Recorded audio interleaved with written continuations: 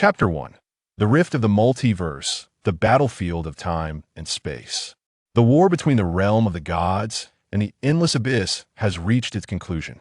To be more precise, the conflict between the angels and the Lord of Light against the Lord of the Abyss has finally yielded a result. Shi Zhong, you have been defeated.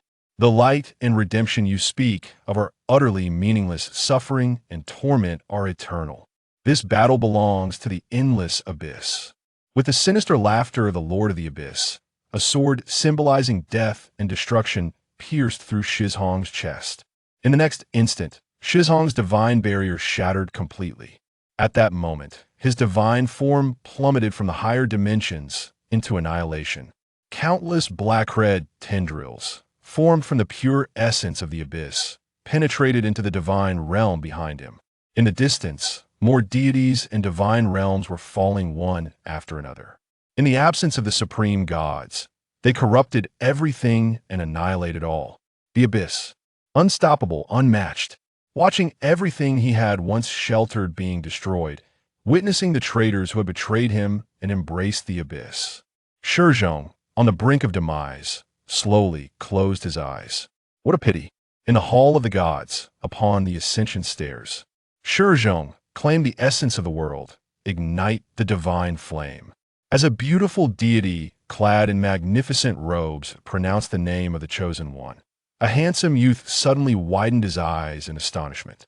As he bewilderedly accepted the golden point of light from the deity's hand, golden flames ignited instantly upon Shi Zhong's body. In the blink of an eye, Shi Zhong completed his transformation from mortal to demigod, his every gesture exuding elegance.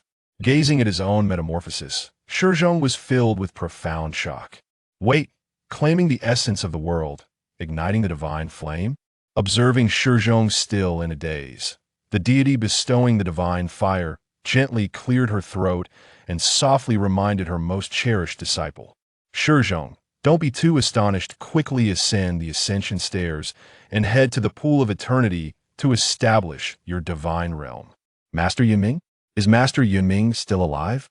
Didn't she perish during the first wave of the endless abyss invasion, sacrificing herself to save the besieged me? Shi Zhong lifted his head and looked at his master. Upon recognizing his master's tense yet familiar face, Shi Zhong finally confirmed one thing. He had not traversed time once more, rather, he had been reborn. Moreover, he had been reborn at the very moment of establishing his divine realm. Indeed, Shi Zhong was a traveler from another world. Once a beleaguered working-class individual on Blue Star, he had fortuitously arrived in this realm to become a member of the divine race. This world was dominated by deities, ascenders, and celestial beings.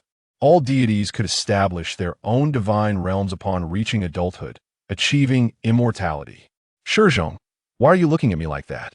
At this moment, Yunming, feeling uncomfortable under Shi Zhong's gaze, could no longer restrain herself and inquired. Nothing. I just missed you, Master. It's so good to see you here.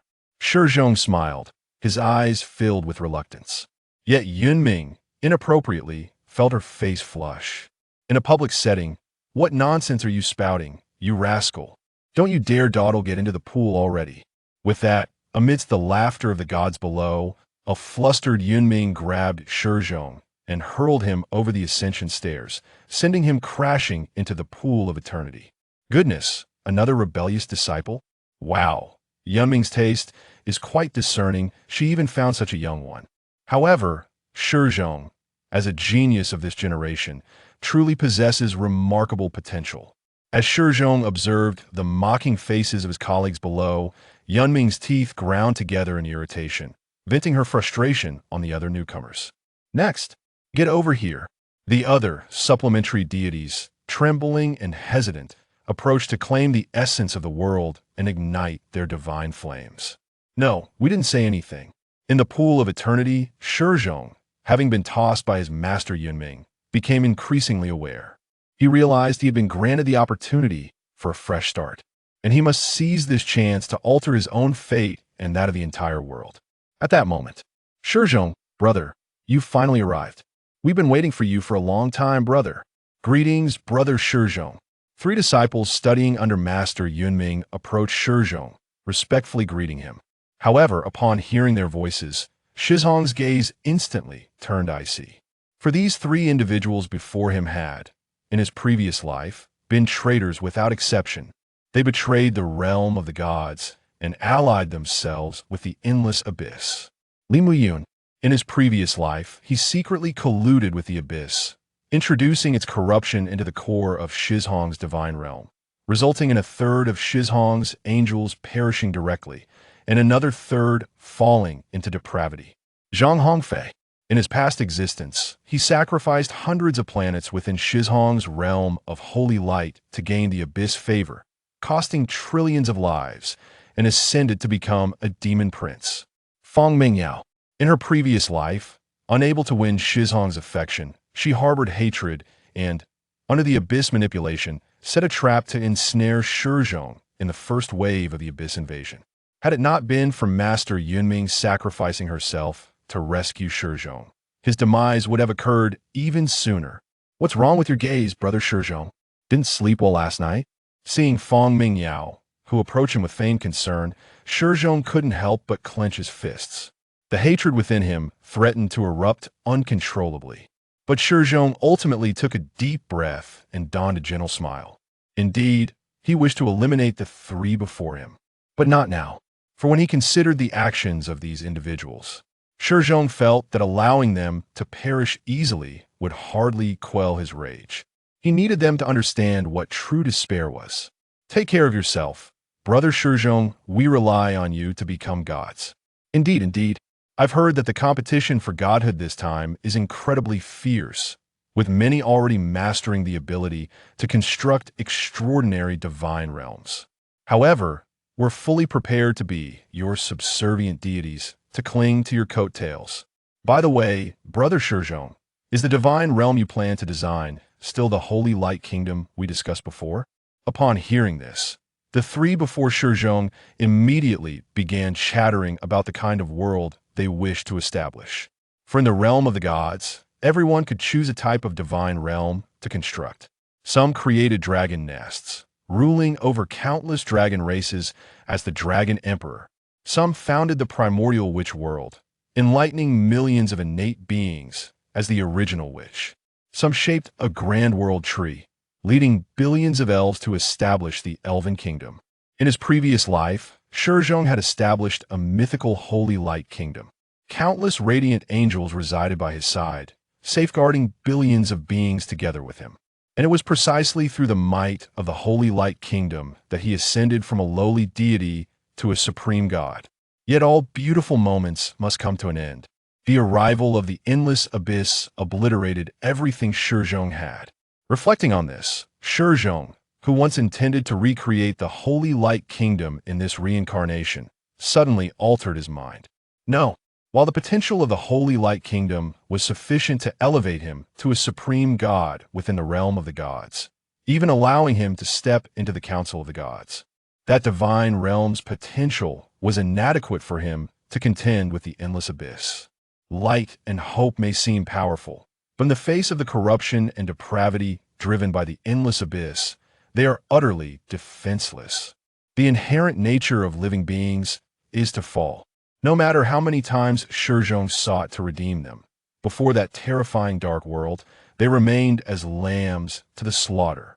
With this thought, Shi Zhong abandoned the idea of recreating the holy light kingdom. He must construct a divine realm capable of resisting the endless abyss. But what world could exist that could stand against the endless abyss? In that instant, a term from his previous life quietly emerged in Shi Zhong's mind. Chaos. Chaos from a subspace. Shi Zhong's eyes widened in realization. He instantly understood everything. Indeed, since pure light and redemption could no longer withstand the corruption and depravity from the endless abyss, then he would counter with pure destruction. I am preparing to construct a divine realm, named the Subspace. Upon hearing the term subspace, the three individuals, Fang Mingyao and her companions, furrowed their brows in perplexity. What type of divine realm is this? Why have we not heard of it before?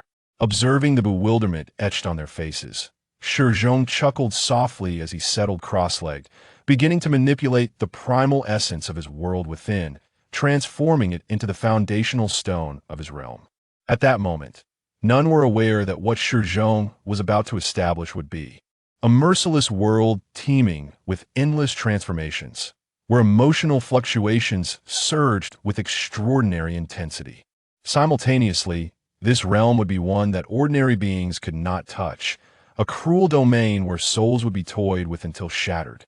Here, redemption would not exist, nor would there be light, and certainly, hope would be a foreign concept. The only certainty within this realm would be the inexorable tide of destruction. For this was the domain of annihilation, destined to become a paradise for countless chaotic demons. And this place is Subspace.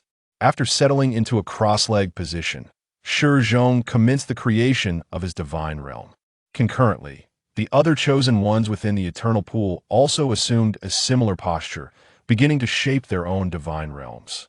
As the first to delve into the primal essence of his inner world, his consciousness enveloped him in an expanse of pure darkness. In this void, there existed no material substance, no governing laws. Time held no significance here, and space had yet to be conceived. In this moment, he existed in a state reminiscent of the deities who forged the heavens and the earth. This sensation is truly nostalgic, Shi Zhong mused, gazing into the surrounding abyss of darkness, unable to suppress his reflections. Yet, amidst his contemplation, Shi Zhong remained steadfast in his purpose. He was determined to commence the creation of the divine realm, named Subspace, from the ground up. Surveying the surrounding darkness, he began to recollect the fundamental steps for establishing a divine realm. A divine realm requires the infusion of creation rules to take form. If one were to liken a divine realm to a structure, then the rules would serve as the architectural blueprint. All things begin with one, and this singularity is the rule of creation. With this thought in mind, Shi Zhong began to imbue his divine realm with the meticulously designed rules of creation. The rule of creation is destruction. In Subspace, all is devoid of meaning. Everything exists solely for the sake of annihilation. All that is birthed in this exalted domain serves to plunge the world into the embrace of chaos. Destruction is the very essence of Subspace's existence. It is not that Subspace engenders destruction, rather, destruction itself naturally gives rise to Subspace. In an instant, the darkness surrounding Shi Zhong surged with tumult. The entirety of the divine realm trembled at the emergence of this rule. Yet, Shi Zhong did not falter in his creation. In this exalted realm, he slowly opened his eyes, gazing into the boundless darkness surrounding him. One rule of creation is insufficient. Subspace must contain material existence. Upon uttering these words, Shi Zhong extended his hand towards the primal essence of the world, residing within his soul. After casting a lingering glance at these primal essences, Shi Zhong began to shatter them, transforming them into material substance. During this process, the primal essence rapidly dissipated, continuously morphing into the four elemental components: earth, wind, water, and fire that would constitute his divine kingdom. In the blink of an eye, the nascent form of this divine kingdom experienced an exponential expansion. The nascent form of the divine realm is undergoing a silent transformation. It begins to evolve from a mere mass of pure darkness into a colossal world composed of the four primordial elements: earth, wind, water, and fire. Within this realm, flames ignite incessantly, eternal glaciers stretch across the landscape, and the earth and storms continuously interact throughout the divine domain. Witnessing this spectacle, Shi Zhong inhaled deeply. The elements have manifested. However, the subspace matter does not conform to the traditional definition of elements. What he requires is an extraordinarily pure form of energy, for it is only energy that can accommodate the extreme destructive nature inherent in the present phase of subspace. While matter may exist in subspace, it is certainly not the right time for it. As a former supreme deity, although Shi Zhong has only grasped the concept of subspace at the mortal level, his past achievements as a supreme god allow him to comprehend many of its attributes with clarity. With this understanding, Shi Zhong commenced the creation of two distinctly divergent rules of existence: elemental destruction and energy frenzy. Unlike the singularity of the creation rule, world rules can be infinite in number. Upon establishing these two rules, Shi Zhong grasped one and wielded it like a whip, striking fiercely at the earth, wind, water, and fire before him. In an instant, flames were extinguished and ice shattered. Again, the whip lashed out, shattering the earth and silencing the storm. The elements, which had once dominated the entire divine realm, were utterly obliterated, transformed into pure, untainted energy.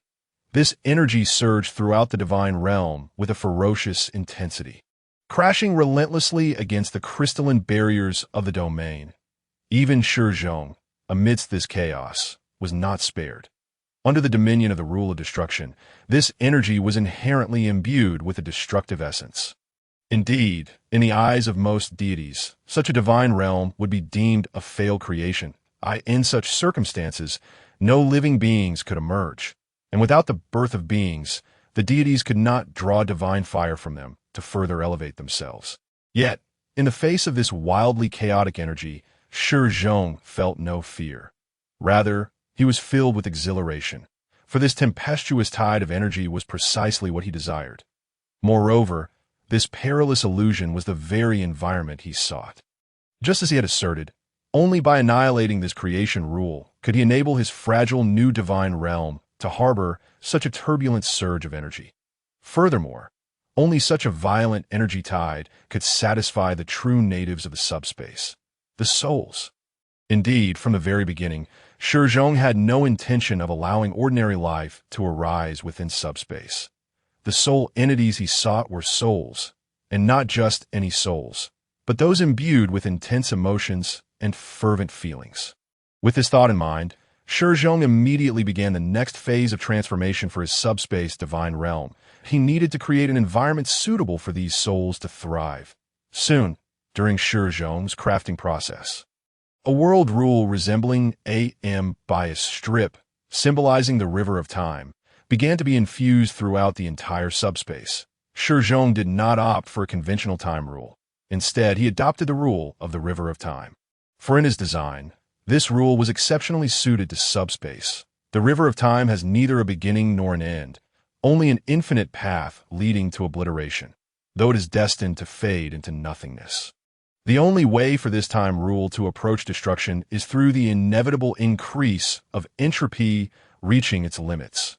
Indeed, when the river of time commenced its flow throughout the subspace, Shi Zhong sensed that the divine realm he had constructed had come to life. And now, with the river of time set in motion, how far could the impending obliteration be? Shi Zhong raised the essence of the world in his hand. Continuing to refine his divine realm, the time rule was established. Next came the spatial rule. For a nascent divine realm, especially one of subspace, a mere time rule is far from sufficient. If Shi Zhong truly wished for the subspace he had created to function, he needed to establish a crucial spatial rule. This spatial rule would define the specific shape of this world. For instance, the celestial realm of the blue star myth or the solitary island of the burning sky myth. These myths, though ephemeral, implicitly convey certain rules manifest in the real world. With this in mind, Shi Zhong began to select appropriate subspace rules for his divine realm. However, challenges soon arose. It is important to note that the reason Shi Zhong named his world subspace is that, based on his understanding, subspace does not constitute a true physical world. In a sense, it should be regarded as a parallel world to the physical universe. It is a projection of the physical universe in terms of souls and emotions. Simultaneously, a realm formed entirely of pure energy matter, the physical universe. It exists yet does not truly exist, for it ought to be in an absolute state of parallelism with the physical universe, devoid of any causal connection.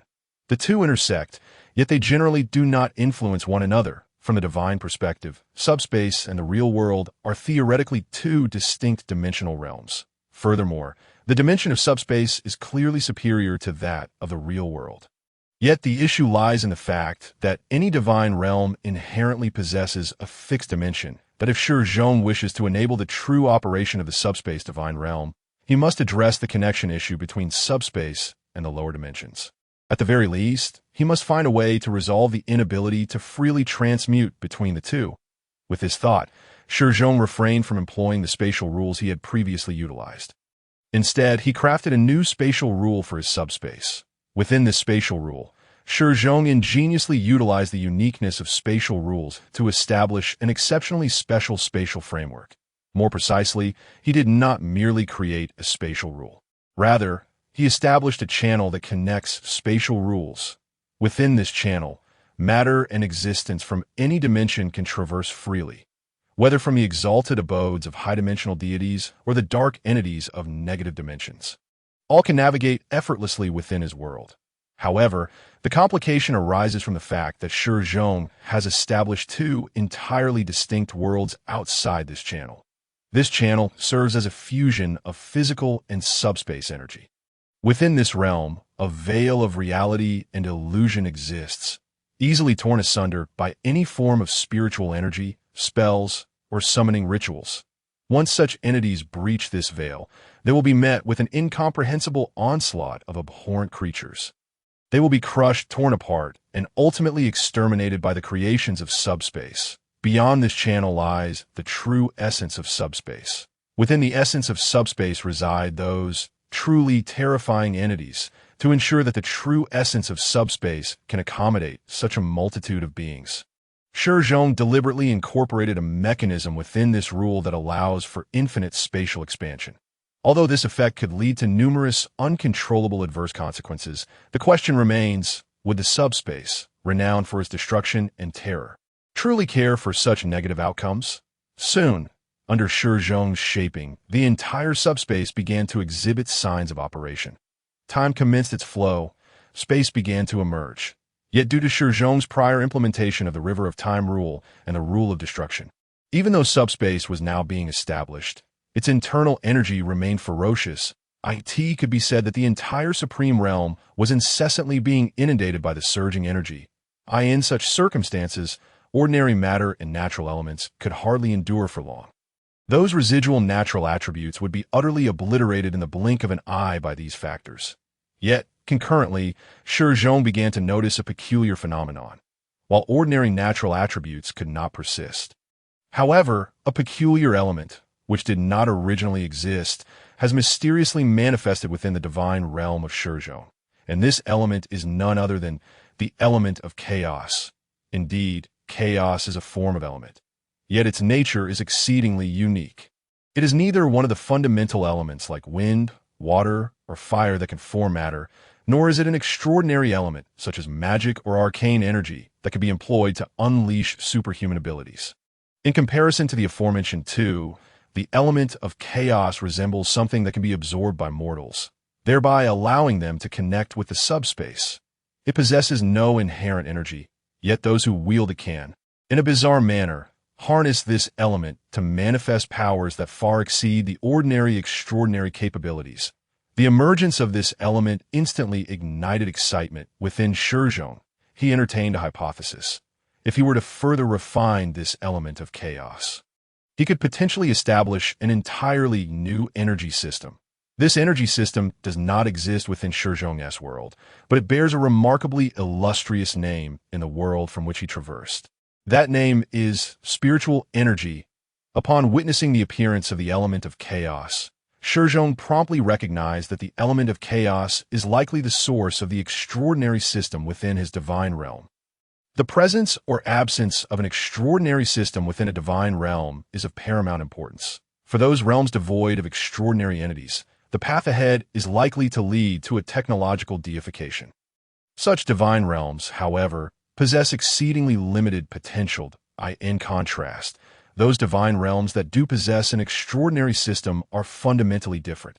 The beings within these realms not only wield immense power, but can also elevate the entire divine realm's limits through the extraordinary power system, providing more divine fire to the Creator God. With this thought, Shi Zhong felt an immediate surge of interest. He needed to test the potency of this formidable element of chaos without delay.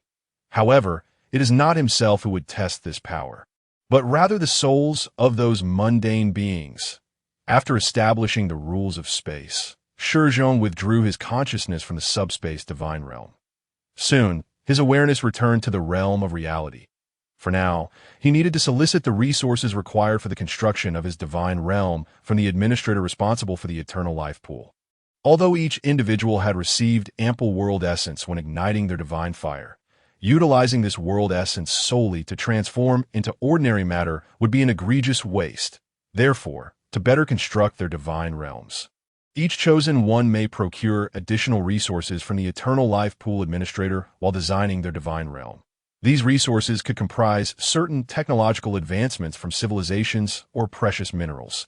Some systems that are already mature and can thrive with minimal resources may also be exchanged.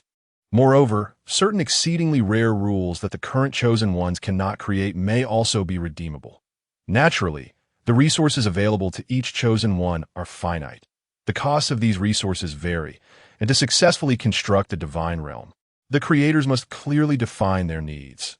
Should a chosen one fail to plan adequately and use resources indiscriminately, their divine realm is destined to be substandard. How goes the construction of your divine realm? Remarkably well. I have designed a planet and a star. With my acceleration, this planet has already developed self-awareness. Given a little more time, I will be able to utilize it to create my own kin. I will soon be able to draw divine fire from these kin. Wow, your speed is truly impressive. My divine realm is merely at the stage of completing the rules. Hey, no rush. We have 10 days to perfect our realms. And this is only the first day. At that moment, two individuals stood before Shi Zhong, exchanging insights about their divine realms, while Shi Zhong quietly listened from behind them. When they noticed Shi Zhong queuing as well, they immediately greeted him with utmost respect. Although Shi Zhong did not recognize them, they were well aware of who he was. After all, Shi Zhong is widely acknowledged as a prodigy among all the chosen ones. This is not mere flattery, but an undeniable fact. Long before this group of chosen ones began to learn from their respective mentors, Shi Zhong had already displayed extraordinary talent. Additionally, Shi Zhong's character among this group was quite commendable. However, contrary to the expectations of these two individuals, despite their enthusiastic demeanor, Shi Zhong appeared remarkably indifferent. Moreover, whether it was merely an illusion or not, they both felt an unsettling aura of destruction emanating from the figure before them. Though this aura was faint, they could not shake the feeling that Shi Zhong was profoundly dangerous. Even without uttering a single word, they found themselves trembling involuntarily. This sense of dread reached its zenith when they beheld the subspace divine realm hovering beside Shi Zhong. What is that? At this moment, the subspace divine realm floating next to Shi Zhong was in an exceedingly bizarre state. Its interior was filled with those eerie and terrifying elements of chaos, under the influence of the rules of destruction and otherworld rules. These elements of chaos were unleashing waves of tumult within the entire subspace divine realm. Destruction, frenzy, and lawlessness. Upon witnessing this scene, the two individuals suddenly recognized an important issue. Is such a divine realm truly a qualified divine realm? What on earth is Shi Zhong creating? Unfazed by their astonishment, Shi Zhong proceeded according to his plan, stepping forward to the eternal life pool administrator and utilizing his authority to redeem a staggering 100,000 souls. While the eternal life pool administrator was intrigued by the peculiar divine realm floating beside Shi Zhong, he said nothing and merely handed over the souls that had long been stored. After receiving these 100,000 souls, Shi Zhong promptly returned to his position and continued the creation of the subspace divine realm. As Shi Zhong anticipated, upon returning to the subspace with these 100,000 souls, the chaos storm within the subspace intensified dramatically. Although the subspace was still incapable of manifesting any form of consciousness, it had begun to respond to external stimuli, which was a positive development for Shi Zhong, for this indicated that he was on the right path. Come forth. Shi Zhong gazed at the chaos storm surging beside him, suppressing a smile. Devour these mundane souls, and then coalesce my divine fire. With that, Shi Zhong released all the souls from his grasp in the next moment. The tumultuous elements of chaos enveloped the souls amidst their anguished cries. Just as Shi Zhong immersed himself in his subspace divine realm, an uninvited guest quietly arrived at the eternal life pool. Tap, tap, tap. with a light and lively gait, a woman clad in a long black robe, whose beauty was unparalleled, made her entrance into the eternal life pool. Upon seeing her arrival, the deities responsible for maintaining order within the eternal life pool displayed expressions of astonishment and stood to welcome this goddess. The profound respect shown to this lady stemmed not only from her position as a member of the Council of Gods, but also because she held the esteemed rank of third in the divine hierarchy as the Eclipse Queen. The great slayer of evil gods, 200 years ago, during the war between the Divine Kingdom and a certain multiverse, this emblem of the eclipse successfully led her divine nation and kin, boldly charging into the heart of that multiverse without any cover, slaying the strongest evil god within. This strike not only revitalized the morale of the Divine Kingdom's forces, which had been at a disadvantage, but also intimidated the ascendant factions that sought to seize the spoils. It can be said that among the many new generation deities, the Eclipse Queen, Rolai, stands at the absolute pinnacle. Lady Rolai, what brings you here? The administrator responsible for overseeing the eternal life pool addressed Rolai with utmost reverence. However, upon being inquired about her purpose for being here, Rolai appeared rather indifferent. "It's nothing," she replied casually. "I merely came to take a look and shall be on my way shortly. By the way, I wonder if observing this year's new deities might inspire me to enhance the realm of divinity. Rest assured, I shall not interfere with the examination of the new deities." Upon hearing this, the administrator of the Eternal Life Pool's eyes brightened instantly. As a deity stationed at the Eternal Life Pool for many years, he possessed an intimate understanding of its affairs. Although he seemed aloof, his honed abilities allowed him to easily discern which divine candidates exhibited immense potential. Furthermore, he wished to curry favor with this incredibly promising deity, preparing for future endeavors. "Shall I show you around?" he offered, to which Rolai nodded. "This way, please." This particular candidate is the fastest in constructing his divine realm among this group of newcomers. Within less than a day, he has already completed the creation of a star and a planet, and is ready for the birth of his kin. Hearing this, Rolai lowered her gaze to examine the divine realm of this candidate. Unsurprisingly, after merely a glance, she rendered her judgment. Uninspired design. Everything is merely for the sake of stability. Although his construction speed is impressive, he is most likely preparing for a technological path for his kin. Such a divine realm holds no potential whatsoever.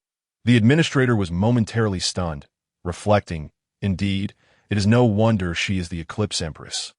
Just a fleeting glance, and she can ascertain the upper limits of this divine realm's potential. Realizing this, the administrator immediately adopted a serious demeanor. Clearly, he must present something of greater sincerity to impress the Eclipse Empress. With this thought in mind, he led Rolai to a youth with golden hair and golden eyes. This is Zhong, the disciple of the Elven Emperor this year, and he is currently the only candidate with a super-large divine realm among the newcomers. His divine realm encompasses a full 6 dimensions and simultaneously nurtures 6 world trees. Once he cultivates these 6 world trees and establishes their roots within their respective dimensions, his divine realm will possess an exceptionally high starting point. Upon hearing this, the Eclipse Empress lowered her head to gaze upon the divine realm of Zhong. Unsurprisingly, her evaluation was significantly more favorable than the previous one, and indeed, he harbors great potential. However, I do not hold high hopes for him. Why not? Because such a world inevitably requires world trees to solidify its dimensions.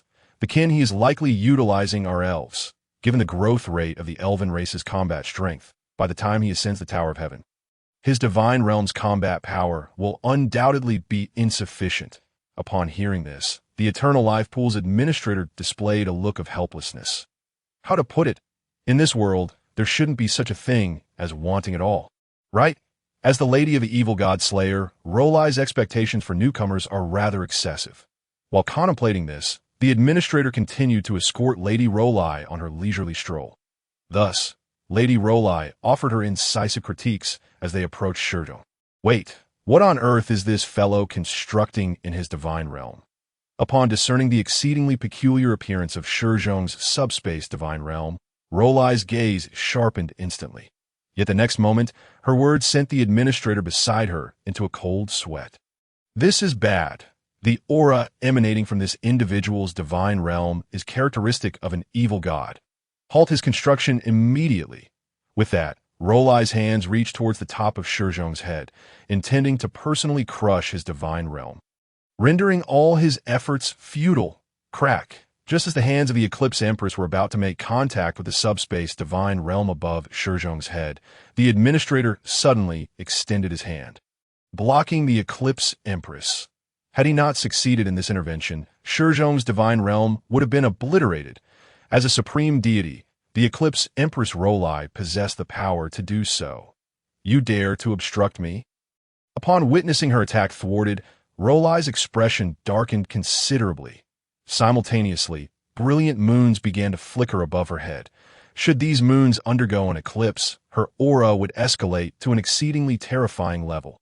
Furthermore, this would signify that she was prepared to take serious action. The wrath of a supreme deity is potent enough to extinguish countless stars. Yet even in the face of such fury, the administrator before her stood resolutely, trembling as he confronted Rolai. I apologize. Lady Rolai, I cannot permit you to do this. What? Rolai's eyes widened in astonishment. Oh, you know who I am. I do. Then why do you dare stand in my way? Are you not aware that I can sense the intense and suffocating aura of evil emanating from this individual's divine realm? Do you wish for our sacred realm of deities to be tainted by an evil god? At this moment, flames of eclipse began to ignite around Rolai. Her demeanor suggested she was poised to unleash her fury upon him. Yet his words brought her back to calm. Because it is my duty, Lady Rolai. I do not comprehend what constitutes an evil god, nor do I understand what you mean by tainting. However, I have guarded the eternal life pool for over a century. And every law here is sacred, established by the Council of Deities. Without the Council's permission, not even you possess the authority to directly interfere in a deity's realm construction. He isn't even a deity. Not even the weakest of deities. Rolai's expression turned ashen, her disdain for weak deities evident as she spoke without mercy to I am aware. Observing Rolai's fury, the now composed administrator began to seek a retreat. Though loyal to his duty, he was unwilling to forge enmity with the powerful Eclipse Empress for the sake of an unfamiliar divine candidate. Thus, he conceived a clever idea. You are correct. However, he is a candidate with the potential to become a true god. If you wish to take action or communicate with him, you must obtain the consent of his master. Humph. Upon hearing this, Rolai's expression soured. Then tell me, who is his master? His master is the goddess of spirit music, Yinming, who is responsible for igniting the divine fire for new divine candidates this year. The goddess of spirit music, the songstress of that worthless quartet. Upon hearing this name, the Eclipse Rolai shot a glare at the Eternal Life Pool's administrator before storming out in a fury. I wonder how my disciples' divine realms are progressing. Sigh. I am so worried. As she pondered the possibility of her disciples failing the Tower of Heaven's trials, she found herself unable to eat or drink. Outside the Eternal Life Pool, the goddess of spirit music, Yunming, was expressing her concerns to her fellow deities surrounding her. One of the deities beside Yunming, who held the divine office of gastronomy, glanced at the hundreds of empty plates before her and remarked helplessly, "Looking at your appetite, you hardly seem worried at all. Bastard, I have only consumed a few hundred plates, which clearly indicates I have no appetite, all right? On ordinary days, I would have devoured thousands. All right. The culinary deity rolled his eyes in exasperation, while a nearby deity in charge of brewing wine smirked mischievously. Enough, Yunming. Worry not. Although your disciples may lack strength, with Shi Zhong present, you can rest assured we are all aware of Shi Zhong's prowess. Upon hearing this, Yunming sighed deeply and seized a piece of cake, stuffing it in her mouth. That I hope so. However, I can't shake the feeling that this lad will undoubtedly cause me some trouble. No sooner had she spoken than she noticed the three deities beside her displaying expressions of sheer terror. Following their gaze, she was taken aback to find the legendary figure, the Eclipse Empress, glaring at her with a look of fury. You summon your disciple at once, and tell him to cease the creation of his divine realm. Well, her premonition had come true. What is happening? When the eclipse goddess, Lorelei, appeared before Yunming and the other three deities, they were all struck by fear. This was partly due to their unanticipated encounter with such a formidable deity, as well as the startling revelation that Lorelai's anger was directed at Yunming's disciple. One of your disciples is in the process of birthing an evil god. I must act in the name of justice to expel him. Wait, what did Lorelai just say?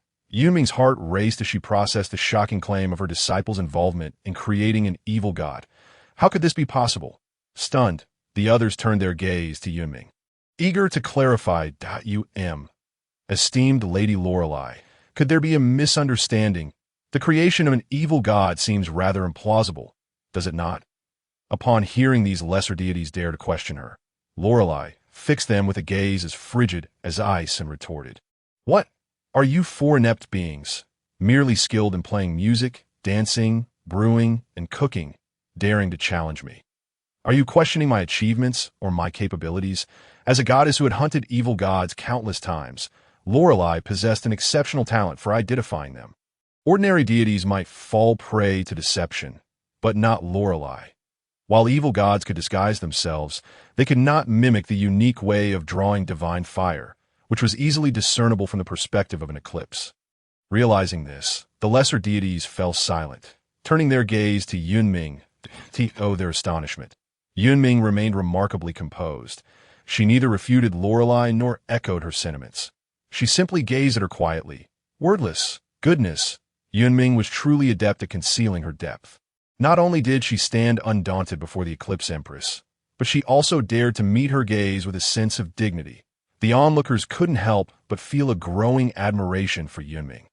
But in the next moment, crack, crunch, crunch, the bewildered Yunming suddenly grabbed the crispy cake beside her, shoving it in her mouth with abandon. Her eyes reflected a pure, dazed confusion. Oh my! This individual was not calm at all. She was merely stunned into silence. The realization struck the others, and they couldn't resist face-palming. What did you just say? I didn't quite catch that. Having finished the crispy cake and regained her composure, the moonlight goddess, Yunming, posed a question that left even Lady Lorelai somewhat exasperated. With the understanding that Yunming was genuinely not grasping the gravity of the situation, Lorelai patiently began to explain. She outlined her discoveries while educating the four somewhat oblivious goddesses about the existence of evil gods. Although both evil gods and deities belonged to the divine realm, they were not of the same ilk. Rather, they were sworn enemies. Deities require divine fire and the power of belief to exist. They operate in a higher dimension, capable of wielding the power of rules. In contrast, evil gods do not depend on such things. They're more akin to primordial beings, while they do not require divine fire or belief. They are fervently intent on seizing the world's essence from deities. The essence of the world has always been one of the most coveted resources.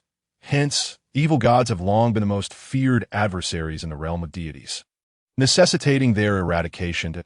In every multiversal war, deities spare no effort in annihilating them. Moreover, the emergence of these evil gods is a complex process.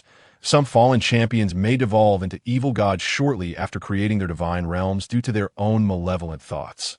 Others may spawn spontaneously within certain divine realms. However, the majority of evil gods originate from other multiverses. The former two scenarios are rare occurrences. After hearing Lorelai's explanation, the Moonlight Goddess exhibited an expression of dawning comprehension.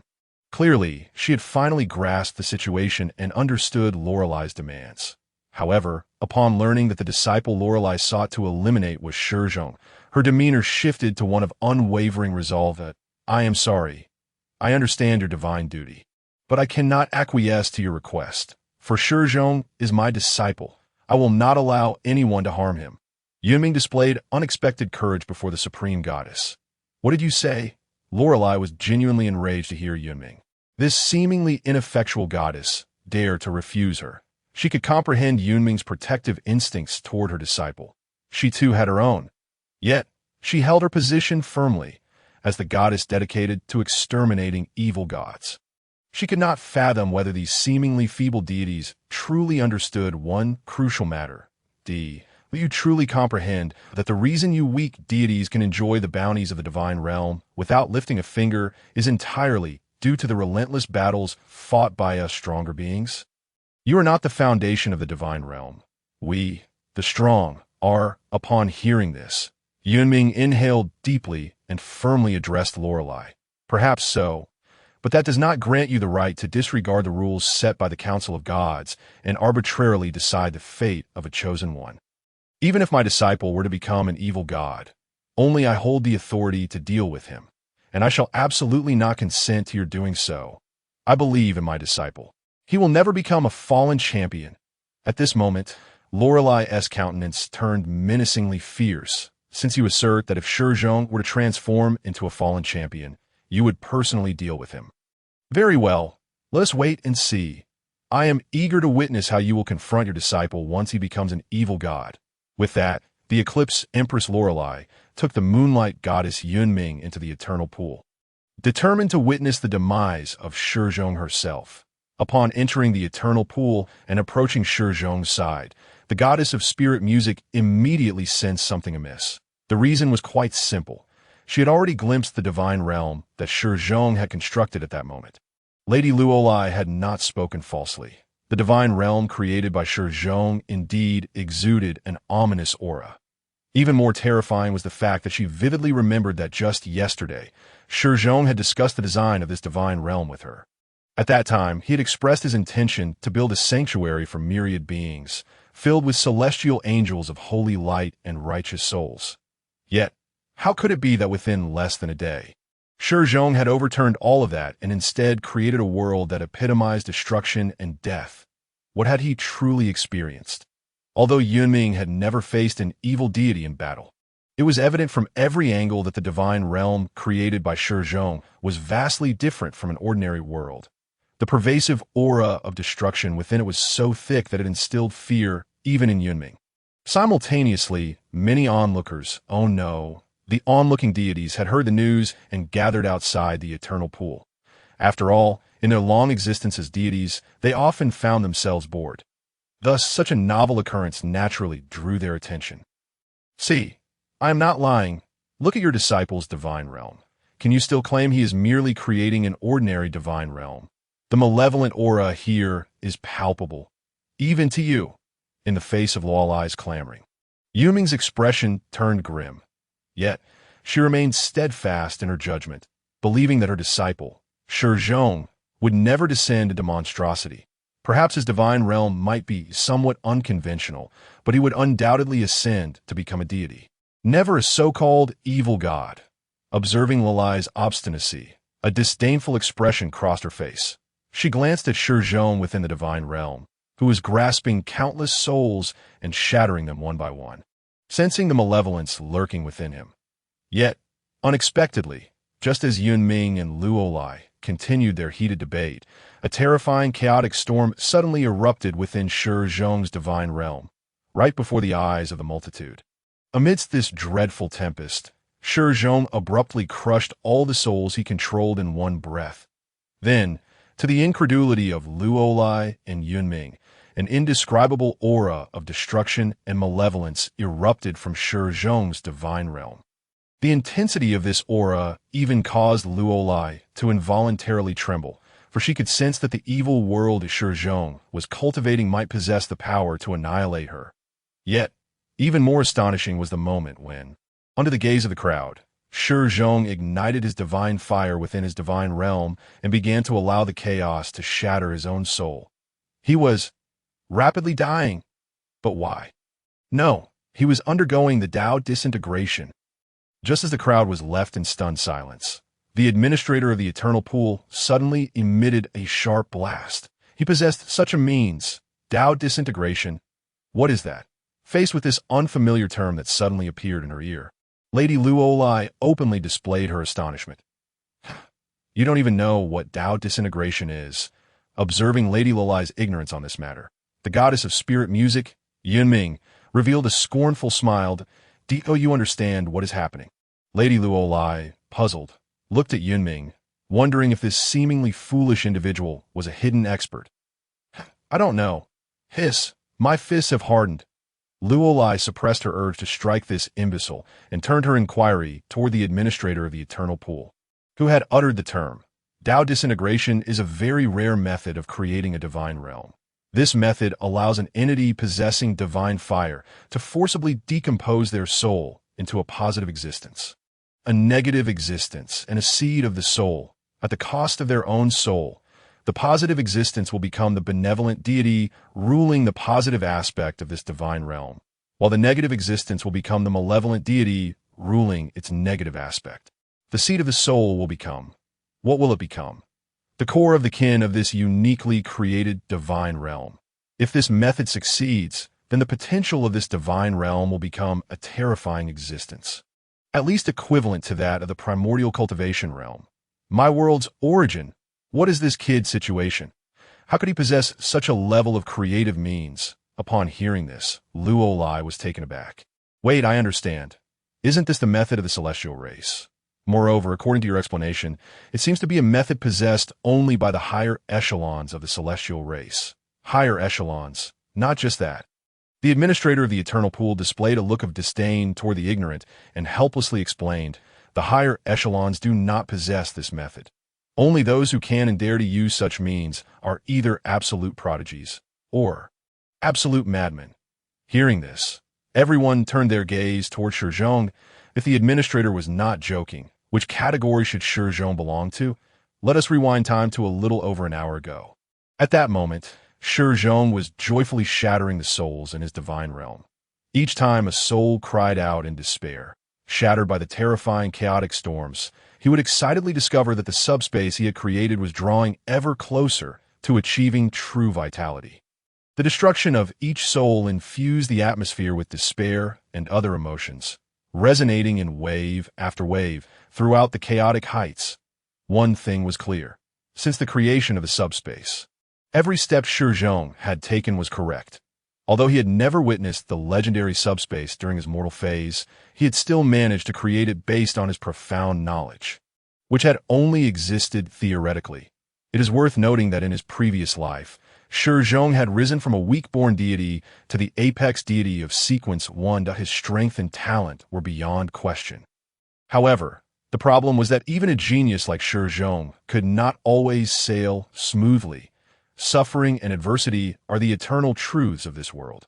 After Shi Zhong had shattered all the souls, he discovered a particularly crucial matter. The souls he had destroyed did not satiate the subspace. Even more alarming was that the emotions triggered by these shattered souls, due to the interference of chaotic elements, could not be reshaped by Shi Zhong. Originally, Shi Zhong had intended to use these shattered souls to gradually create the initial subspace beings.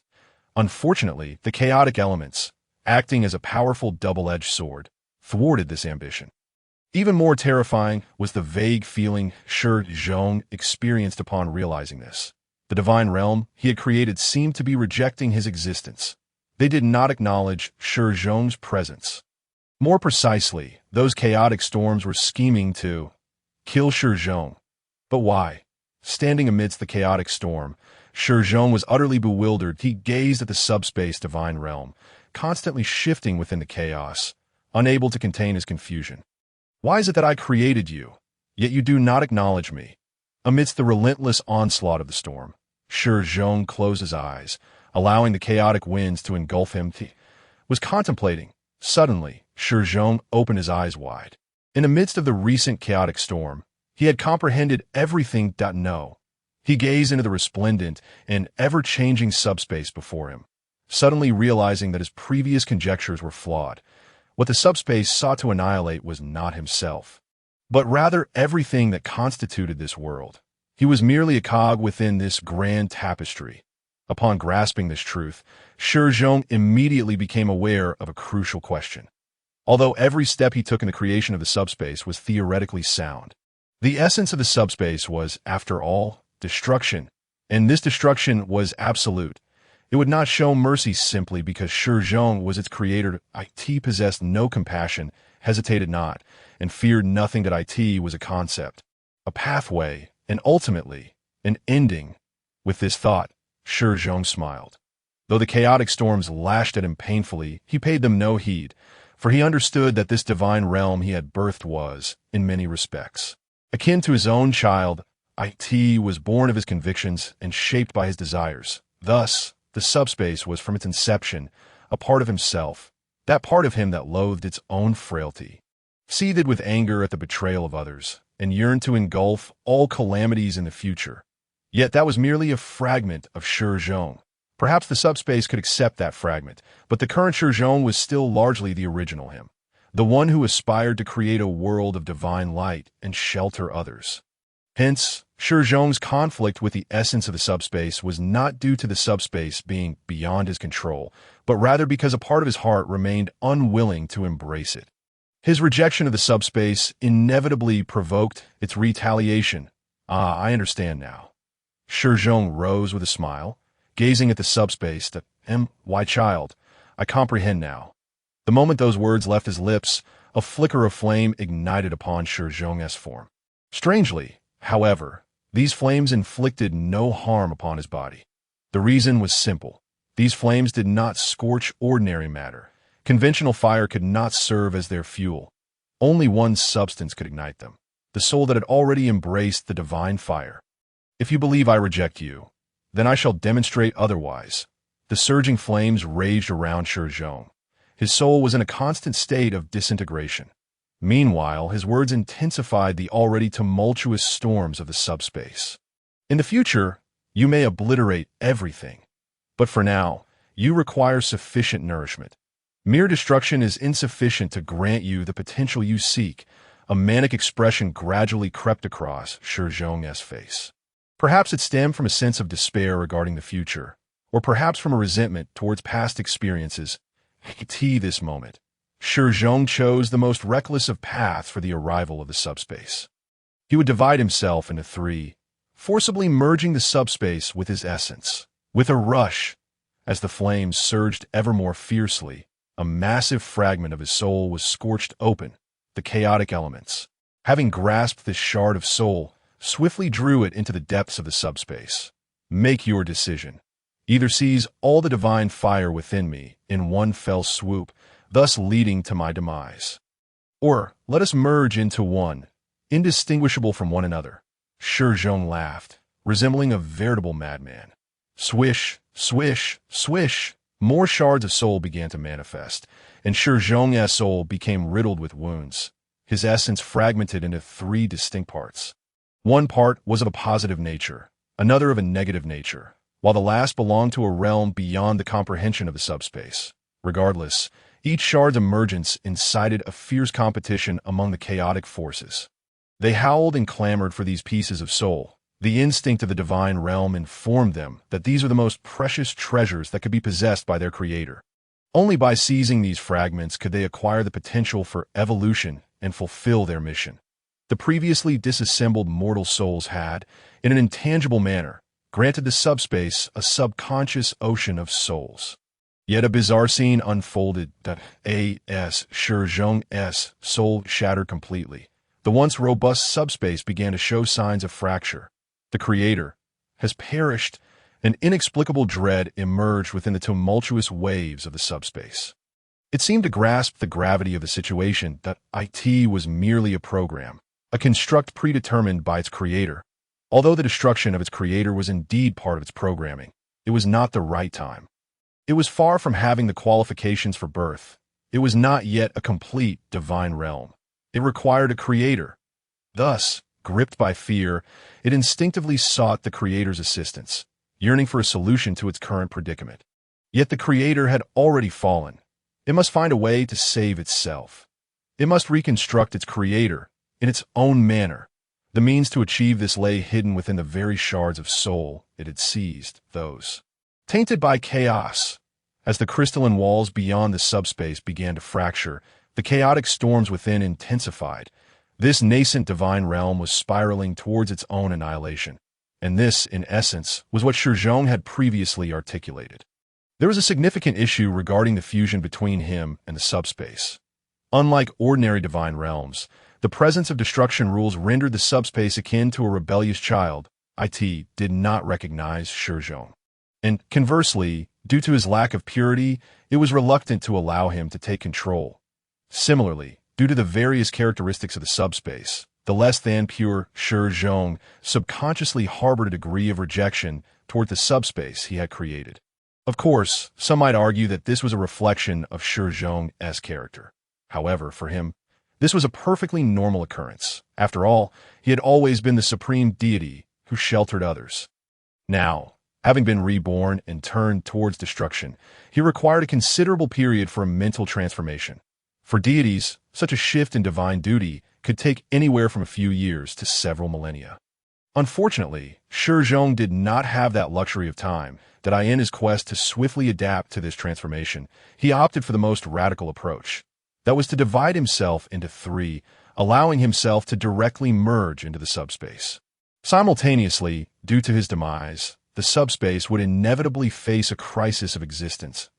In this scenario, Shi Zhong was utterly confident that the subspace would resurrect him, as for how the subspace would achieve its own revival.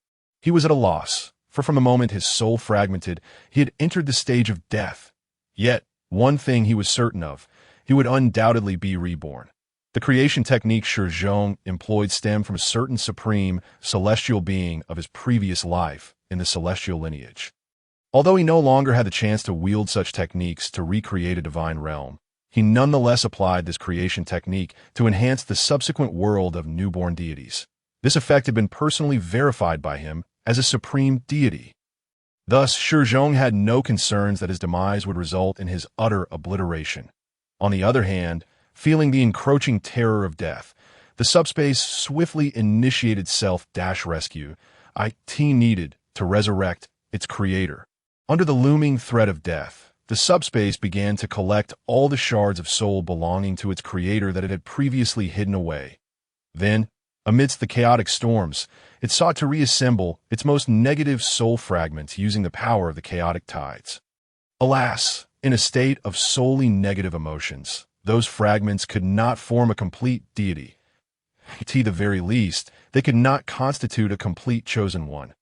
Thus, upon realizing that its crisis had not been averted, the subspace began to symbolically select some less than positive soul fragments and infuse them into Shi Zhong's essence. As for the seed of the soul left behind by Shi Zhong, I apologize. This entity is indeed a favorable asset for the subspace. Although it remains unaware of its own merits, the crux lies in the fact that as long as Shi Zhong can resurrect himself without utilizing the seed of the soul, he is utterly unwilling to employ it for his own revival. Fortunately, Shi Zhong shares this sentiment. In reality, Shi Zhong merely requires a copious amount of negative soul fragments alongside a scant few positive ones to achieve resurrection. The seed of the soul is entirely unnecessary, for its existence serves as a contingency plan for Shi Zhong. As long as he can leave the seed of the soul within the subspace, he can wield it to maintain a firm grip over the subspace and all beings birthed from it in subsequent developments. Indeed, as the soul fragments gradually coalesced, Shi Zhong, who had just been in a state of death, commenced his inaugural revival as a deity. The miracle of resurrection is indeed the greatest marvel of all. However, such wonders can only transpire in those divine beings who possess divine fire, far surpassing the mortal realm. Amidst the tumultuous waves of the subspace, a colossal super vortex manifested at its very center. Within this vortex, Shi Zhong slowly opened his eyes, a wicked smile gracing his lips. As expected, I have succeeded. Awakening, Shi Zhong surveyed the subspace and issued his command. Calm down. In the next moment, the tumultuous waves of the subspace began to subside, marking the first instance of tranquility since its inception. Yet, as he beheld the now serene subspace, Shi Zhong's expression was one of astonishment. He had noticed that during the process of his resurrection, the subspace inadvertently created something rather peculiar. The vortex. What is this?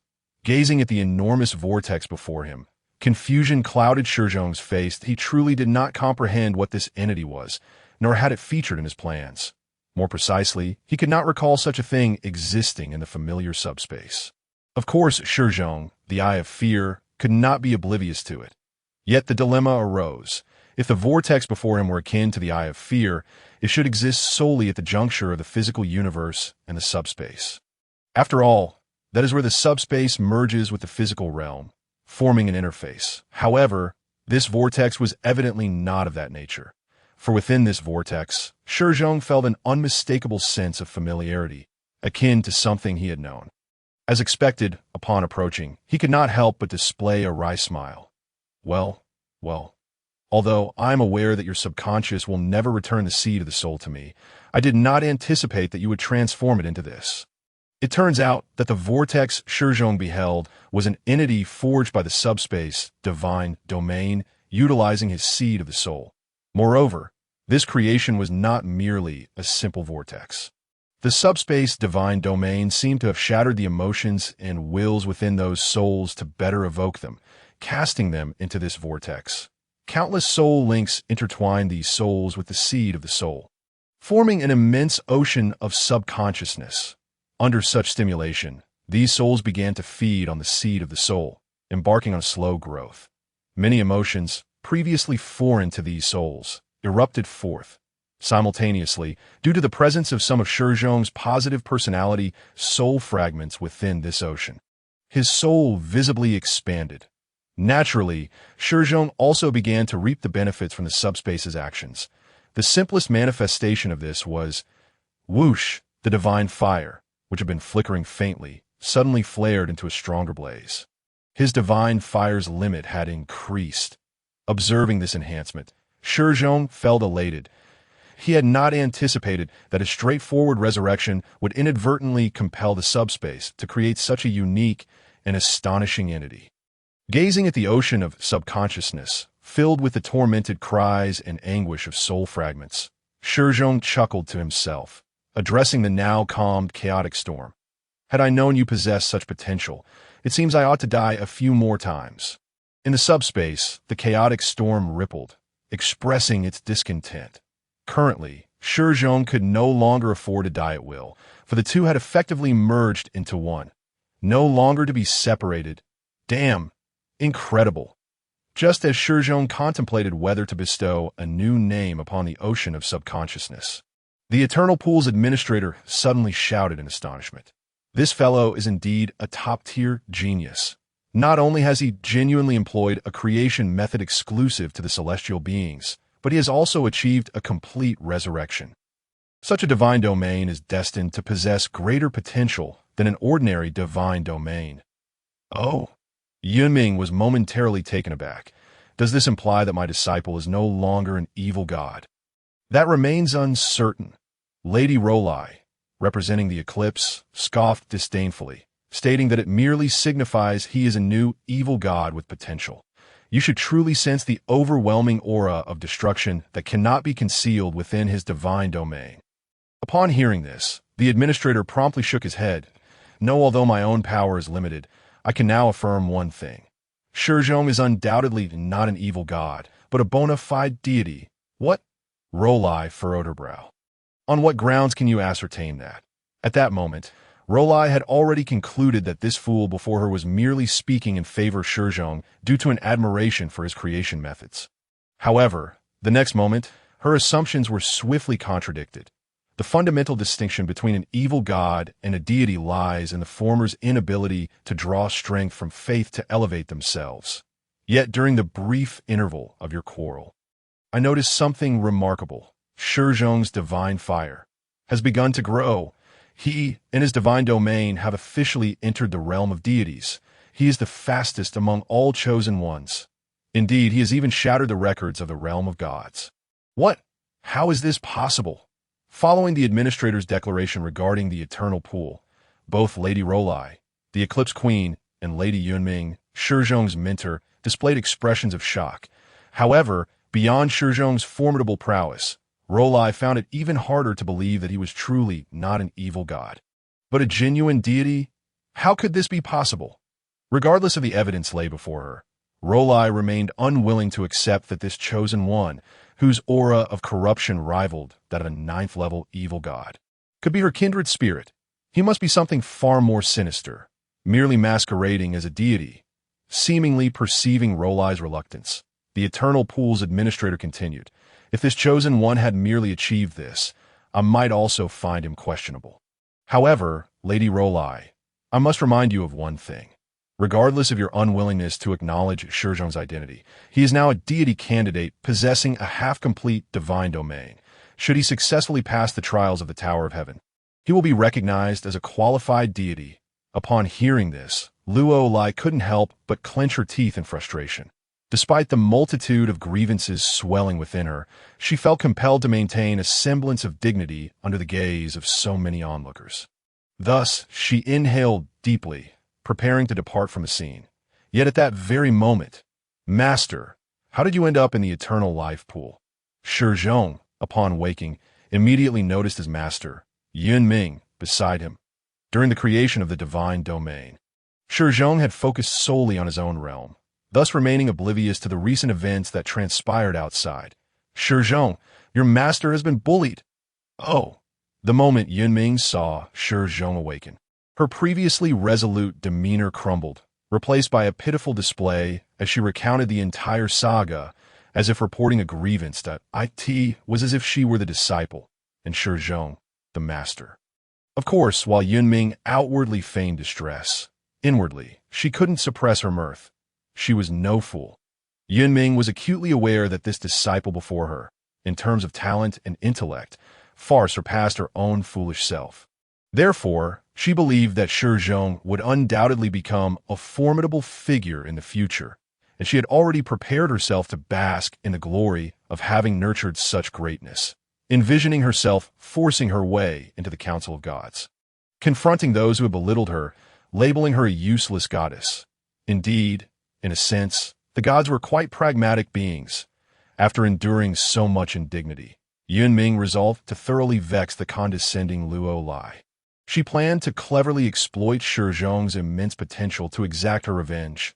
I shall rise from the ashes. However, what Yun Ming never anticipated was that her intentions to merely irritate Lady Luo Lai would spiral out of control. After all, Luo Lai was an overwhelmingly powerful figure, ranking among the top 3. Should she be provoked, a single blow could easily topple Yun Ming. Yet, Shi Zhong's reaction far exceeded her expectations upon hearing her words. He merely offered a wicked smirk before brazenly choosing to confront the formidable moon eclipse empress head-on. "Oh, I see." Shi Zhong stood, addressing the departing Luo Lai, who seemed disinclined to hear any more of Yun Ming's complaints. "It appears our esteemed moon eclipse empress cannot distinguish between what is a dark deity and what is a god. But that is quite understandable. I was pondering that many of her so-called achievements are indeed rather dubious. Are they not? However, now everything can be clarified. After all, it is far easier to slay lesser gods than to vanquish dark deities, is it not?" As these words fell from his lips, Luo Lai halted. The administrator's face paled, and Yun Ming's body went limp. Those within the eternal life pool, who were feigning construction of the divine domain, yet remained fully conscious, broke into a cold sweat. Even the clamor outside the eternal life pool ceased. What did you just say?" From the shadowy recesses of the hall, Lady Luo Lai turned, her eyes aflame with crimson fury. "I was quite clear in my statement. Do you require me to repeat it?" But before she could finish, a pair of pristine hands seized Shi Zhong by the throat. "It is indeed far easier to slay lesser gods than dark deities, is it not?" Gazing upon the furious Luo Lai, the smile on Shi Zhong's face grew ever more pronounced, for this foolish woman had unwittingly stepped into his trap. "What?" Though her grip tightened around his neck, Shi Zhong remained unperturbed. "Are you attempting to kill me to prove I am correct?" Facing Shi Zhong's provocation, Luo Lai was on the brink of losing control of her wrath. Indeed, she harbored thoughts of ending Shi Zhong's life right then and there. Yet, after a moment of reflection, she regained her composure. After all, she was no simpleton. She recognized that Shi Zhong was deliberately inciting her anger. Should she fall into his ploy, it would ultimately be she who suffered. The higher the rank of a deity, the more they cherished their reputation. Though Shi Zhong accused her, he did so with justification that, in a manner of speaking, Shi Zhong was the one at a disadvantage. He had nearly perished at her hands. Had he not? Thus, with this realization, Luo Lai released her grip. "Humph. Very well. Boy, even if you slander my accomplishments, I have no need to justify myself to you. What I have done may have been reckless. Yet I acted in the defense of the entire pantheon. I am merely the guardian of this order." Guardian. Upon hearing this, Shi Zhong could not suppress the frown that marred his brow, and an uncontrollable fury ignited within his eyes. He recognized the moon eclipse empress, Luo Lai. More precisely, in his previous life, he had crossed paths with her numerous times. During that time, he and she had fought side by side against the encroachment of the abyss. However, unlike Shi Zhong, who had fought valiantly until the end, Luo Lai had betrayed them midway through the conflict, aligning herself with the abyss. This wretched traitor, empowered by the forces of the abyss, had turned her blade against Shi Zhong and his comrades.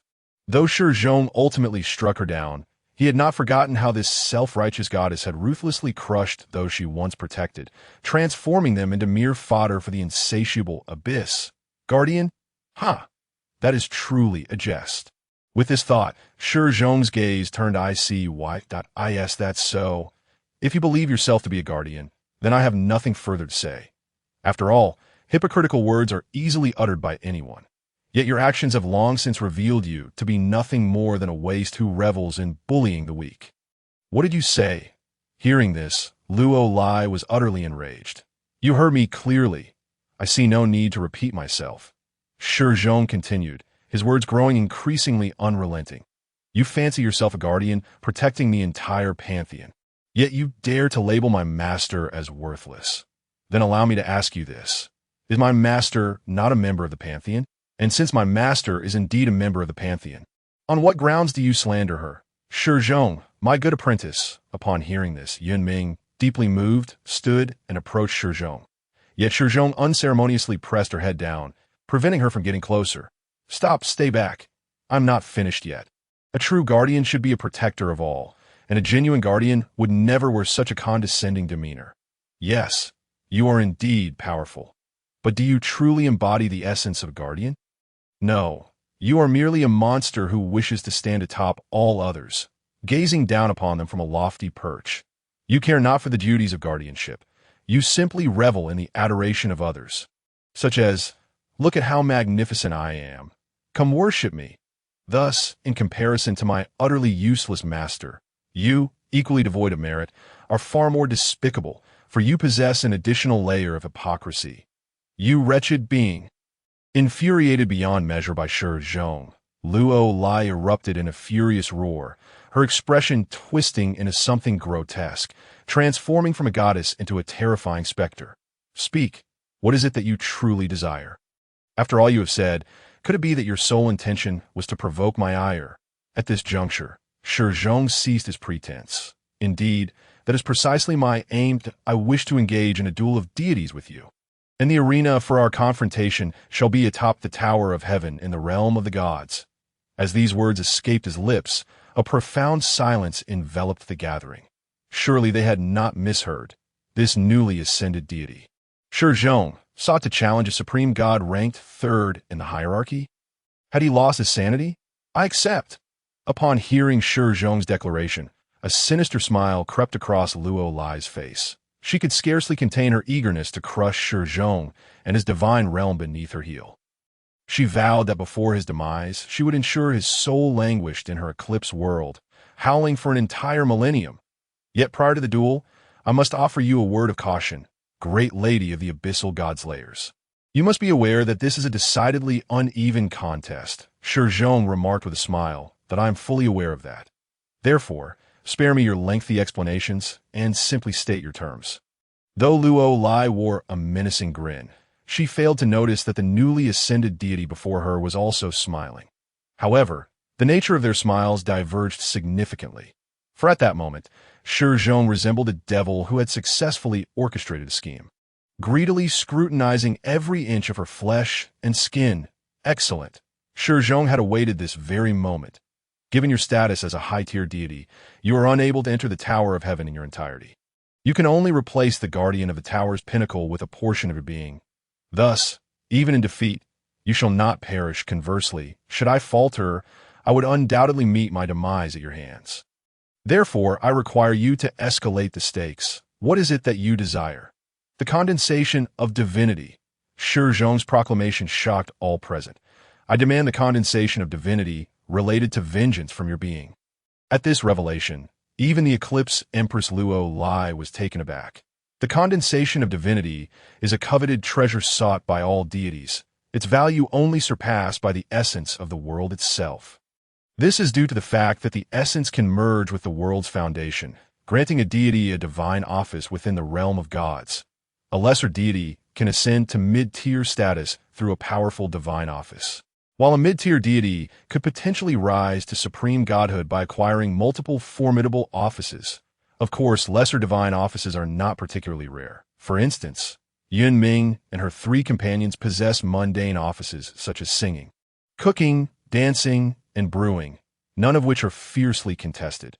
However, the office of vengeance is entirely different.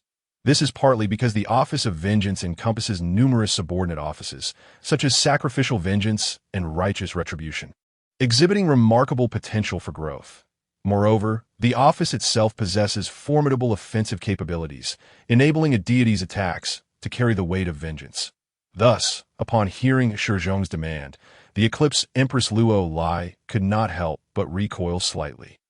The fear of losing a divine office momentarily eclipsed her wrath. Yet are you afraid? Shi Zhong perceived the trepidation in Luo Lai's eyes, his expression one of disdain. His gaze brimmed with contempt for this hypocritical goddess. Upon witnessing this, an inexplicable fury ignited within Luo Lai's heart. This surge of anger caused her consciousness to momentarily spiral out of control. No, this wretch is attempting to deceive me. Even if I can only manifest a fraction of my power within the Tower of Heaven, my strength would undoubtedly surpass that of this feeble deity. He is deliberately attempting to humiliate me. He is wagering my reluctance to accept this duel against his very life. I accept, Luo Lai declared, regaining her icy demeanor. I hope, young man, that you do not waver before the duel. With that, she departed. Once Luo Lai had left, Yun Ming grew anxious. Shi Zhong, have you lost your mind? She is a supreme god. In the face of his master's distress, Shi Zhong remained composed, even smiling.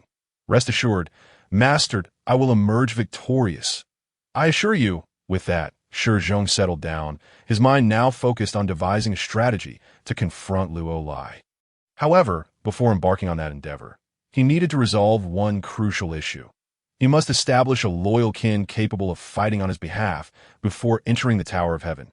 Yet the question remained, how could he create a kin suitable for his needs, particularly one that could thrive in the subspace?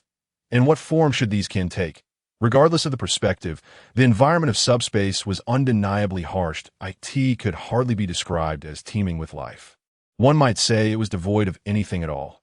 Once again immersing himself in the realm of the gods, Shi Zhong gazed upon the barren expanse of subspace, filled only with swirling, chaotic storms. His expression reflecting a sense of helplessness this moment. Having prepared himself for the impending clash with Luo Lai, he felt an urgent need to bolster his strength. To do so, he needed to create a kin capable of fighting for him. However, complications soon arose. The very nature of subspace is a severely distorted, colossal passage. Therefore, the essence of subspace is concealed at the other end of this passage. Moreover, the chaotic storms within subspace are incapable of truly abating. As such, Shi Zhong could not directly create species within the essence of subspace. They would simply be obliterated. In light of these circumstances, Shi Zhong could only utilize the limited spaces at the opposite end of the passage to forge his kin. Yet even in that realm, the chaotic storms continued to exert a significant influence. Endless chaotic elements relentlessly coursed through these passages, disrupting the physical environment. Well, while I still possess a considerable amount of world essence at my disposal, I cannot squander it frivolously, as it serves as my trump card for creating the abyssal god of subspace. Thus, he resolved to pursue a more traditional approach. After considerable deliberation, Shi Zhong decided to test various potential kin one by one, hoping to identify those capable of surviving within subspace. Without further ado, he returned to the eternal pool, exchanging for numerous life forms to conduct his research and experiments. Of course, Shi Zhong was not a cruel or heartless individual. Before commencing his tests, he created a dimension relatively isolated from subspace for these kin to inhabit. Furthermore, within this dimension, he supplemented nearly every type of world rule and provided a barren, miniature planet. How should one put it? Shi Zhong's experiments were fraught with misfortune. with no other issues arising. The first subjects introduced were dozens of thick-skinned, robust orcs. Their lifespan lasted a mere 5 minutes. Poor souls, barely able to breathe, were swiftly reduced to mere scraps of flesh by a fleeting, chaotic storm. Next came the stout but somewhat shorter dwarves. Their survival time, from minutes. Experimental outcome, shorter scraps of flesh. Elves, delectable morsels of flesh. Following that were humans, undead. Insects not a single one managed to endure. Alas, with a sigh of resignation, Shi Zhong gazed upon the pitiable creatures, slowly being mercilessly torn apart by the chaotic storm. Feeling utterly powerless to intervene, that it was abundantly clear that these beings of various races could not possibly survive his world, let alone become his kin, despite his efforts to nourish them with soul seeds crafted from his own soul essence. Their inevitable demise loomed large. They simply could not achieve a seamless integration with the soul seeds in time. Suddenly, a brilliant idea struck Shi Zhong, one that held true merit. Wait, it seems I have overlooked something. In an instant, Shi Zhong relaxed and let out a chuckle. He then turned his gaze toward the relentless chaotic tempest and the exceedingly harsh subspace environment.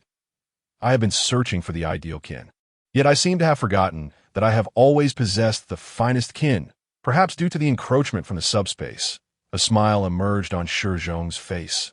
Ordinary beings cannot endure the subspace, partly due to its extreme harshness, and partly because the subspace itself does not necessitate such kin. For within the essence of the subspace, there are no ordinary beings capable of survival. Only the mighty forces of destruction originating from the subspace can thrive there. Thus, the subspace I remember, along with its terrifying inhabitants, have merely been monsters existing at the fringes of the subspace realm. Although they can wield the great power of the subspace, they are merely a handful of ordinary beings floating near its periphery, often within regions governed by physical laws. Contemplating this, Shi Zhong directed his gaze toward the swirling vortex containing fragments of his own soul and numerous shards of ordinary souls. Thus, the most suitable kin for the essence of the subspace is but a singular entity, myself. I shall merge my soul with those complex and emotionally volatile soul fragments, thereby crafting a new version of myself. They shall not directly enter the physical universe.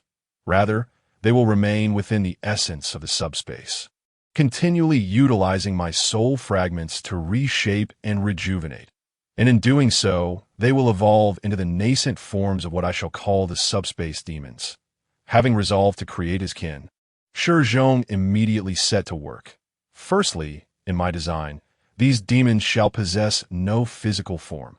As Shi Zhong carefully cradled some soul fragments, the entire subspace erupted in an indescribable tremor. Countless chaotic elements began to swirl around him. However, unlike previous occasions, the chaotic elements, now unified with Shi Zhong, ceased their aggression and instead encircled him, cheering for his every movement, much like a child who knows his father is about to craft a new toy. Yet, under certain conditions, they could also manifest physical characteristics. Ignoring the chaotic elements that danced around him, Shi Zhong focused intently on using these soul fragments to mold his first chaotic demon. They would be pure energy beings. Their composition would consist of two fundamental elements. The first element is the negative emotions that continually churn within the subspace. Shi Zhong crushed one of his negative soul fragments to its utmost limit. Then he selected a small quantity of positive soul fragments alongside a significant number of ordinary negative soul fragments and fused them together. In the next moment, a soul entity that incessantly screamed, wailed, and embodied eternal rage materialized in Shi Zhong's hand.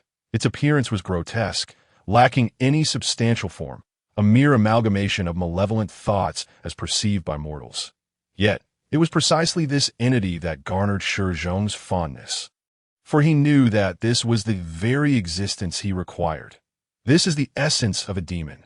The second element is the chaotic essence. With a casual wave of his hand, Shi Zhong summoned a mass of chaotic elements from the swirling storm beside him and shaped it into the form of a demon. However, for reasons unknown, when Shi Zhong truly molded this demon form, he instinctively imitated the grotesque demons of the endless abyss. The result was a misshapen monstrosity devoid of any aesthetic appeal. It bore twisted horns, sharp fangs, and claws. Noticing this, a glint of cold light flickered in Shi Zhong's eyes, and he immediately crushed it before reshaping it anew. Soon, having learned from his previous lesson, Shi Zhong crafted the visage of the demon as he envisioned it, a towering, nearly 2-meter-tall being with wings and a fearsome countenance. Unlike the abyssal demons, this demon's body was not only free from deformity, but also remarkably robust. Its form could fulfill a variety of roles, possessing an artistic elegance akin to a perfect machine. The grotesque and misshapen demons of the endless abyss repulse me. The demon template I have created is truly the kin best suited for my subspace. As Shi Zhong spoke, he fused the demon template with the essence of the demon's soul. In the next instant, with the merging of the two, this chaotic demon sprang to life. The moment it awakened, it instinctively unleashed its anguish and madness upon its surroundings. Although it was merely in its initial stage, the frenzy and desire for destruction it exhibited surpassed that of any creature in existence. This, precisely, was what pleased Shi Zhong most, for as he had stated when creating the subspace, its purpose was to annihilate all. Thus, its kin need only fulfill this singular function. With this thought, Shi Zhong utilized this chaotic demon as a template to replicate a new batch of chaotic demons en masse using his abilities. Of course, to prevent these chaotic demons from underperforming, he restrained his creative urges, producing only 1,000 chaotic demons as samples for combat testing. The adversaries they would face would naturally be the most cost-effective orcs within the entire divine realm. They are tough and resilient, possessing formidable foundational strength, making them the most suitable kin for such combat trials, without exception. Soon, Shi Zhong returned to the eternal life pool, exchanging for a full 5,000 orcs. He then led this assembly of subspace demons alongside the orcs to the edge of the subspace, preparing to conduct tests pertaining to their combat prowess, to ensure the orc survival for a longer duration. Shi Zhong deliberately suppressed the chaotic energies within the subspace, reducing their corrosive effects on the orcs. Yet before commencing the tests, Shi Zhong cast a glance at the quaking orcs and was suddenly struck by a genuinely inspired idea. A wicked smile crept onto his lips as he resolved to grant these orcs a chance for self-redemption. Chieftain, this time, will we become mere playthings of the new deities, or will we become their kin? Hearing the query from a nearby warrior, the orc chieftain, Jige, who had been observing the countless chaotic storms, turned his head. He looked at the warriors and, with a heavy heart, replied, "I am sorry, my children, but I do not know. Having lost the guidance of our deity, I truly cannot foresee our fate." Upon hearing these words, the surrounding orcs displayed expressions of fear. Since their departure from the divine realm that nurtured them, they had been cast into this desolate place where not a single bird would alight. Even more daunting was the fact that they had yet to lay eyes upon the new deity who had purchased them. Clearly, according to the legends passed down in their world, once they lost the guidance of their true god, they were likely to become mere playthings of the deities rather than their cherished kin. In addition, becoming a tool for the divine is an exceedingly plausible reality. Such an outcome may prove to be far more tragic than merely becoming a plaything of the gods. After all, while deities may exhibit mercy, inciting their benevolence is a formidable challenge. Witnessing the despair of his tribal warriors, Jige felt a deep sense of helplessness. Yet, as the chieftain and a distinguished offspring of the great beast clan's 67th breeding ground, he believed it was his duty to embolden these fine young men, urging them to face the glorious yet inevitable specter of death. However, what I know with certainty is this: our God has taught us that each and every one of us is a rightful child of the beast god. Even if we are traded into another divine realm, we must demonstrate the true spirit of the beast god as progeny, with the blades in our hands and the blood coursing through our veins. We shall make the deity who purchased us take heed of our beast god. Everyone, let us rejoice in the name of the beast god. Long live the beast god. Upon hearing this, the surrounding orcs immediately rallied, fervently cheering for the deity they had been sold from. Unbeknownst to them, as they jubilantly celebrated, an insidious presence loomed amidst the chaotic storm outside this world, observing them with a pair of icy eyes. Even in such dire conditions, this orc still attempts to instill hope among the masses with empty, divine slogans. This fellow is truly my favorite delicacy. With that, a smile curved upon Shi Zhong's lips, and his figure dissipated into the chaotic tempest. In the next moment, he abruptly stood at the center of this group of orcs. God, it is the great deity! Quick, kneel! I must admit, the deity known as the beast god has trained the orcs it put up for sale remarkably well. The instant Shi Zhong appeared, the orcs fell to their knees, offering devout gestures of worship. Among them, Jige, the great chieftain, was the most fervent. He even crawled to Shi Zhong's feet, placing the deity's foot upon his own head. Yet, Shi Zhong remained indifferent to the entire spectacle. My friends, he spoke with an ethereal grace, exuding an aura of divine resonance. I have indeed purchased you and brought you here to test the strength of my kin. At the moment these words were uttered, the orcs trembled in unison, as expected. What awaited them was the most tragic fate. Their eyes were filled with resentment. Nevertheless, even so, their ingrained obedience to the divine compelled them to choose silence. Observing this, Shi Zhong smiled and continued. However, due to your unwavering loyalty to the divine, I have decided. With an air of superiority, he gazed down upon the orcs kneeling before him. I shall grant you a chance for redemption. Upon hearing the term redemption, the orcs raised their heads in disbelief. Looking towards Shi Zhong, as long as you can defeat my feeble kin in the forthcoming battle and wipe them out, I will allow you to replace them and become my new kin. Is this true? Shi Zhong nodded. Of course, I am a god, and gods do not lie. By the way, their number is merely 1/5 of yours, so what say you? Upon hearing this, all the orcs rose, roaring with fervor, displaying an overwhelming surge of enthusiasm. Not a single orc rejected Shi Zhong's proposal. Their eyes were devoid of despair, replaced instead by unyielding hope. Witnessing their exuberance, Shi Zhong finally ceased to smile. He then took a deep breath and extended his hand towards the void. Then let the war commence. The moment those words fell, the chaotic storm that had been suppressed behind Shi Zhong surged forth once more. With Shi Zhong as the boundary, the veil separating illusion from reality on this planet was torn asunder. Amidst the gray tempest, terrifying roars echoed across the entire world. The demons have arrived. Charge forth for the glory of the beast god. Brothers, do not let down the bloodline of the beast god. Annihilate them. For the new god, for the future. As Shi Zhong himself tore apart the curtain between reality and illusion, countless chaotic demons, crafted by his own hands, immediately crossed the threshold between chaos and the physical universe. Charging towards the orcs, roar, follow me. Seeing this, Jige, the most devout and strongest among the orcs, naturally took the lead, bellowing as he plunged into the fray. It is worth noting that Jige, as a bonus for purchasing 5,000 ordinary orcs, was the only one among them possessing extraordinary power, bloodthirst, petrifying weapon, chain lightning. Leading the charge, he not only cast bloodthirst and petrifying weapon on the warriors around him, but also unleashed a bolt of lightning crackling with thunder before engaging the chaotic demons. In an instant, the first chaotic demon attempting to pounce upon Jige was struck down, disintegrating into a wisp of great dust. So weak.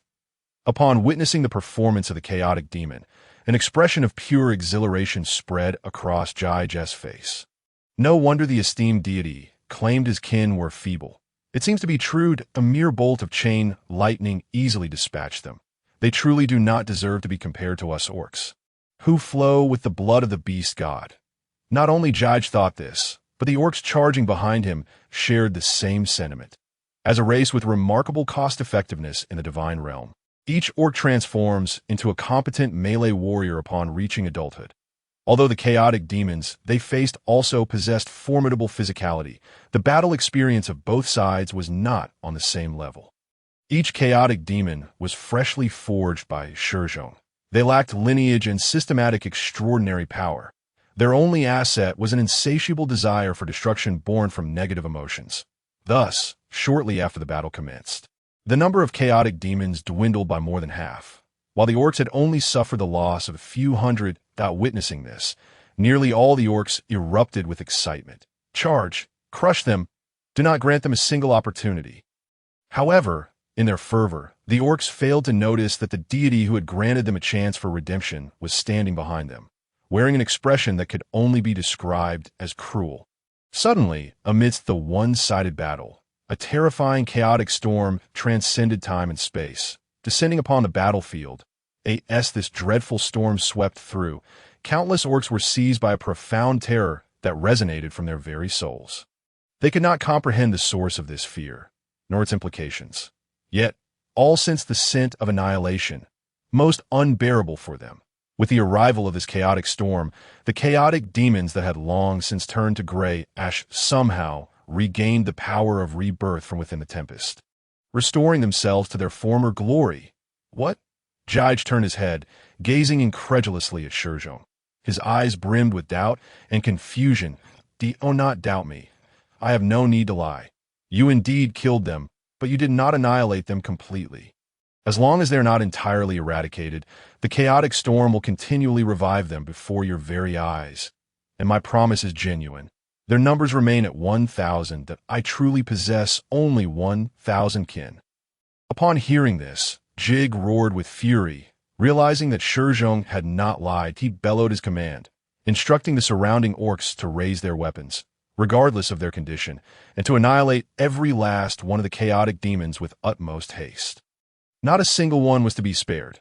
At last, the orcs rallied, unleashing a fighting spirit even more formidable than before, charging towards the throng of chaotic demons. But then, with a thunderous roar, as the number of chaotic demons dwindled to less than 100, a chaotic storm descended from the heavens, engulfing the entire battlefield. Kill, kill, kill. Another round of slaughter ensued. Kill. The storm returned. Kill. Ultimately, after an indeterminate passage of time, Jig found himself kneeling upon the ground. Beside him, not a single orc remained. Yet before him, the number of chaotic demons stood resolute at 1,000. Oh God, why? Why must you treat us with such cruelty? You are fully aware that we cannot eradicate all the chaotic demons. So why grant us this false hope of redemption? Jig could no longer contain his tears, cradling the lifeless body of his kin and questioning Shi Zhong. Upon witnessing this scene, however, Shi Zhong could not suppress a laugh. Why? Shi Zhong stood before Jig, devoid of compassion or mercy. Instead, his eyes reflected boundless indifference and mockery. Because at this moment, I simply derive pleasure from it. I wish to witness the expression on your faces when filled with hope yet utterly despaired. I long to hear the anguished cries of your souls amidst endless hopelessness. I also yearn to hear your souls questioning the divine in the throes of ultimate agony. For the divine is thus cruel. Immortality. This is the true reason Shi Zhong chose the chaotic demons as his K-I-N.D. Oh, you recall how the chaotic demons came into being. They are creations formed from the fusion of chaotic elements and fragments of souls. In this state, their essence is merely energy beings encased in a physical universe shell. While the orcs' assaults can shatter the physical shells of these chaotic demons, they are utterly incapable of destroying the souls of these chaotic demons, thus killing them completely. After all, before igniting the divine flame, no creature, even those of extraordinary nature, possesses the ability to extinguish a soul. Of course, those terrifying undead are equally incapable. The birth of the undead, in essence, merely exploits the souls, seeking to decompose them from a spiritual perspective, unless they, too, ignite the divine flame like Shi Zhong. But igniting the divine flame is no easy feat in this world, apart from Shi Zhong and other chosen ones. Only the malevolent gods can achieve such a feat. Moreover, those capable of igniting the divine flame can be termed as demigods. Hence, until encountering an adversary incapable of igniting the divine flame, as long as Shi Zhong can continuously supply these chaotic demons with chaotic elements from the subspace, they can never truly perish. All of this was meticulously orchestrated by Shi Zhong. As for the redemption spoken of by Shi Zhong, it can only be said that redemption is indeed real. Yet, such redemption is certainly not something these orcs can partake in. They are not worthy. Far from worthy. Redemption and hope are the most precious commodities in this world. Conversely, death and despair are the true norms of existence. Such is their fate. Meanwhile, upon hearing Shi Zhong's words. Jig's face was etched with despair and anguish. In the depths of his boundless fury, Jig cast aside the body of his kin and turned his gaze towards Shi Zhong. Simultaneously, a spark of lightning ignited in his hands.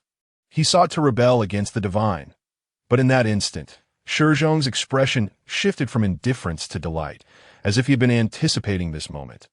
Yet, after a brief tremor, Jig directed the lightning chain upon his own head.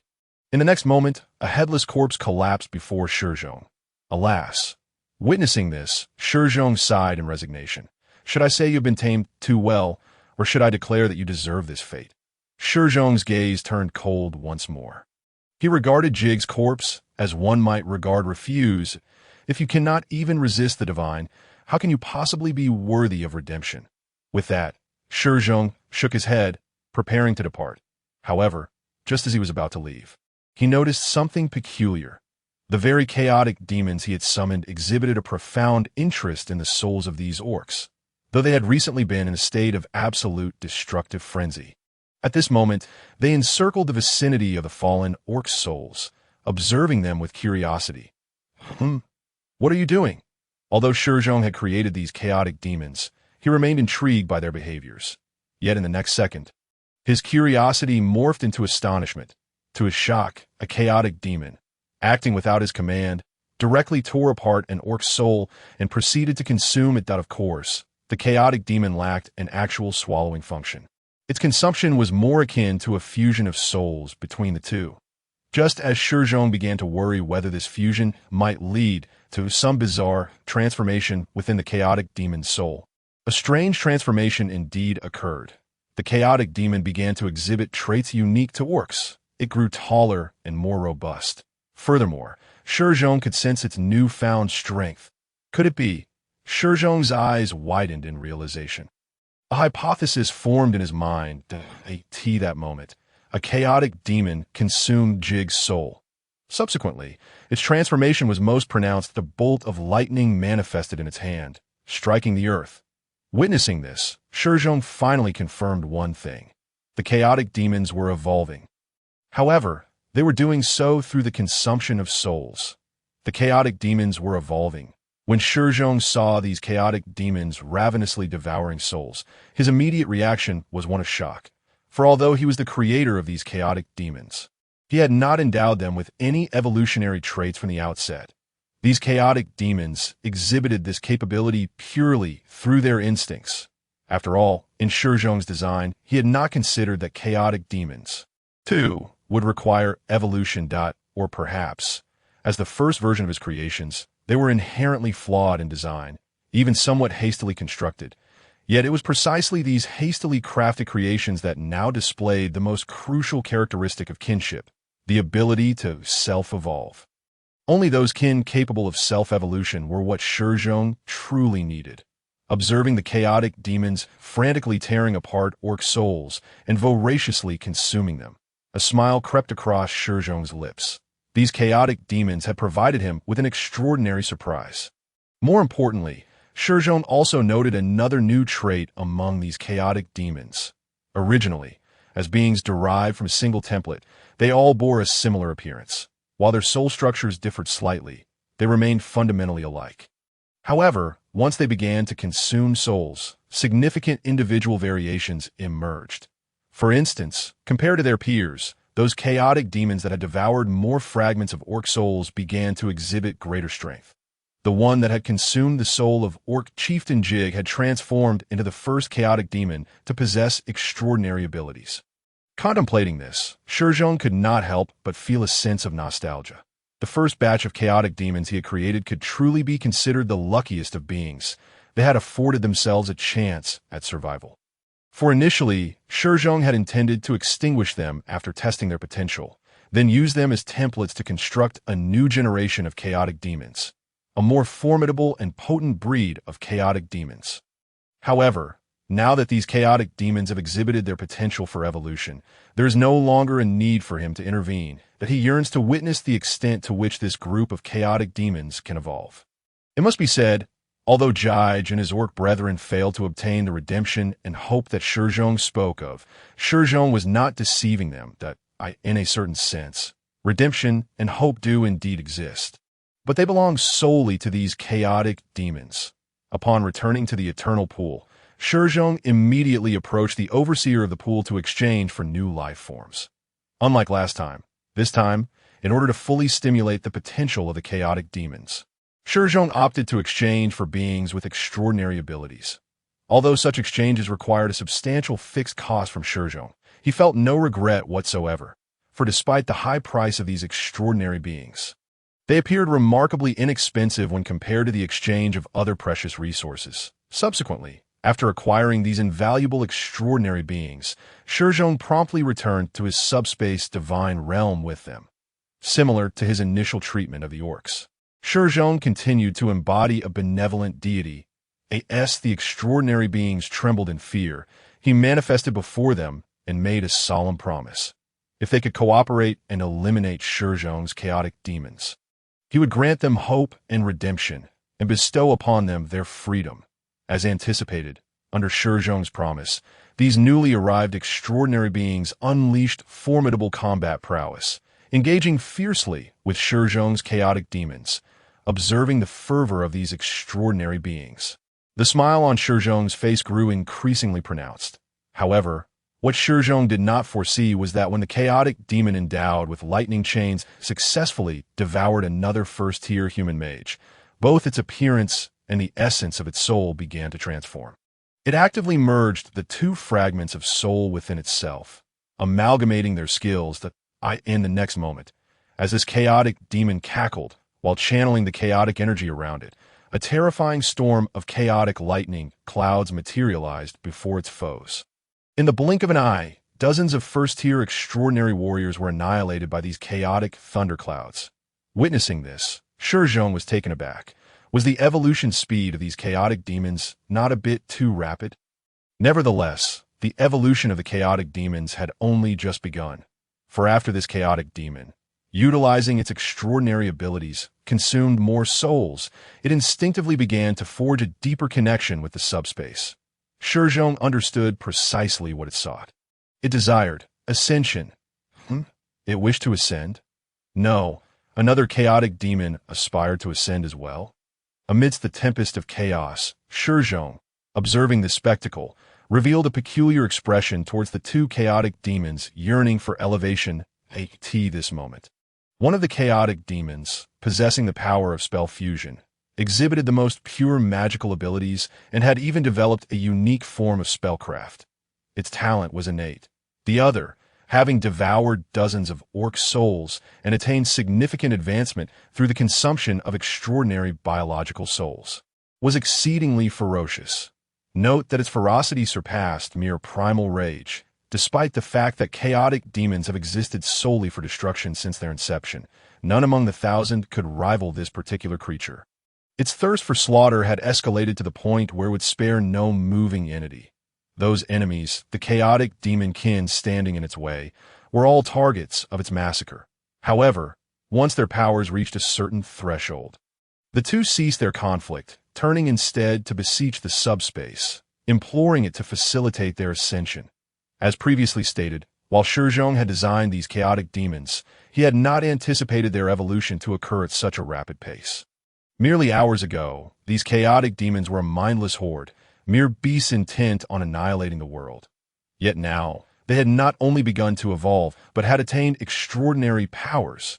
Moreover, upon acquiring such powers, they instinctively commenced communication with the subspace, striving for a more profound connection to receive the blessings of the subspace. This may sound entirely normal, yet it was anything but, for this process over the span of mere hours equated to the chaotic demons traversing a path that other kin would require eras to complete. To put it more dramatically, these chaotic demons were no longer merely evolving themselves. Their actions, in a sense, amounted to urging Shi Zhong, the creator of this subspace, to evolve as well. After all, within Shi Zhong's subspace, there existed nothing but a tempest of pure chaos. No matter how hard these chaotic demons strove, they could not attain the blessings and recognition of the subspace. Reflecting upon this, Shi Zhong could not help but chuckle wryly. These beings truly posed a headache. Despite his verbal complaints, his heart brimmed with ecstasy, for he felt it was time to keep pace with the evolution of his creations. With this thought, Shi Zhong extended his hands, caressing the two chaotic demons striving for ascension with boundless chaotic energy. As expected, with the onslaught of the subspace storm, the bodies of these two chaotic demons were instantly reduced to ashes. Yet their souls floated before their creator, scrutinized by his gaze. "Speak. What kind of blessing do you desire? What form of ascension is it that you truly seek?" In response to their creator's inquiry, the two bewildered chaotic demons offered no verbal reply, yet their soul fluctuations conveyed their desires to Shi Zhong's heart. The chaotic demon-wielding spellcraft craved wisdom, for it discovered that the more wisdom it possessed, the better it could grasp the subtleties of change, and it yearned to master such intricacies. What a clever creature! Shi Zhong mused. Next, Shi Zhong turned to the second chaotic demon seeking ascension, inquiring about its aspirations. To Shi Zhong's astonishment, this bloodthirsty demon's sole request was for power, pure, unadulterated power. It desired strength alone, as only through power could it better obliterate all that lay before it. Upon sensing the intentions of these two chaotic demons, Shi Zhong nodded. "Very well. Since you wish for these things, I shall grant your desires. However, before that, you must wait a moment, for such blessings cannot be granted from thin air. Although you are a part of me, as a deity, I cannot directly control you." Thus, Shi Zhong's smile widened, his eyes gleaming with madness. "Prepare to kneel before your respective sovereign." In that instant, Shi Zhong's soul once again fractured. Yet this time, agony was etched across his face, for the technique he employed was not a mere trifling division, but rather the creation of virtual divine realms. He intended to manifest two virtual divine realms within this subspace. One would symbolize change and wisdom, while the other would represent pure slaughter and destruction. As Shi Zhong commenced the fragmentation of his soul, a tumultuous storm of chaos erupted throughout the entire hyperspace. This tempest of chaos was so intense that even the extraordinary beings still engaged in combat with the chaotic demons could not help but succumb to a sense of dread. Previously, they had perceived the chaotic storm as merely an ordinary gale swirling around their planet. However, now, this storm had come to life. The terrifying gray tempest surged relentlessly toward an unknown destination.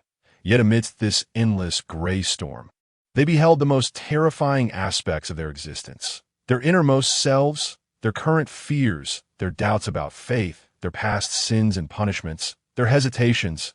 All of these emotions were relentlessly mirrored within them as a result of the upheaval caused by the chaotic storm. More horrifying was the undeniable sensation that, as their emotions deepened, their most intense feelings were being siphoned away by this entity known as hyperspace.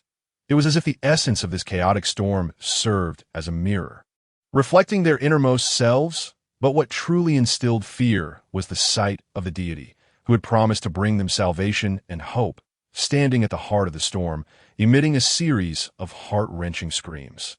At the moment he cried out, a wisp of gray fire flickered past him. Following his anguished cries, a spectral figure, resembling the deity but slightly smaller in stature, abruptly materialized at the center of the chaotic storm. The instant this apparition emerged, an uncontrollable emotional tempest erupted within the hearts of nearly all present.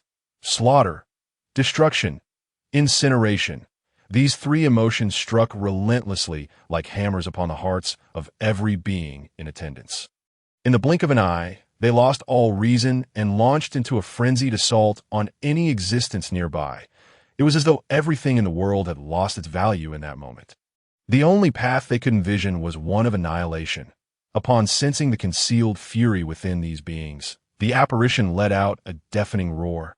Then, under the incredulous gaze of the onlookers, a colossal crimson throne ascended into the air. It connected with the boundless storm of hyperspace, and through brute force and fury, forcibly stabilized them, anchoring them near this throne. In an instant, as this space became anchored, the area surrounding the throne transformed into a vivid crimson sea of blood.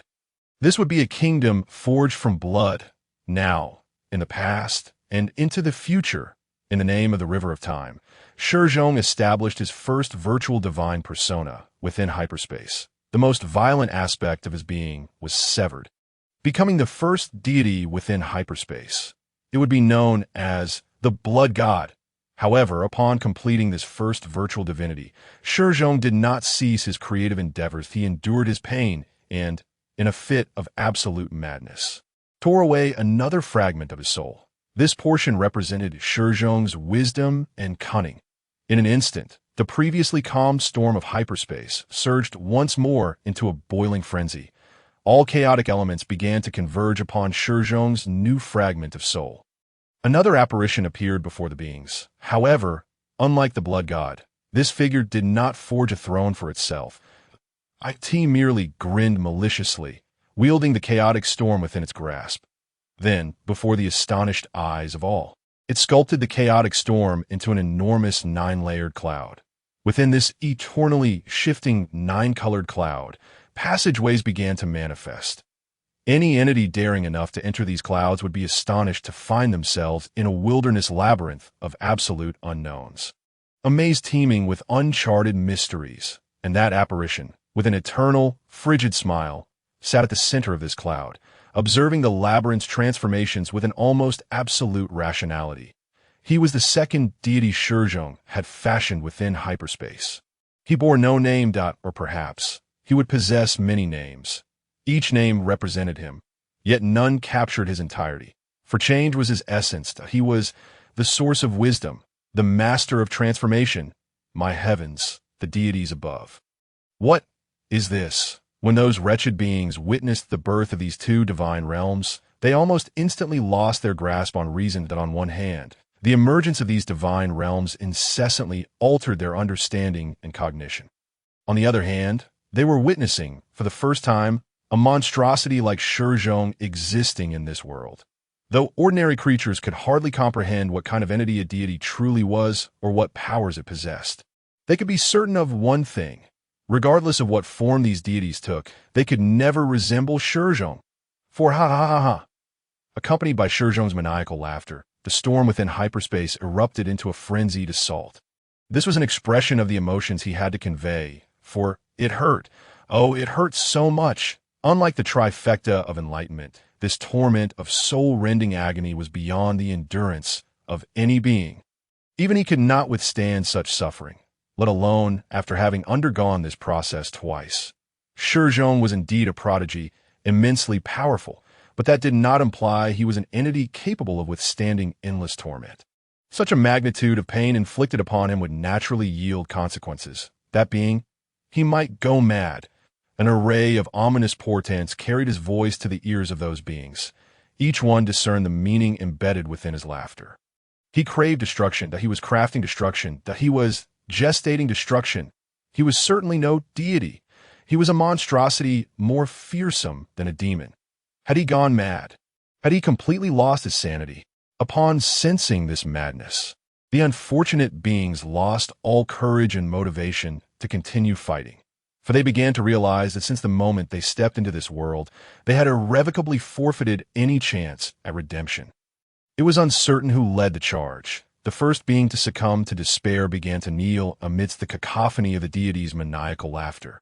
They sought to implore mercy from him. Yet, alas, what awaited them was not the deity's compassion, but the brutal slaughter of chaotic demons. Soon, the second, the third. However, after Shi Zhong acclimated to the pain, he did not forget his purpose. The virtual divine realms were now established. Although they had yet to accommodate any divine essence or duties, they were already endowed with the capacity to bestow blessings. With this in mind, Shi Zhong turned his gaze toward the two chaotic demons awaiting ascension. Yet, to the astonishment of all, the moment those two chaotic demons met Shi Zhong's eyes, they immediately began to flee in a frenzy. But how could they possibly escape Shi Zhong's grasp? In an instant, they were captured once more.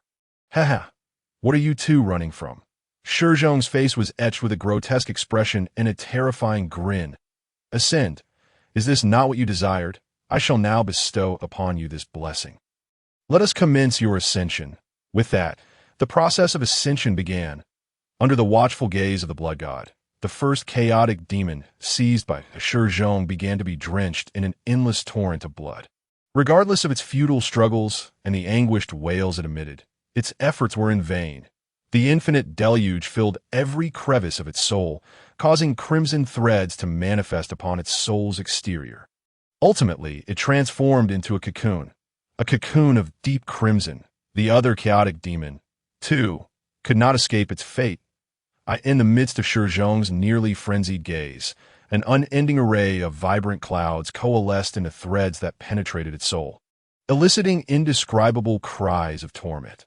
Like its companion, it commenced an irreversible process of cocooning. That a cocoon of vibrant hues and a cocoon of scarlet emerged in Shi Zhong's grasp. The ominous sound of a heartbeat began to resonate from within them. Thud thud, praise be to thud thud thud. Exalt this divine gift from the subspace. The cocoon shattered. Thud thud, thud thud thud. As the heartbeat grew louder within the subspace, the two cocoons before Shi Zhong rapidly evolved, ultimately under the terrified gazes of all living beings. These two cocoons, sealing the chaotic demons, completed their metamorphosis amidst the tempest of chaos. The first to emerge from its cocoon was the bloodthirsty, chaotic demon. Unlike its former companion, it had now transformed into a visage of deep crimson. A scarlet body, scarlet eyes, a scarlet soul. The moment it appeared, it unleashed a deafening roar. In that instant, whether chaotic demons or ordinary extraordinary beings, all who heard this roar were engulfed by an uncontrollable surge of battle fervor. At that very moment, they were overwhelmed by the terrifying demon's true name imprinted in the subspace. Butcher, the original slaughterer. Just as Butcher continued to roar, the second cocoon in Shi Zhong's hand also shattered. A slender figure, resembling a woman yet bearing an icy visage, crawled from its cocoon. Immediately upon emerging, it summoned the chaotic elements around it, releasing a smoke bomb that allowed it to vanish from sight. By the time others beheld it again, it had already infiltrated the labyrinthine divine realm created by the master of metamorphosis that it lay in wait near a passage of that divine realm. Looking down upon the beings below, strangely, even though its mouth remained still, all present simultaneously heard an eerie laughter. It was the laughter of a wicked scheme succeeding, the laughter of inspiration fulfilled, the laughter of knowledge attained. Simultaneously, it was the first laughter of Eve after her birth, and she was the original seeker of knowledge. Indeed, although this was merely the first elevation, the abilities of both had been significantly enhanced. At this moment, Shi Zhong had begun to emerge from the depths of madness following his soul's fragmentation. Though his mental state was still somewhat unstable, with the aid of divine fire, he gradually regained his composure. Once calm, he immediately commenced observing the two elevated demons. After successfully assessing their states, even the discerning Shi Zhong could not help but marvel at the formidable evolutionary characteristics of the chaotic demons and the might of the virtual divine realm. The powerful evolutionary traits of the chaotic demons granted them top-tier extraordinary talents upon elevation. Although Butcher and Eve were still quite weak at present, their immortality would allow them to evolve ferociously in the forthcoming conflicts. Furthermore, with the support of the virtual divine realm, Shi Zhong's blood god avatar and master of metamorphosis avatar had successfully established profound connections with these two powerful chaotic demons. Although the essence of the virtual divine realm was a fabricated domain created through Shi Zhong's soul fragmentation, this seemingly illusory realm had remarkably provided bilateral enhancements for both chaotic demons. If, in the future, Shi Zhong could discover divine positions that could enhance the virtual divine realm, the strength of all chaotic demons under its control would increase significantly. Concurrently, if these chaotic demons, belonging to their respective virtual divine realms, could obtain and devour divine artifacts or faith-related items that resonated with their realms, they would utilize this profound connection to enhance the strength of the virtual divine realm. Upon contemplating this, Shi Zhong formulated new ideas. Since these chaotic demons could mutually promote the growth of the virtual divine realm, he could swiftly fragment his soul into more shards, thereby establishing additional virtual divine realms to facilitate future growth in the subspace. However, as this thought crossed his mind, he suddenly sensed something amiss. No, This line of thinking is far too perilous. Shi Zhong frowned, realizing that his recent thoughts had been exceedingly reckless. Although constructing numerous virtual divine realms could indeed maximize the potential of the chaotic demons, the cost would render his soul weakened after countless divisions. There was even a possibility he could perish within the subspace. Moreover, Shi Zhong could not ascertain the extent to which he would descend into madness should he proceed. With this in mind, Shi Zhong narrowed his eyes, gazing into the depths of the subspace. In that fleeting moment, he felt as if the subspace itself were sighing. Shaking his head, he withdrew his consciousness from the divine domain of the subspace and returned to the eternal pool. Wishing all esteemed viewers a happy new year in 2025. Administrator, how many shares do I have remaining? Upon returning to the eternal pool, Shi Zhong immediately approached the administrator of the longevity pool to inquire about his remaining creation shares. At this point, Shi Zhong had exchanged for 5,000 complete orcs and nearly 3,000 ordinary beings endowed with extraordinary powers. Therefore, he was not very confident about the remaining shares. The administrator of the longevity pool welcomed Shi Zhong's arrival with great delight, for this young man had brought him countless surprises. However, to the divine being, duty is duty. Despite the administrator's desire to grant Shi Zhong more creation shares, he resignedly shrugged and conveyed a cold figure. There remains 7.3%. The items you can exchange for are already quite limited. Upon hearing this, Shi Zhong let out a resigned sigh inwardly. What a pity, if only I could bring back the resources from my previous life. Having been reborn, Shi Zhong, despite having possessed an expansive divine realm filled with boundless wealth and resources that would incite envy in any deity, could not alter his current lack of resources. If only he had an inexhaustible supply of resources. The more resources he had, the faster the chaotic demons under his command would evolve. After all, although chaotic demons possess the most powerful evolutionary traits, the price of such evolution was that Shi Zhong needed to invest the maximum resources for them. With this in mind, Shi Zhong sighed helplessly and then requested the exchange list. He prepared to look for suitable items for the divine domain of the subspace. Finally, after pondering for a moment, Shi Zhong discovered something that was relatively suitable for him. Ordinary resources were unnecessary, as they held no significance within the subspace. Those ordinary resources, those mundane materials, would be shattered by chaotic elements in an instant without Shi Zhong's permission. Therefore, what Shi Zhong truly needed were items that could bring about transformation in the subspace. Soon, something caught his attention, a living organism. The screaming fungus. The entity known as the scream fungus was developed by a deity named Miles, and it was selected as a transformative object by the pool of immortality. This particular object caught the attention of Shi Zhong, firstly due to its description as a fungal organism capable of thriving in extremely harsh environments, even possessing resistance to void storms. Secondly, if Shi Zhong's memory served him correctly, the deity named Miles specialized in the creation of fungal entities, with a divine role as the king of mad breeding. Although such a position is merely that of a low-tier deity, in a previous life, this seemingly weak figure managed to seize control over several planes during the war between the realms of the gods and the endless abyss, utilizing his fungal creations and his divine domain.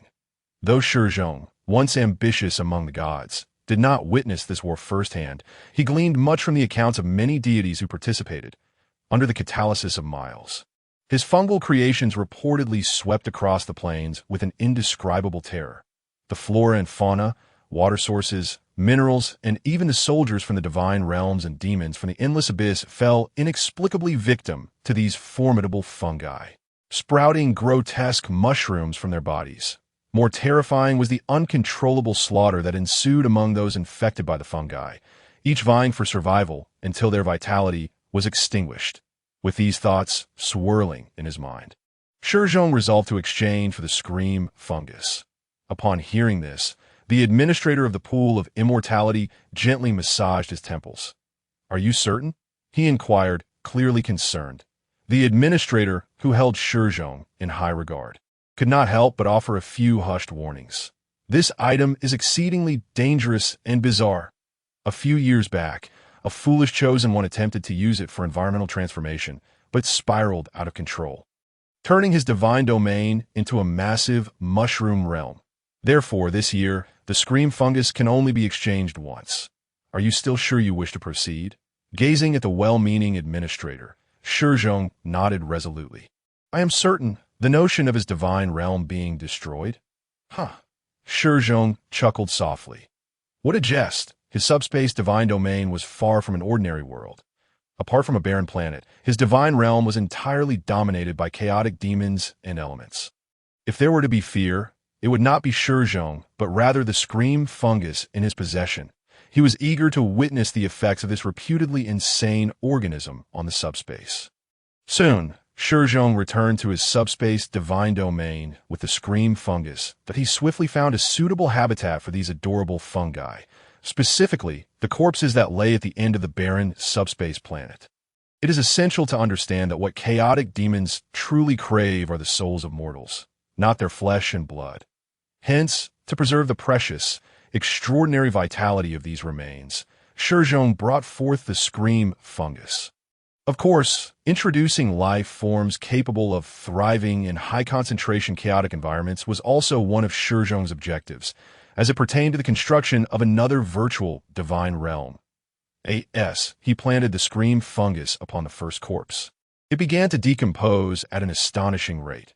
Within mere minutes, the lifeless body of the long-deceased human mage was enveloped in a dense web of filaments, while bizarre mushrooms sprouted forth from various orifices of the corpse. These were the first batch of mature scream fungus. However, unlike ordinary mushrooms, once the fruiting bodies of the scream fungus fully developed, their immediate reaction was to emit an unbearable and piercing cacophony. The volume of their screams was sufficient to obliterate many ordinary beings. The scream fungus truly lived up to its name. Initially, Shi Zhong thought this so-called scream was merely an exaggeration. However, just as he continued to mock this notion, an unexpected scene unfolded before him. The now mature scream fungus began to decompose autonomously. Shortly thereafter, an inexplicable green pus started to ooze from their stems. This vile substance emitted an unbearable stench and a nauseating aura. Even more astonishing was the presence of numerous white filaments entangled within the green pus, which began to manipulate the substance toward the second corpse. Upon nearing the second body, the scream fungus not only contaminated it with the green pus, but also expelled a plethora of pink spores from its original body. Realizing the implications, Shi Zhong quickly grasped that the deity named Miles had indeed altered these fungi at a cellular level. In this scenario, they retained the spore characteristics of fungi, while exhibiting abilities typically reserved for animals. Recognizing Miles as a being of significant intellect, Shi Zhong understood that mere ideas were insufficient to better test the survival of the scream fungus. He began to gradually exert pressure from the chaotic subspace upon them. As the scream fungus proliferated across the corpses, the nearly 10,000 remains before Shi Zhong transformed into a colossal fungal cultivation apparatus. This once barren and seemingly worthless planet had now become a vibrant land of competition for existence. Meanwhile, the chaotic storms from the subspace began to sweep toward the region inhabited by the scream fungus. In an instant, under the influence of the ferocious subspace storm, the first batch of scream fungus began to scream and perish. Despite having ample sustenance and a relatively favorable environment, the terrifying chaotic storm subjected them to a catastrophic ordeal. Shi Zhong showed no mercy. His goal was to cultivate beings capable of adapting to the subspace environment. If these scream fungus could not withstand the initial test, it would be better to let them perish here. Yet, just as Shi Zhong contemplated this, the scream fungus began to fight back, since the corpses they consumed were predominantly those of extraordinary beings. The potent, extraordinary factors within them, combined with the terrifying subspace storm, compelled the scream fungus to undergo a new round of evolution. Soon, under the onslaught of the chaotic storm, the first batch of mutated scream fungus emerged. To Shi Zhong's astonishment, these mutated fungi congregated before him and morphed into a colossal mushroom tree. However, their survival was not solely due to their remarkable adaptability, but rather a certain plague, as the scream fungus gradually acclimated to the increasingly violent subspace storms. Shi Zhong suddenly realized that their rate of evolution far exceeded his expectations. Yet the true catalyst for this evolution was not the fungi's inherent adaptability, but the hidden plagues within these peculiar mushrooms. Viruses and bacteria that initially exhibited no discernible traits. Astonishingly, the survival instincts of these pathogens surpassed those of the scream fungus. More accurately, these plagues controlled the scream fungus to ensure their own survival, rather than the fungi adapting to the plagues. In a matter of hours, these formidable viruses and plagues had reversed their control over their hosts. Shi Zhong widened his eyes in disbelief as he beheld the screaming mushrooms. Now utterly transformed with the aid of the plagues, unrecognizable from their former selves, they began to twist and evolve frantically. Some of their original characteristics had become inconsequential. Everything was for the sake of survival. However, in this context, survival meant existing for the plague. In this deadly race, the speed of the plague's evolution eclipsed all. Upon witnessing this, Shi Zhong began to experience a profound realization. Indeed, who decreed that life must solely manifest in the forms of plants, animals, or fungi to be deemed biological. These viruses and bacteria, which have been besieged by the subspace yet continue to evolve and mutate with fervor, are equally part of the realm of life. Contemplating this, Shi Zhong took a deep breath. Having recovered, he readied himself once more to split his soul. However, due to the lingering effects of his previous rending, he dared not divide into two virtual divine realms all at once. Instead, he crafted a single fragment of his soul into a new virtual divine realm. This realm would fundamentally differ from the previous two. The avatar governing this virtual domain would not be a mindless harbinger of destruction, nor a creature solely driven by change and knowledge. This avatar's ideology stood in stark contrast to those of the earlier manifestations. For he adored life. In his eyes, all existence springs from the pulse of transformation. Whether it be the innocent children nestled in their cradles, or the plagues born from chaotic mutations, they are all equal forms of life. Everything in this world shall ultimately succumb to his decaying embrace. Yet this demise will give rise to a new form of existence. All things decay, yet life endures. This is his admonition. This is his divine realm's philosophy. Soon, under such thoughts, Shi Zhong's avatar took control of the planet. He enveloped it in his embrace, much like a nurturing and benevolent father, quietly observing the world. Elevated yet compassionate, he appeared fearsome yet remarkably merciful. He would be the origin of all plagues, and this planet, destined to transform under his care, would become a true bastion of greatness. All fungi, all life, all pestilence would rejoice in his presence. They would gather around him, considering themselves his progeny, and he would be the third virtual divine realm of Shi Zhong. Seated upon a throne, perpetually cradling the essence of death and disease, he revealed his visage, a figure shrouded in decay, wrapped within a cloak. Yet he was not Shi Zhong. Rather, he was the third deity of the subspace. In his arms lay death, yet his divine realm brimmed with vitality. With this mindset, the twisted plagues born from the rotting corpses emerged in greater numbers, their birth eliciting a satisfied smile from the sovereign. For he is the Lord of Pestilence. He cherishes life, yet he shall express this adoration through the form of destruction. Alas, that I can no longer continue to rend my soul, although Shi Zhong had completed the construction of his third virtual divine realm. At this moment, even his madness felt an overwhelming weakness. In this state, he had to abandon the notion of further splitting his soul and retreated from his divine domain back to the pool of longevity to recuperate. It must be said, while the path to becoming a true deity is arduous and lengthy for the chosen ones, even the least among them is a demigod ignited by divine fire. Thus, in terms of material comforts, Shi Zhong and his peers undoubtedly possessed the very best. Minutes later, Shi Zhong, feeling a throbbing headache, reclined on a sofa in a secluded corner of the pool of longevity. Before him lay an array of exquisite wines and foods, incomprehensible to mortal understanding. Yet he felt no appetite, for at this moment, what Shi Zhong truly desired was the expansion of his divine realm. Despite having surpassed all his contemporaries in the construction of his divine domain, even outstripping all previous newcomers, The harrowing specter of the endless abyss loomed large in his mind, but he understood clearly. It was insufficient, far from enough. The terror of the endless abyss could not be vanquished by such simple accomplishments. With this thought, Shi Zhong's gaze sharpened. Just then, wow, senior brother, you are here to recuperate as well. A flamboyantly dressed girl plopped down beside Shi Zhong on the sofa, while two other men, possessing an ethereal air, smiled as they seated themselves across from him. Imu Yun, Fong Meng Yao, and Zhang Hongfei. They were not only Shi Zhong's fellow disciples, but also the very architects of his downfall in the previous life.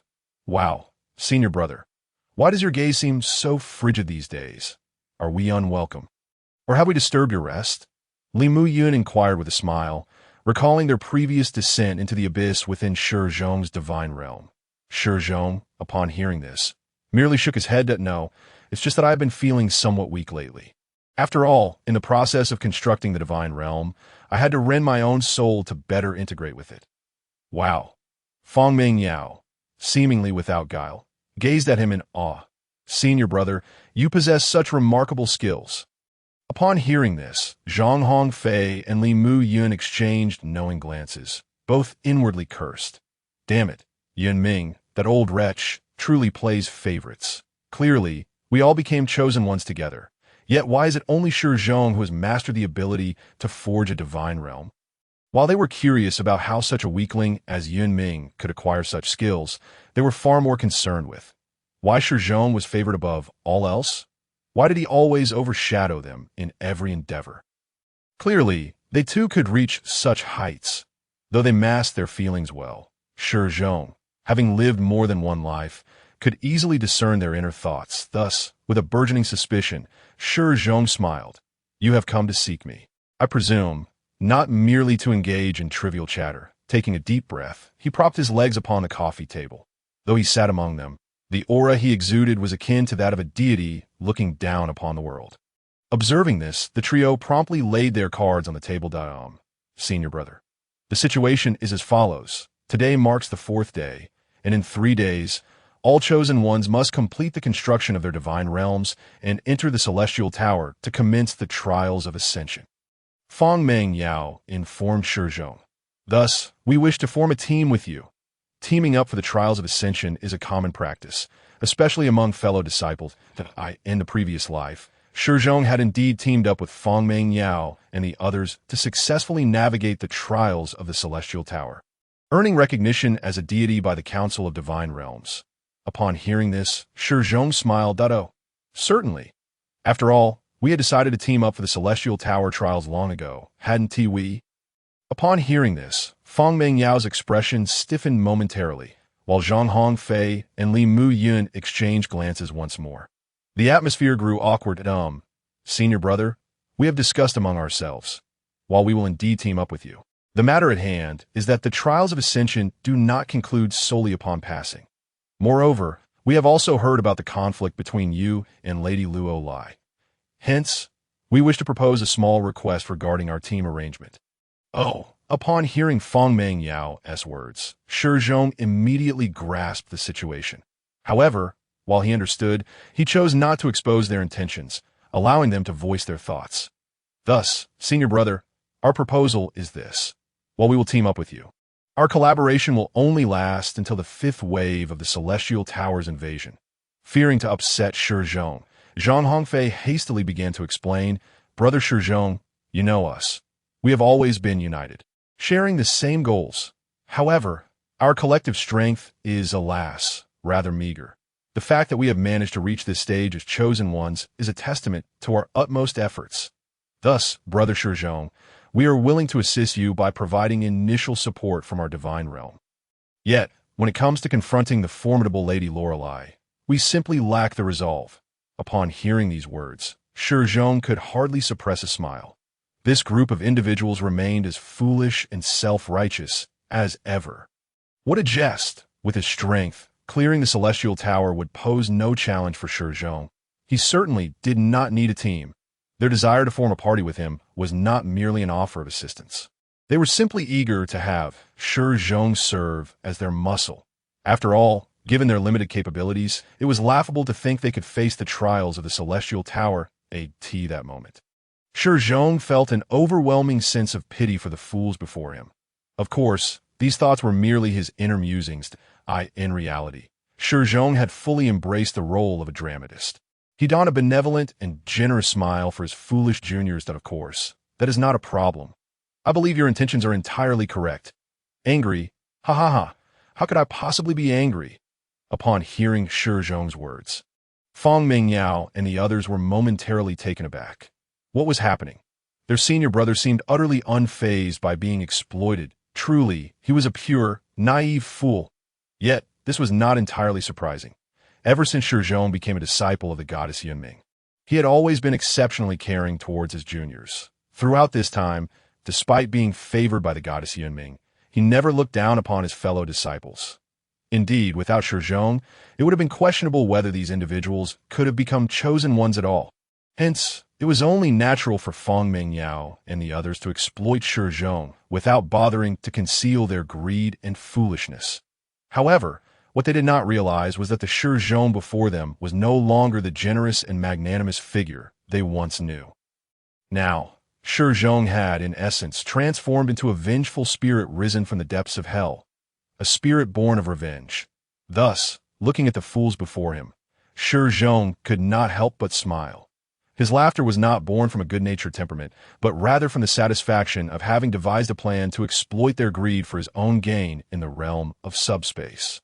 With this thought, Shi Zhong revealed a captivating smile and shared his new idea with the three of them. By the way, since you wish to team up with me, would you like to receive a portion of the power system I have developed?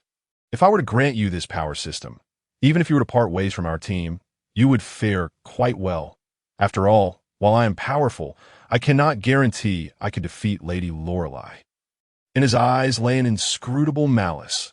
Yet, the three greedy individuals were blissfully unaware. Blinded by desire, they could only hear the words power system. Brother Shi Zhong, what is this power system you speak of? Is it something we can use as well?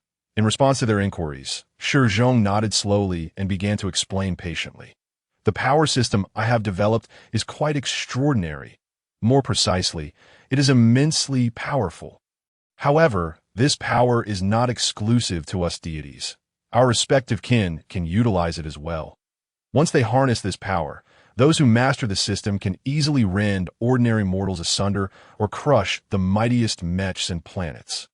Eventually, those who command this power may even manipulate time and space, dragging themselves and everything around them into alternate dimensions. Observing the incredulous expressions on their faces, Shi Zhong revealed the name of this power system. It is psionic energy. Sigh, I am truly worried about Shi Zhong. Crunch, crunch. As she stuffed her mouth with cheese-laden cookies, the goddess Yunming, having exhausted all her food, fell into a state of despair once more. Beside her, the pastry deity Nar, who had brought her a cake larger than a person, could not help but roll his eyes. While I understand you might argue that your concern for Shi Zhong is the reason you are indulging so little, I fail to see how your worry for him correlates with your current bout of gluttony. Upon hearing this, the goddess Yunming immediately placed her hands on her hips, a defiant expression on her face. The connection is profound. If I were not worried about that troublesome brat, would I be in such a melancholic state?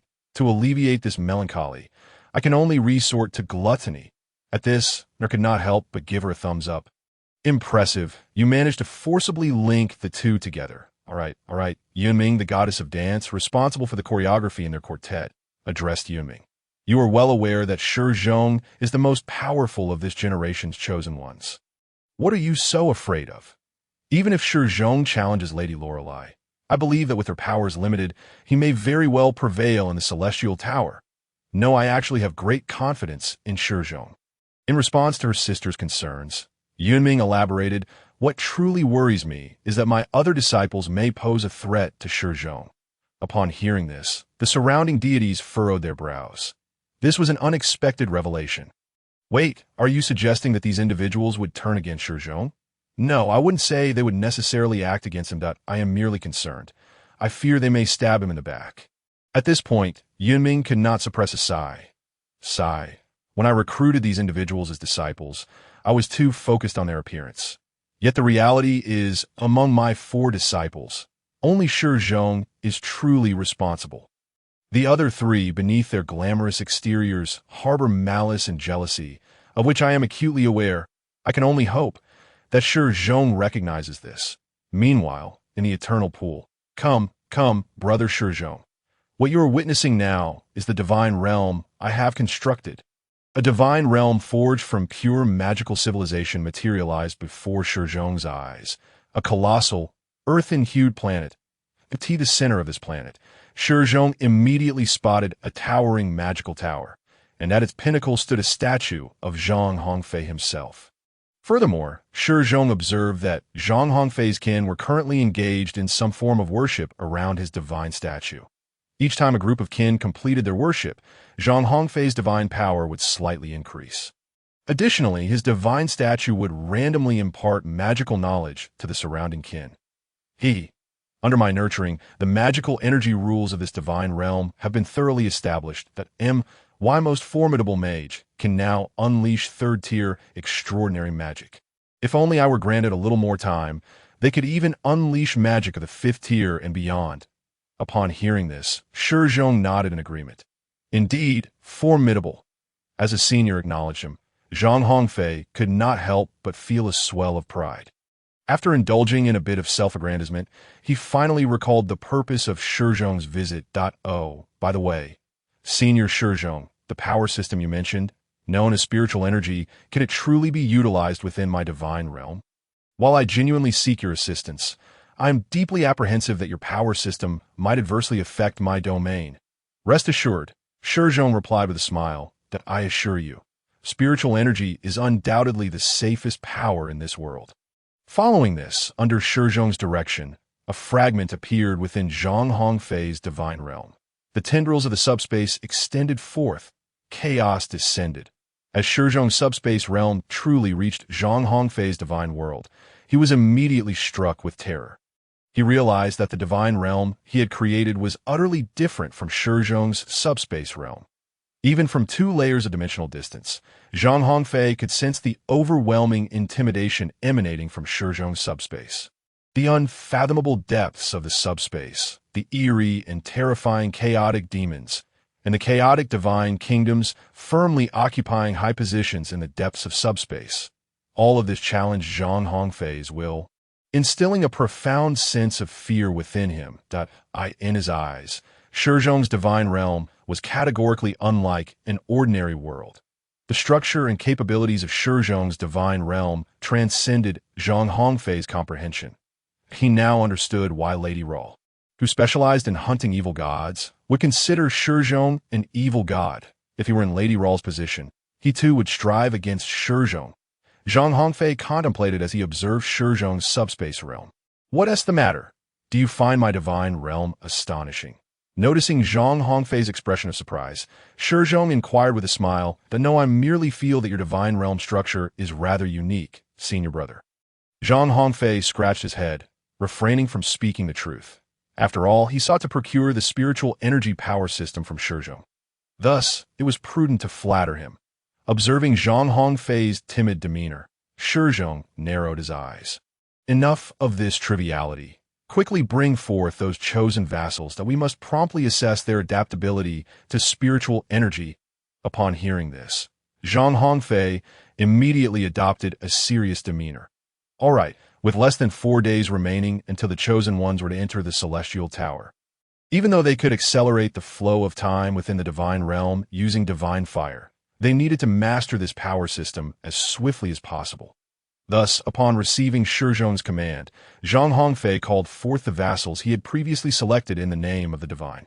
Great deity, we are prepared to offer our service to you. Indeed, for this day we specially sacrificed 1,000 magic slaves to earn your favor. O Divine One, our devout worship has finally borne fruit. Hundreds of impeccably dressed magical apprentices, carried aloft by slaves, materialized within Zhang Hongfei's temple. Each of them possessed exceptional magical talent, and it could be said that each hailed from a notably distinguished lineage. True aristocrats, slavery? Shi Zhong cast a disdainful glance at Zhang Hongfei. Meanwhile, Zhang Hongfei's face flushed red, and he quickly clarified, "Senior brother, the divine realm I created is one where magic is revered. Only those endowed with magical talent are eligible to become my warriors. Thus, others must remain as slaves. Such sacrifices are necessary for the growth of civilization." Hearing this, Shi Zhong let out a cold laugh. Choosing to remain silent, he was well aware of Zhang Hongfei's character and was disinclined to elaborate further. After all, in their previous life, had Zhang Hongfei not been a servant of the divine, his divine realm would have been nothing short of a hellish replica. In this world, slaves were hardly regarded as individuals, let alone precious assets. Furthermore, Zhang Hongfei was lying. Their deaths were not a cost to civilization, but merely a means to rapidly accumulate belief through blood sacrifice. With this in mind, Shi Zhong approached the magical apprentices. The self-proclaimed noble magical apprentices immediately stood tall, fervently attempting to impress the true deity before them. Simultaneously, the subspace aura emanating from Shi Zhong began to swirl around each individual, seeking those most likely to possess the talent for spiritual energy. Within mere breaths, several magical apprentices with the greatest spiritual energy potential sensed the presence of the subspace, and their exceedingly fragile minds were utterly incapable of resisting. Soon, these few magical apprentices possessing spiritual energy knelt upon the ground, recounting the visions they had witnessed within the subspace. "I saw the chaotic demon. Blood god. I heard the call of the blood god. Oh heavens, that is the Lord of Metamorphosis. Praise you, Lord of Metamorphosis." Just then, under Zhang Hongfei's watchful gaze, the first among the magical apprentices successfully connected his soul to the subspace. In the next moment, energies from the subspace coalesced in his hands, and every finger erupted with fierce lightning. With a flash, as a slave was chosen as the experimental subject for spiritual energy magic, a bolt of lightning struck him, instantly reducing him and the dozens of surrounding slaves to ashes. "What the hell? This is the power of a fifth-tier spell." Zhang Hongfei's eyes widened in disbelief as he beheld the scene before him. He had never anticipated that this individual, who could scarcely be deemed a formal mage, could wield such formidable power. Greed swiftly consumed his heart. He would stop at nothing to seize the power system created by Shi Zhong. At any cost, such a treasure was undoubtedly meant for him. However, while Zhang Hongfei remained astonished upon his throne, he failed to notice that Shi Zhong's eyes did not linger on any of these so-called noble apprentices, for the subspace revealed to him that these self-styled noble magical apprentices were, in essence, worthless. The one truly possessing the most potent subspace talent was not among them, but rather a frail, barely clothed slave whose eyes burned with resentment towards the aristocracy. "What is your name?" Shi Zhong inquired as he approached the slave, towering over her. Yet his lips bore a smile. "A true deity. The true deity is speaking to me." Upon hearing Shi Zhong's query, the slave trembled in disbelief at I am called, having never imagined she would be the focus of a true deity's attention. She instantly knelt, momentarily forgetting her own name in her panic. "Impudent! How dare you speak to the great deity?" At that moment, the magical apprentice who owned this slave shouted indignantly. Simultaneously, the whip in his hand struck the slave, shredding what little tattered clothing she wore. That a crimson wound appeared alongside numerous old scars on her bare upper body. The searing pain elicited a scream of anguish from her. Witnessing this, Shi Zhong chuckled. "So you are a girl." Shi Zhong gazed upon the weeping slave sprawled on the ground, and with a gentle wave of his hand, the once ferocious chaotic storm instantly coalesced, transforming into a pair of tender, massive hands that lifted her from the earth. "Oh, great deity, please do not approach her. She is but a lowly slave." At this sight, the magic apprentice, devoid of any chaotic affinity, felt a surge of fiery indignation ignite within his eyes. Enraged and envious, he hastily began to proclaim the identity of the girl. Yet, in the next moment, "Hey!" Shi Zhong turned his head, directing his gaze towards the apprentice. "I am not speaking to you," in stark contrast to the gentle smile he had shown the slave. Shi Zhong's expression now bore an unfathomable terror that rendered all present speechless, including Zhang Hongfei, who momentarily hesitated to intervene, even in this divine realm of his own creation. In the blink of an eye, Amidst the horrified stares of countless onlookers, the terrifying chaotic force enveloped the apprentice entirely. However, just as everyone believed Shi Zhong was about to end the apprentice's life, he abruptly halted. The foolish magic apprentice found himself ensnared before the crowd, rendered utterly immobile. "Tell me your name, my child." After pulling the girl up, Shi Zhong delicately brushed over her wounds, and in an instant they healed. "My name is Hater. Oh, great deity that Hater, is it?" Shi Zhong smiled, then extended his hand, pointing towards the apprentice trapped within the chaotic storm. "Oh, you hate him. Do you hate your master?" Upon hearing this, Hater was taken aback, hastily shaking her head. She was merely a slave. Should she dare express any dissatisfaction towards her master, she would immediately be subjected to tortures more horrific than death. Not to mention, the other apprentices were casting cold, warning glances in her direction. Thus, without hesitation, Hater knelt down. "I do not hate. I am but a lowly slave.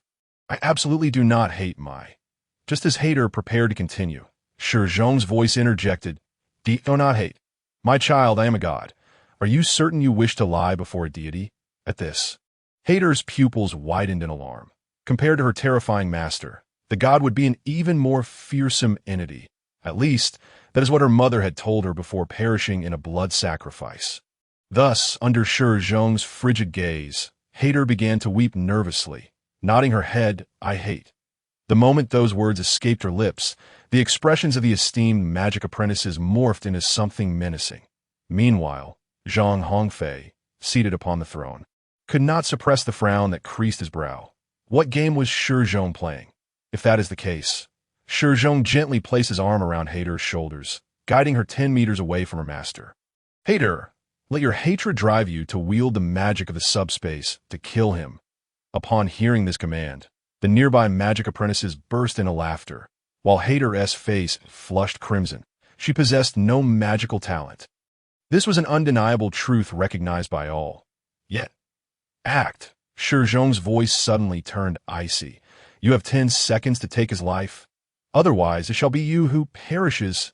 In an instant, Hater anxiously extended her hands toward her master, mimicking the gestures of the magic apprentices and sorcerers in an attempt to conjure magic. However, nothing changed in this world that I cannot. Hater sobbed, bewildered as to why this god compelled her so ruthlessly. 5.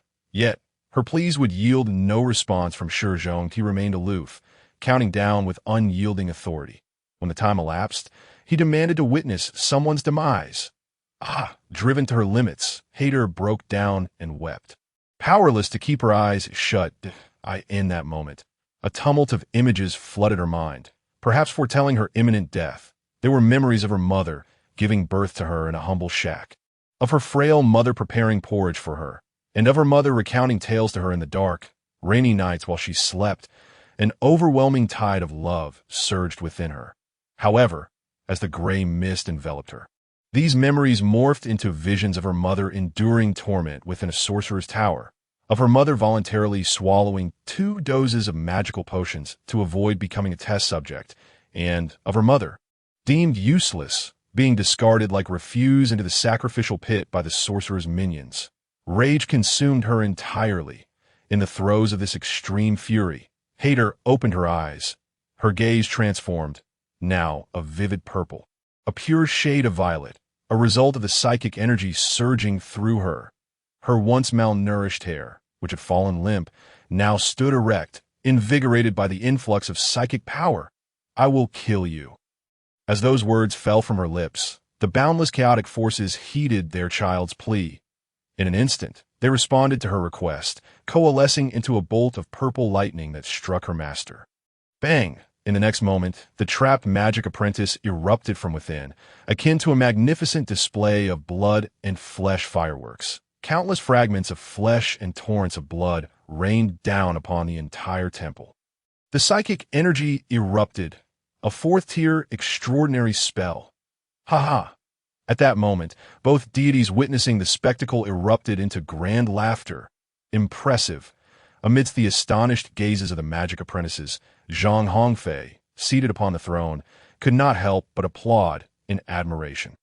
Unlike the apprentices who comprehended nothing, Zhang Hongfei, having evolved from a chosen one into a deity, understood precisely why Hader had been able to unleash the aforementioned psychic spell. She had mastered no magical techniques.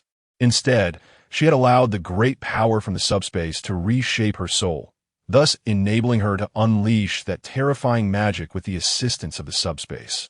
More importantly, due to the unique nature of subspace magic, Hader expended nearly none of her own mental or physical energy while casting the psychic spell.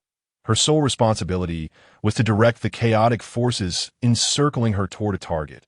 With this realization, Zhang Hongfei finally grasped why Shi Zhong had consistently told him that the true strength of the subspace divine realm he had created did not lie in the subspace itself, but within the psychic energy as a power system. For even Zhang Hongfei had not anticipated that this so-called psychic energy system could empower a lowly slave, devoid of any magical foundation, to unleash such formidable might. This represented an entirely new method of utilizing magic. Moreover, it was a method far more powerful than the runic magic Zhang Hongfei had crafted. This was not merely psychic energy. It was a pathway to ascend to the heavens. The mere thought that Shi Zhong would willingly entrust such immense power to him caused Zhang Hongfei's heart to race uncontrollably. What is this? Shi Zhong perceived the glimmer of greed concealed within Zhang Hongfei's heart, and it was precisely this that he desired. However, the other's greed remained insufficient. Far from enough. Surely, you do not believe that my psychic energy system can only achieve this level. Upon hearing this, Zhang Hongfei's eyes widened in disbelief. What? This is not the entirety. Of course not. Shi Zhong narrowed his eyes. Not by a long shot. Then, with a snap of his fingers, the entire hall of the temple was sealed by a tempest from the subspace. This seal ensured that none present could escape. Subsequently, Shi Zhong smiled as he patted Hader, who was gasping for breath due to her first experience of killing as he roused her from her post-kill nausea. He issued her a new command.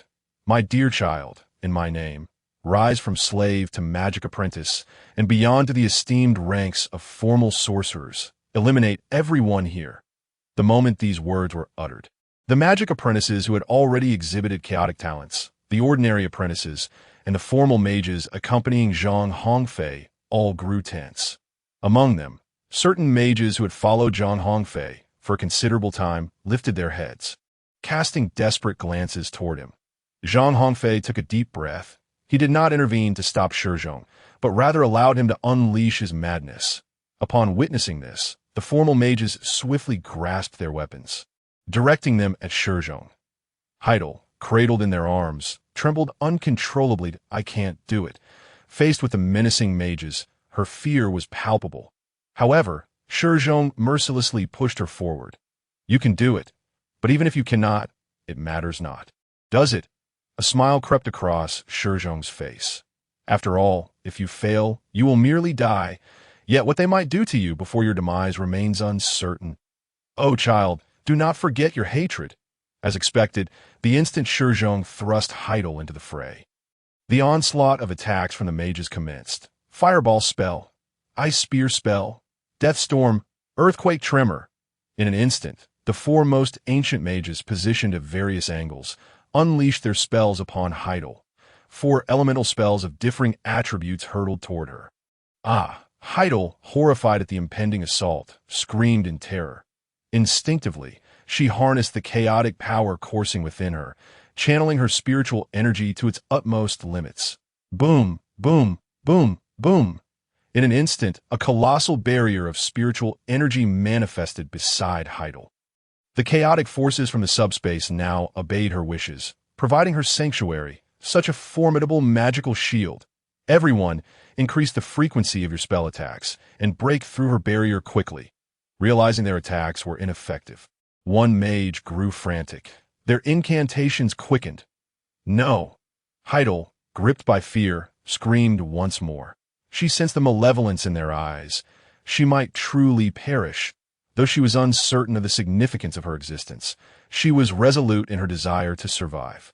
Do not attack me. In a fit of rage, Heidel instinctively swung her hand at a mage from a distance. The next moment, to the disbelief of everyone present, an endless surge of spiritual energy transformed into a massive force. slamming the mage against the wall, reducing him to a crimson smear. Is this truly my power? So extraordinary. This time, Heidel did not shut her eyes. Instead, she witnessed the might she possessed. Yet, in that fleeting moment, her mindset underwent a tremendous transformation, for she realized that she was not a weakling at all. Power coursed through her veins in abundance. Above, in the celestial realm, the subspace continuously infused her with strength, akin to a mother nourishing her child through an umbilical cord. She was invincible. Die.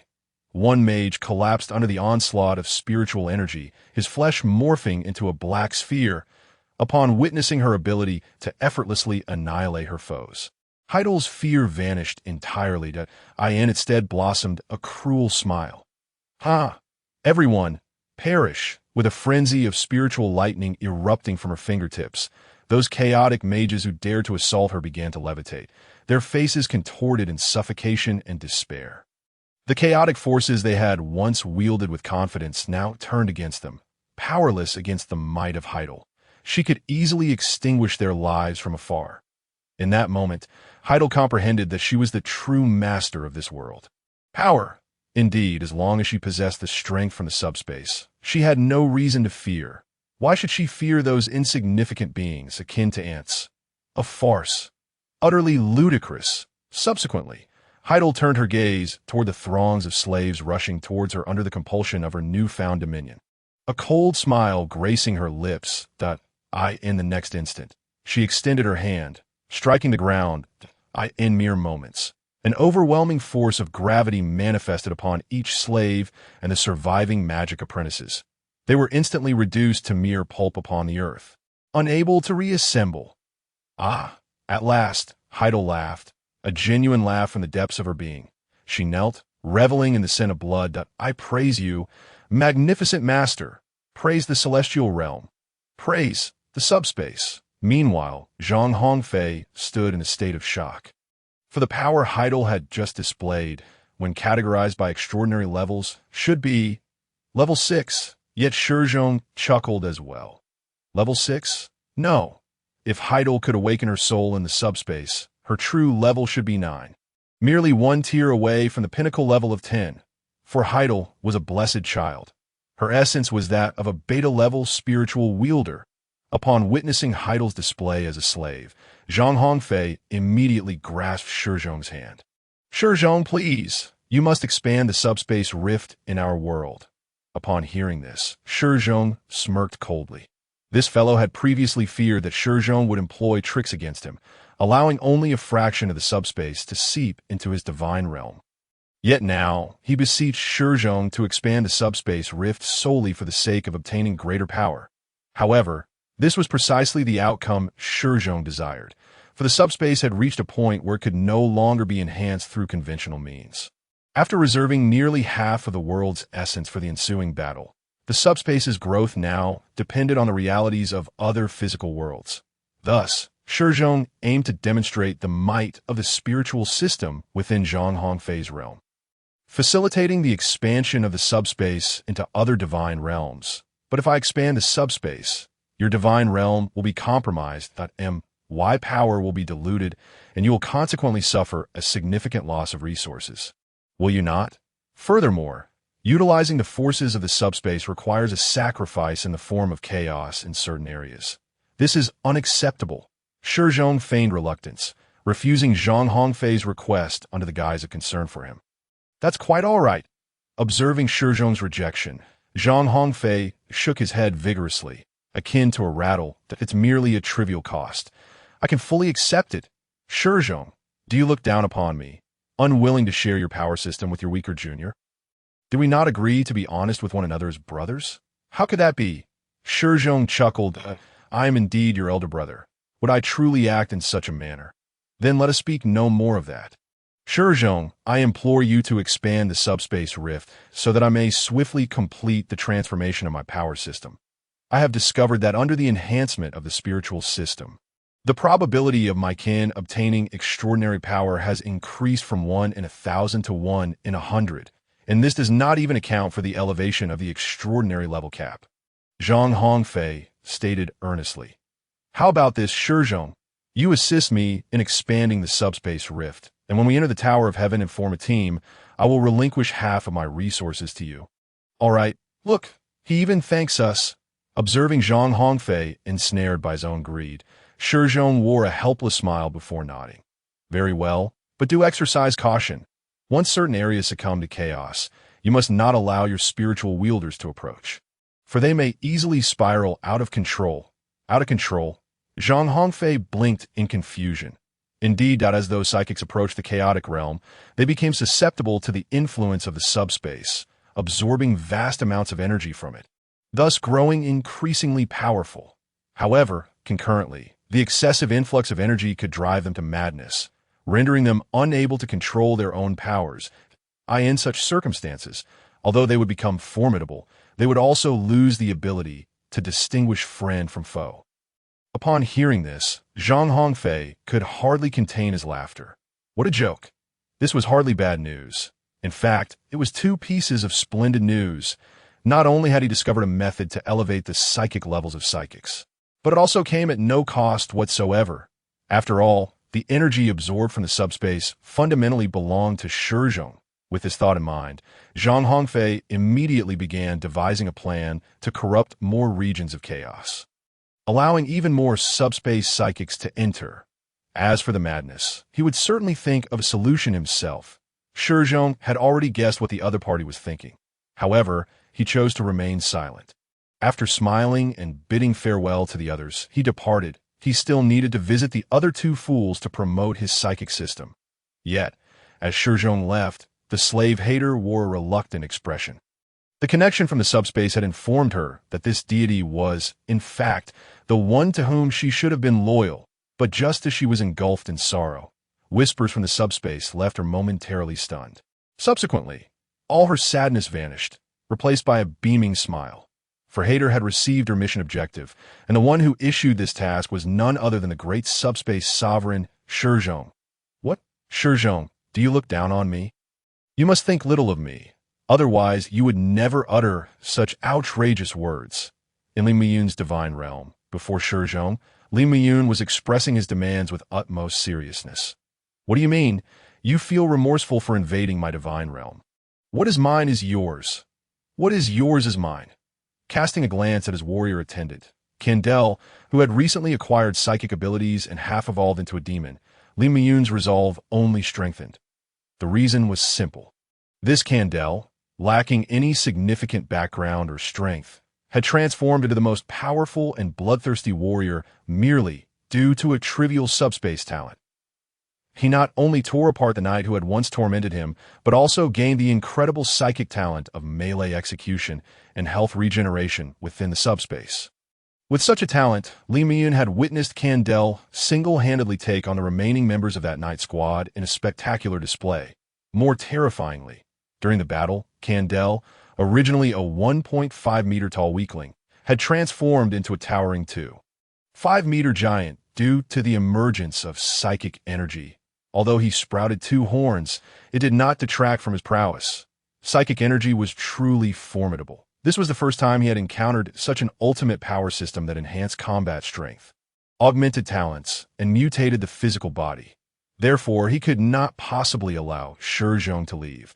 He must seize this power for himself. Shi Zhong, I could never disdain you, so please do not disdain me either. Let your subspace divine realm expand as much as possible within my divine realm. What? Do not let my warriors approach the chaotic domain, for they will grow strong and lose control. Rest assured, I will absolutely not allow such a situation to occur. You can trust me. Ultimately, the reluctant Shi Zhong smiled as he departed from Li Miyun's divine realm. This fellow was as greedy and foolish as Zhang Hongfei. He remained utterly unaware that his avarice would lead to his world becoming a breeding ground for chaos.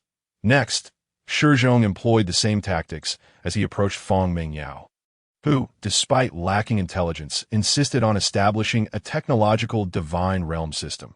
However, unlike the previous two, Feng Mengyao proved to be trickier to persuade regarding the subspace. Many of her followers could hardly endure the blessings from the subspace. These hairless monkeys were, in a sense, pure fools. They could not even fathom the concept of dimensional curves. Just as Shi Zhong was troubled by this, an unexpected turn of events changed everything. That a few fearless mortal scholars insisted that Shi Zhong's subspace did not exist. They would only believe it if they personally experienced the might of the subspace. Fine. This group of self-proclaimed clever individuals successfully attracted the attention of the master of metamorphosis as Shi Zhong's essence of knowledge and wisdom. The master of metamorphosis merely employed a smidgen of trivial knowledge, successfully turning them into his puppets without their awareness. Subsequently, after they created something powerful enough to surpass the current world level, but was in fact a technological creation derived from chaotic technology, Feng Mingyao fell into despair. What? Do not let my scholars approach the chaotic realm, where they will acquire knowledge they should not possess and go mad.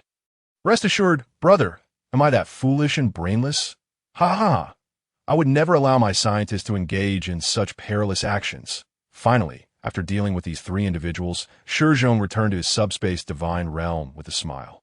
Now, amidst the anticipation of these three, the tendrils of the subspace tore through their spatial defenses, yet they continued to smile. They were willing participants. Crackle, crackle, crackle, as the chaotic tendrils of the subspace gradually extended into the divine realms of Zhang Hongfei and the others.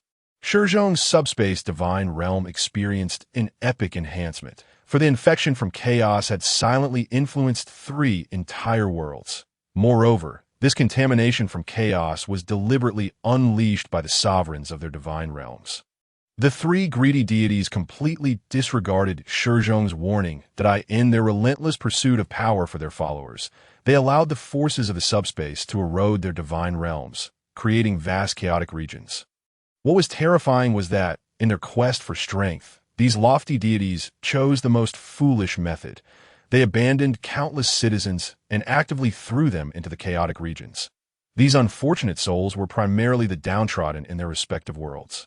They were dismembered slaves, frail elderly farmers, and orphan children. Even more horrifying was that they were told that in the chaos, they would not receive food or redemption, that it was a land of utter extinction. Their only hope of survival lay in awakening psychic abilities within the chaos and emerging from it. However, from certain perspectives, this promise from the upper echelons proved effective. After all, suffering had always been the creed of these lower-class citizens. Numbed by their existence, they had been indoctrinated with the belief that deities were untouchable and unchallengeable since birth. Thus, when they were cast into the chaotic realm, their first thought was not to take revenge on the deities who had abandoned them, but to reflect on whether they had been devout enough. If only they could awaken their psychic abilities sooner and serve the great deities, they would never have fallen into such a fate. Therefore, within these chaotic regions, countless abandoned lower-class citizens rapidly descended into becoming a breeding ground for various chaotic cultures. Some harbored hatred towards their useless selves. They relentlessly struck their own bodies, attempting to awaken the deities' compassion and trigger their psychic abilities. Some individuals harbor a profound hatred for their own fragility, as well as that of others in the chaotic realm.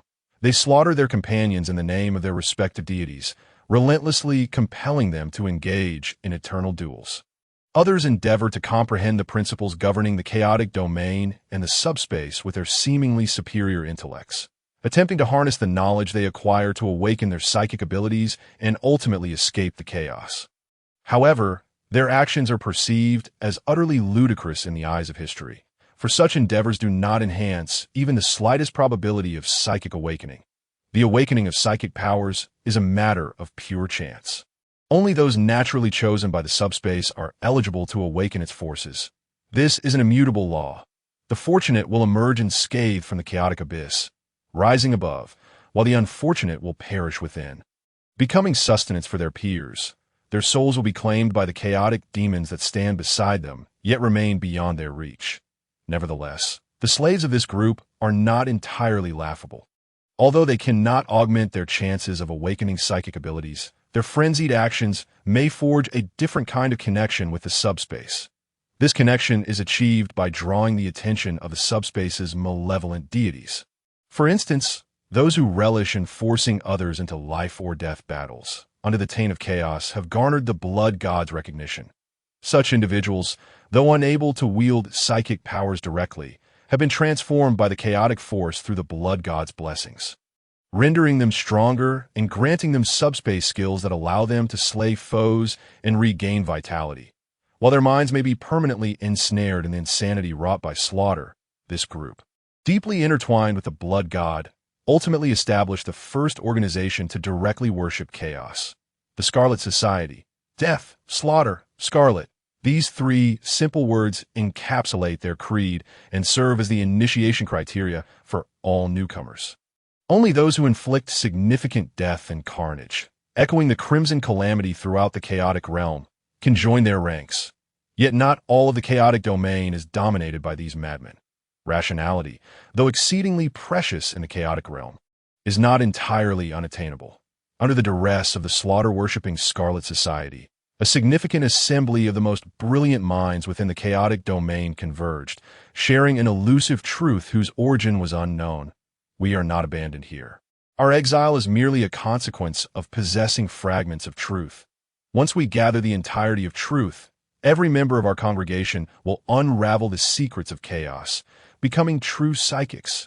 Countless scholars, ignited by despair, rallied under the guidance of the Master of Metamorphosis, establishing the Church of Fractured Truth. The purpose of this church is to unite every clever yet scheming individual, allowing them to share and trade their knowledge acquired within the chaotic realm. Predictably, every person who gains entry into this church is undeniably a protagonist, for each has received a precious piece of knowledge bestowed by the Master of Metamorphosis. Yet, each believes themselves to be the exceptional one. As they weave intricate plots against one another, the individual who ultimately prevails may very well become the true possessor of truth. Or perhaps, this eternal game of deceit and treachery shall persist indefinitely. Although both of these nascent chaotic organizations are in their infancy, their emergence has inadvertently strengthened the power of history. Their faith may be false, yet the strength of belief is undeniably real. Through this faith, history has acquired the most invaluable anchor of belief, enabling further growth. However, the existence of these two organizations alone is insufficient. The true catalyst for the transformation of history lies in an exceptionally unique organization. Ahem, loyal subjects, starting tomorrow, in preparation for the holy war of our deity, all awakened psychics must join the great army of the divine kingdom. With the proclamation of the great landowner Glanta, the crowd erupted into powerful cheers. They had awaited this day for far too long. The chosen psychics ascended the stage, beaming under the gaze of their fellow villagers. They were fortunate children. Although most hailed from impoverished backgrounds and could not become true mages through the path of magical apprenticeship, it mattered little. They had at least become formidable psychic mages. Thus, their humble origins did not hinder their service to the divine. Truly, this was a stroke of fortune. Yet, just as the villagers reveled in this thought, Glanta delivered a chilling piece of news. Loyal subjects, for our God to wage war more effectively, our deity has issued a new decree. Starting tomorrow, our rations will be halved, and the supply of medicine will be reduced to 1/10. Upon hearing this, the entire assembly fell silent. It is worth noting that for these impoverished farmers, merely surviving without succumbing to bankruptcy was a formidable challenge. Having their rations could very well lead to a slow death by starvation. Thus, within mere seconds, the jubilant cheers dissipated entirely. All gazes turned to Glanta with skepticism. Realizing the shift in sentiment, Glanta shouted in desperation. But no one responded. Silence reigned, a manifestation of their discontent that a dreadful rebellion was brewing in the shadows. Yet, dear subjects, for our God, please sacrifice everything for the victory of the divine. The deity had promised that once the holy war was completed, each individual would possess boundless lands, with an unending supply of food and honey. Suddenly, the previously silent divine envoy spoke. This representative of the deity, with impassioned words, extolled the greatness of the god, outlining the benefits the farmers would reap once their deity ascended to even greater heights. As the words flowed, the discontented began to shift. They were stirred, and some even began to reflect on their loyalty to the divine. Thus, the once perilous atmosphere gradually transformed into a fervent display of faith. However, at this moment, the farmers could not foresee the calamity that awaited them. Their current zeal would soon culminate in catastrophic consequences. The threat they would face was not merely the halved rations, but rather a plague. It is essential to understand that while food remained available, it takes considerable time for living beings to starve to death. However, the plague is a different matter entirely, due to the confiscation of all medicinal supplies. An inexplicable fungal epidemic swept through the entire town. 70% of the population succumbed to vomiting. Among these, those infected with the fungus endured a week-long fever. Those who could not withstand it would perish, while those who survived would briefly regain their health only to succumb to another bout of fever. In the absence of medicine, this mysterious plague, originating from this small town, ultimately spread across the entire continent. Fortunately, those of higher status in the city, psychics, mages, and divine envoys, were eligible to access medicines. Thus, the effects of this plague were not as dire as the farmers had claimed. Therefore, this fungal epidemic did not impede the grand expedition of the great deity. However, the rural villages were a different story. These unfortunate, lowly individuals, who were destined to enter the chaotic realm in their old age, continued to perish. Such deaths would typically attract the deity's attention. After all, excessive loss among the favored would pose problems. Yet, as the time for the Tower of Heaven's assessment approached, thus, the deity paid little heed to the plague. Yet at this critical juncture, the affliction that had persisted for a full 7 months vanished without a trace. Its onset remained a mystery. Individuals who had escaped from the realm of chaos began to tread towards towns beleaguered by the epidemic, willingly bestowing gifts from the subspace upon them. Each of these escapees donned heavy hoods, their bodies suffused with a faint, chaotic energy. However, beneath their hoods, each bore a decayed visage, their skin marred with grotesque, festering sores, while plump, white maggots wriggled beneath their flesh. Initially, no one was inclined to believe that such peculiar beings could heal the plague, for they were not true psychics. Yet, when they cut their wrists and allowed their tainted blood to flow into the mouths of the afflicted, all the sick beheld salvation, true salvation, for in that moment, suffering ceased to be suffering. It transformed into a blessing, a divine gift from the highest celestial realm. Ultimately, every farmer on this continent, after the plague's conclusion, acquired a new identity, that of a peripheral believer in the plague society. A gentle and handsome male deity, cradling an infant, tenderly imparted the essence of life to each patient. This was the vision witnessed by all the healed before their restoration. Do not reject the plague. The plague is a blessing. Do not reject suffering. Suffering is a blessing. Do not reject life. Life is also a blessing. For all things decay, yet all beings endure. Everything in this world shall find eternal joy within his rotting embrace. Praise the merciful Father, praise the Lord of Plagues. Within the divine realm of Zhong Hongfei, the Plague Society, through this epidemic, gathered an astonishing number of followers. 89 million. A staggering 89 million survivors, ceaselessly singing the praises of Shi Zhong's virtual divinity day and night. Amidst this unending supplication, Shi Zhong's Lord of Plagues ascended to a lower god's level at a terrifying pace. Now, Shi Zhong need only activate a new virtual divine realm to directly challenge the mid-tier deities before the impending assessment. At that time, he could harness the world's essence to forge a divine office for himself in advance. These unnoticed mortals had inadvertently become the key to his ascension, and all that was required to accomplish this was merely a plague that Shi Zhong had deliberately unleashed. In the subspace divine realm, Shi Zhong slowly opened his eyes. During this time, he had exploited the greed of his 3 companions to acquire vast territories within the chaotic realm. The essence of these chaotic lands was, in fact, the intersection between subspace and the material world.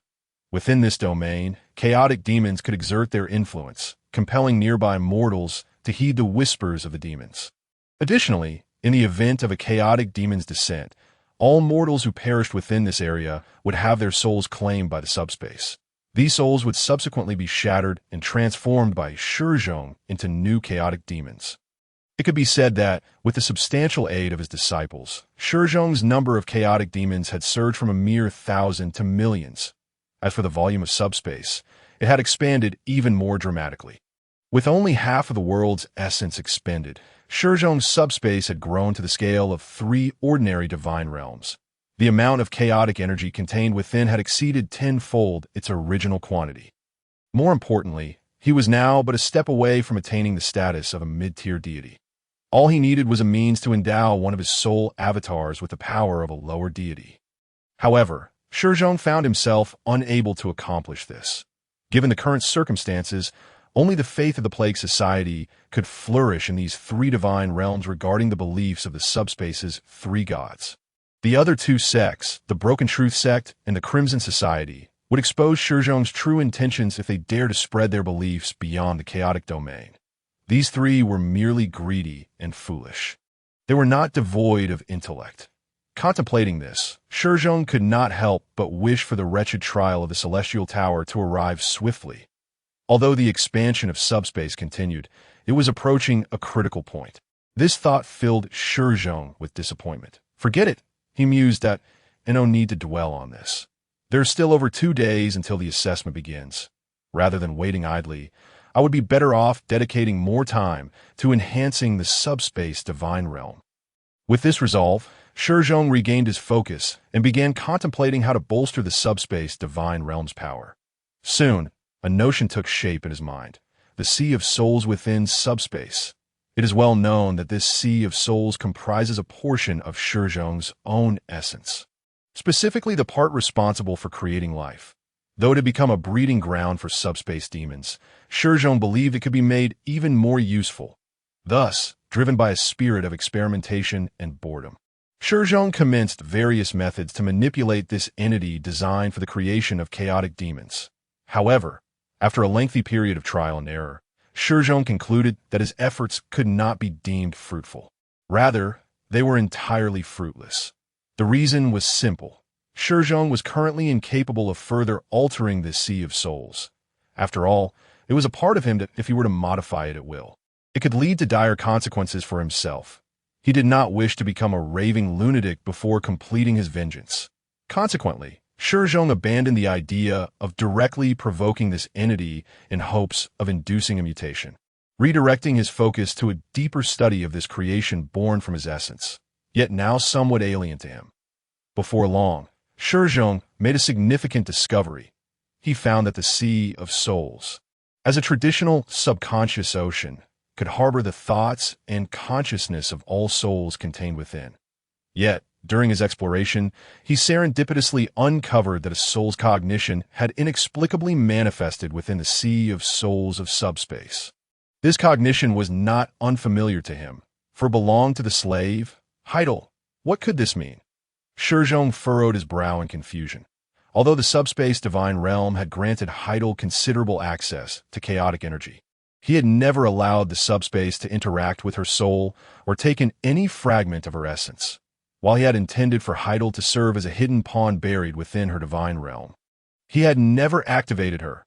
At that time, Shi Zhong had personally conducted an experiment before Zhang Hongfei. He would never have been so foolish as to recklessly take a fragment of a kin's soul, as it could easily betray his true intentions.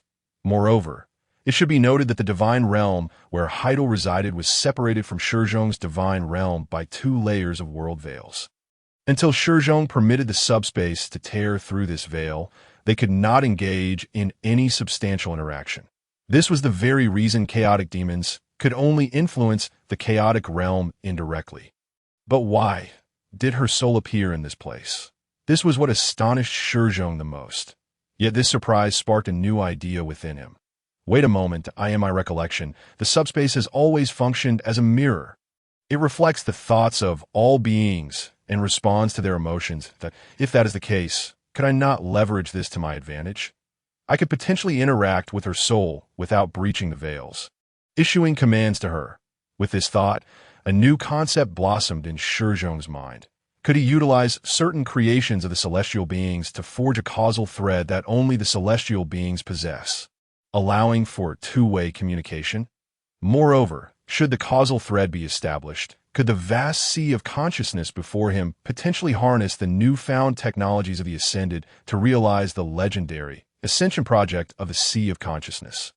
This, after all, is the fabled capability that ignites the Sea of Consciousness, granting even the mundane the right to challenge the true gods, with the notion of igniting the sea of consciousness taking root in his mind.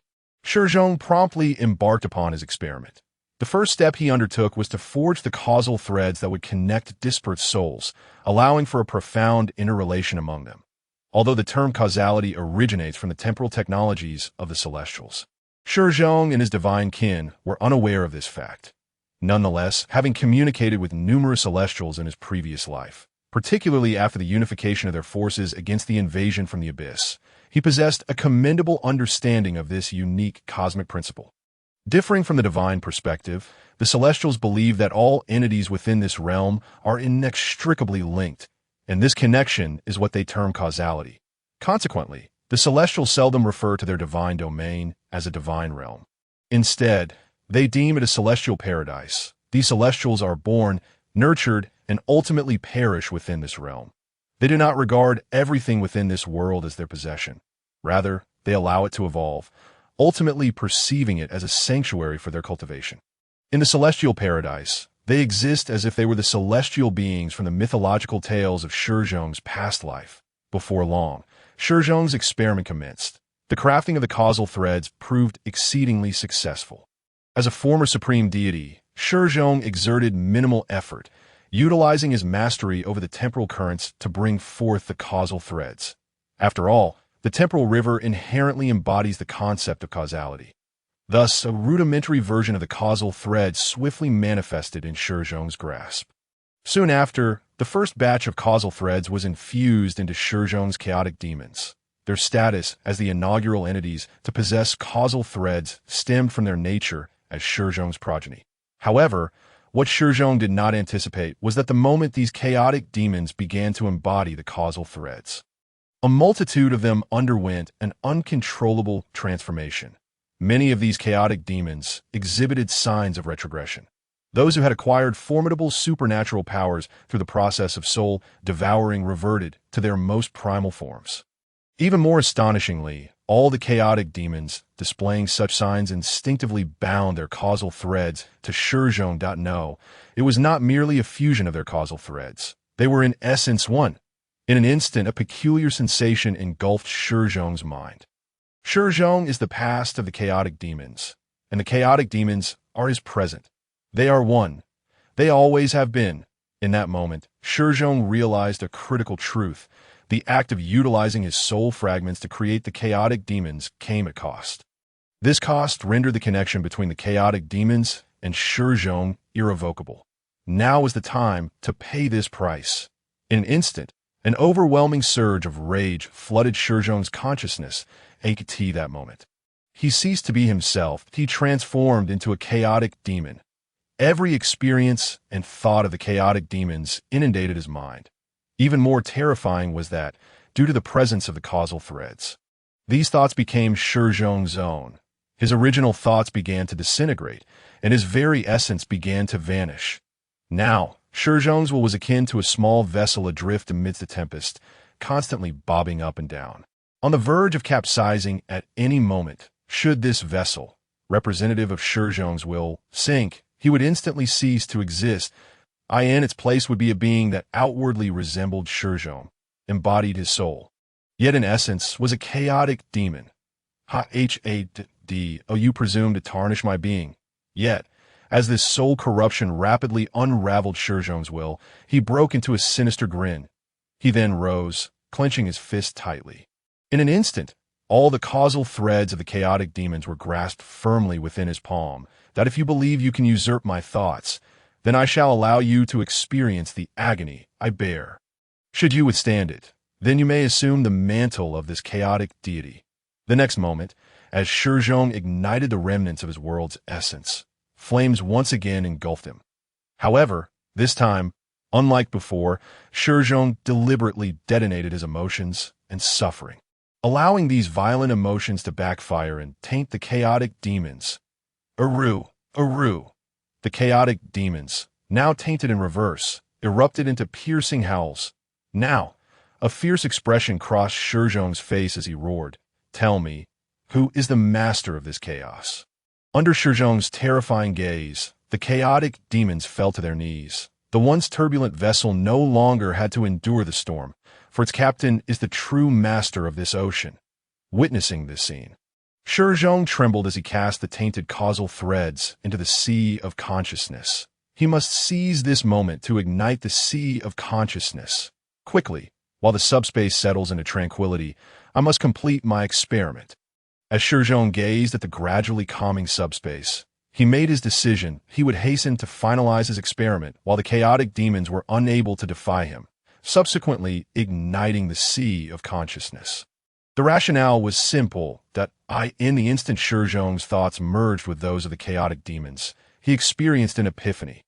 The subspace is a uniquely divine realm, and its core principle is destruction. Here, destruction is an absolute concept. For the destruction it represents is not merely the annihilation of certain beings, worlds, or universes. It embodies a profound obliteration, an absolute concept aimed at extinguishing everything in existence. Time, space, elements, rules, everything. It could even be stated that even Shi Zhong himself is a target for annihilation by the subspace. This is not the fault of the subspace, but rather a mission that Shi Zhong bestowed upon it when he created it. At one moment, Shi Zhong even perceived a phrase imprinted in the minds of all chaotic demons.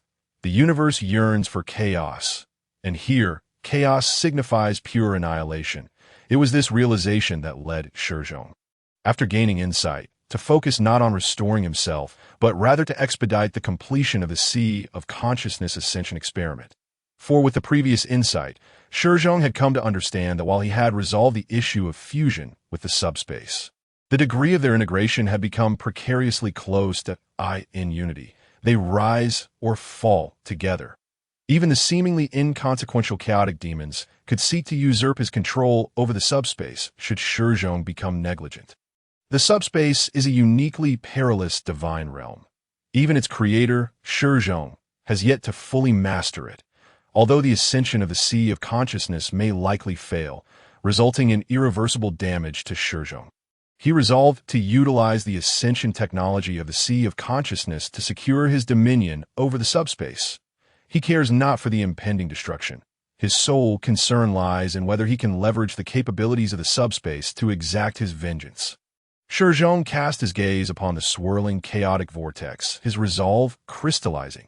If his subspace is incapable of serving him, then let it perish here. Having solidified his intention, Shi Zhong unhesitatingly commenced the ascension experiment of the sea of consciousness. He took a deep breath, then, under the watchful eyes of the myriad chaotic demons, stepped directly into the profound depths of the sea of consciousness. Thereafter, Shi Zhong allowed the threads of causality that had once bound him to entwine around himself, beginning to merge all that he was into the ocean of his spirit with the aid of the primordial essence of the world. In the beginning, Shi Zhong had indeed fragmented his soul, creating the current ocean of his spirit. Yet this time, he did not merely seek to divide his soul. He prepared to draw nourishment from the ocean of his spirit, utilizing it as sustenance for his rebirth. For only in this manner could Shi Zhong transform himself into the spark that ignites the ocean of his spirit, thereby creating the opportunity for other beings from the subspace to set their own oceans of spirit ablaze. The progress of Shi Zhong's transformation was swift, with countless threads of causality wrapping around him, enveloping him completely. In this moment, he had become akin to the very creation he once was, resembling a cocoon reminiscent of a demon. However, unlike the chaotic demon, within this cocoon, Shi Zhong actively absorbed all the will of the souls residing in the ocean of his spirit, integrating them into himself. If he wished for the subspace to serve him, he must bear all of this. Shi Zhong's objective was achieved.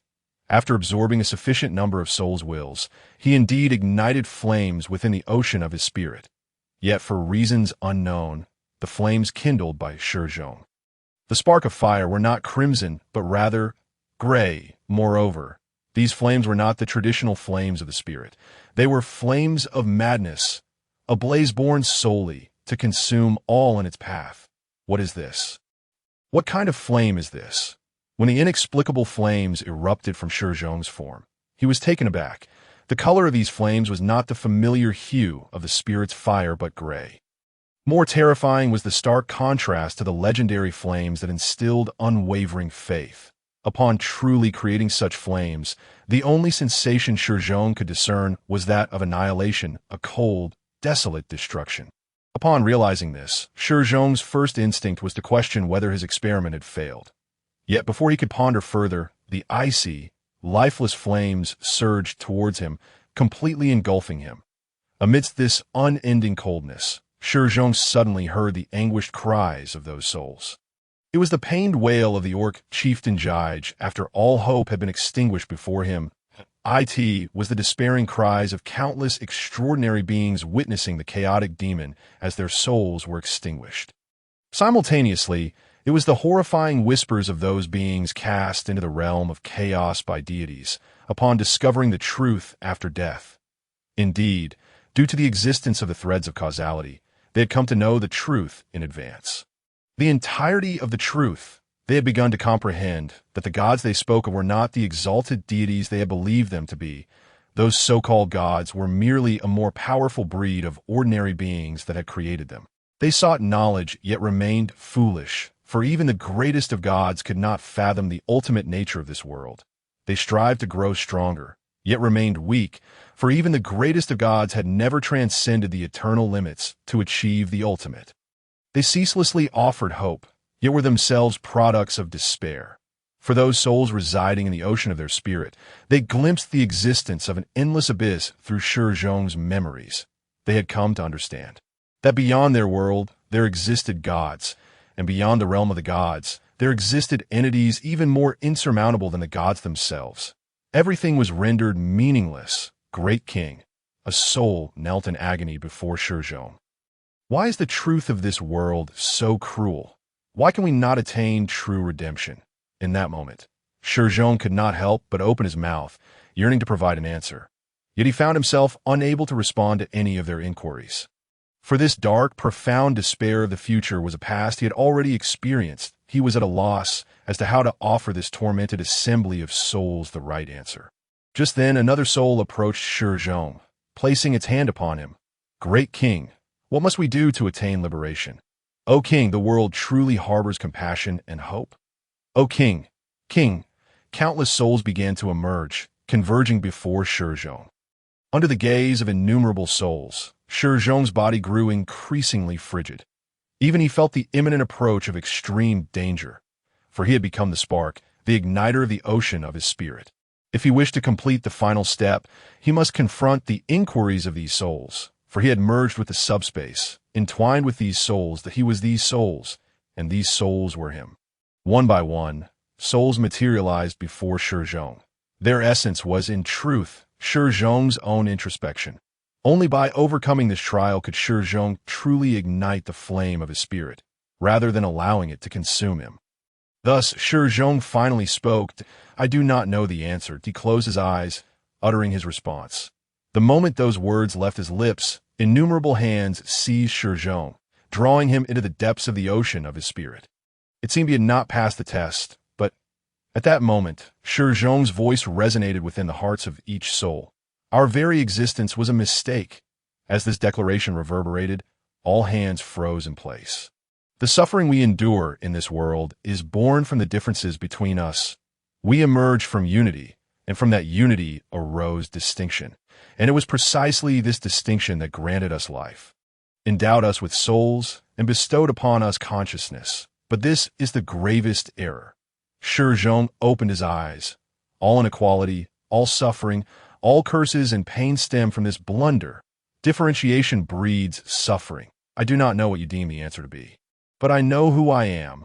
I am Shi Zhong, the one who shall bring an end to this error. As Shi Zhong opened his eyes, true flames began to blaze forth from his gaze. I shall become the one who ends this error. He inhaled deeply.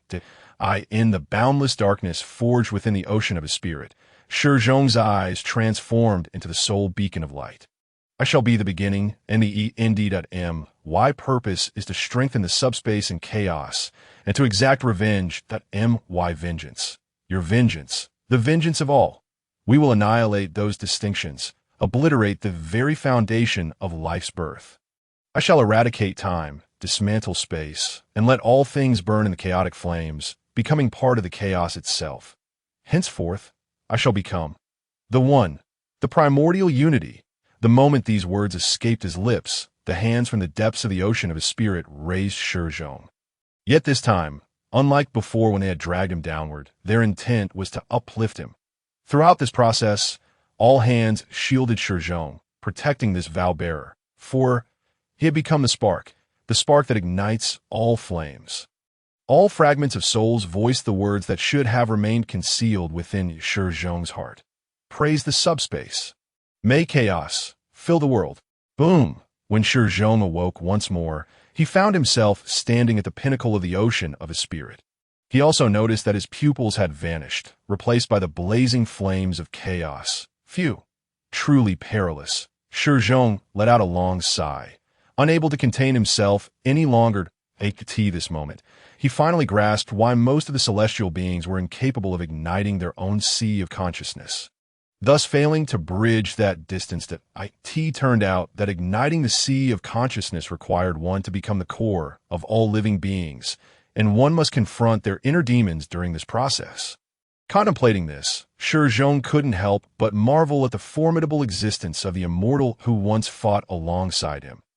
He also understood why that individual could resolutely maintain absolute rationality when facing the endless abyss. The mental pollution caused by the abyss could not penetrate that person's inner defenses at all. With this realization, Shi Zhong breathed a sigh of relief. But just then, is someone calling me from outside the divine realm?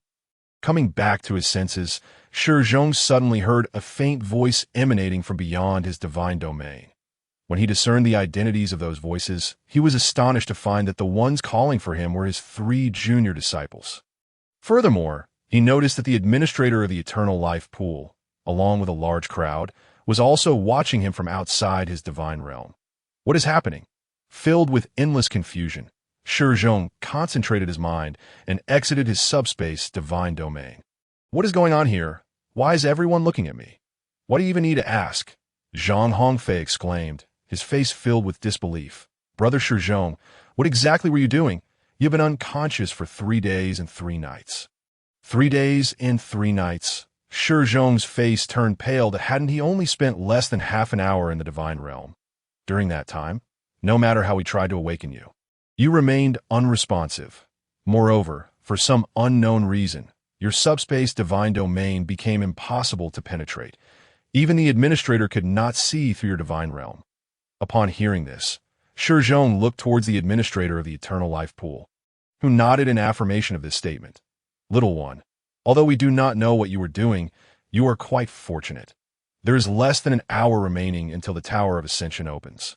If you do not awaken soon, we may have to forcibly wake you to this. Shi Zhong's furrowed brow relaxed. The trial of the Tower of Ascension is finally about to begin. Ah, brother, what is wrong with your eyes? Why is there a flicker of flame within them? Suddenly, Feng Mingyao noticed a change in Shi Zhong's eyes. It's nothing. Shi Zhong smiled, his gaze turning unusually cold. He then walked to the entrance of the eternal life pool and pushed it open. Upon opening the door, Shi Zhong looked out at the deities bustling about in the realm of the gods, revealing a smile that I merely made a trivial change. Now, he could hardly contain his eagerness to commence the trial of the Tower of Ascension. After all, he was all too aware of the precious treasures waiting for him within that tower, having experienced rebirth. As Shi Zhong awakened, all the chosen ones who had completed the construction of their divine realms immediately began to head to the Tower of Ascension to partake in its trials. After exiting the eternal life pool, each chosen one saw their respective mentors awaiting them outside.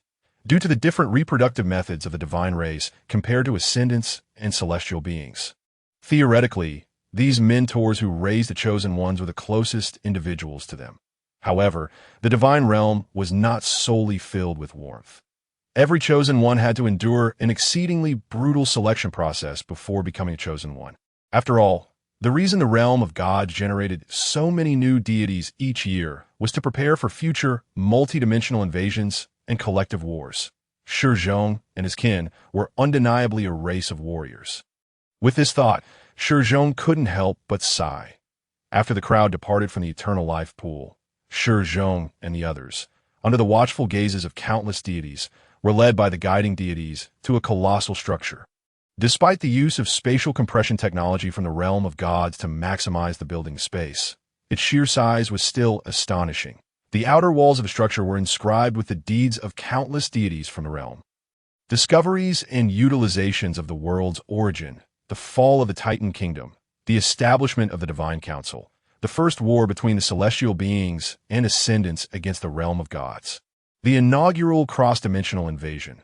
Additionally, the journeys of the three supreme deities, the battles of numerous heroic deities and malevolent gods, as well as significant technological advancements were all etched into this monumental edifice. Countless chosen ones gazed at these grand epics, their hearts surging with desire to become part of such a legacy. Yet, at this moment, Shi Zhong remained eerily indifferent, for in his previous life, he had been one of the figures depicted on these murals. One could even say that, due to Shi Zhong's might, his exploits occupied a significant portion of this mural. Just then, a powerful deity approached the crowd. His arrival commanded attention, for he was adorned in the most splendid golden attire, each piece embellished with fragments of stars. Furthermore, he was carried by a chariot driven by 100 titans who had been deprived of their eyes and tongues, each of whom had committed atrocities against the gods. His presence immediately drew the gaze of every deity present, and many who admired him drew closer to greet him. The reason for his popularity lay in the fact that he was the strongest deity in the realm, the presiding leader of the Divine Council, the god of thunder and war. Ladies and gentlemen, please enter the Tower of Ascension in an orderly manner to undergo the trials, that I hope you will not fail your mission and become true and great deities. Remember, we are gods, supreme and unparalleled gods. Now, at the moment he uttered those words, the deity opened the entrance to the Tower of Ascension. Instantly, a colossal artificial universe materialized before Shi Zhong and the others. Within this immense artificial universe, 23 planets and 11 large planes were fixed near a star forged from a titan's head by divine power. Even from an inconceivable distance, Shi Zhong could distinctly sense the terrified gazes of the beings inhabiting these planets and planes directed towards them. My esteemed brethren, unleash your powers and your kin, and let these non-believers who waste the world's origin experience the wrath of the deities. Annihilate their armies, obliterate their civilizations, and then reconstruct our divine realms from their remains. Upon uttering this command, thousands of chosen ones stepped into the Tower of Ascension. Their respective divine realms manifested beside them, and Shi Zhong was among them. Once again, it must be said that the gods were never a merciful race. In fact, they could be considered far more ruthless than most other races. The reason these deities were able to endure and thrive was that they relied on such plunder. For the sustenance of the gods depended on two things: the world's origin and faith. To obtain the former, the gods needed to destroy those innocent planets and civilizations, while to acquire faith, they had to instill fear deeply into the souls of every mortal through war and slaughter. When gods encountered mortals, what awaited those mortals was eternal despair. Perhaps the emergence of Subspace was not a mere coincidence. With this thought in mind, Shi Zhong stepped into the Tower of Ascension. Brother Shi Zhong, which planet shall we slaughter first? Brother, shall we act alone or together with other deities? Brother, should we prioritize plundering faith or seize the world's origin first? Upon their entrance into the Tower of Heaven, Zhang Hongfei, Feng Mingyao, and Li Miyun immediately appeared as though they had lost their guiding spirit, repeatedly addressing one another as senior brother. At that moment, they were entirely devoid of confidence, while at the eternal life pool. Due to the presence of Shi Zhong and the Subspace, they had considered themselves quite formidable under the enhancement of the spiritual energy system. However, upon arriving at the Tower of Heaven, they discovered that those of comparable strength were, to say the least, rather commonplace. For instance, a deity was currently advancing upon a particular planet with their divine realm, having transported their kin into this world through the manifestation of their divine domain. To Zhang Hongfei's astonishment, among the kin nurtured by this deity, there existed individuals possessing the universal gift of magic. Indeed, every one of them, regardless of their weakness, bore the potential for magical talent. although many of their kin possessed only the most rudimentary magical abilities.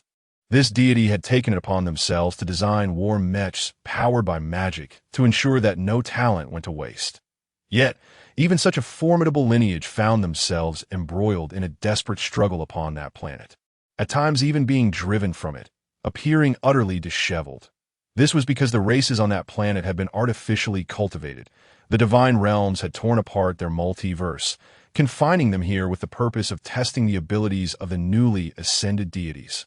Since the shattering of their multiverse, the planet and its inhabitants had been preparing for this very day, yearning for vengeance against the deities and their minions. In such circumstances, most deities found it difficult to gain any advantage when acting alone. With this thought, Zhang Hongfei and his companions turned their gaze toward Shi Zhong, who, however, showed little interest in their words at this moment. His attention was fixated on a blue planet, designated as number 666. This blue orb was adorned with a myriad of defensive structures crafted from magical energy and alchemical technology. Shi Zhong recognized this planet. It was the first external territory and kin he had subdued in his previous life. Furthermore, this planet was among the most challenging to conquer in the current trials of the Tower of Heaven. Indeed, it was the only one to have survived so many rounds of assessment. The significance of its high designation, 666, attested to this fact. Shi Zhong, senior brother, Fang Mingyao interjected, "Snap out of it. What shall we do?" Just then, Shi Zhong's drifting thoughts were pulled back by the exclamations of the three fools. Observing the utter lack of direction in his companions, Shi Zhong could not help but furrow his brow. "You useless lot," he admonished, casting a pair of indifferent eyes upon the trio. "Must you inquire about everything? Where are your brains?" The three, taken aback by Shi Zhong's stern demeanor, were astonished. They had never expected this usually jovial senior brother to express anger. However, in the next moment, he commanded, "You three, draw your divine realms close to my subspace. We shall conquer the 1284th plane." His voice brooked no argument. Upon hearing this, the trio hastily complied, disregarding all else, and united their divine realms. Subsequently, under the guidance of the subspace divine realm, they successfully arrived near the 1284th plane and established a temporary passage. "Deploy your kin, then eradicate them all." At Shi Zhong's command, Fang Mingyao and the others hurriedly unleashed their long-prepared legions of kin. However, given their chaotic coordination, they could only be described as flustered, utterly failing to form their previous battle formations, and lacking even basic defenses for the temporary passage. Meanwhile, the inhabitants of this plane had already taken notice of their incursion and were swiftly preparing to resist. Waves of forces were advancing upon the drenched passageway of the four deities. "This is bad." The faces of Fang Mingyao and her companions turned ashen at the sight, for if this temporary passage were to be obliterated, their kin still within would perish instantly. Alas, just as they were in a state of panic, a voice of lament echoed beside them that, "My children, take command of these armies, and prepare for the arrival of chaos." In that instant, a bolt of gray lightning surged forth from the temporary passage with an unstoppable force, emerging into the outside realm.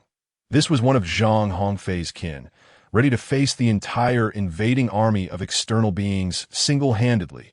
She was none other than the former slave, the first-level spiritual energy user. Heidel, seated atop a steam war chariot, Helles prayed fervently, beseeching the blessings of his ancestors. That moment, he bore the weight of his entire plane's hope as he prepared to confront the divine incursion. According to his ancestors, he and his kind were all slaves captured by those damnable deities. They had been raised here for generations, akin to the livestock they tended, awaiting their fated slaughter. Yet, they were not without hope. As per ancestral wisdom, if they could fight valiantly in their world and ultimately repel the minions of the deities, they would earn the right to survive. Thus, Helles prayed to his forebears, wishing for them to emerge victorious today and secure their right to continue living. Just then, a messenger burst into the conference room, interrupting Helles' supplication.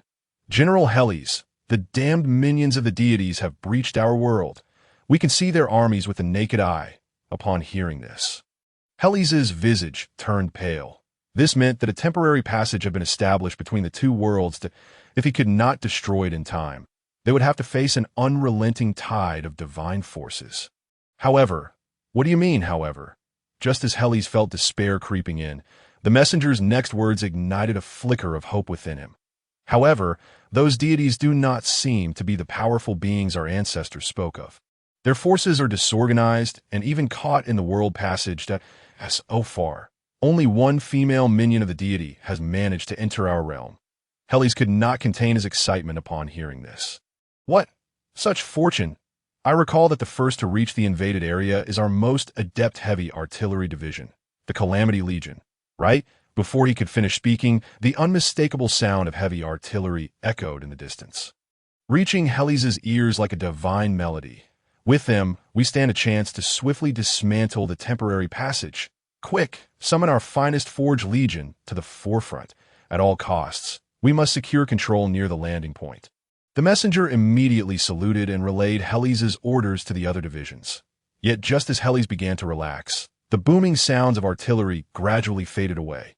Before long, the messenger returned, bearing news that left Helles momentarily blind with shock. What? Are you saying our Calamity Legion has been annihilated? How could this be possible? Before the words could escape, an overwhelming force abruptly hurled the colossal steam war machine into the air, plunging Harris into a state of unconsciousness. Upon awakening from his stupor and exerting every ounce of strength to crawl out from the wreckage of the steam vehicle, he was utterly astounded, for not far away, a woman, stark naked and adorned with scars, floated effortlessly in mid-air. An infinite surge of energy pulsated around her. Driven by this energy, lightning danced in her vicinity, while flames and frost materialized out of thin air in the surrounding area. In that moment, even Harris, devoid of extraordinary powers, sensed the terrifying nature of this being. For at the very instant he regained consciousness, an ultimate weapon crafted by the Harris clan, a massive war machine known as the Forge Legion Colossus, roared towards the woman. Yet in the very next moment, amidst her disdainful smile, she clenched her fist. With a crack, the towering mechanical construct, standing at over 10 meters tall, transformed before Harris's eyes into a perfectly standard spherical metal orb. Along with its internal soldiers, thud, as he beheld the falling metal sphere, dread filled Harris's gaze. An ominous premonition loomed in his heart, and as he surveyed his surroundings, this foreboding feeling materialized into reality. For this woman had not only slaughtered an entire legion of catastrophe, but had also decimated both his defense forces and the elite Forge Legion. She had the capability to single-handedly command an army. Empowered by chaos, no. Harris drew his pistol, aiming it at Hadel's head. Bang, bang, bang. Bullets flew forth, yet not a single one found its mark, for an endless tide of chaotic energy shielded her, forming a flawless psychic barrier. Yet, perhaps due to Hadel's sadistic tendencies, amidst her maniacal laughter and bloodlust, Harris miraculously survived. Moreover, he managed to escape back to his rear positions. However, before his departure, Hadel inflicted considerable torment upon him. This madwoman tore apart the upper half of Harris's garments and, using the blood of 8 corpses, inscribed a bizarre symbol upon his flesh, a strange sign adorned with 8 directional arrows. Little did Harris anticipate that at the very moment he fled, a cold, malevolent deity sat within its divine realm, gazing at him with the most sinister smiles. He had been chosen. Listen to me. On the other side of the battlefield, there is a mad woman, a terrifying mad woman. A female who wields some dark sorcery capable of manipulating thunder, storms, flames, and frost. Alone, she has slaughtered 3 of my legions. My defense forces, my Forge Legion, and the Legion of Catastrophe. No. I swear I am not jesting.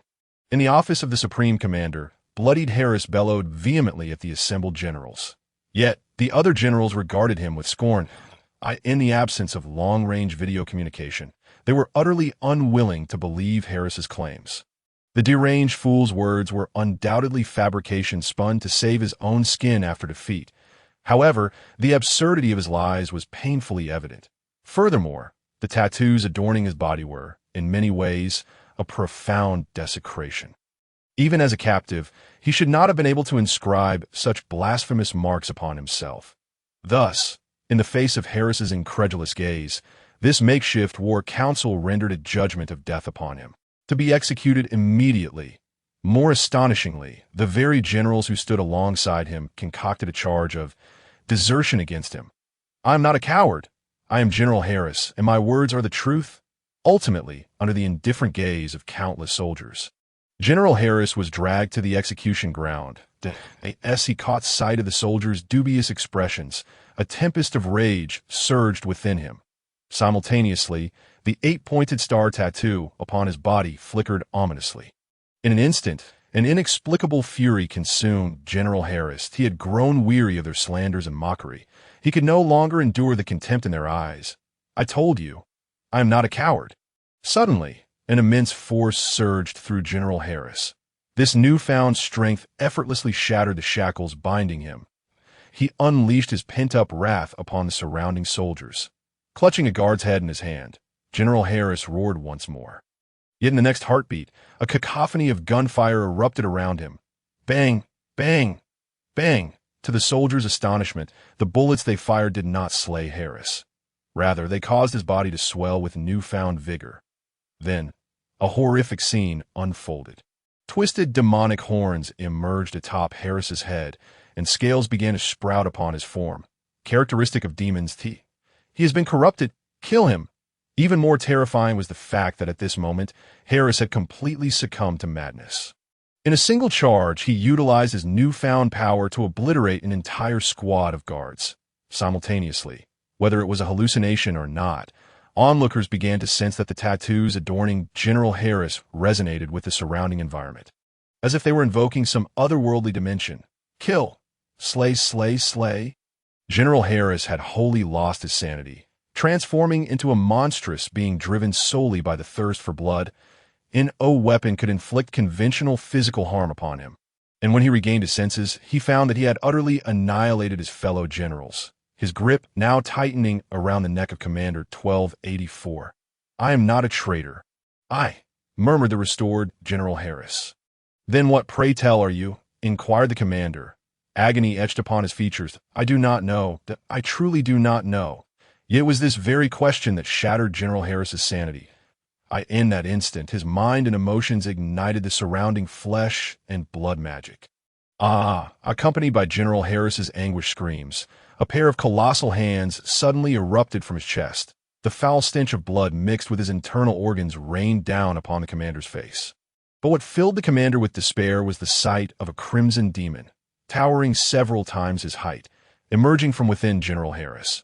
Though this commander grasped little of what subspace or chaotic demons entailed, the moment this scarlet creature appeared, he comprehended its name: Butcher, the original slayer. Meanwhile, the very land that General Harris had ravaged was now swiftly succumbing to decay. The veil of reality and space was lifted at this moment. They no longer stood apart. Chaos had descended. Butcher let out an exultant roar. Surrounding him were endless, subspace demons. How powerful, truly, overwhelmingly powerful. Ha ha ha. Do you see? This is my progeny. At this very moment, as the potency of psychic energy began to manifest, Fong Mingyao and her companions regained their composure.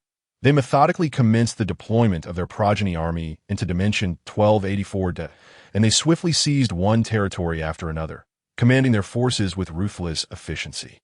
With each area they conquered, the clansmen showed no mercy, slaughtering every soul within. Soon after, the unique extermination methods of the divine realm descended upon them. The principle of civilization, majestic and grand, it stood at the very heart of the entire plane. It resembled a colossal glass tower, its crystalline walls adorned with the chronicles of this race's past across the 1286 planes, from the moment the leader of this race discovered the source of fire. Through the advent of the steam engine and the steam age, culture, language, art, everything was inscribed upon this principle of civilization in a form of reason. The luminaries of this race, those who truly shaped the tides of their era, were immortalized within its walls. Even some extraordinarily unique customs found their place in this epitome of civilization. Yet under ordinary circumstances, this principle of civilization should not exist. for it is merely a symbol. The essence of a civilization, that it ought to be a mere reflection of the elusive historical river of a race and a plane. But alas, the divine realm, a civilization reliant on the invasion of other multiverses for survival, could not persist without certain means. The manifestation of the principle of civilization is the very cornerstone of the divine realm's establishment. This technology not only allows the once intangible power of civilization to take form, but also grants the deities the ability to shatter the principle of civilization, reducing the entire plane to the essence of the world. It can be said that once the principle of civilization is truly manifested, the countdown to the plane's obliteration has already begun. Oh, heavens, this is impossible. The emergence of the principle of civilization sparked a new wave of panic among the indigenous inhabitants of the 1286 plane. All of them, regardless of distance, beheld the existence of this towering glass pillar.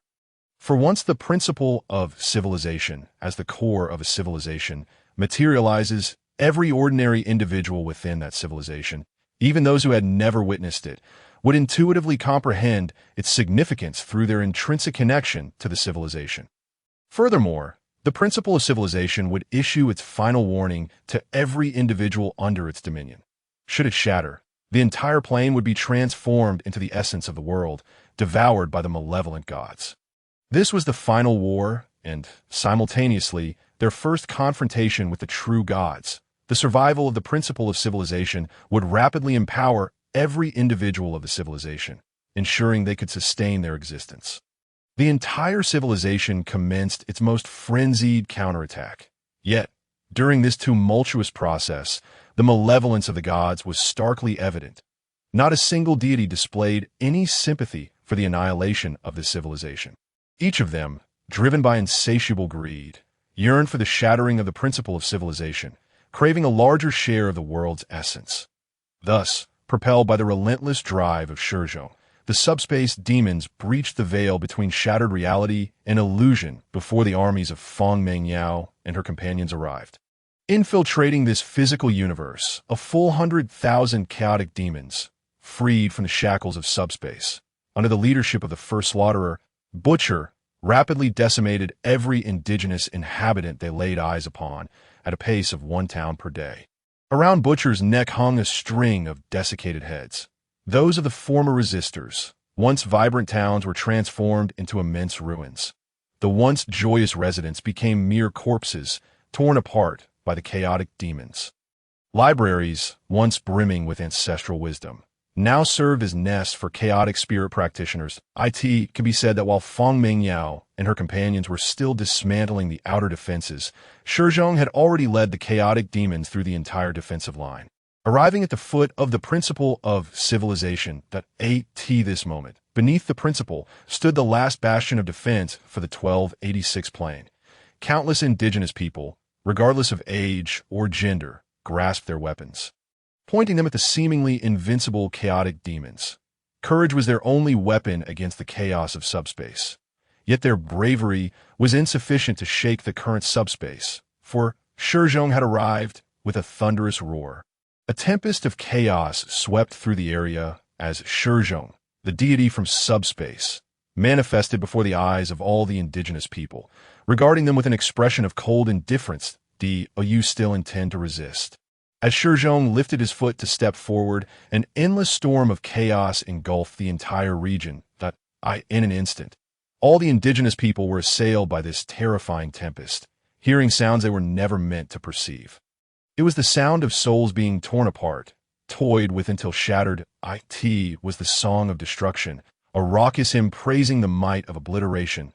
It was Butcher's roar, glorifying the gifts of the blood god. Simultaneously, it was the voice of subspace. Despair filled the minds of every indigenous individual, that they could not overcome this god. They could not even muster the strength to resist, for in that moment, the feeble beings had already heard the whispers from subspace. The weak must be annihilated. This was an inescapable truth. Finally, a former deserter trembled and laid down his weapon. In that moment, he began to weep. Soon, more and more people joined in mourning, bidding farewell to their loved ones, seeking ways to escape before the principle of civilization. Ultimately, upon the ever-shifting principle of civilization, the final image of this civilization emerged, a being that appeared humanoid, yet was composed entirely of an indeterminate gray mist stood before the principle. Extending a hand to touch I in the next moment. The principle of civilization shattered. Resistance was futile. Obliteration was inevitable. This was the terrifying reality that Shi Zhong revealed to these mortals through the domain of subspace. They were resilient and courageous, but regrettably, that was still far from sufficient to resist the impending destruction. They required a far greater strength, a resolve that wagered their very souls. Yet they possessed neither. Thus, the arrival of annihilation was predestined. True despair does not merely lie in witnessing the apocalypse, but in knowing of its approach while being powerless to prevent it. The reason Shi Zhong chose to manifest before these people, revealing his divine form, was to hasten their despair that a god is invincible. The efficiency was still too slow. Gazing at the shattered principle of civilization before him, Shi Zhong could not help but sigh at this very moment. Although the principle had been fractured, it continued to generate scenes of the tragic fate of the 1286 plane. However, the scenarios it currently produced were all steeped in the deepest despair.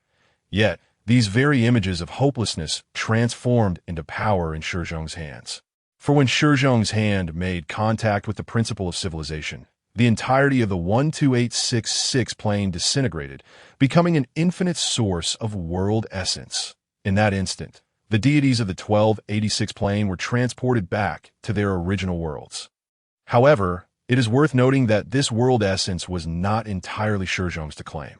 According to the rules of world essence, although Shi Zhong shattered the principle of civilization, his actual contribution amounted to only about 80%. While he did indeed instill despair in the civilization, using the overwhelming might of the chaotic demons and their unfathomable spiritual energy, a significant portion of the slaughter stemmed from the forces of Fang Mengyao and her companions. Thus, the remaining 20% was attributed to them. Faced with this outcome, Fang Mengyao and her companions expressed their profound dissatisfaction. For at this moment, they had realized they had been deceived. What was this situation? Brother Shi Zhong, why did you not inform us when you were shattering the principle of civilization? Moreover, why are the shares allocated to the three of us so meager? On what grounds do you claim 80% of the shares?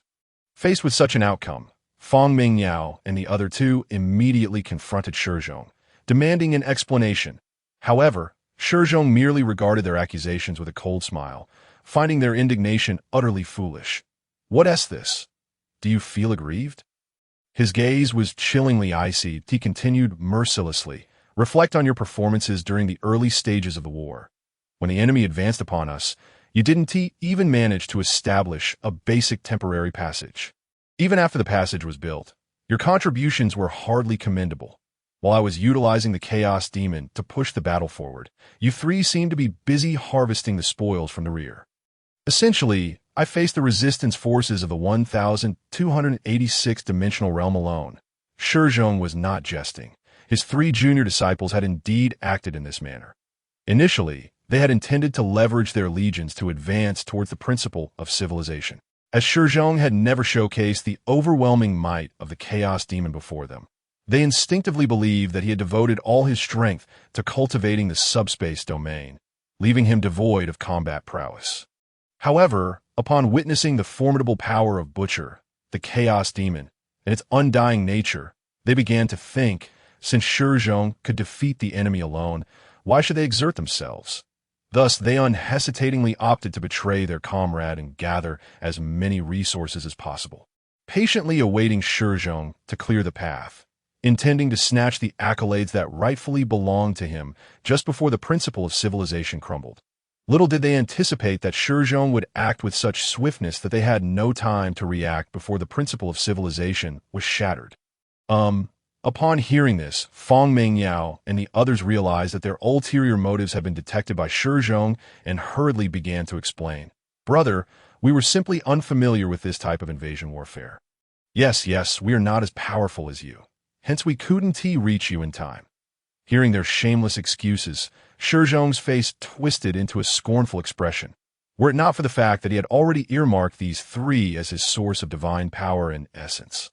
He would have crushed them today without hesitation. After pondering for a moment, Shi Zhong formulated a plan. Very well, I understand. Since you three are so inexperienced, I shall have you work together to familiarize yourself with the team formation process while invading a new planet. As for myself, I shall invade a new planet alone. Upon hearing this, the three were taken aback. This was bad. Their greed had been discovered by Shi Zhong. They were now in a predicament, for they lacked the confidence to fully invade a planet. It should be noted that the trials of the Tower of Heaven were divided into 3 stages and a final trial. The first stage required the chosen ones to invade 23 planets and 11 major dimensions. However, the difficulty of this first stage was quite substantial. Firstly, the resources available during this trial were extremely limited. All chosen ones must seize as many planets and dimensions as possible that in such a scenario. Friction among the chosen ones was inevitable. Weak chosen ones and their kin could easily be ambushed during war, suffering severe damage or even death. After all, deities could also plunder each other's world origins in their conflicts. Secondly, the time allocated for this assessment was also finite. This time frame amounted to 2 years within the Tower of Heaven, and a massive hourglass stood at the entrance of the tower. Once the countdown concluded, the second round of assessments would commence at that point. Truly powerful civilizations and planets would be thrown into the tower. However, by then, Shi Zhong and his companions would find themselves on the receiving end of a hunt, as those civilizations possessed the means to injure or even kill deities. The third stage of the assessment was even more terrifying, as these chosen ones would have to confront a complete multiracial civilization.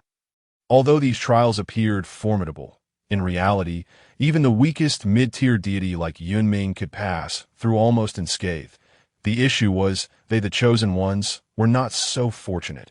After all, they were still relatively weak, with some lacking a well-established divine realm and belief system. Thus, under such circumstances, the assessments of the Tower of Heaven were exceedingly rigorous. Each chosen one must, within the shortest possible time, seize world origins and enhance their strength. Consequently, when Feng Mengyao and her companions heard that Shi Zhong intended to separate from them, they panicked instantly. After all, they currently lacked the ability and confidence to fight independently. Let us not forget that even their power system was derived from Shi Zhong's subspace. For them to face difficulties without Shi Zhong's assistance was akin to a death sentence. Brother Shi Zhong, we were wrong. Yes, we were merely a tad greedy, but we three are still willing to obey you. Observing the 3 fools before him frantically apologizing, Shi Zhong's face revealed a cold smile. However, rest assured, he said, I do not intend to abandon you. A broad smile, one he often wore, appeared on Shi Zhong's face.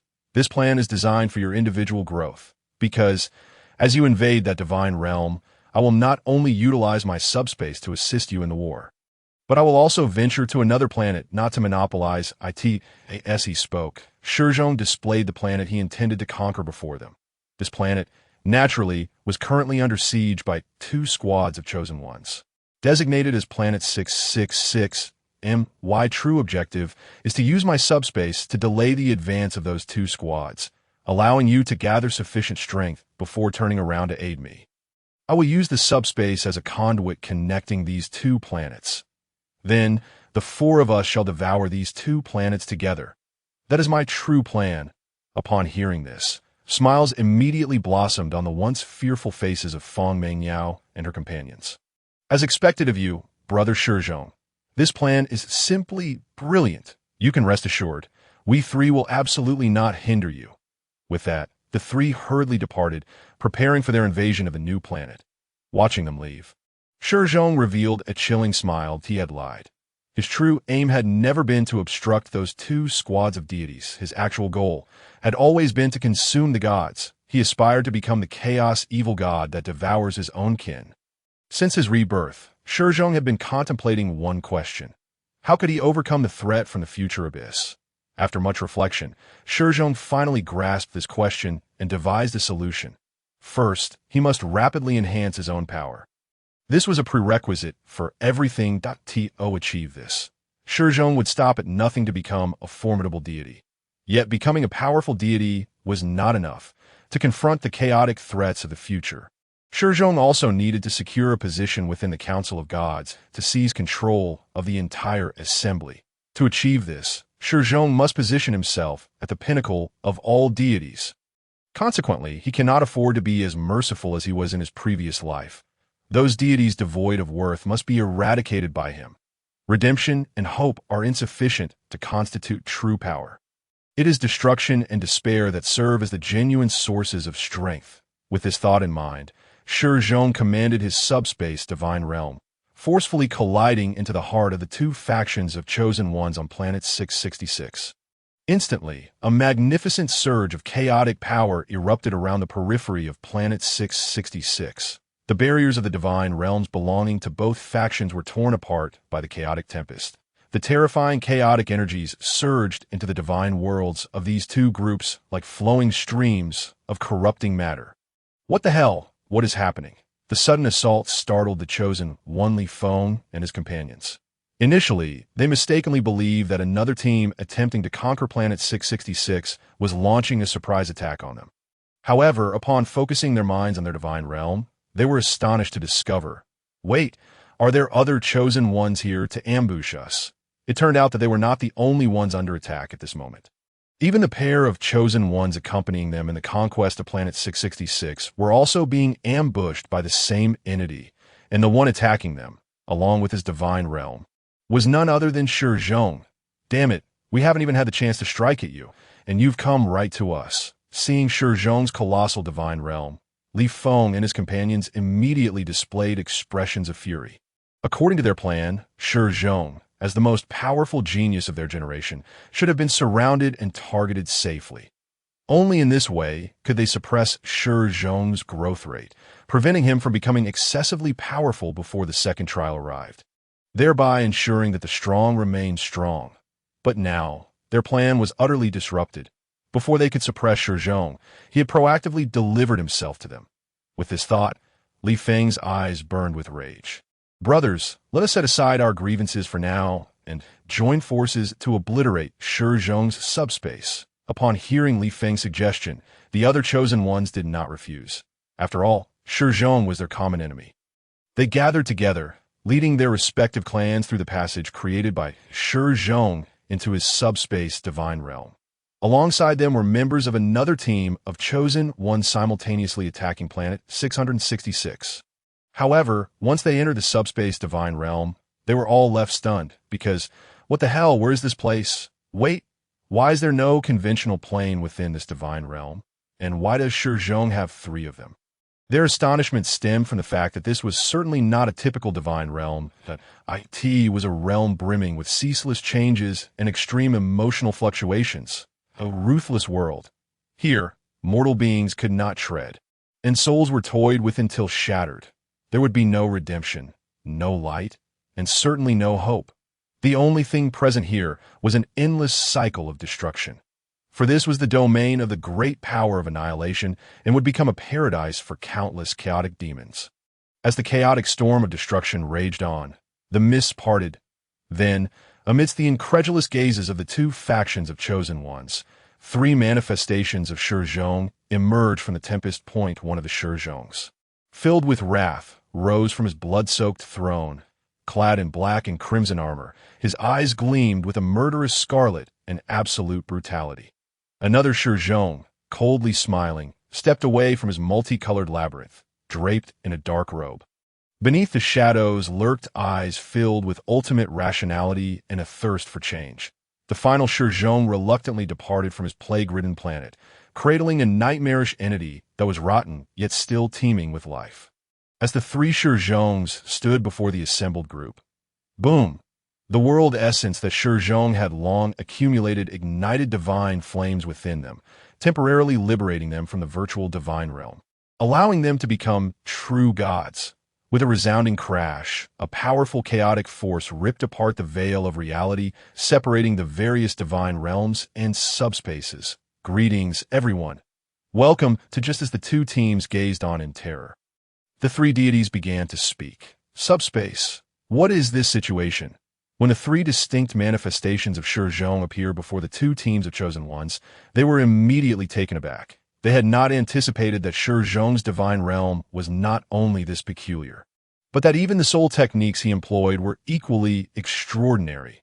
Although they had long recognized Shi Zhong as the most gifted among their generation, the question remained, could a being of such caliber truly possess techniques of this magnitude, typically reserved for even lower-tier gods? Yet, just as this group was lost in contemplation, the three deities unexpectedly launched an assault against them. Not good, as Li Feng witnessed the three manifestations of Shi Zhong charging toward them. He immediately sensed something amiss. Despite their combined forces totaling 9 individuals, their positioning was disadvantageous that on one hand, their clans could not survive in the subspace, rendering them unable to provide combat support, but on the other hand, the rules governing the divine realm they occupied were exceedingly peculiar. In the subspace, there were no world rules they could exploit, not even ordinary elemental generation rules. Thus, the only combat method available to them in the subspace was to burn their world essence and utilize the combat capabilities it provided to confront Shi Zhong's manifestations. However, Shi Zhong's manifestations did not face such concerns as deities of the subspace. They could fully harness chaotic elements to achieve their objectives and unleash their complete combat potential. This was the battlefield that Shi Zhong had chosen for them. Yet in their current state, they were not overly concerned. The reason was simple. They held the advantage in numbers. Everyone, do not panic. Although the situation seems unfavorable, as long as we coordinate effectively, we can certainly leverage our numerical superiority to eliminate Shi Zhong. In light of the current scenario, Li Feng and his companions remained calm. In fact, they found themselves almost amused, for they perceived Shi Zhong's actions as exceedingly foolish. However, when a manifestation of Shi Zhong clad in blood-red armor charged forward, an immense pressure washed over all the chosen ones present. With an earth-shattering roar, he unleashed an onslaught of chaotic power, sending one chosen one hurtling away with a single punch. Although this chosen one had ignited his world essence in anticipation and fortified his defenses, the force of the blow still left his body showing signs of fragmentation. What the hell? What is this situation? Li Feng was astonished by the sheer power of the strike. He had not expected that. Although they were all lower-tier gods, Shi Zhong could inflict such devastating damage. This raised another question. The identity of Shi Zhong as a reincarnator. It is important to note that as a reincarnator, the most valuable resource he brought back was not merely foresight into the future. Quite the contrary. The knowledge he acquired in his previous life was the key to his current strength. This knowledge encompassed not only the craft of constructing divine realms, but also the intricacies of combat among deities. However, knowledge alone does not render something precious. What truly elevated this knowledge was Shi Zhong's ability to integrate these invaluable insights into each of his divine manifestations. The blood god, inheriting the seething fury of the soul of Shi Zhong, also acquired the profound knowledge related to combat embedded within that very soul. This knowledge encompassed intricate techniques for wielding power, methods for discerning the weaknesses of deities, and the correct approaches for engaging in combat with divine beings, among others. This, indeed, is the true reason behind his ability to severely wound that deity with a single strike. What is truly terrifying is that the blood god is not alone in possessing such formidable power. The Plague King, a counterpart of Shi Zhong's soul, shares this prowess, as does the Master of Metamorphosis. Empowered by immense knowledge, each of Shi Zhong's soul avatars embodies a comprehensive combat system. This is the most alarming aspect. He had as anticipated. The hooded Master of Metamorphosis let out a chilling cackle. This incarnation of Shi Zhong extended a single finger. And in the next instant, an unending barrage of subspace spells rained down upon the chosen ones like a relentless machine in a heartbeat. Several of the chosen were forced to ignite their own world essence in a desperate attempt to defend against these spells. Yet, even in the face of such adversity, they remained steadfast in their belief that victory was assured. After all, the numerical advantage of 1 to 9 left no room for doubt regarding the outcome of the battle. However, just as they mistakenly presumed their triumph was inevitable, a horrifying scene unfolded. One of their companions suddenly sneezed for reasons unknown. Can deities fall ill? I feel something is amiss. It seems I am unwell. While Li Feng and the others scrambled to counter Shi Zhong's soul avatar, a deity abruptly realized that, unbeknownst to him, his body had begun to feel weak and listless. Simultaneously, he was engulfed by an incessant sneezing fit. This sensation jolted a word into the mind of this chosen one, who was infinitely close to being a god. Illness. Yet the next moment, he found his own words rather ludicrous. What is happening? Can deities actually fall ill? How could that be possible? It is essential to remember that as chosen ones who have established divine domains, they are utterly immune to illness. After all, the very prerequisite for creating a divine realm is the possession of divine fire. Under the influence of divine fire, they enjoy absolute immunity to mundane plagues and bacteria. Thus, the notion of falling ill under such circumstances seems utterly absurd. Let us not forget, they are of divine lineage. Yet, before this chosen one could voice his thoughts to his companions, he was met with their terrified gazes. "Ha! Why do you all look at me like that? I was merely jesting. How could I possibly be ill? Ugh!" Suddenly, this deity retched violently. To his horror, he discovered that his arm was covered in festering sores of various sizes. An overwhelming sense of lethargy was rendering him utterly powerless. What was more dreadful was that, in this state, his world essence was being relentlessly siphoned away. Even though he made no effort to utilize it, the depletion continued unabated. Why is this happening? Witnessing their companion's pitiful state, the other chosen ones instinctively distanced themselves from him. At that moment, how do you feel? Are you not sensing your increasing frailty? But fret not, for while you grow weaker, my children are flourishing upon your very being. The Shi Zhong avatar, cradling a mass of decaying matter, spoke to this chosen one with a sinister grin. "You, what have you done? How can I, as a chosen one, still fall ill? Those damned viruses and bacteria should have no effect on me." In response to this inquiry, Shi Zhong, brimming with a maternal instinct, gently patted the rotting mass in his embrace. Yes, he did so. The onlookers beheld in horror, as the entity within twisted grotesquely. It was teeming with a variety of distorted slime and the terrifying plague that cohabitated with fungi. A palpable, manifest plague. Wait. A chilling realization dawned upon the gathered crowd. Surely, you did not utilize world essence to create this plague. Under such speculation, it was evident that only a plague born from world essence could yield such effects. How could that be? The Plague King chuckled. While world essence can indeed be employed to create many things, including plagues, using such a precious resource for that purpose would be an egregious waste.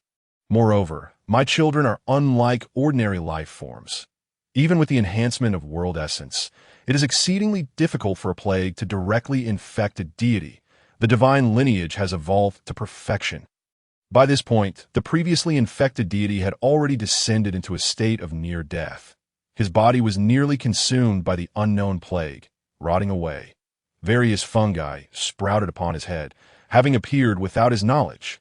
Thus, to better nurture my children and enable them to devour deities, I have deliberately chosen the most suitable host for them, and that host is none other than myself.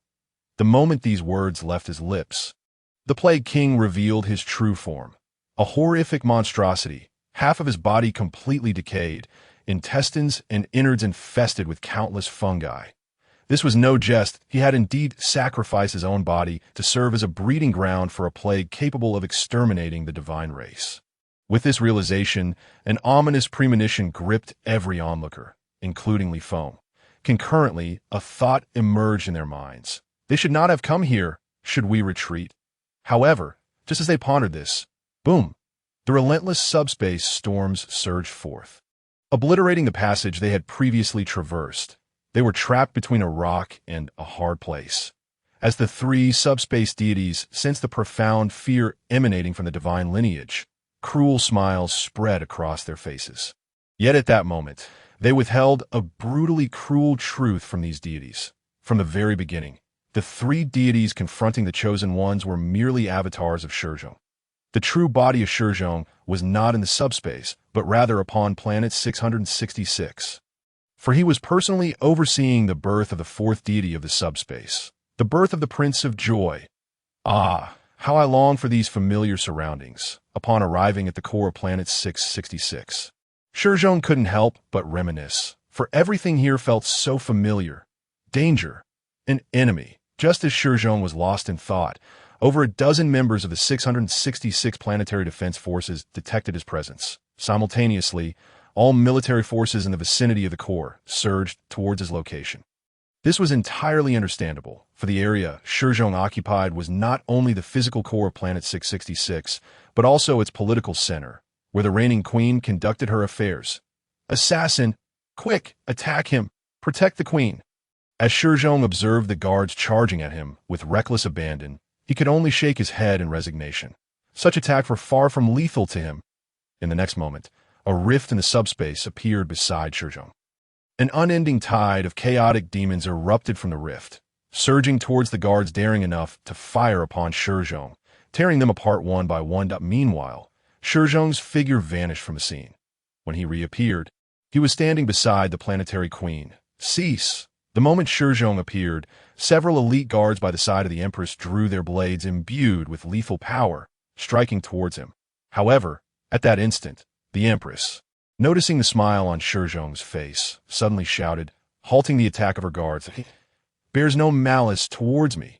Cease your assault immediately. Have you not realized that this individual is not an assassin, but a genuine deity?" Upon hearing this, Shi Zhong nodded in agreement.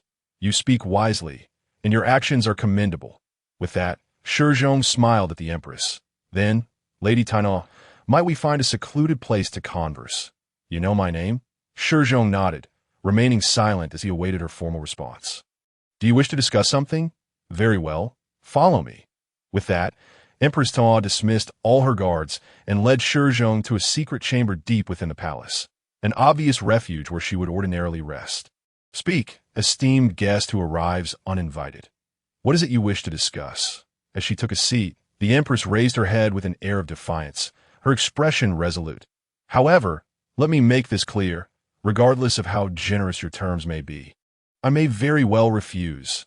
Despite the vast disparity in power between the Empress and Shi Zhong, who could easily dispatch her with a single blow, she maintained an attitude of neither subservience nor arrogance in his presence. But Shi Zhong chuckled softly. "I anticipated you would respond thus. Therefore, I assure you, the conditions I propose will be utterly irresistible." Upon hearing this, Empress Tainao could not help but let out a laugh. "You deities always presume yourselves to be above us mortals, looking down upon us. But do you truly comprehend that we mortals are not mere playthings for your amusement?" "I understand," Shi Zhong replied with a nod. "Even as we remain trapped in this confined universe, anxiously awaiting your slaughter, we still possess the determination to resist you." "I understand," Shi Zhong continued to nod. "Then why do you dare to speak such words?" "Because I am aware that your kind has secretly installed a dimensional bomb at the core of Planet 666, capable of obliterating the entire world. Once your race descends into utter despair, you will not hesitate to detonate the planet, taking the invaders down with you." At this proclamation, Empress Tainao's composure shattered, panic overtaking her features. "Ow! How do you know of this?" In response to her inquiry, Shi Zhong rose to his feet. "If I were to say that this is not our first encounter, would you believe me?" As he spoke, he extended a finger and placed it upon the Empress's forehead. In the next moment, the events of their previous life flashed before Tainao's mind. The holy light, the king of angels, the supreme deity. The council of gods. Shi Zhong's true identity materialized within her consciousness. Simultaneously, Tainao beheld her own past identity beside Shi Zhong. She was the leader of the remnants of Planet 666, the angel of joy and protection. The angel wielding a sword by the Lord's side. She had once shared joy with him and had fought alongside him on the battlefield. And she was the first angel he had retrieved from the past. "My lord," overwhelmed by these revelations, Tainao fell to her knees before Shi Zhong, tears of emotion streaming down her face. Are you here to redeem me and my people?" In response to her question, Shi Zhong placed a hand gently upon Tainao's head and, with deep compassion, replied, "No, I am afraid not. I have come to annihilate you and your entire race. In the name of chaos." Annihilation. Upon hearing Shi Zhong's declaration, Tainao snapped back to reality, her earlier fervor dissipating. Without hesitation, she drew a concealed sword from her gown, pointing it at Shi Zhong's throat. Tears still lingered in her eyes, but now she was devoid of any affection or hope. All that remained was an abyss of hatred and confusion. You are deceiving me, are you not? What you showed me was merely an illusion, was it not? I knew it. You so-called deities are the most cunning, relishing in deceitful tactics to ensnare us. Observing the furious Empress Tainuo, Shi Zhong could not help but sigh. No, I am not deceiving you. I merely spoke of a future steeped in despair. Tainuo, you should understand that the visions I shared with you cannot be mere illusions. For within those images lie the deepest secrets of your heart and the true emotions you harbor. While images may be fabricated, emotions and secrets cannot be forged. At these words, Tainuo's tears flowed even more freely. Then why do you persist in this? Why seek to destroy me and my race? Why betray us? I have not betrayed you. I merely glimpsed a future far darker than death itself, and I wish to spare you from that horrifying fate.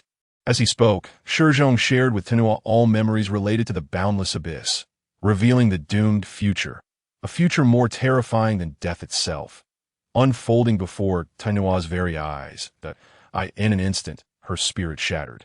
Shi Zhong had not desired this outcome. The existence of such memories was an abomination in itself. You see, I do not lie. Our future has long been extinguished, and I am simply enacting my vengeance through a swifter and more complete destruction. Upon hearing this, Tainuo rose from her seat and gazed at Shi Zhong. Then, if that is the case, why have you come to seek me? If the future of annihilation is preordained, why offer me even a glimmer of hope? Seeing the Empress's lament, Shi Zhong wore a look of resignation. Because I require your assistance. Your race possesses an extraordinary talent for joy, and your souls are among the strongest. In my plan, I intend to shatter the souls of your kind and reunite them in the subspace.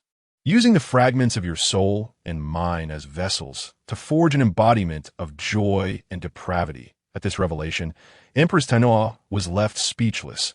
She had never anticipated that Shi Zhong's scheme would be so ruthless. Not only did he intend to annihilate her and her kind, but he also sought to transform them into an eternal monstrosity in the subspace. Realizing this, Empress Tainuo fell into complete despair. You have become a monster. You are no longer the angel and king of holy light from those memories. Now, you are merely a creature crushed by a dark future, consumed by vengeance. I know. Shi Zhong replied. Thus, to prevent my complete descent into darkness. As the conversation reached this point, Shi Zhong abruptly stood up and placed a button into the hands of Empress Tainuo. This button served as the detonation device for the dimensional bomb. Should Empress Tainuo choose to press it, the entire planet 666 would be obliterated. Thus, I have afforded you a chance to make a choice, Tainuo. If you are unwilling to assist me, then feel free to press this button. However, before that, I have decided to grant you some compensation. While speaking, Shi Zhong, guided by the memories of his surroundings, gently pressed a scale on Empress Tainuo's body, one that symbolized absolute ecstasy, using his chaotic power. In an instant, Empress Tainuo experienced an unprecedented euphoria.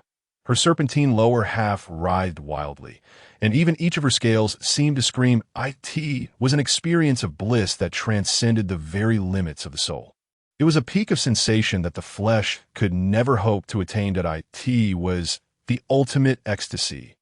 The souls of both parties, reflected in the hyperspace, possessed a sensitivity 1,000-fold greater than in ordinary moments.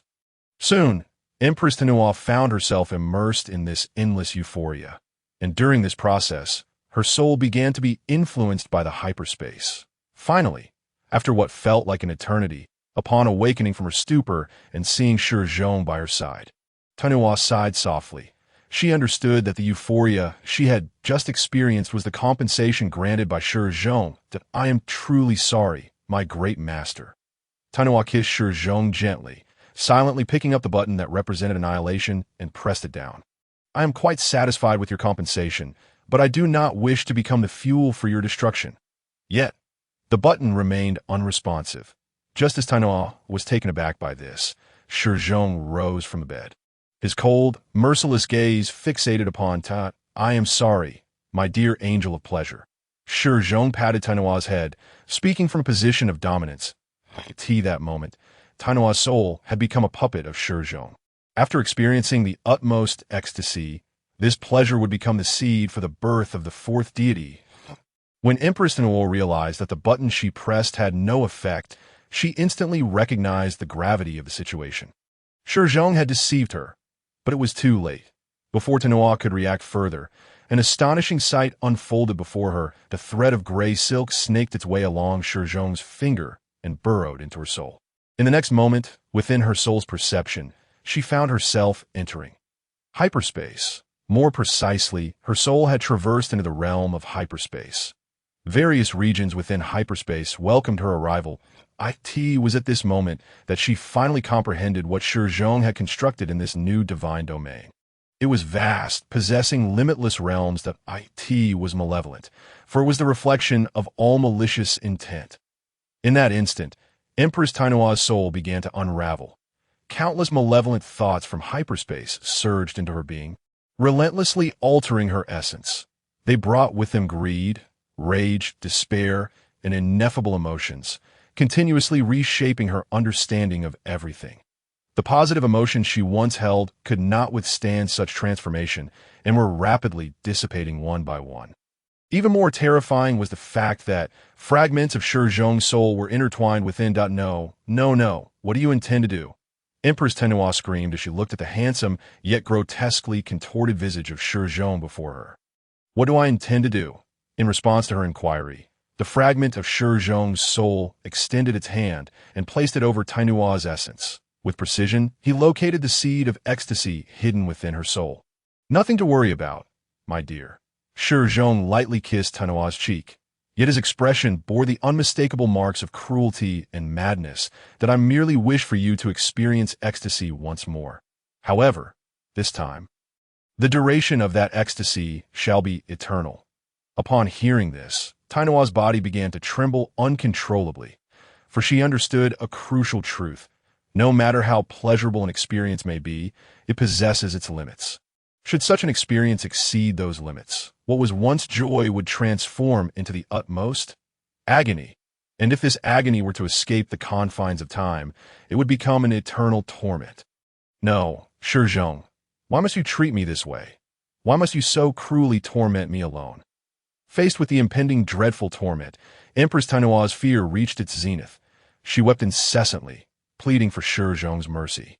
But, no, my dear. Shi Zhong took a deep breath, gripping Tainoa's face. That I assure you, I am not the only one subjecting you to this cruelty, for I shall endure this torment alongside you. My soul fragments shall forever merge with yours. The moment those words left his lips, Shi Zhong's soul fragment entered Tainoa's essence, commencing an irreversible process of fusion. Simultaneously, an overwhelming wave of ecstasy surged into Tainoa's soul, rendering her mind a blank slate. During her descent into this abyss, the chaotic powers wielded by Shi Zhong invaded from all directions, enveloping the two of them. Within this boundless ecstasy, their souls would soon meld into one. That once this fusion was complete, the deity destined to reign over pleasure would naturally emerge through their union. However, that would require time. Furthermore, the birth of both he and she would necessitate offerings, an abundance of sacrifices born from the shattering of souls. And Shi Zhong had already selected his offerings for their birth. This offering, of course, was the entire planet 666. Yet before that, Shi Zhong had a few matters to attend to. Your Majesty, what discussions have you had with that deity? In response to the query from the surrounding attendants, Empress Tainoa revealed a captivating smile, delivering a response that stirred the imagination. Me. I have exchanged much with him. This includes not only physical interactions, but also soulful connections and even emotional exchanges. Upon hearing this, the courtiers surrounding the Empress displayed expressions of heightened vigilance. Sensing the imminent danger, many of them exchanged covert signals with the guards, preparing for action. The reason was simple.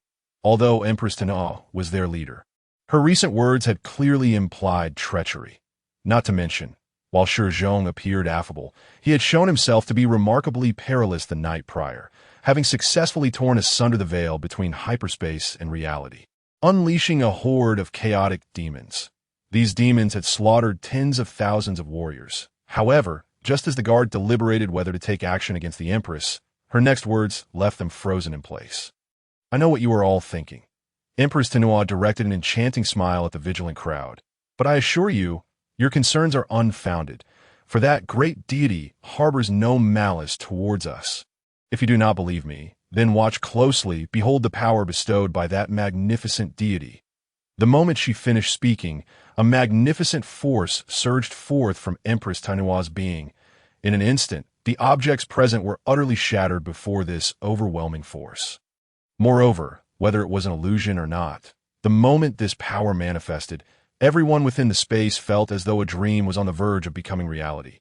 This power, of course, was none other than the force of the subspace.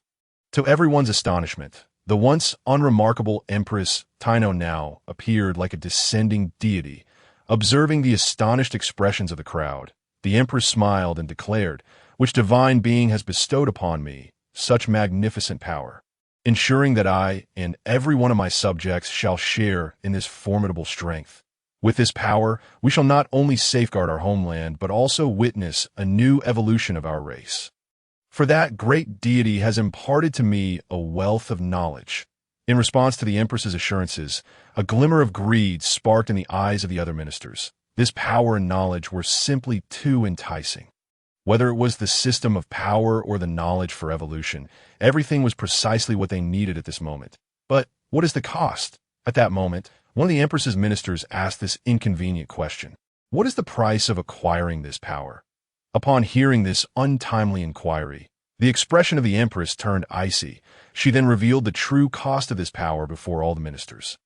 "If I were to say that the price of this power is servitude, that great deity desires us to become his kin, and we must fight for him to vanquish other gods." Upon hearing this, the minister who had first spoken immediately expressed his dissent. "I refuse, Your Majesty. Our entire race has been confined here like livestock for millennia. The true culprit of this plight is the very divine race you speak of. Now, you wish for us to submit to such a shameless lineage? I categorically refuse." "I concur. So do I. I support that." In an instant, many of the ministers previously brimming with greed awakened to clarity and rallied around the dissenting minister. Clearly, as long as the hatred for the deities lingered, they would never agree to the Empress's proposal of becoming the pawns of the divine race. Yet, I find it acceptable. After all, that deity has proclaimed his intention to transform us into his kin and grant us a system of power and advanced technology. Indeed, although we detest the deities, we could still consider cooperation with them. After all, survival is our foremost priority, is it not? Hollow revenge is meaningless. Only by living can we discuss the future. That's utter degradation. A complete fall. Upon hearing this, those ministers who had been loyal to the Empress swiftly split into two distinct factions. One faction comprised those who harbored an absolute hatred for the divine race, unwilling to cooperate with them under any circumstances. The other faction, however, was entirely different.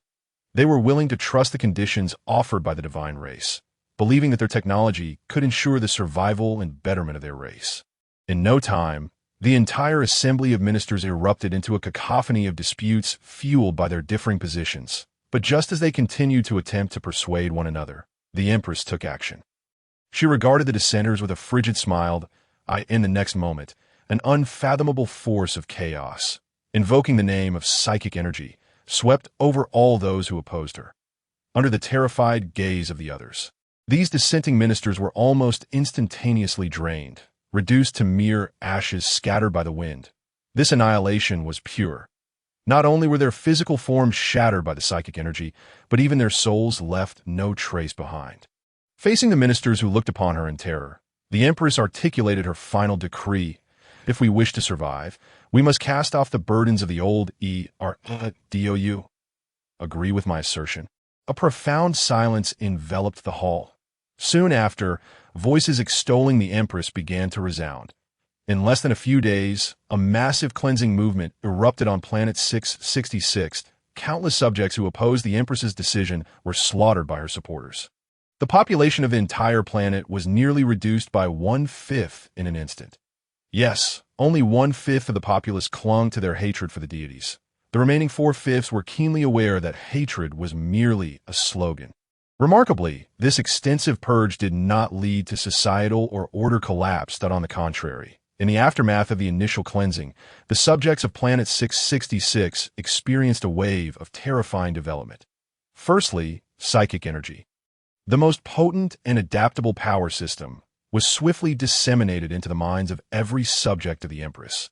Regardless of how feeble these subjects had been in the past, they could now harness the psychic energy system to unleash formidable combat abilities.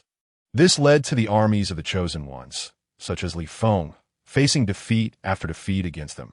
Secondly, the knowledge imparted by Shi Zhong enabled the widespread distribution of a serum capable of significantly enhancing genetic and soul mutations to every household of the Empress's subjects. Although the rate of distribution was not fast enough, with only one individual per household allowed to utilize the serum, Planet 666, being an industrial world, was not short of such substances. Thus, shortly after the serum's introduction, nearly all surviving subjects of the Empress experienced the tangible benefits of the technology bestowed by the divine race. Under the serum's influence, those who consumed it not only approached the threshold of a first-tier extraordinary being, but also manifested a stable third-tier extraordinary psychic power. Each individual, every subject of the Empress could, under the serum's enhancement, become a competent warrior. It could be said that this serum was nearly perfect. As for why it was not perfect, but rather nearly perfect. The explanation is not difficult to comprehend. This serum possesses tremendous capabilities, yet it harbors a minor flaw. Any being that ingests this serum will instinctively seek absolute stimulation from various senses due to the alterations in their nervous systems.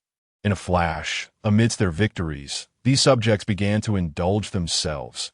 They commenced the establishment of diverse entertainment facilities and employed the new technologies provided by Shi Zhong to stimulate their souls and senses. At times, extreme pleasure does not necessarily equate to sordid deeds. Music, drugs, visual arts, anything that could provide mental stimulation brought indescribable ecstasy to these ignorant subjects. However, these foolish individuals failed to notice that as they indulged, the subspace surrounding them grew increasingly agitated due to their intense emotional fluctuations. Something was brewing amidst this fervent emotional turmoil. Observing this scene, Shi Zhong, who had usurped the physical form of the Empress Taino, smiled. Now he had effortlessly transformed this planet into a source of power at his command. Furthermore, this power was growing ever stronger. Everything was proceeding according to his design until this moment, due to the differing flow of time. As the subjects on Planet 666 experienced their terrifying physical and spiritual transformations, the battle in the subspace where Shi Zhong resided was drawing to a close. Under the full suppression of 3 subspace deities, the 9 chosen ones who had entered the subspace had thoroughly experienced its terror. 2 among them succumbed to the divine plague, crafted from the very bodies of the plague monarchs. This divine affliction successfully obliterated the souls and corporeal forms of these deities. Additionally, 2 others fell victim to the terrifying blows delivered by the blood god. The martial prowess bestowed by the blood god could infallibly exploit the weaknesses of the divine race with each strike. Lastly, 2 more perished amidst the torrent of magic unleashed by the master of metamorphosis. These dreadful spells were exclusively wielded by the divine beings. Indeed, the corpses of these 6 deities testify to a profoundly significant truth. The divine race is not immortal.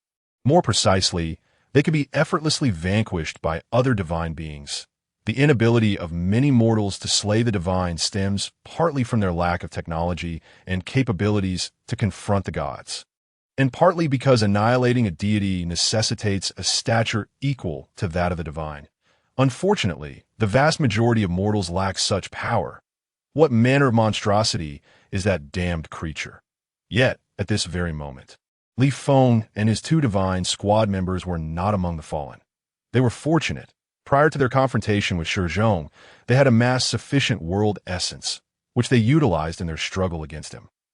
Now, through their desperate efforts, they had miraculously torn through the veil between the subspace and reality, returning to the external world. However, upon returning to their divine realm, they were not greeted by the welcoming embrace of their kin, but rather by an assault from the forces of Planet 666. Indeed, Shi Zhong had fully capitalized on his greatest advantage. While these deities were engaged in combat with his soul avatar, he ruthlessly seized the opportunity to lead the army of Planet 666, utilizing the temporary passage they had left behind to invade their divine realms. Thus, when these three fortunate survivors returned to their divine world, they were met only with despair. The chaotic forces had thoroughly tainted their realm, and the first sight that greeted them was an endless horde of chaotic demons, grinning malevolently atop the bodies of their kin. Yet, the chaotic demons were not the most wretched of entities. The true destroyers of these deities' mental defenses were, in fact, the fallen who had allied themselves with the Plague Society amidst the ceaseless pestilence. The members of the Crimson Society, who, having had their mental fortifications shattered by the Blood Goddess followers, knew only slaughter, and the adherents of the Broken Truth Church, who believed that only chaos could salvage the world. The fallen, those who had once pledged loyalty to them, now chose in droves to swear allegiance to their enemy. Shi Zhong, they had become the executioners of the divine. The taint of chaos was not merely a pollution of the physical realm. It truly corrupted the soul, the very faith upon which the divine beings depended. No. As these escaping deities beheld the utter corruption of their world, they were engulfed in despair, for they had come to understand that even if they managed to survive, they could never hope to rise again. Yet, just as they reached the depths of their despair, Shi Zhong's true form descended. This avaricious monstrosity landed before the three divine compatriots, regarding them with indifferent eyes. "You." Li Feng raised his gaze, his eyes aflame with fury directed at Shi Zhong. "Why have you done this? We are of the same kin, yet you raise your blade against us." In response to this inquiry, Shi Zhong slowly turned his head. "Same kin, perhaps, but to me, the term kin bears no legal weight. When you are weak, being slain is merely a matter of course." The cold indifference of Shi Zhong left Li Feng in disbelief. Then, trembling, he pointed towards the traitorous fallen, bitterly demanding, "In all of history, there has never been a deity capable of corrupting the faith of others. How did you twist them?" "Quite simply, I revealed to them the truth." "The truth?" Shi Zhong nodded. "Indeed, the truth. Any being that has fallen to the worship of chaos would glean a horrifying reality from the whispers of the subspace." At this juncture, Shi Zhong let out a wry smile, for what followed was more a lamentation of his own, that as we so-called gods are merely creatures more powerful than ordinary beings. Our distinction lies solely in the higher stature we possess from birth. We are not inherently formidable. In fact, our strength largely derives from those who revere us, for we require them to utilize them. Without the faith they provide, we too would become weak, mere mortals among the masses. "Oh, by the way, to tee this moment," Shi Zhong chuckled. "You may find it hard to believe, but many of your followers chose to take their own lives upon learning this truth. This was not due to their unwavering loyalty, but rather a simple consequence of their despair." As he spoke, Shi Zhong summoned forth a follower of Li Feng, utilizing the chaotic energies nearby. Upon seeing Li Feng's visage, this devotee was immediately reduced to tears. "God, what this dark deity speaks must be lies. You are the greatest, our exalted one, the deity who guides us, are you not?" Faced with the question of his follower, Li Feng's countenance paled, rendering him speechless. Yet, witnessing the fall from grace of the once mighty deity, the hopeless devotee drew a dagger and pierced his own heart. "Oh no, no." Watching his devotee perish before him, Li Feng succumbed to utter despair. In a state of collapse, he glared fiercely at Shi Zhong. "You damned monster! Do you comprehend the magnitude of your actions?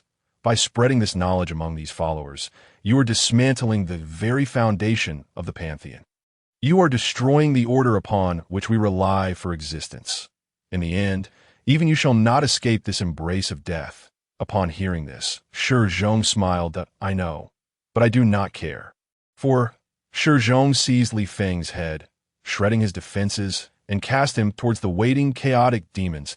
As these chaotic demons consumed him, Li Feng heard Shi Zhong's final words that, "I am the harbinger of their destruction, and I too am among those destined for ruin." Crack, crack, crack. Under the relentless gnawing of the chaotic demons, the body of Li Feng, the deity, fragmented into countless shards of soul, and those demons, having devoured his soul fragments, began their true, Metamorphosis.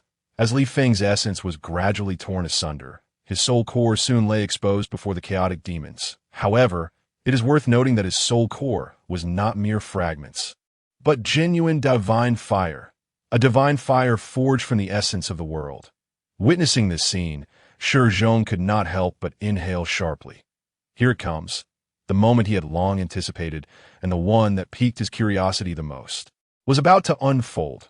For even Shi Zhong himself did not know whether the chaotic demons he had created possessed the ability to slay a god. This statement may sound convoluted, yet its explanation is quite straightforward. It has been previously asserted that no mortal can annihilate a deity, primarily due to their insufficient strength and, secondarily, their inadequate rank. The current chaotic demons exemplify this peculiarity. Firstly, their inherent power is certainly inadequate to meet the standards required for direct divine assassination. After all, even the most formidable demon, Butcher, under the dominion of the blood god, possesses strength only around the 7th tier of the extraordinary. Such power is utterly incapable of slaying a god. However, chaotic demons are unique. Theoretically, each one must be birthed from a fragment of a historical soul. Therefore, chaotic demons should, like the majority of divine beings, inherently possess a rank akin to that of deities, with this rank augmenting their capabilities. Despite their feeble strength, they indeed constitute a similar kind of being to the divine. Hence, the question of whether chaotic demons can directly devour deities has perpetually lingered in the mind of Shi Zhong. Yet now, this query is on the verge of resolution. For when Li Feng's soul fragment and his divine fire were laid bare before a chaotic demon, it unhesitatingly consumed them. Subsequently, more chaotic demons drew near, commencing the ingestion of additional soul fragments originating from Li Feng. Shi Zhong's gaze remained fixed upon these chaotic demons. However, upon witnessing the first fragment consumed alongside the divine fire, he could not help but feel a surge of anxiety. For nothing happened. The chaotic demons, who fed on souls, merely paused briefly after devouring these divine fire and soul fragments before rejoining the fray of their ravenous comrades. This scene incited a flicker of doubt within Shi Zhong. Wait, could it be that these chaotic demons are incapable of digesting such substances? Observing the unscathed chaotic demon, Shi Zhong furrowed his brow in contemplation. He then soared closer to it, raising his hand, prepared to meticulously dissect the creature's anatomical structure to discern the source of the anomaly. Yet in the next moment, as if sensing impending danger, this chaotic demon swiftly dodged aside, pushing another fortunate chaotic demon into Shi Zhong's grasp. This hapless creature was obliterated. Shi Zhong's previously furrowed brow suddenly relaxed. Wait, it seems I have come to an understanding. The next instant, Shi Zhong refrained from employing such a crude method on the chaotic demon and instead summoned it to his side in his own name. Seek benefits, avoid harm. Observe the situation. Aha, I comprehend now. The chaotic demon ensnared before Shi Zhong displayed a countenance of terror, trembling incessantly. In contrast, Shi Zhong erupted into a near-manic laughter at the sight of the demon's fear. For he finally grasped what had transpired with this chaotic demon. Grasping the creature's face, Shi Zhong forcibly drew it closer. He reveled in the terror radiating from this embodiment of chaos. You, my friend, have finally evolved into a true demon. For you possess genuine thought, embodying the characteristics of life. In simpler terms, you have come alive. Under Shi Zhong's frigid gaze, the chaotic demon's body slackened. Trembling, it uttered the first greeting from among all chaotic demons to the god of destruction, praise you. Great master! In an instant, Shi Zhong's previously stagnant power of belief began to surge rapidly. It was the first demon to possess true independent thought. Simultaneously, it was the inaugural demon to venerate Shi Zhong. Nay, to revere the god of destruction. It had blossomed from the corpses of deities, emerging from a multitude of errors. Such a being was on the cusp of receiving a name uniquely its own. This chaotic demon had come to life. More precisely, the demon before Shi Zhong had successfully transformed from a puppet of the Subspace into a genuine chaotic demon. It had become a complete entity. Shi Zhong's assertion stemmed from the distinctly unique transformation of this chaotic being.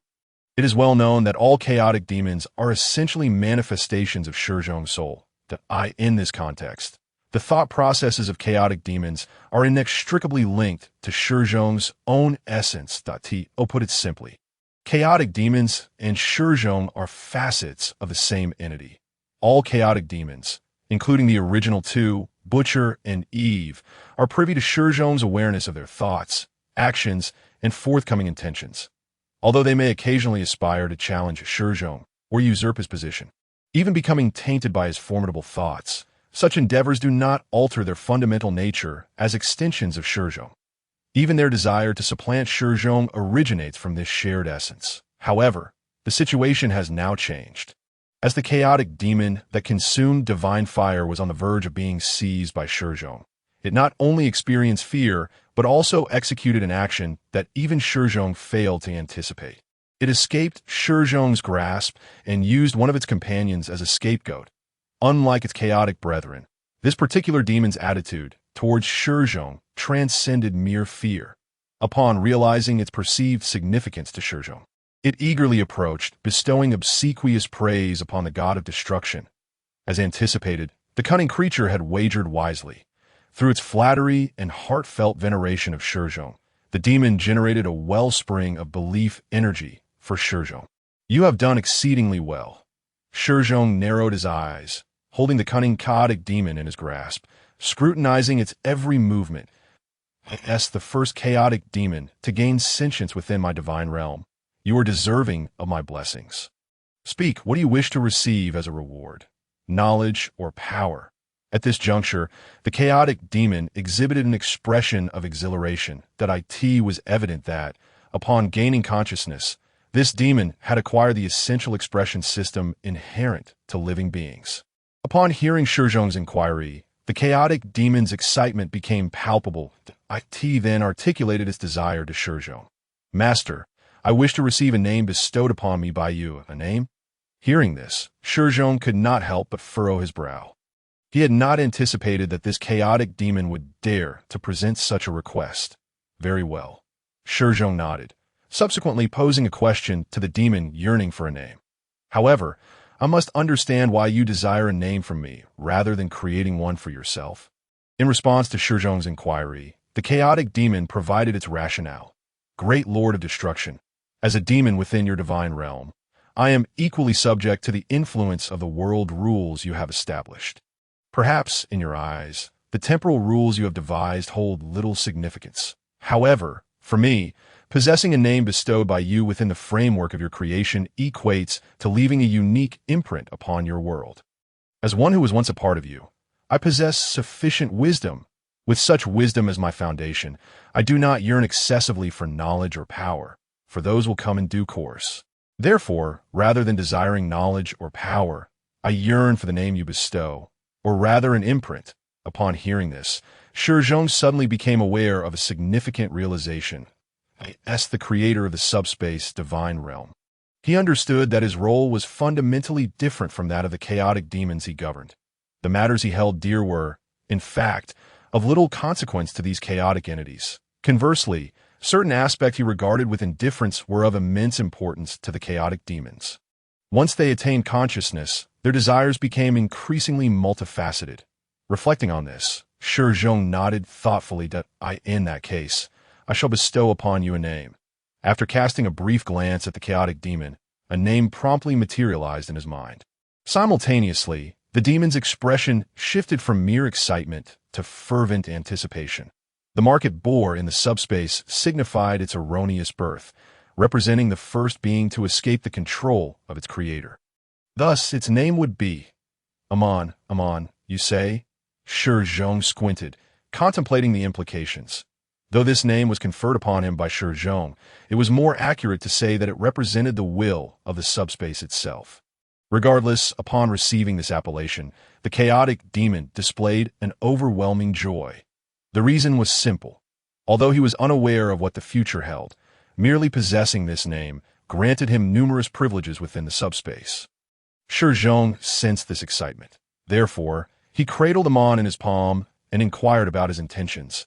"Amon, now that you possess a name, what do you plan to do next?" In response to the creator's inquiry, Amon unabashedly articulated his future plans. "Great Master, I intend to venture into the physical universe and procure some delectable soul fragments to feast upon. Be candid. Those mortal souls are considered exquisite delicacies in the eyes of we chaotic demons. Just a single taste reveals the despair concealed within. Truly delicious, beyond compare.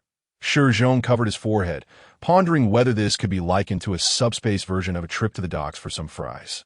He realized he could not be overly harsh on these chaotic demons, as their essence was akin to that of newly born children, those with fully developed intellects, possessing fragments of Shi Zhong's own knowledge. Slightly disappointed, Shi Zhong prepared to release Amon. However, sensing his creator's dismay, Amon hastily continued, "Master, I have yet to finish." "Oh," Shi Zhong halted, turning his gaze back to Amon. "After I consume more soul fragments, I plan to seek allegiance with the blood god and embrace his slaughtering faith, thereby acquiring some combat-related abilities." "Ah, quite commendable," Shi Zhong mused, recognizing Amon's desire for strength. Yet before he could fully process this, Amon's subsequent words left him utterly astounded. "Next, I intend to pledge my allegiance to the Lord of Transmutation and learn a few subspace spells from them. Finally, I plan to visit the Plague King and indulge in some plague-infested fungi to enhance my pestilential powers."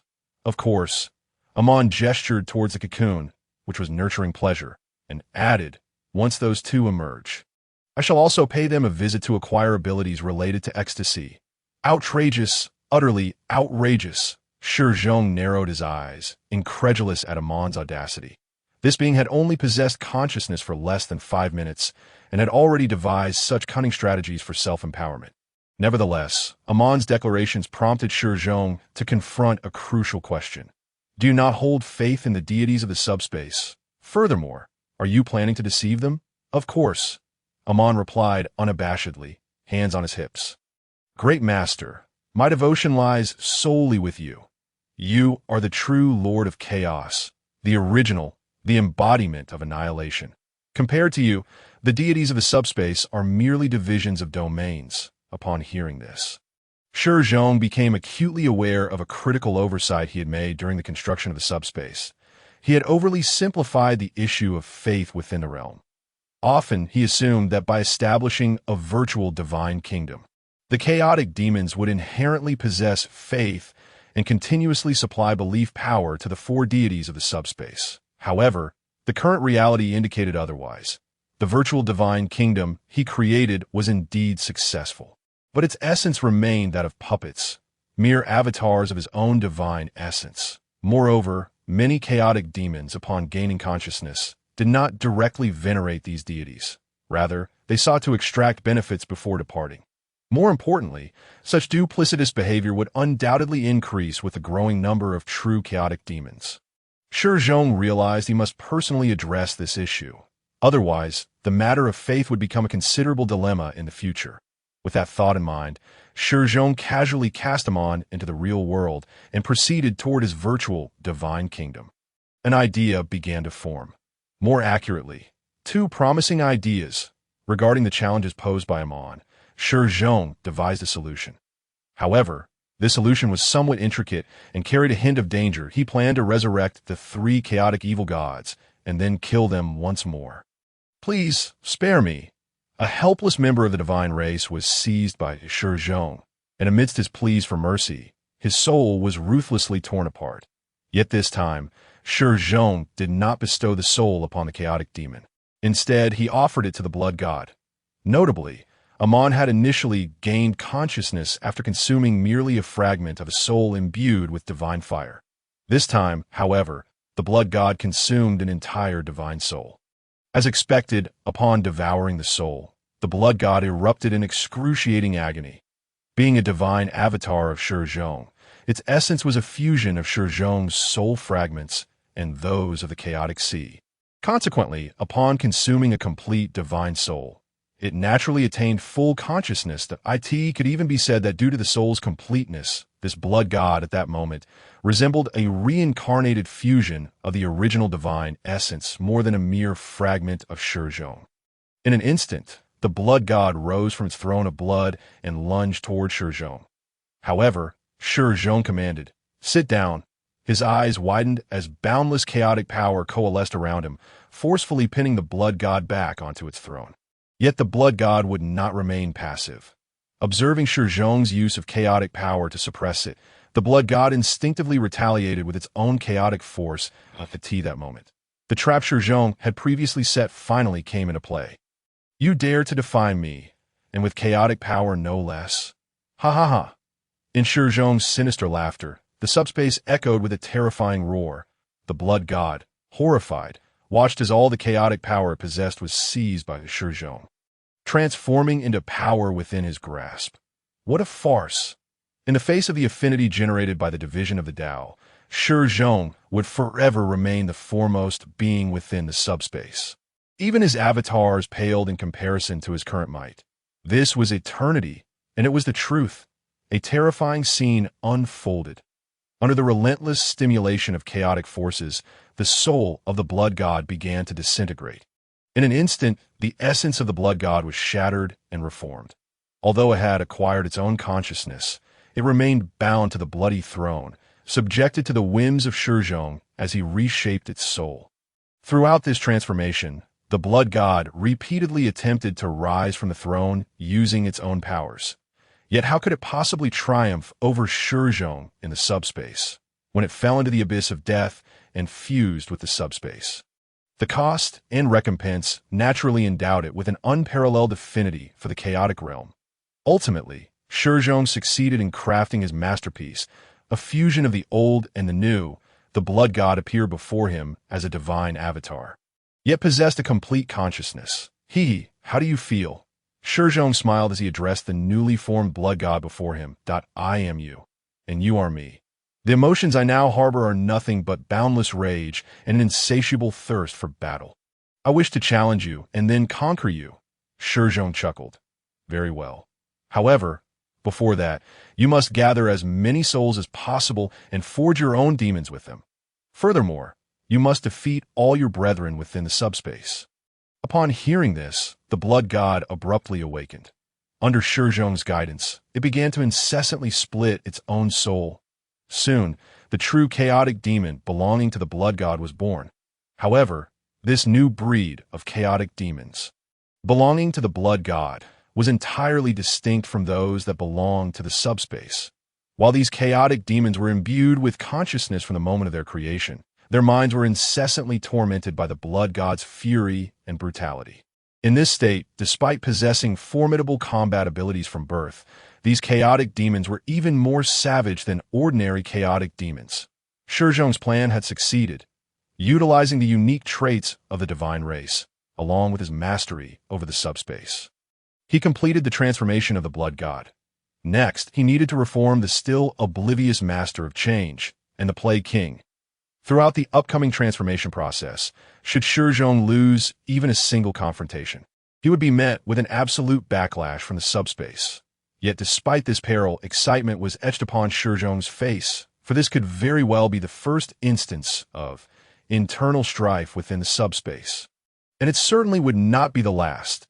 Before long, as Shi Zhong stripped the souls of the two divine beings from their lifeless bodies, the transformations of the Master of Change and the Plague King commenced in succession. Naturally, the first to initiate the challenge was the Master of Change. It is worth noting that this cunning entity, after devouring the divine souls, cleverly feigned ignorance, maintaining an appearance of having not awakened. However, when Shi Zhong feigned proximity, it suddenly erupted. On one hand, having gained consciousness, it expanded its divine domain, drawing Shi Zhong into a colorful labyrinth, attempting to isolate him from the chaotic forces as much as possible. On the other hand, this sly creature swiftly devised 9 forms of subspace magic capable of theoretically annihilating Shi Zhong. Yet, faced with the cunning Master of Change, Shi Zhong, even more devious, had long embedded vast amounts of chaotic energy within himself. With such a surfeit of chaotic power, Shi Zhong managed to make the Master of Change experience the awkwardness of possessing chaotic energy, while his opponent did not within the colorful labyrinth. In the face of those terrifying subspace spells, Shi Zhong opted not to counter with magic. After all, as one of the sources of magic, the former holy light and king of angels using magic would be excessively unfair. Thus, Shi Zhong chose to counter by instantaneously conjuring 99 forms of divine techniques that did not yet exist, and divine techniques represent a combat method even more advanced than magic. Indeed, this was an even greater injustice. Consequently, the Master of Change, clearly at a disadvantage, underwent its transformation in the colorful labyrinth, albeit with a somewhat begrudging attitude. Next came the Plague King. Compared to the previous two, the Plague King's method of confrontation was somewhat simpler. Faced with the plague that could slay even divine beings and the disease that could devour the very essence of the world, Shi Zhong chose not to confront the Plague King head-on. Instead, he utilized dimensional knowledge to directly isolate and eradicate the plague and fungi in the Plague King's grasp, compelling this reluctant ruler, who was loath to see his children perish, to willingly accept his transformation before the plague was obliterated. However, according to the Plague King's own words, he did not mind the demise of a part of himself. For in his view, the death of that part signified the rebirth of another, soon, under Shi Zhong's overwhelming pressure. All three of these subspace deities experienced his soul transformation, emerging as entirely new, yet even more powerful and agile subspace deities. Following the completion of their transformations, they naturally began to utilize their soul fragments to create their own chaotic demons under Shi Zhong's guidance. Shi Zhong's objectives had been flawlessly achieved. However, I wished to conquer him. As Shi Zhong departed the subspace, redirecting his focus to devouring the orphaned divine realms, the blood god seated upon the throne spoke to his two brethren beside him. If I can defeat him, then I shall inherit and possess even greater combat capabilities from him. Indeed, I share the same sentiment, replied the Master of Change, his cold gaze betraying his true desires. I yearn for transformation, and within his soul lies the potential for even greater change. The Plague King remained silent, merely gazing at the lifeless child cradled in his arms, then casting a glance at Shi Zhong's potent life force inadvertently left behind in other dimensions. He couldn't help but sigh that he was created and endowed with life. Yet, he was destined not to be him. This was crucial, for just as a god appears as a reflection in a mirror, the souls within and without the mirror are two entirely distinct essences. Point one is pure and supreme, unshakable and unmatched. The other is merely a projection of that supremacy, even if both are of the same origin. The distinction remains. You two become stronger, the Plague King finally spoke. Become stronger at all costs. Only by becoming stronger can we safeguard all that we possess and better appreciate the lives we now hold. Amidst the tumultuous waves of the subspace, in the supreme heavens resonating with endless chaos, the three evil deities from the subspace reached a fundamental consensus. They needed to grow stronger at all costs. They must become stronger. Only by growing stronger could they truly become the masters of the subspace. However, they perhaps did not realize that all these thoughts stemmed from Shi Zhong's own designs. Did they truly have a chance to break free from this supreme bondage? The chaotic tides of the subspace provided a vague answer. This endeavor required planning, strength, and the willingness to sacrifice life itself. After Shi Zhong completed the cultivation related to the three evil deities of the subspace, he immediately directed all his thoughts toward the divine realms left behind by the fallen deities. Intriguing. However, when Shi Zhong truly observed these several divine realms, his immediate reaction was one of intrigue. Due to the differing flow of time, the experiments he conducted within the subspace divine realm lasted merely a few hours. Yet within these ordinary divine realms, weeks or even months had elapsed. Throughout this period, Shi Zhong's avatar, the Empress Tenal, had been commanding the forces on planet 666 to assault these divine realms. However, he remained oblivious to the specific events transpiring within these realms. Thus, upon refocusing his consciousness on these divine realms, he was astounded to discover that each of them had undergone monumental transformations. Naturally, these changes were invariably related to degeneration. Primarily, the vast majority of the divine realms, having lost their deities, saw their cultural foundations and planetary structures crumble. This collapse signified not only the disintegration of local social order, but also the dissolution of their civilizational frameworks. More critically, it represented the collapse of divine faith, with the complete breakdown of social order. The lives of the inhabitants in these divine realms were profoundly affected. Many perished outright, while countless others succumbed to madness due to the encroachment of subspace, although the chaotic demons had not directly descended upon these divine realms. The chaotic storms from subspace still lurked invisibly around each individual. Remember, it surrounded every single person, and no one could escape their fate. From the moment their deities fell, nearly every soul was engaged in an eternal struggle with subspace. Those who lost were transformed into puppets and sustenance for subspace, while those who triumphed became sustenance for subspace themselves. As for why it was nearly everyone, the answer is simple: some cunning and less devout residents.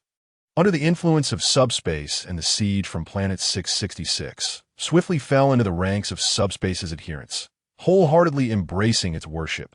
They not only revered subspace, but also regarded the vast powers of subspace and its malevolent deities as their true gods and salvations. While they constituted a mere throng of sycophants serving the interests of subspace, it must be acknowledged that their infiltration further accelerated the collapse of the already precarious social order and civilizational integrity. This represented a terrifying spiral into an endless abyss. This underscores the significance of the divine entities.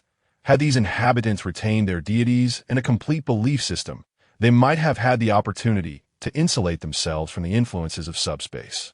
After all, the deities' responsibilities included harvesting the lives and souls of these followers to fuel their own strength, while also fulfilling their role as protectors. If they had remained, they could have utilized their mobility to extricate their divine realms from subspace's grasp and wielded the power of faith to shield mortals from its effects, both mentally and physically. The mental approach involved faith and redemption, while the physical method, of course, entailed annihilation. In summary, under the relentless corruption of subspace and the merciless devastation wrought by Planet 666, the divine realms abandoned by their deities naturally became fertile grounds for the proliferation of chaotic culture. Moreover, Shi Zhong found these divine realms fascinating not merely due to their dire conditions, which he found somewhat amusing, but also because these realms, tainted by subspace, had developed new cultural systems and a complete societal order under the influence of chaotic culture. It is worth noting that the expanse of these divine realms far exceeded the chaotic lands left behind in Feng Yao's divine realm. Thus, the transformations within these realms were far more intense. One particularly intriguing aspect for Shi Zhong was the emergence of numerous chaotic cults within these worlds. These cultists inadvertently tainted and weaponized the civilizational principles of these divine realms, shaping them into chaotic weapons. This was something Shi Zhong had never envisioned. How had they achieved this? As Shi Zhong focused his attention on a planet within these divine realms, his true divine form descended. During this descent, the entire planet was engulfed in endless chaotic storms. Whether they were chaotic cultists or ordinary inhabitants, all were affected.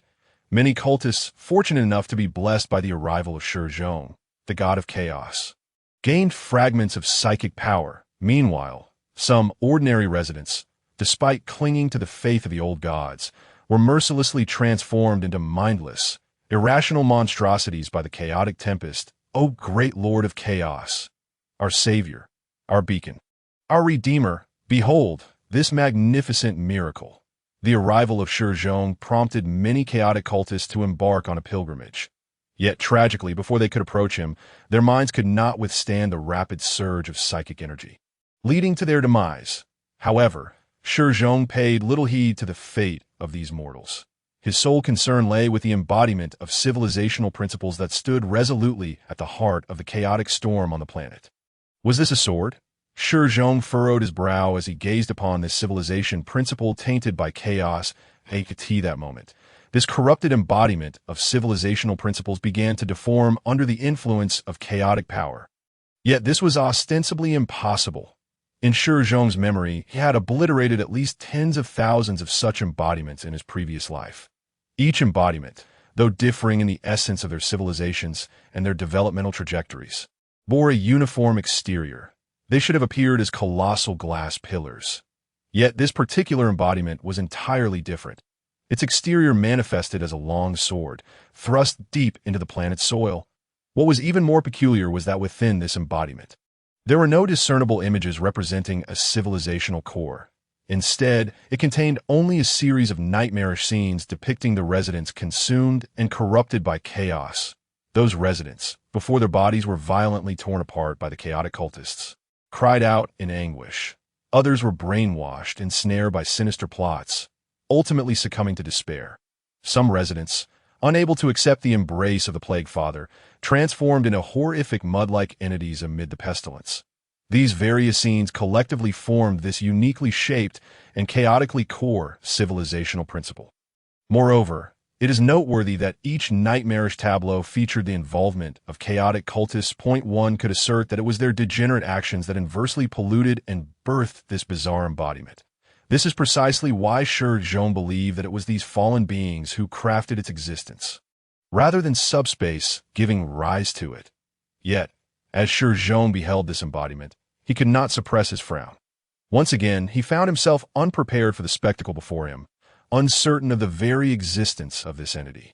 After all, he had observed that this embodiment's presence was not merely a matter of external shape and internal core mutation, that it had shattered the original functions of civilizational principles, endowing it with certain counteractive properties. For instance, this entity was so extraordinary that layers upon layers of chaotic ripples emanated from it. Simultaneously, the embodiment itself continuously forged barriers of physical reality around it.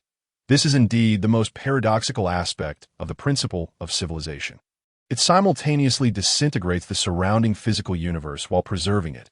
Such a phenomenon cannot simply be described as an error. It is something that transcends the boundaries of conventional rules. Should I dare to touch it? With a furrowed brow, Shi Zhong contemplated this internally. His emotions were quite complex at this moment. That on one hand, having successfully merged with the subspace, he received a warning from it. This entity is, in essence, a creation of the subspace, an artifact uniquely belonging to it. On the other hand, Shi Zhong's innate instincts, derived from the divine lineage, cautioned him that this civilization principle, tainted by chaos, is exceedingly perilous. If possible, it is best to avoid close proximity. After much deliberation, Shi Zhong reached a resolution. He decided to send several chaotic demons, which bore minimal difference from himself, to this contaminated principle of civilization to observe the reactions elicited from their interaction.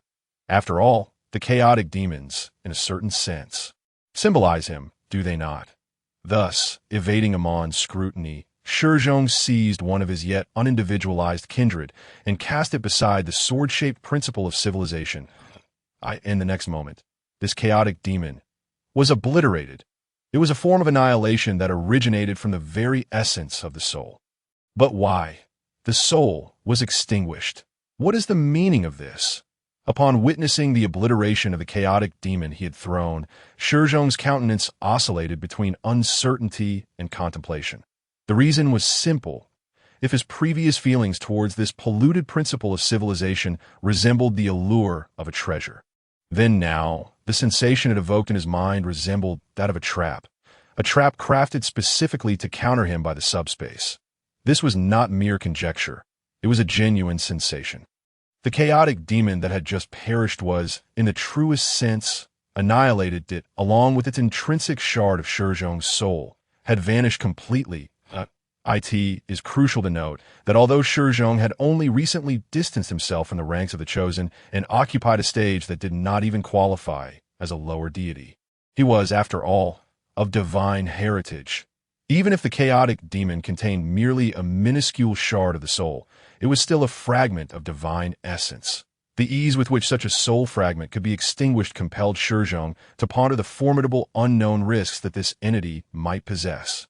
Yet, simultaneously, could this not also imply that if he were to acquire this entity, he would possess an additional means to annihilate other divine beings? A profoundly covetous thought emerged within Shi Zhong's mind. It is widely acknowledged that divine beings, as direct manifestations of the world's essence, are among the most challenging entities to slay. Those capable of ending their existence must either possess immense power or be of comparable rank. Yet, the entity before Shi Zhong belonged neither to the former nor the latter category, but rather to a classification that even Shi Zhong found difficult to articulate. Yet, this peculiar entity, could utterly obliterate a fragment of divine soul. Perhaps this entity does not conform to the conventional rules of the physical universe. Nevertheless, the power it represents is undeniably real. Upon realizing this, Shi Zhong's determination solidified that no, I must seize this entity. In order to transform this chaos-tainted principle of civilization into a force under my dominion. Shi Zhong commenced a new series of experiments. Initially, he tested those chaotic demons that had attained a sense of self, attempting to harness this power through them. Unfortunately, the second chaotic demon, to gain self-awareness, was obliterated during the experiment, leaving not even a name behind. This outcome did not surprise Shi Zhong. After all, these chaotic demons were, at their core, fragments of Shi Zhong's own soul. Even though these soul fragments had developed a sense of self, it made no difference. Next, Shi Zhong attempted to wield the chaotic power derived from Subspace to grasp this principle of civilization. Regrettably, this also proved unsuccessful. For the moment, the chaotic power from Subspace made contact with the principle of civilization. A phenomenon of virtualization occurred. Under this illusion, the chaotic power found itself incapable of engaging effectively with the principle, akin to the repulsion between the two poles of a magnet. Subsequently, Shi Zhong conducted further experiments, striving to ascertain whether he could master the power emanating from the principle of civilization. Yet, all attempts ended in failure. However, Shi Zhong's series of endeavors were not without merit. After undertaking these various trials, he discovered a crucial insight. This chaos-tainted principle of civilization is not, in any sense, beyond reach. Certain entities, or rather, certain presences, can alter its nature, rendering it accessible. And these entities are the fallen worshippers of chaos inhabiting this planet. Furthermore, Shi Zhong discerned a pattern. The more horrific and inhumane acts of destruction these fallen worshippers had committed previously, the greater their influence on the principle of civilization. Indeed, it could be surmised that when Shi Zhong cast a cult leader responsible for the demise of at least one town's populace near the polluted principle, it exhibited a fleeting yet undeniably tangible sign of solidification. Thus, upon recognizing this, Shi Zhong concluded a significant truth. This chaos-tainted principle of civilization seems to be accessible solely to the fallen devotees of chaos. Moreover, the more powerful and favored by Subspace these chaotic worshippers are, the more effortlessly they can seize control of this principle. This is due to the profound soul connection that exists between them. After all, a fallen civilization is still a civilization. Even if a civilization has descended into the depths of depravity, it must be navigated by the offspring of that very civilization. Consequently, after confirming these observations, Shi Zhong conceived an audacious plan that he would initiate a grand slaughter that would span the entire planet, selecting a singular entity from this carnage to master the chaos-contaminated principle of civilization. This chosen being would become Shi Zhong's first chaotic champion. Upon finalizing his plan, Shi Zhong immediately issued a decree in the name of the god of destruction, declaring that this planet was destined to be his next target for annihilation. Every being upon this planet would perish. However, the merciful god of destruction decided to grant this planet one exception, one individual, who, by extinguishing all life on the planet, would attain redemption. This individual would then be bestowed with the chaotic artifact and the right to coexist with the god of destruction. Upon the utterance of these words, a frenzied celebration erupted across the planet, a jubilant yet despairing revelry. Countless souls were engulfed in despair due to Shi Zhong's ruthless command.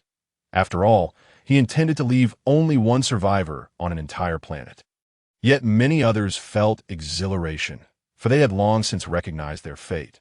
Their world had already forfeited its right to exist, but they could become the sole survivors of this planet, wielding unparalleled power and authority. Their minds, already bordering on madness, could only respond with excitement to Shi Zhong's decree. Soon, a horrifying and bloody slaughter commenced. Under Shi Zhong's manipulation, all inhabitants of the planet were gathered into a single plane. Thereafter, the game of blood and slaughter commenced. From the very first day, when 200 million souls still thrived, to the final 7th day, when only 2 remained.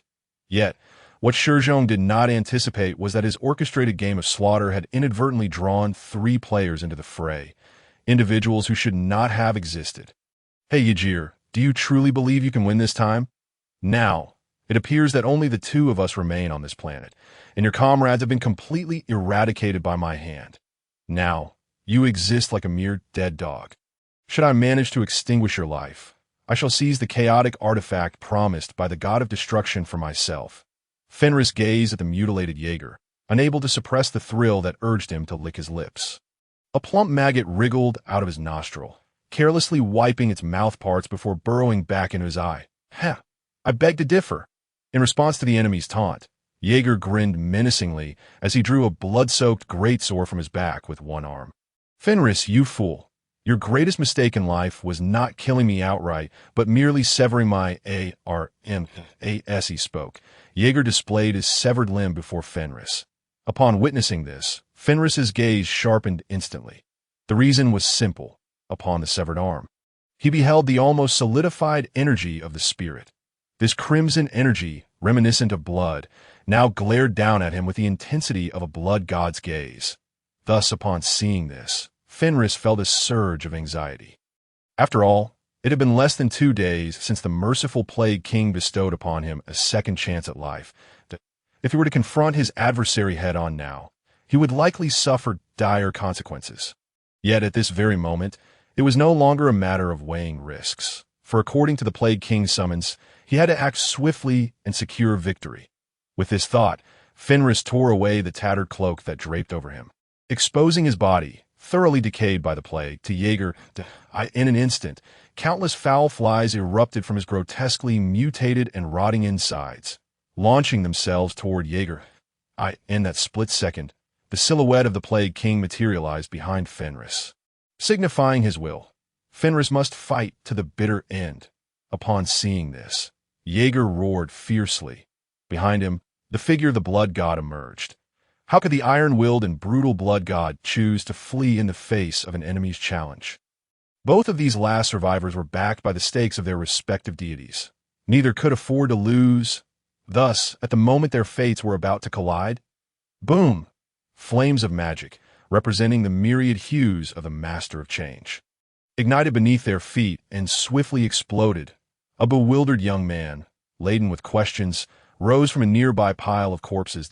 In that instant, the chaotic deity and the chaotic artifact appeared beside him. You are the ultimate victor. Claim your reward. Faced with this situation, the young man took a bewildered step back. His confusion stemmed from the fact that he had truly done nothing at all. He only remembered that after worshipping the Master of Change, he was transported here. Following that, he set up a magic circle at a designated location as per the Master's instructions.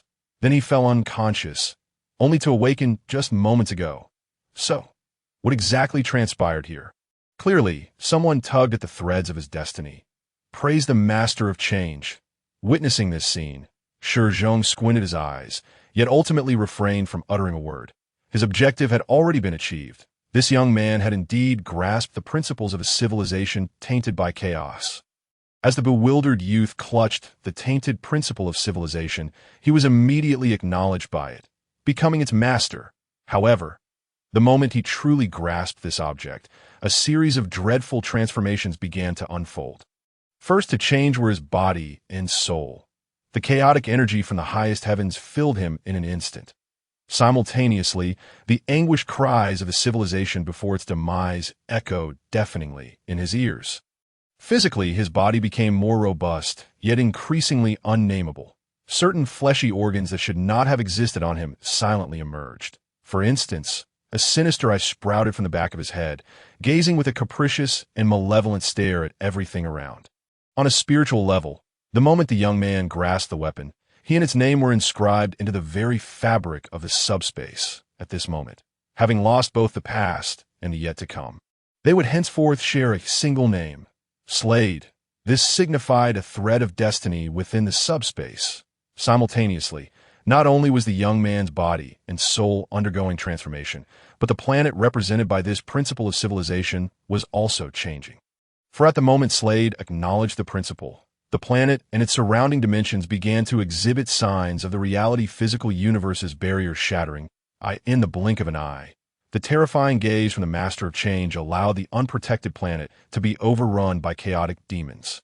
Furthermore, the entire planet exhibited signs of fracture at that very moment. Countless lands momentarily revived, and under the relentless pull of chaotic energy from the subspace, they fortuitously coalesced into the forms of ancient castles. These ancient castles intertwined and influenced one another, ultimately transforming the planet into a colossal labyrinth filled with fortresses. Outside the labyrinth lay an endless expanse of subspace waves, born from the wisdom of the Master of Change. Every visible strand of subspace wave represented a series of plans and hidden knowledge from the Master. Meanwhile, the native creatures on this planet were not entirely abandoned in this moment. Rather, they were transformed by the Master of Change, becoming entities of a bluish-purple hue for various reasons. Although the initial circumstances differed somewhat from my expectations, the final outcome resembled my conjectures closely. After all the dust had settled, Shi Zhong nodded. Gazing at Slade and the planet, no, this was no longer a planet. For from the moment the gaze of the Master of Change descended upon this world, and as the planet's reality physical rules shattered, it had become a bona fide demon planet. The serendipitous occurrences and inexplicable changes on this planet attested to this fact. At that moment, everything in this world transformed into the true property of the subspace.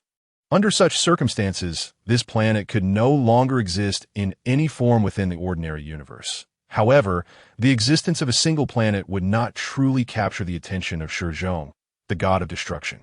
What he was most concerned about was Slade himself. Great Master, I am the god I serve, salute you. Clutching the great sword, Slade knelt before Shi Zhong. Although he understood that his loyalty lay with the magnificent Master of Change, he felt compelled to offer his allegiance to the higher dimensional Shi Zhong, for this was a power and authority that plans could not alter. How do you feel now? Exceedingly well. I even sense. I am beginning to comprehend everything. Yet more splendidly, great Master, I am prepared to serve you. After uttering this, Slade showcased his abilities before Shi Zhong. Upon witnessing the display, Shi Zhong finally grasped the significance and capabilities of the civilization principle tainted by chaos. It turned out that this polluted principle had become a blade belonging to the god realm of the subspace after being tainted. Its greatest power was to forcibly pierce through the veil, separating reality from illusion, granting access to the depths of the subspace. In simpler terms, it was a living anchor. The existence of a living anchor point is regarded as an exceptionally unique phenomenon in the eyes of Shi Zhong. On one hand, it can be considered a genuine biological entity. They possess their own consciousness, harbor their own thoughts, and one might even assert that they possess a complete soul. This is no exaggeration, but rather a veritable truth. On the other hand, however, a living anchor point cannot be classified as a true biological being. For Shi Zhong, the individual whose fate is woven by the Master of Metamorphosis, Slade is essentially a puppet. Moreover, as a puppet, he is not merely a marionette of the Master of Metamorphosis, but also a pawn of the entire subspace. Nevertheless, this so-called puppet is not necessarily a disadvantageous entity. At least for Slade, it is undoubtedly not a detrimental circumstance.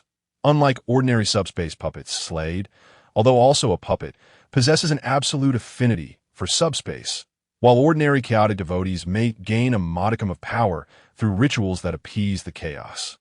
The strength they acquire pales in comparison to that of a living anchor point, to the point of being laminable.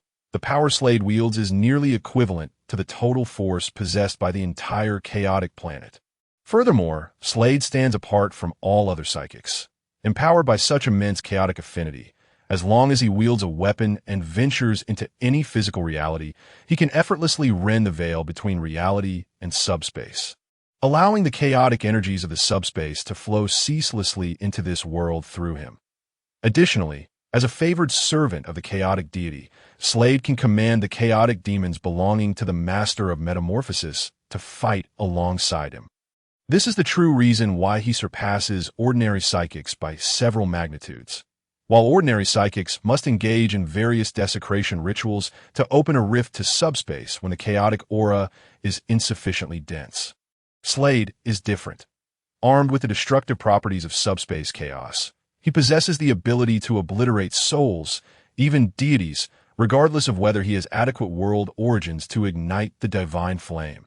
Upon contemplating this, Shi Zhong realized that an existence like Slade could very well serve as one of the most formidable weapons in his divine realm.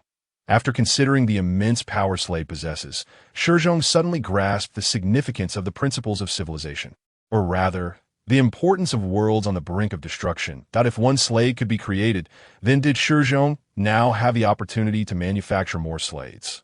With such thoughts, Shi Zhong withdrew his consciousness from this already demonic planet and turned his gaze towards the other divine realms, which were under the dual assault of the 666 planet and Subspace. He prepared to test whether he could replicate the manufacturing scheme of Slade within these divine realms. However, to his dismay, none of the other divine realms proved suitable. Although these planets had also endured terrifying invasions from Subspace and had experienced the fall of their deities and the collapse of their civilizations, their principles of civilization remained relatively intact and had not been distorted by chaos. Reflecting on this, Shi Zhong arrived at a conjecture. Perhaps the emergence of Slade was closely tied to the fall of the deity in this divine realm. The more desperate the deity controlling the divine realm became before their demise, the more susceptible the principles of civilization here were to distortion. Alas, it was a pity that he could not desecrate the dead. Shi Zhong shook his head. Had he known this earlier and understood the principles, he would have been more ruthless, ensuring that at least several living anchor points were created. Nevertheless, despite his regrets, Shi Zhong had little time to lament. What he needed to do now was to shatter these divine realms and convert them into world origins. He aimed to utilize these world origins to further strengthen his subspace. Soon, amidst the tragic wails of the inhabitants of these divine realms and the ignorant prayers of chaotic devotees, Shi Zhong obliterated the principles of civilization in the remaining divine realms, transforming them into pure world origins. The moment these world origins were grasped in Shi Zhong's hands, the subspace he controlled began to simmer with excitement. As a manifestation intertwined with Shi Zhong, the subspace understood that the moment it had been waiting for had finally arrived. An endless chaotic storm swirled around Shi Zhong, jubilantly celebrating like eager puppies awaiting their master's feeding. Naturally, Shi Zhong would not disappoint the expectations of the subspace. After acquiring these world origins, he immediately and unhesitatingly infused them into the subspace. In the next instant, the expanse of the subspace began to expand rapidly, and a terrifying spectacle unfolded within the Tower of Babel. Just before Shi Zhong injected a substantial quantity of complete world origins into the subspace, outside the Tower of Babel, the rap quartet was seated in their place, keenly observing all that transpired within the tower. Although the rules of the tower prevented Yunming and the others from discerning everything inside, they could still glean a rough understanding of the internal situation from the exterior of the tower. For instance, they witnessed Feng Mengyao and her companions, led by Shi Zhong, annihilating a plane, and they observed Shi Zhong thrusting his subspace divine realm against those besieging the 666th planet. In fact, it was not just Yunming and the others who were intrigued by the unfolding events. Even the deities who did not have disciples participating in this trial were eagerly watching this spectacle. After all, while the lives of the deities were exceptionally lavish, their daily existence was also incredibly dull. Thus, they would not miss out on the entertainment offered by the Tower of Babel, which they anticipated with great enthusiasm. However, this amusement was destined to meet a brief end today, just as the goddess Yunming was enjoying cake while expressing her concerns about Shi Zhong to her companions. A peculiar phenomenon captured the attention of all the deities present. Wait, what is that thing? A gray line. As one keen-eyed deity noticed a wisp of gray thread appearing within the Tower of Babel, the assembled deities immediately turned their gazes in his direction. Upon their inspection, they were taken aback as more and more deities became aware of this gray line. In the fleeting moments of their observation, one strand after another of gray thread began to occupy half of the Tower of Babel. Moreover, the rate at which this gray thread was encroaching was alarmingly swift, continuing to seize the remaining space within the tower like infinitely proliferating cancer cells. What is this line? This is the world barrier of a divine realm. Upon realizing this, a knowledgeable deity spoke incredulously. Damn it! Who is this chosen one? Has he lost his mind? He dares to attempt to contain the entire Tower of Babel using the most precious world origins. The moment this statement was uttered, all the deities fell silent. The deity skepticism was indeed justified. As former chosen ones and now deities, each of them understood just how precious world origins were during this era. They could be utilized not only to construct divine realms, but also to adjust the genetic sequences of their kin or endow them with greater extraordinary abilities. Additionally, world origins could enhance the strength of the divine race itself or be molded into weapons for their use. However, regardless of how world origins were employed, their utilization should not be in this manner. As more and more deities realized that the fool within the Tower of Babel was merely expanding the boundaries of his divine realm with the precious world origins, rather than strengthening it, they deemed this action not only extremely foolish, but also an egregious waste. Yet what was even more outrageous was that, upon contemplating this, the deities displayed expressions of profound sorrow. Nevertheless, boundless curiosity compelled them to ponder. Who was this individual, and why was he undertaking such actions? Indeed, who was this chosen one? Why would he squander world origins in such a manner?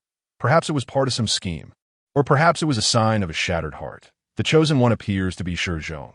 Shi Zhong, disciple of goddess Yunming.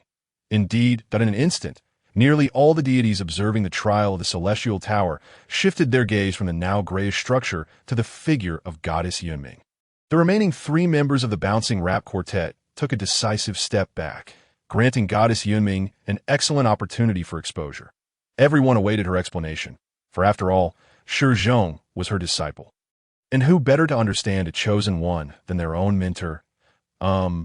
Under the intense scrutiny of numerous divine beings, especially those from the most formidable pantheons, an expression of near despair flickered across goddess Yunming's trembling visage.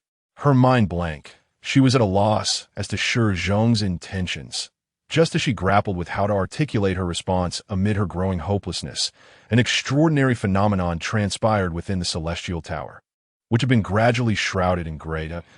The very moment the tower was enveloped in this pallor, all the deities present were astonished to discover they could no longer observe the events unfolding within the tower by any means. Not even the mightiest among them could penetrate this veil. The interior of the celestial tower was cloaked in an indescribable force, rendering it impervious to their gaze. What transpired within? What were Shi Zhong's true intentions? At that moment, the deities finally realized that perhaps this world was not entirely within their grasp. While the divine beings outside the tower speculated on Shi Zhong's actions, in truth, he had done nothing at all. Indeed, this is not a mere platitude, but a factual statement. For what Shi Zhong accomplished was simply the infusion of the world's essence into the subspace, allowing it to expand its dimensions. This was his sole endeavor from the outset until now. He did not seize the opportunity to utilize the vast subspace to assault other chosen ones conquering different planets and realms. Nor did he gather additional intelligence or corrupt more beings during this process. Yet, what he had accomplished was already sufficient. For from the moment Shi Zhong established the realm of subspace, he had anticipated this day as arrival. It is essential to understand that as the most unique domain in the pantheon, the rules he designed for the subspace included the capacity to infinitely augment its own volume. It is a realm of illusion, a mirror reflecting the depths of all souls, and a world of dimensions higher than the tangible reality. This realm is eternally parallel to the real world, continuously observing and influencing it. Thus, theoretically, as long as Shi Zhong could transfer the infinite essence of the world for the subspace to devour, the subspace S volume would expand to boundless proportions. It could even swell to accommodate the true essence of everything. However, Shi Zhong was not yet capable of achieving this. After all, the essence of the world is currently the most precious resource without exception. Although Shi Zhong had vanquished 9 chosen ones, the essence he acquired barely sufficed to envelop the entire celestial tower. Moreover, this was made possible because the celestial tower itself was a sealed structure, enabling Shi Zhong to fulfill his objective. Yet, that being said, at this juncture, what he had achieved was already ample. For at this moment, Shi Zhong finally made his move that he began to detach from his original position, advancing step by step toward the heart of the celestial tower. With each step he took, the hidden melodies resonating from the highest heavens celebrated his arrival. Whenever he lingered in the void, a tremendous chaos storm would materialize beneath his feet. This was the acknowledgement of the highest heavens, as well as their anticipation for him. When Shi Zhong reached the center of the celestial tower, he inhaled deeply and settled into a meditative posture. That instant, the entire subspace fell silent. An invisible wave began to surge outward from Shi Zhong, radiating in all directions. Soon after, a second and a third wave began to resonate throughout the subspace, pulsating with the rhythm of his heartbeat. Yet in that fleeting moment, the true transformation of the subspace commenced, as the subspace filled the entirety of the celestial tower. All beings within the tower, be they ordinary creatures or powerful transcendent entities, were compelled to hear the voice emanating from the highest heavens. In that moment, even with a tangible barrier of reality separating them, they were forced to listen to that terrifying voice from the highest heavens.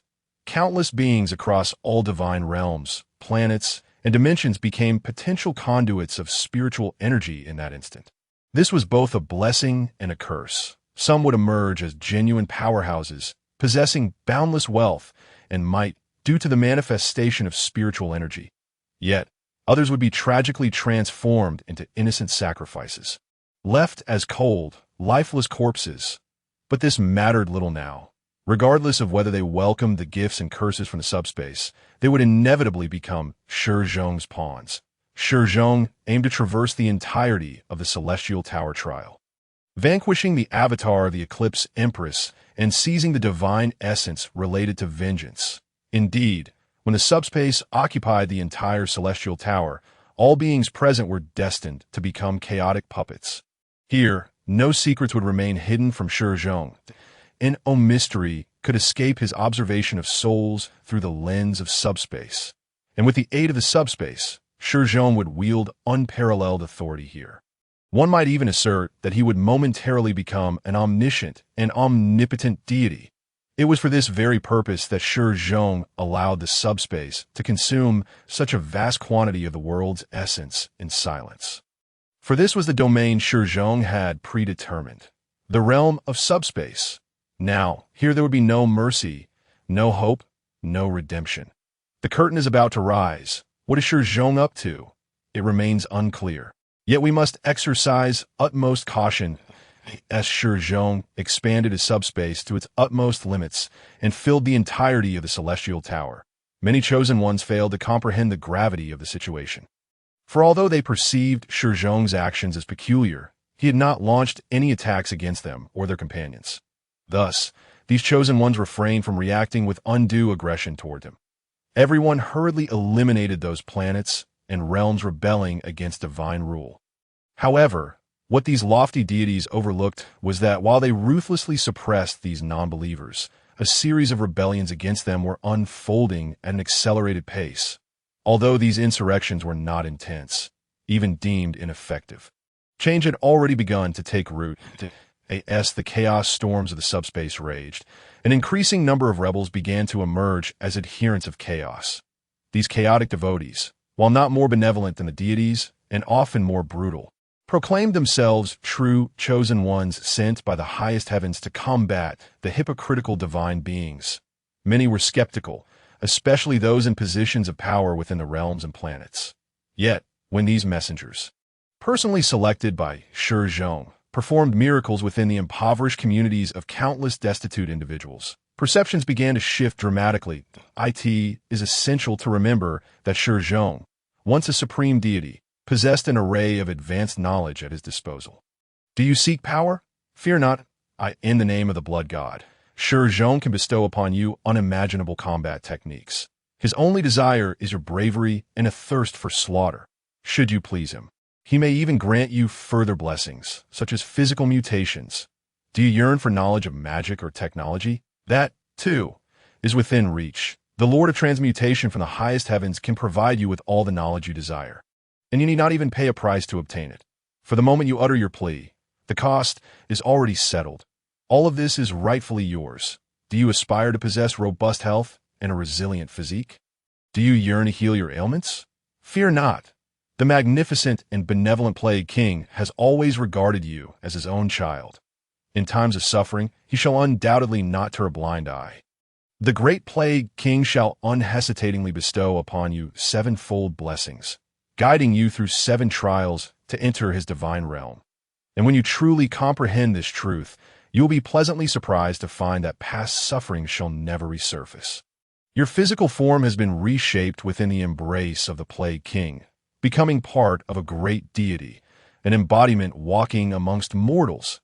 Even more terrifying is the fact that when you find yourself in utter despair beneath the iron heel of the deity, yearning for an apocalyptic revelry to end your existence, special envoys from the distant planet 666 will arrive, bringing unimaginable joy and delight to you and your kin. All you need to do is to surrender completely to that ecstasy. It must be acknowledged that these gifts from the subspace are undeniably alluring. While such offerings may hold little appeal for the deities, for those who crawl hopelessly beneath their feet, these are precisely what they desire most. Those who wish to rebel can obtain the power they have long coveted. The suffering can attain liberation. The confused shall receive answers, and even the despondent can find joy. The lower the populace, the more susceptible they are to the temptations that subspace offers, making their fall even easier. Although the acts of rebellion may not yield immediate success, those who adhere to the subspace have accomplished the most crucial task.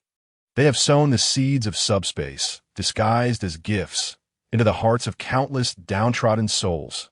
Altars to worship the malevolent deities of subspace have been erected, cults with new names and ideologies have spread, and minds twisted by these beliefs have sought refuge in darkness. Yet, this is not the most terrifying aspect, for when a chosen one and his companions finally complete their incursion, shattering the principles of civilization on a certain planet, they will foolishly discover in horror that the very principles they have destroyed reveal the chaotic 8-pointed star insignia. This signifies that all planets and planes dwell within the shadow of subspace.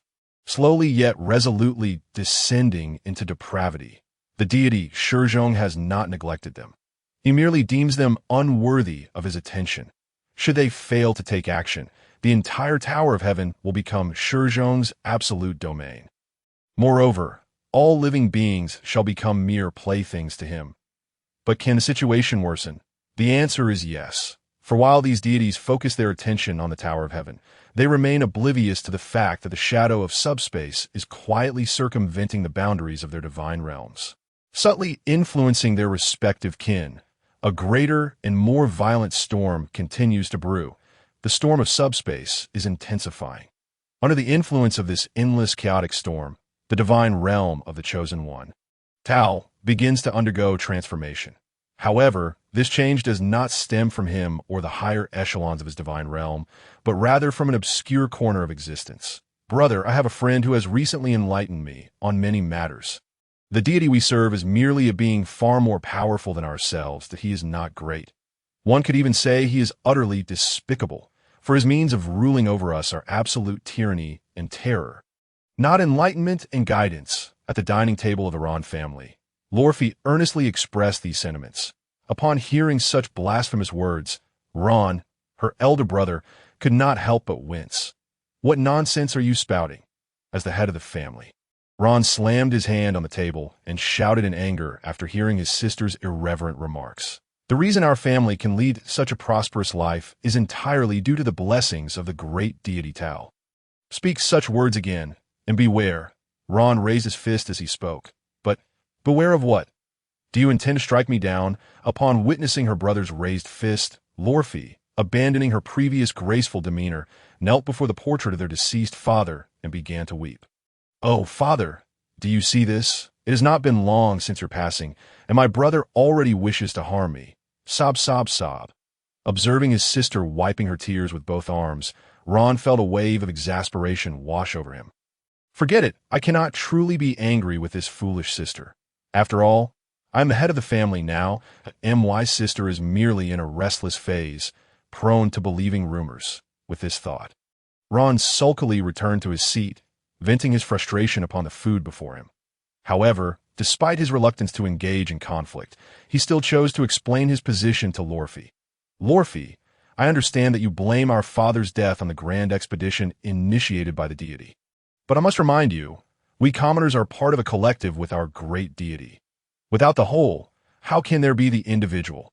As long as our deity can repeatedly vanquish those unblessed, blasphemous subjects, our lives will continue to improve. Even if we perish, we can still find redemption in the embrace of the divine. Ron recalled the words of the priest and spoke earnestly to Lorfi. Yet he did not anticipate that his heartfelt counsel would elicit even more blasphemous words from Lorfi. This is all a complete fabrication, brother. In our world, there has never been a grand expedition. We are merely slaughtering machines bred by our deity. What we refer to as the grand expedition, in essence, amounts to our children being incited by the elite to slaughter the children of another world. We have no redemption, no hope. And you say we are a collective? Yet, why is it that our deity has already destroyed a planet, while our lives remain so dire? Lorfi pointed to the bread devoid of even cream. My friend informed me that after the victory in that war, our lives as commoners have seen no improvement whatsoever. However, the lives of those in the upper echelons have become even more lavish than before. In such circumstances, what collective do we speak of? Upon hearing this, Ron was utterly enraged. He overturned the table, seized Lorfi's hand, and dragged her to their father's portrait, demanding loudly, "So you mean to say that our father was a butcher? His sacrifice was merely a joke?" Lorfi, let me tell you this. Our army has recently suffered losses on the battlefield, and in 3 days, I shall replace our father and head to the front lines. This moment, you wish to tell me that I am merely a butcher? Everything I do is in vain. Faced with her brother's explosive fury, Lorfi trembled and fell silent. Yet, deep down, she remained unconvinced. More importantly, she was startled by the news of Ron's conscription. It seemed Ron also realized this. Temporarily calming down, he resignedly sat back down and spoke to Lorfi. "My dear sister, while I know you have always been somewhat rebellious, I still hope you can understand that this society is not merely black and white. The gray area, neither black nor white, is the norm of our world." After speaking, Lorfi, worried for her brother, suddenly embraced him tightly, saying, "Brother, if you truly must step onto the battlefield, then I hope that when you face difficulties, you do not pray to the deity, but rather to my friend. As long as he can hear your prayers, he will surely protect you on the battlefield." Hearing his sister's unwavering conviction, Ron couldn't help but let out a bitter smile. Yet, whether it was to comfort his sister or prompted by some indescribable gaze, Ron uttered those words. "Very well, I assure you. But what is the name of your friend?" Upon her brother's inquiry, Lorfi lifted her head. "My friend calls himself Amon." 3 days later, the anxious Ron finally stepped onto the battlefield. Although he was filled with trepidation, the moment he beheld the magnificent figure of the deity he revered, all his fears dissipated. Look, the divine being standing atop the clouds is immensely powerful. Witness, the deity who has inspired countless beings is truly magnificent. At that moment, upon seeing Tal, bathed in holy light, all of Ron's anxieties and confusions vanished. He yearned for battle, eager to pledge his loyalty to his deity, longing to sacrifice himself for the expedition. Now, Ron's mind involuntarily recalled the hymns sung by the priests. The lies spoken by his sister Lorfi were, at this moment, rendered utterly baseless. And this, indeed, underscores the significance of faith that a genuine divine being, Tal emanated a halo of belief that effectively shielded against the influences of the subspace, ordinary followers like Ron, even with just a fleeting glimpse of him on the battlefield, would be endowed with immense confidence due to the power of faith. However, such confidence was merely ephemeral. Ron officially entered the battlefield. This confidence was swiftly shattered by the brutality of war. In the first week, Ron followed the army into a city on this planet. During that week, he witnessed his comrades perish at the hands of those self-proclaimed unbelievers, saw deadly shells obliterate his teammates, shattering their lower halves. In the second week, filled with rage against the unbelievers, Ron captured one of them, intending to execute him in the most brutal manner. But when he saw the older brother protecting his sister, Standing defiantly before him, his spirit faced a trial. He realized his sister was right. This so-called war bore no true victors. The essence of this conflict was merely a child of one populace slaughtering another child from a different world. In that instant, Ron's faith began to waver. To be why the third week, Ron was astounded to discover that he and his comrades had become expendable. Their squad was given a suicide mission to cover another team's retreat. The other squad's fortune was solely due to the presence of a colonel's nephew among them. Confronted with such injustice, Ron began to pray to the great deity. Yet, all that greeted him was a silence as still as death. At that moment, Ron's convictions crumbled entirely. He realized that the deity he worshipped was profoundly unjust. The war he participated in was merely a horrific invasion instigated by the deity for selfish desires. However, more despairing than this revelation was the fact that shortly after they received their orders, an overwhelming tide of enemies surged forth. Boom! Their captain, who often spoke of returning to Mary, was reduced to mere flesh under the cannon fire. Thud! The comrade who cared for him like an elder brother, who often said he would retire gloriously after this battle, fell victim to enemy gunfire. One by one, his companions fell beside in the profound and desperate darkness. Ron prayed repeatedly for a miracle from the deity, yet not a single miracle occurred. Ultimately, with his faith utterly shattered, Ron uttered the fated name, Amon. I, Ron, beseech your protection. In that instant, Ron was horrified to discover a rift had torn through the space beside him. Then a gray figure materialized next to Ron, accompanied by dozens of indistinct entities. Yet these indistinct apparitions exhibited formidable power and influence. Those unbelievers attacking him fell one by one to their slaughter. Witnessing this, a terrified Ron knelt before the first gray shadow that appeared beside him as he expressed gratitude for Amon's protection, pledging to pay a price for this aid. But a price? Amon's gray figure drifted slowly beside Ron. No, no, no. My dear child, you merely seek freedom. Why must you pay a price? Upon hearing this, Ron was taken aback. He had not anticipated that this great being would be so merciful. What astonished him further was that this benevolent entity was prepared to offer him an additional boon.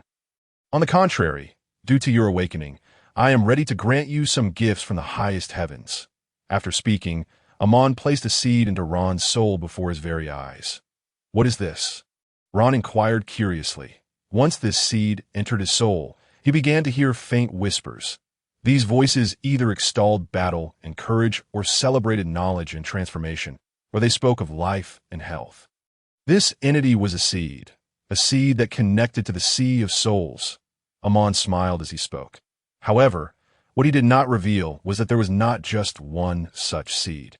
For every divine chosen one, including Tao, had similar seeds implanted within the souls of those akin to Ron in their respective divine realms.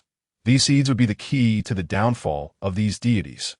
Upon realizing all this, the malevolent being veiled in gray mist could no longer contain a smile. In the central region of the subspace, which also served as the heart of the Tower of Babel, Shi Zhong observed as these seeds, capable of connecting to the Sea of Souls, were implanted within the souls he had selected. He finally allowed a smile to emerge, since the subspace had taken control of the Tower of Babel. All of Shi Zhong's plans began to intertwine one after another. They coalesced like a web of tightly woven spider silk throughout the tower. Even more terrifying was that this was not mere hyperbole. It was a genuine reality. For in Shi Zhong's current omniscient perspective, everything in the subspace was interwoven with threads of causality, although Shi Zhong had yet to fully open the ignited sea of souls to those beings. The existence of these causal threads was already a reality. Time in the subspace was not linear in a certain sense. Anything related to Shi Zhong existed alongside him in the subspace, even from the moment the subspace was born. It was akin to the fabled notion of predetermined destiny. Of course, Shi Zhong was not the only one orchestrating these events. The Lord of Change, responsible for schemes and plots within the subspace, was fortuitously made Shi Zhong's aide, willingly becoming a part of his conspiracy. However, within this series of plans orchestrated by Shi Zhong, there lies a profound significance. Through his intricate maneuvers, all the planets and realms within the Tower of Babel have succumbed to a state of infection by the subspace.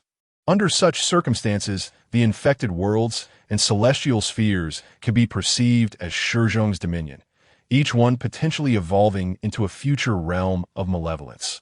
All beings inhabiting these planets and divine realms may be regarded as subspace entities, reminiscent of the loyal subjects of the Empress Tenua on planet 666. The deities currently invading these realms are not waging war against these rebellious beings, but rather against the followers of Shi Zhong. Fortunately, they remain oblivious to this fact, or perhaps they grasp it only too late. For as long as they remain unaware, the longer they engage in conflict with these natives, the more formidable the subspace beings become. Poor souls, they have unwittingly become Shi Zhong's cultivation vessels, inadvertently contributing to his burgeoning strength.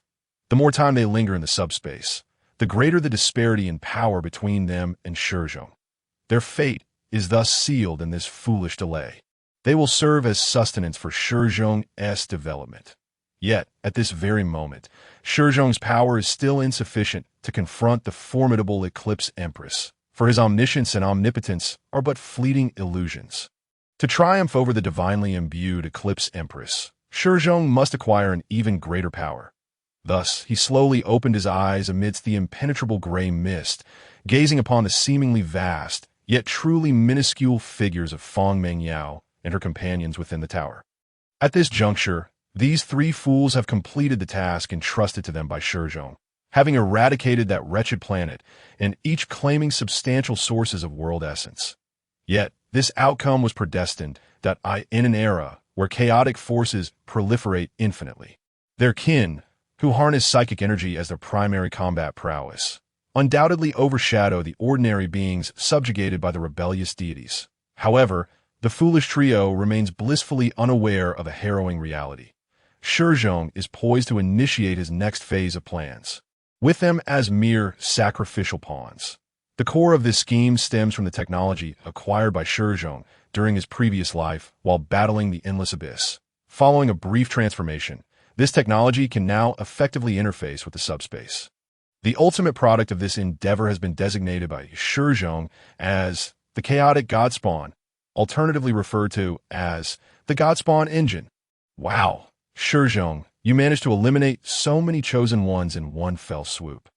And you have expanded the divine realm to this extent. How astonishing! At this moment, having solidified his plans, Shi Zhong promptly reached out to his three senior and junior disciples. Unsurprisingly, upon seeing Shi Zhong again, they were immediately struck with astonishment at his accomplishments. After all, none could have anticipated that Shi Zhong would grow so powerful as to vanquish an entire assembly of 9 deities. Yet what astounded them even more was that Shi Zhong had not only achieved this feat, but had also taken control of planet 666, turning its inhabitants into his followers. All of this made them realize that even if their senior brother had recently exhibited signs of madness, he remained a genius, one capable of standing out among countless chosen ones. Reflecting on this, their attitudes towards Shi Zhong gradually shifted, evolving into a form of subdued reverence. More accurately, they found themselves yielding to him. Shi Zhong, of course, perceived their so-called submission, yet he regarded it with disdain. For in his previous life, these three were far more loyal and submissive than they are now. However, that loyalty and submission were mere facades. They were not loyal to Shi Zhong, but rather fearful of the power he wielded. Indeed, before genuine might and authority, they would forever remain loyal in their subservience. Thus, Shi Zhong, unperturbed by their feigned allegiance, proceeded meticulously to ensnare them in the trap he had woven. In truth, none of this was particularly remarkable. Shi Zhong smiled faintly, revealing the benevolent facade he was expected to wear. I merely happened to be fortunate enough to witness 2 factions of chosen ones engaged in mutual annihilation, allowing me to seize an extraordinary opportunity. As for Planet 666, the reason they are willing to pledge their loyalty is largely intertwined with my subspace. As you can see, the psychic energy system is applicable to many races, including those on Planet 666. Moreover, after acquiring these sources of world essence, I became somewhat inflated with ambition and, in my enthusiasm, inadvertently allocated all the essence toward the expansion of the subspace, given that these three lack insight into the circumstances at that time. Shi Zhong deliberated and decided to weave a series of lies to lead them to believe that he was not as formidable as he appeared, merely a fortunate beneficiary of circumstance, as anticipated. Upon hearing Shi Zhong's fabricated tales, Zhang Hongfei and Li Miyun displayed expressions tinged with resentment.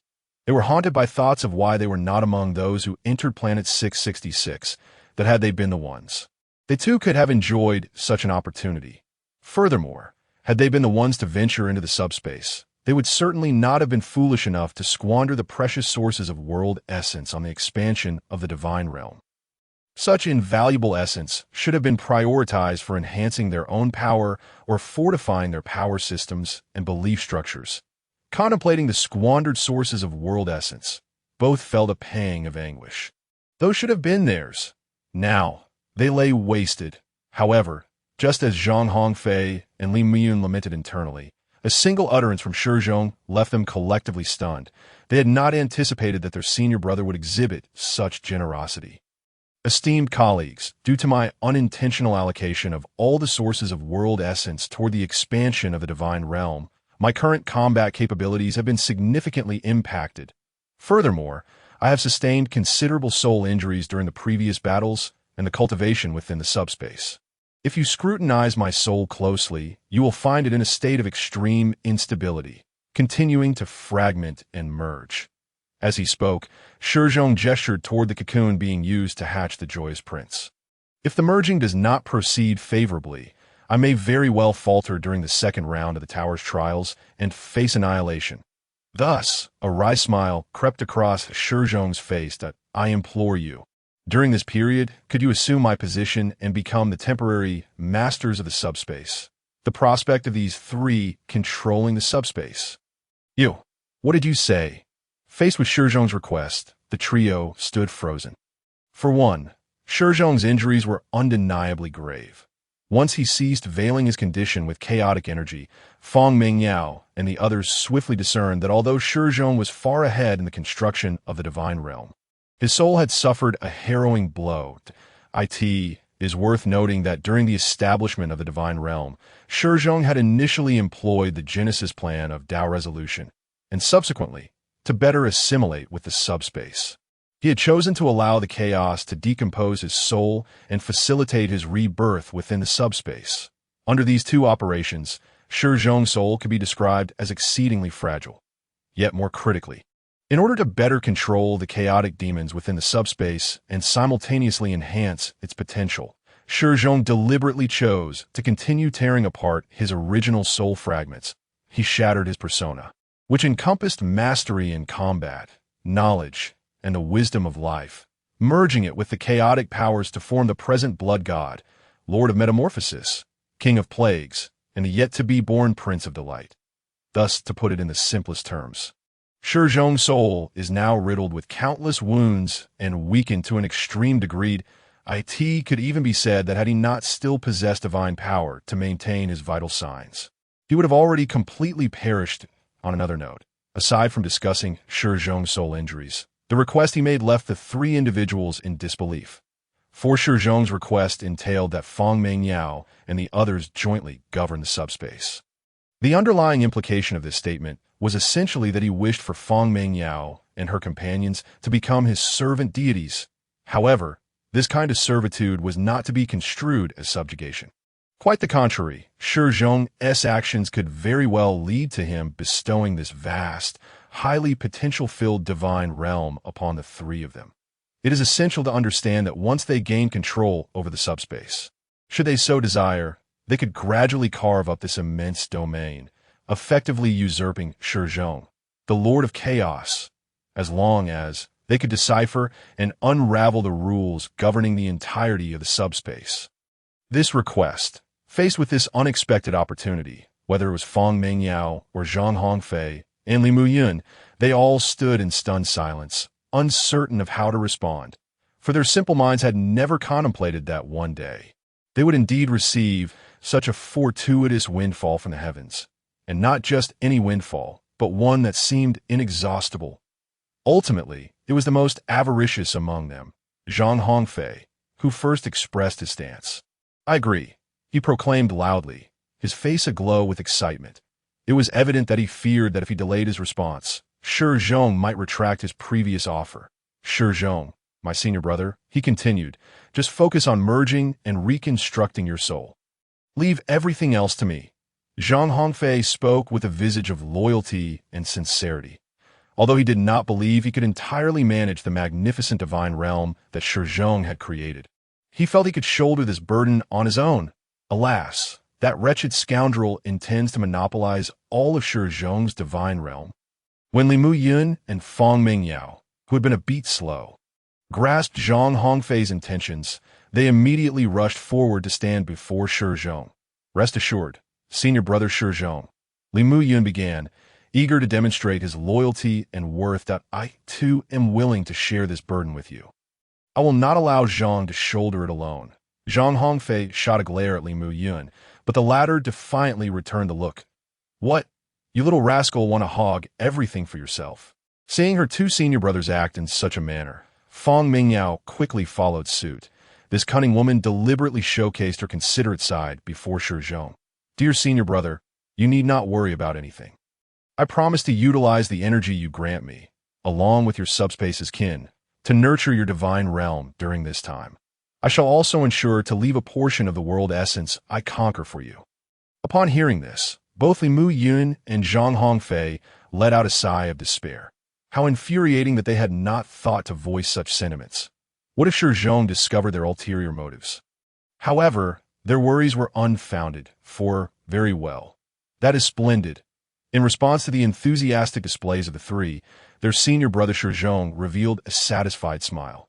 "Since all three of you are willing to assist me, this truly is wonderful." The gray, chaotic energy behind Shi Zhong swirled into a tempest, reflecting the tumultuous emotions within him. "Seeing that all three of you are eager to help brings me immense relief." Shi Zhong smiled gently, feigning gratitude.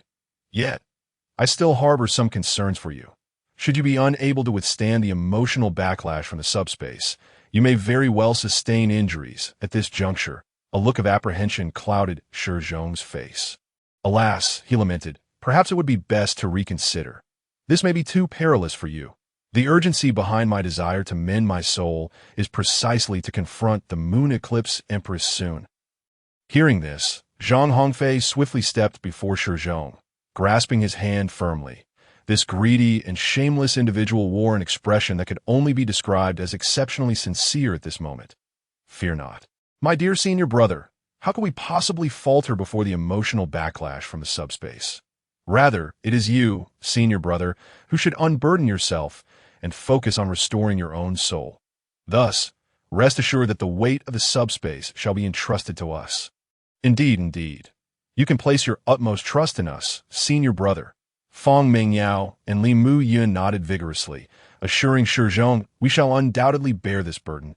Unfortunately, before these two could finish their sentences, Shi Zhong pointed toward Zhang Hongfei, unleashing the full emotional backlash of the subspace upon him. "Wah!" In the next instant, this greedy fellow cried out in agony that it was evident that due to the initial creation of the subspace, which amalgamated all of Shi Zhong's negative emotions, the emotional backlash it produced was utterly terrifying. Additionally, in recent times, the existence of the sea of souls within the subspace had allowed the souls that perished because of it to ferment and emit even more negative emotions. Thus, with these two factors combined, the emotional backlash from the subspace had escalated to an alarming degree. Shi Zhong merely allowed Zhang Hongfei to experience the emotional backlash briefly, and this unfortunate soul emitted a piercing shriek. Ugh! The other two watching this scene were equally taken aback. It was clear they had not anticipated the cost of enduring the subspace would be so immense. Yet, greed is an eternally formidable adversary. In the face of such overwhelming pressure, Fang Mingyao, Zhang Hongfei, and Li Muyun resolutely resolved to share their senior brother Shi Zhong's burden. Thus, after a round of discussions, the three informed Shi Zhong of their decision to jointly bear the repercussions from the subspace. Indeed, since Zhang Hongfei alone could not withstand this weight, surely the three of them together could. At worst, they would simply divide Shi Zhong's divine realm amongst themselves. Thus, under Shi Zhong's enigmatic smile, this dark, malevolent god who ruled the entirety of the subspace unhesitatingly transferred the dreadful burden he had long carried on his Zhang Hongfei and the others. At that moment, the three of them each emitted different piercing shrieks. Fortunately, their plan was successful. The suffering they endured was not as intense as before, to the very least, after taking on this burden. They were still able to manipulate the subspace. In an instant, the magnificent power from the celestial realm enveloped them, leaving their hearts and minds entranced, although they had previously understood the capabilities of the subspace's spiritual energy. Incorporating it into their kin's power system, they had not anticipated that the subspace capable of providing such power would be this formidable. It is essential to recognize that the primordial essence of the world bestowed upon the subspace by Shi Zhong is not without its price. At this juncture, the volume of the subspace has expanded to its utmost limit, encompassing the entirety of the Tower of Babel. Every corner of this monumental structure now brims with boundless chaotic power, a force that is undeniably genuine. With this thought, Shi Zhong's three disciples could not contain their excitement, that if they could seize this power, if this power could belong solely to them, in that fleeting moment. Perhaps it was the whispers of the subspace that invigorated them, or perhaps their own wavering resolve had been shaken. Regardless, all three of them resolutely affirmed their intentions. They must, by any means necessary, wrest this divine realm from Shi Zhong's grasp. No price would be too high. Even if it meant slaying Shi Zhong, so be it. Thus, with terrifying fervor in their eyes, they turned to face him. However, to their astonishment, Shi Zhong had vanished. He had already entered the cocoon, commencing the fusion of Tainua's soul. Utilizing joy as the fuel to forge the Prince of Pleasure, he appeared utterly unperturbed by the unfolding events. In truth, he was indifferent, for this was but a crucial element of his grand design. This very moment, ensconced within the cocoon, Shi Zhong regarded his three foolish disciples with a frigid smile. Their folly was astonishing. Shi Zhong's willingness to entrust the subspace to them stemmed from his complete lack of fear regarding their potential to usurp it. What a preposterous notion! Firstly, let us not forget that the subspace is no mere divine realm. Its entirety was constructed by Shi Zhong himself, utilizing his soul as its foundation. Even if the three of them were to become Shi Zhong's servant deities, they would still be incapable of fully mastering the subspace. Even in the event of Shi Zhong's demise, they would not achieve this. Thus, their avaricious aspirations were misguided from the outset. Furthermore, the so-called damage to Shi Zhong's soul was not entirely genuine. While indeed, his soul had suffered anomalies and impairments, these were not truly fatal concerns. The reason Shi Zhong sought to alleviate the burdens stemming from the subspace was that he needed to concentrate entirely on the birth of the Prince of Pleasure. It is crucial to understand that the Prince of Pleasure, as the fourth subspace evil deity fashioned by Shi Zhong, was uniquely significant. This distinction is evident in the very titles ascribed to him and her. The Prince of Pleasure soul is not merely composed of Shi Zhong's fragmented essence. It is infused with a substantial portion of Tainua's soul. One could assert that, as Shi Zhong was the first to incubate Tainua within this cocoon of infinite joy.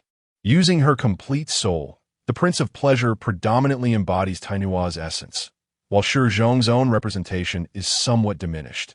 Although this does not hinder Shi Zhong's utilization of the Prince of Pleasure, he remains reluctant to sow the seeds of future complications. He must immerse his soul into the cocoon of the Prince of Pleasure, suppressing Tainua's inclinations with his own essence.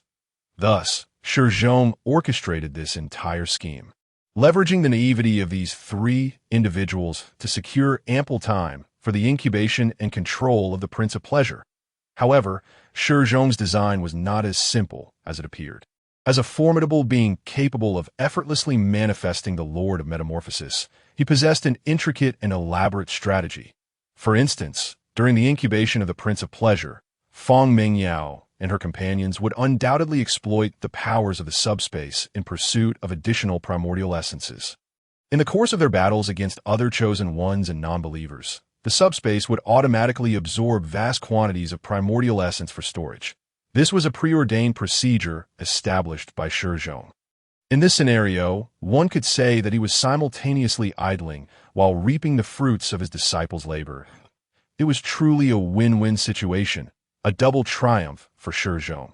Moreover, during their manipulation of the subspace, Fang Mingyao and her companions would inevitably succumb to their greed, attempting to decipher the subspace's rules to prepare for the eventual assassination of Shi Zhong.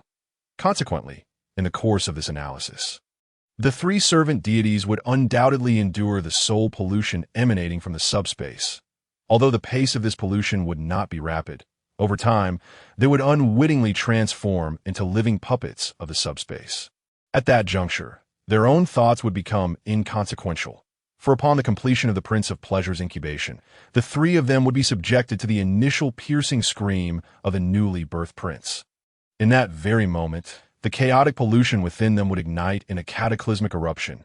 They would, under the harrowing onslaught of the Sea of Souls, be irrevocably fused into one. More precisely, their souls would coalesce into a singular living vessel, one that endures endless malevolence, insatiable greed, and the pervasive aura of annihilation. At that time, they would be referred to as the Chaos Engine, the most potent weapon forged from the souls of the divine race.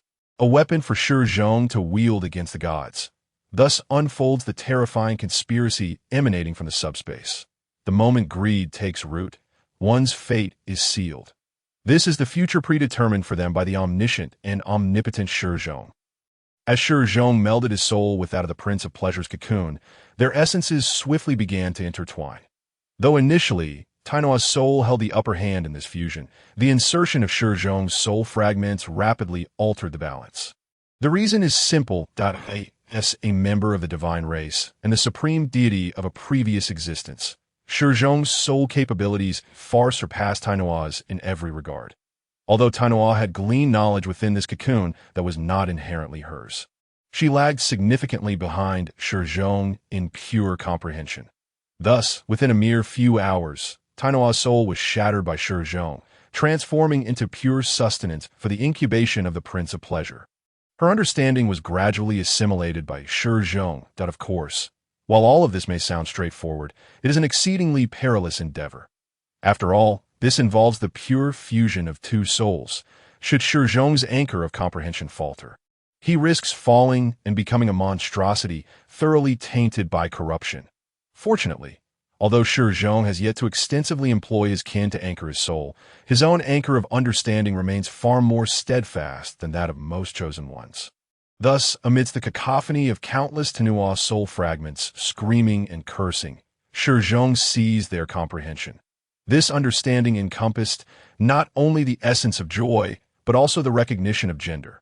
Moreover, liberated from the emotional backlash of controlling the subspace, his own soul flourished under the nourishment of these soul fragments. The 666 kin of the false Tainoa Empress, deceived and led astray, are unwittingly channeling their faith into Shi Zhong's soul, transforming their fallen journey of joy into a potent force. Meanwhile, Shi Zhong, while restoring his own essence, remained vigilant, observing the movements of the external world. Outside the cocoon of the Prince of Pleasure, Fang Mingyao and her companions had basically familiarized themselves with all aspects of the subspace, although they had yet to decipher its rules. However, they have gradually begun to master the usage of the subspace divine realm. Naturally, due to the absence of historical guidance, the three fools exhibit an extraordinarily inefficient approach to utilizing the subspace. Currently, their sole capability lies in opening the gateway to the subspace, directing the tumultuous chaotic energy towards their kin who wield spiritual energy. That it must be said that although their method of employing the subspace is remarkably primitive, their actions are indeed correct. For those unfortunate practitioners of spiritual energy, upon feeling the favor from the subspace, their own spiritual energy capacity is temporarily amplified to its utmost limit. Previously, those practitioners below the third rank of transcendence could barely reach the threshold of the fifth rank. Meanwhile, powerful practitioners above the fifth rank have seen their spiritual energy levels rise by an entire tier. Consequently, in this context, the three of them, without hesitation, defy historical guidance and commence a terrifying invasion war within the Tower of Ascension. The planets and dimensions, yet to be fully reclaimed, have almost succumbed on a weekly basis. Even though these three have yet to grasp control over the chaotic demons, and can only rely on practitioners of spiritual energy for their assaults. Those planets and dimensions are simply no match for them. Within a mere 2 to 3 months, Feng Mengyao and her companions have amassed a significant amount of world essence through such a bloody campaign. However, this journey of expansion is inevitably reaching its conclusion. For while the other chosen ones may not possess the might of historical guidance's subspace divine realm, they at least rival the trio of Feng Mengyao. Just as Feng Mengyao and the other chosen ones have plundered every last resource from the planets and dimensions within the Tower of Ascension, the atmosphere inside the tower suddenly grew tense. Just as the parasitic insects must devour one another to evolve. Once the food in a region has been completely consumed, the remaining parasites become the new sustenance. Almost simultaneously, everyone began casting vigilant glances towards the surrounding chosen ones. At this moment, they had essentially crossed the vast chasm between chosen ones and deities, reaching the threshold of intra-level deities. Yet this is far from sufficient, as these newly arisen deities sense the ceaseless flow of power. How could they remain content with mediocrity? With this thought, the shadow of death began to loom ominously over the entire Tower of Ascension. However, just as everyone found themselves in perilous circumstances, a tremendous rumble erupted. With the emergence of this colossal sound, a massive spatial rift appeared within the Tower of Ascension. A terrifying civilization, composed of 84 planets, was transported inside the tower. New sustenance has arrived. Yet this time, the parasitic sustenance bore the title of the second assessment. More intriguingly, these parasites may well be the food for the opposing side, for they represent a complete cosmic civilization, one that possesses the true capacity to slay deities. At this moment, when this civilization was transported before the deities, they were astonished to discover that the hourglass marking the first phase of the Tower of Ascension had been reset to 0. Simultaneously, 5 smaller hourglasses appeared in proximity to the primary hourglass. Among them, the first smaller hourglass had already begun its countdown. The trials of the Tower of Ascension consist of 3 rounds, excluding the 4th round that historical guidance must challenge. They have successfully passed the first round, and now they must face the second round of the Tower of Ascension. The second round of trials is not overly complex. During this phase, historical guidance and others will confront various cosmic civilizations with differing abilities. Some of these civilizations are technological, wielding the power of technology. Others are magical, possessing advanced magical capabilities, and still others are alchemical, harnessing the power of runes. Regardless of the means at their disposal, all these civilizations invariably possess the fundamental ability to slay deities. This is the most distinguishing feature from the first phase. Although many perceive that the planets and dimensions within the first phase, particularly planet 666, possess considerable strength and can pose a certain threat to deities. In reality, these planets and dimensions are merely pigs raised by the divine realm within the Tower of Ascension. Being pigs, their sole purpose is to provide as much world essence as possible for the chosen ones. The second phase, however, represents a completely different existence. The civilizations nurtured by the divine realm in the second phase all possess at least one means of threatening true deities. Regardless of how rudimentary or simplistic these means may be, they can be regarded as a threat to the divine. Furthermore, unlike the civilizations of the first phase, these second phase civilizations are predominantly referred to by the divine realm as fallen civilizations. These civilizations are those that, by any means, cannot accept divine rule. Thus, they can be viewed as one of the archenemies of the divine. The divine race and these civilizations are undoubtedly at odds, born into a relationship of enmity. Of course, there have been instances where deities successfully subdued them, albeit in exceedingly rare numbers. In his previous life, historical guidance, along with another deity, managed to reclaim a small number of fallen civilizations, offering them salvation and hope. Unfortunately, in this life, they no longer possess such an opportunity. As for the third phase of the trials, it becomes even more intricate, involving the existence of the evil gods. The second wave of trials within the Tower of Ascension has arrived. My friends, regardless of our past grievances, Let us unite and collectively confront these fallen civilizations. After all, we have now reached the threshold of becoming deities that, if we collaborate, we can all succeed in the trials of the Tower of Ascension. An elder-looking deity addressed his companions. His proposition quickly garnered the support of others. The reason was simple. Although this individual civilization may not be particularly powerful, the number of planets it possesses is certainly beyond the grasp of any one of them. Moreover, given that these newly arisen deities are inherently weak, rather than engaging in a brutal struggle against one another, it would be far more prudent to unite and eliminate these civilizations together. After all, the smaller hourglass has already commenced its countdown. Once the countdown concludes, the second wave of invading fallen civilizations will emerge. To that point, should these weaker deities fail to coordinate effectively, they risk suffering successive assaults from fallen civilizations, thereby jeopardizing their completion of the trials within the Tower of Ascension. With this in mind, these deities unanimously chose to agree. They resolved to unite and confront the threats posed by the fallen civilizations. Yet, just as they were in the midst of forming their alliance, a minuscule, nearly imperceptible missile was launched from one of the planets. Subsequently, amidst the astonished gazes of numerous deities, this missile detonated. What followed was an enormous mushroom cloud. This is a technological civilization. Moreover, the opposing side did not merely launch a single missile. Under the astonished stares of countless deities, hundreds of similar missiles were hurtling toward them. Let us first pose a simple question. Can nuclear weapons kill deities? The answer is affirmative, for the essence of deities remains biological. Whether one describes deities as energy beings or as entities reliant on information for existence, even if one asserts that all deities originate from higher dimensional beings. In the understanding of historical guidance, the divine race constitutes a form of life. As long as it is a form of life, it is inevitable that it can be killed. Thus, let us complicate the question further. How many nuclear weapons would it take to slay a deity? The answer is that as long as the quantity is sufficiently large, a deity can be slain.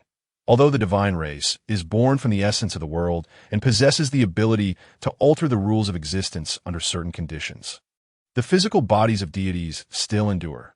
Therefore, should these nuclear weapons destroy the corporeal forms of the divine race, they will surely fall here. This matter is known not only to Shi Zhong, but also to the deities themselves. Consequently, upon witnessing the nuclear weapons launched in their direction, the countenance of these divine beings turned ashen in an instant, and without a moment's hesitation, they opted to employ various means to escape from this place.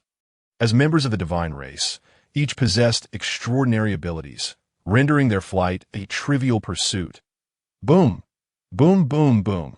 Unfortunately, whether by mere coincidence or through the cunning foresight of the fallen civilization that dared to wage war against the deities, disaster struck.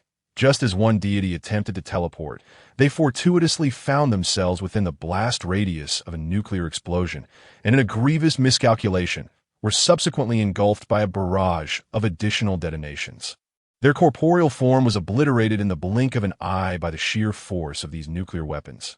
Although their cognitive anchor persisted, bereft of the infusion of the world's essence.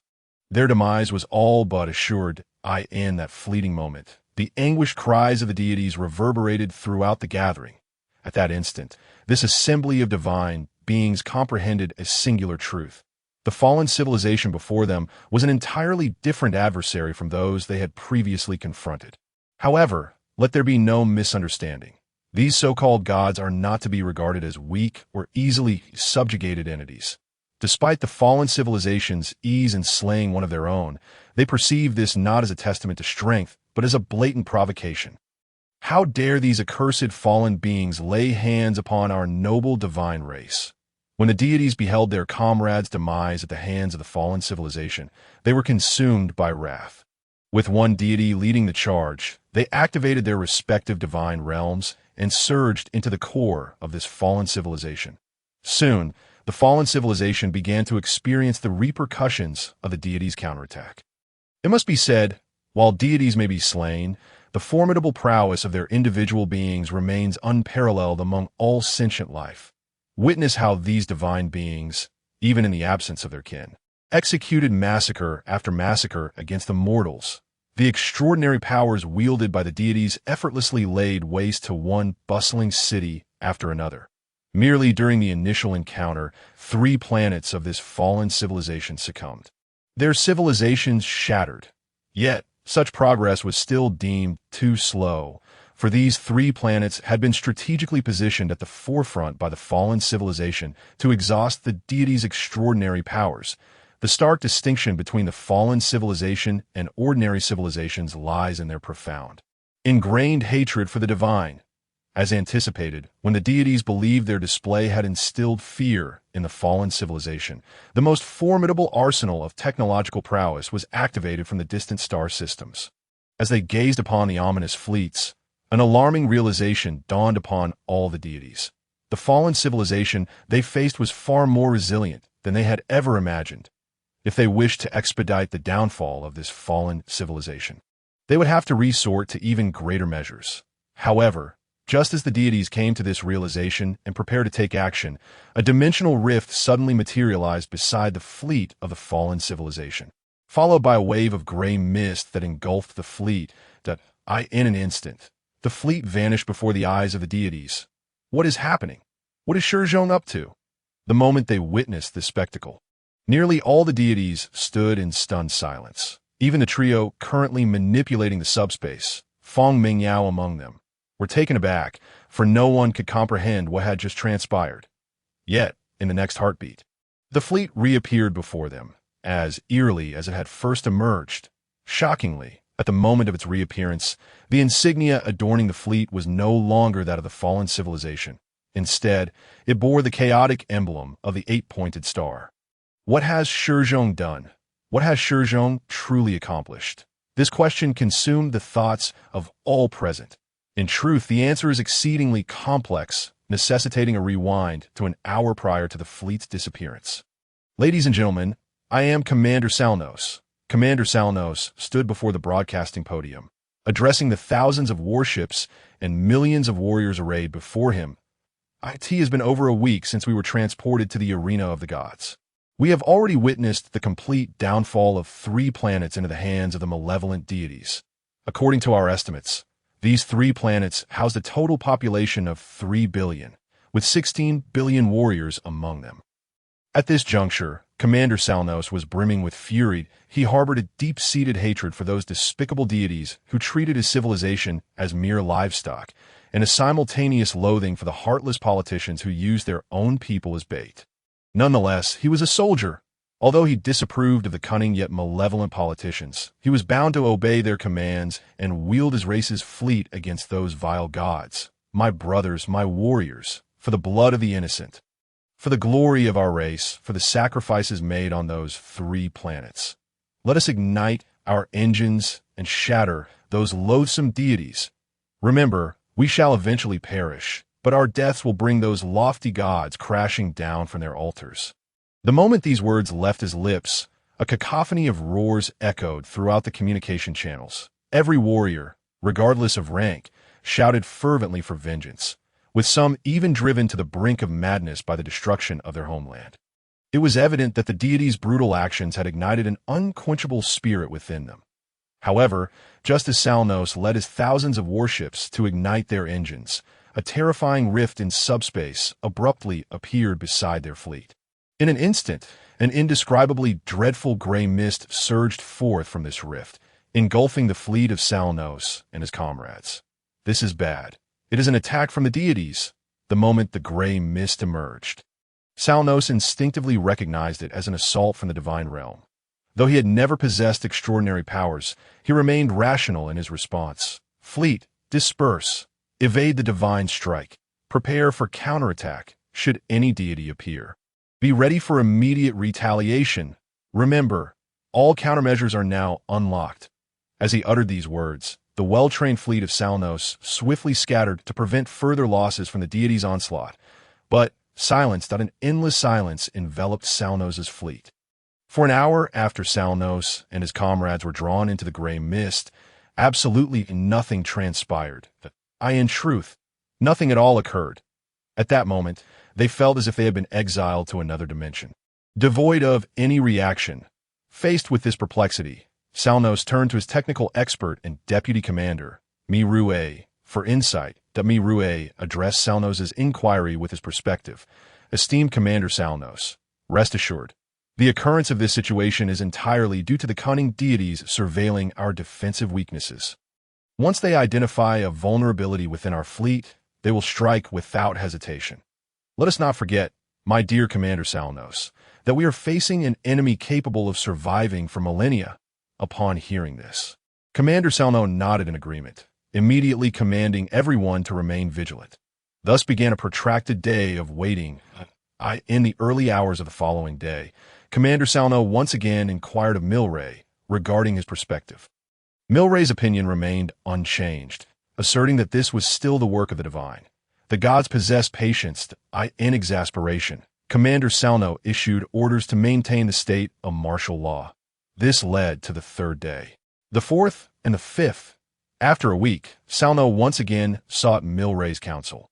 Milray, drenched in sweat, reiterated that the gods are indeed patient. Very well then. The first week turned into the second, and then the third. After an interminable wait, Commander Salno was on the brink of madness, but he seized the hapless Milray and shouted, "You damned fool! You wouldn't still be telling me that the gods have patience, would you?" The rage of Salno incited the equally incensed soldiers to commence firing shells towards the boundaries of the gray mist. As anticipated, none of the shells penetrated the mist boundary. Or rather, it appeared there was no boundary at all. Damn it, accursed gods, what have you brought upon us? Is this still the realm of physical reality? The air was thick with the echoes of Commander Salno's furious roars amidst the gray fog.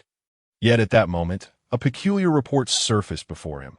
During the time spent trapped in the mist, a number of warships had manifested beings known as psychics. Psychics? What manner of beings are these? Upon learning of the existence of psychics within his fleet, Salno's initial reaction was one of incredulity. However, when he discovered that these so-called psychics were individuals endowed with extraordinary abilities, he found himself alarmed. For, firstly, their race had never exhibited such extraordinary powers. Secondly, it was not that they did not desire such abilities, but rather their physical constitution simply precluded the emergence of such powers. Thus, upon hearing of these individuals possessing extraordinary abilities, Salno immediately branded this awakening of psychic powers as heretical behavior. Salno believed that all beings who awakened psychic abilities were, without exception, damned and shameful heretics. After all, those truly loyal to their race could never become possessed of heresy. Faith, once corrupted, becomes irrevocably tainted. Soon, Salno issued a decree that all beings aboard the ships who had awakened psychic abilities were to be executed publicly. Regardless of how those psychics might protest their loyalty, the command was absolute. The duty of a soldier is to obey orders. Consequently, the first wave of psychics was executed. Some even chose to take their own lives prior to execution, seeking to prove their loyalty. Yet, amidst the endless gray fog, the strangeness persisted, just as Commander Salno believed that the elimination of these heretics would bring an end to it all. A terrifying scene unfolded. A second wave of psychics appeared within Salno's fleet. This new batch far exceeded the previous one in both number and capability. Faced with this situation, Salno once more issued a command to eradicate all psychics. However, alarmingly, this time his order was met with refusal. The reason was straightforward. While the officers were willing to execute orders, many of the lower-ranked soldiers were reluctant to deal with those labeled as heretics. They were acutely aware of whether they themselves were heretics. They had shared meals, lived together, fought side by side through the long years. If Commander Salno deemed them heretics, then let him come forth to deal with these so-called heretics himself. As expected, following the issuance of this command, the atmosphere throughout the fleet grew tense, entering a standoff phase without any enemy in sight. Frighteningly, the number of psychics was still on the rise, this time. However, the psychics concealed themselves, and among them were even those who had been promoted to the rank of captain. Unsurprisingly, the previous divisions had transformed into internal strife. Everyone was on edge, contemplating where their loyalties lay. Although Salno remained the nominal commander of the fleet, his control had dwindled to about half of the original force. He attempted to rally the remaining personnel with an impassioned speech, asserting that their true enemy was not their kin, but the divine. Yet, it was too late, for at that moment, the corruption from chaos successfully resonated with the psychics, allowing them to hear the seductive whispers from the celestial realm. They listened to the grand hymns of annihilation, to the revelations of the god of destruction. Even more terrifying was that the psychics no longer concealed their powers, boldly revealing themselves to the masses, proclaiming the magnificence of chaos. Simultaneously, they unveiled a truly horrifying truth. The powers of chaos had informed them that when the gray mist enveloped them, they had already been trapped in subspace. This was a wondrous realm where the concepts of time and space ceased to exist, devoid of the physical laws that governed reality. If they wished to escape, they must rely on these psychics imbued with chaos. Unsurprisingly, civil war ultimately erupted. Battles broke out aboard every ship, on every deck, and within every dormitory. The eight-pointed star, a symbol of chaotic desecration, was emblazoned upon the vessels. While the inept generals were replaced by capable psychic leaders, those once mighty technological weapons, even nuclear arsenals, were now wielded by the psychics. This chaos even spread to the flagship where Commander Salno resided. As he gazed upon the relentless tide of traitorous heretics, Commander Salno furiously raised his weapon, aiming at them. Just then, someone stood behind Salno and shot through his arm. "Why, my brother? Why?" Looking at Milray's face twisted in a malicious grin, Salno incredulously asked. "Because," Milray's eyes were filled with greed, "the great god of destruction has bestowed upon me that which I desired most, the scientific powers I had yet to grasp. Commander, since you can no longer save us, allow me to take your place." Commander Salno was fortunate enough to survive the internal conflict. However, his luck was fleeting. For sometimes, living is not necessarily a blessing. In certain circumstances, enduring life can be more unbearable than death. Commander Salno epitomized this very predicament. Captured by the chaotic psychics, he was transformed into what is known as a demonic host, utilizing the scientific knowledge granted by the chaotic powers. His eyes, nose, and other organs were all sutured shut. Yet prior to this stitching, the wretched Salno's body had been filled with an unfathomable amount of chaotic essence. This infusion rendered him a sealed living vessel, housing a demon named Eve, the first chaotic demon of the Master of Metamorphosis, who supplanted his will and became the sovereign of his body. Naturally, under these circumstances, although Eve could not unleash her full power, yet she was still able to effortlessly guide these fleets. After all, the Lord of Change whom Eve served inherited the wisdom and knowledge of Shi Zhong. Soon, this fleet underwent partial transformation. Some dilapidated hulls were revamped into vessels imbued with advanced technology, or rather, enhanced with chaotic innovations. The psychics also underwent tangible modifications bestowed by the forces of chaos. However, this was far from sufficient, as this fleet, being the first of its kind in the subspace, lacked the strength to execute subsequent plans. Thus, a faction of fervent chaos worshippers and a group of crew members who were staunch non-believers were transformed into living vessels for the chaotic demons through subspace techniques. After these modifications, the fleet was finally ready to set sail. The very moment they completed their transformation, they traversed back into the realm of physical reality. The chaos had truly ceased to confine them. Yet at this juncture, they had become an entirely different entity from the fleet that once ventured into chaos. They had evolved into a quintessential chaos fleet. Their name had also morphed into the Omen fleet. Thus, upon their emergence, they did not fire upon their former adversaries. Instead, they turned around and headed straight for the planet behind them. The most terrifying aspect was that although they had lingered in subspace for nearly a year, when they reappeared in the physical universe, barely a minute had passed. Consequently, as they returned to reality and charged towards the distant planet, neither the divine beings nor the central hubs of their race could react in time. All gazed in astonishment as this fleet, once sworn to protect their civilization, aimed their weapons at the planet below and opened fire. These weapons had also been modified, possessing the capability to trigger chaotic effects.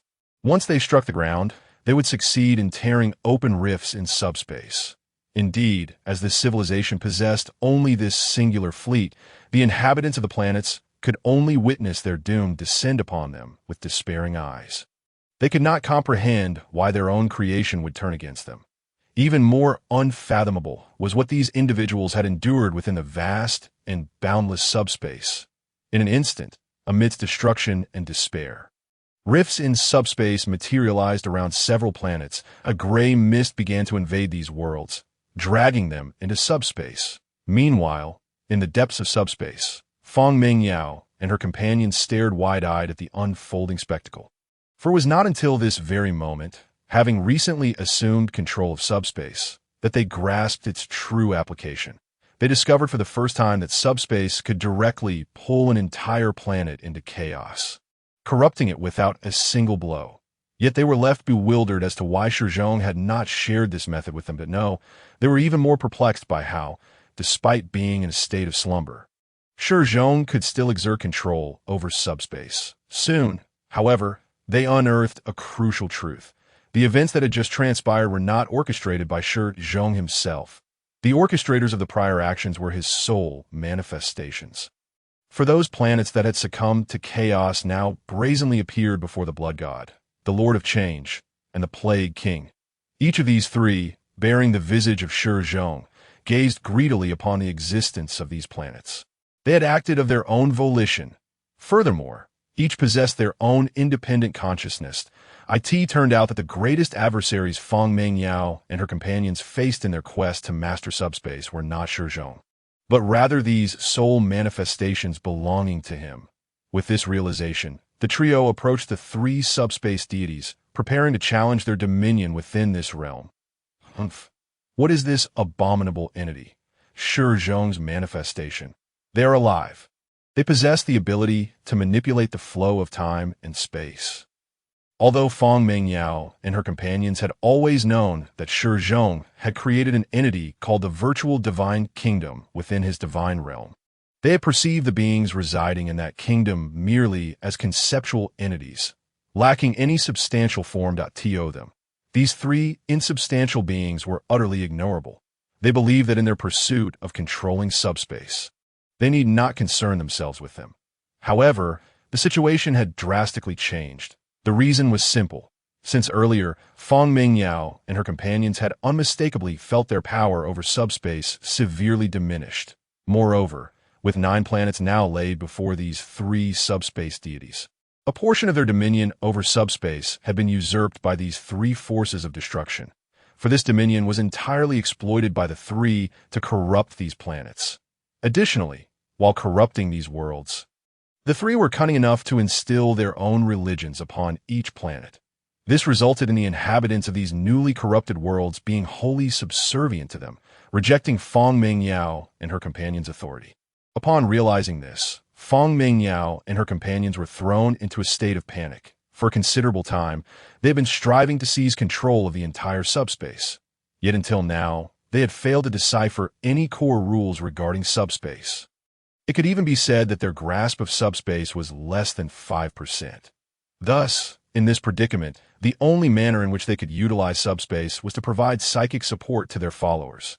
Such a rudimentary application could hardly empower them. Instead, it merely cost them much of the world's essence that rightfully belonged to them. After all, those devastated planets had transformed into sources of world essence. Yet world essence is meant to be distributed.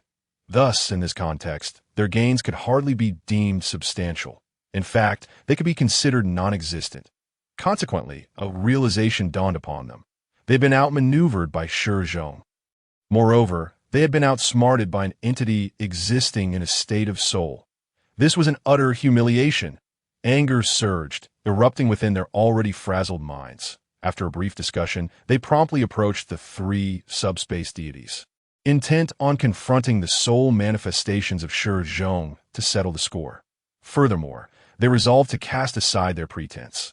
They aimed to tear away their disguises, eliminate these 3 subspace deities, and subsequently eradicate the subspace cocoon enveloping Shi Zhong's soul manifestation.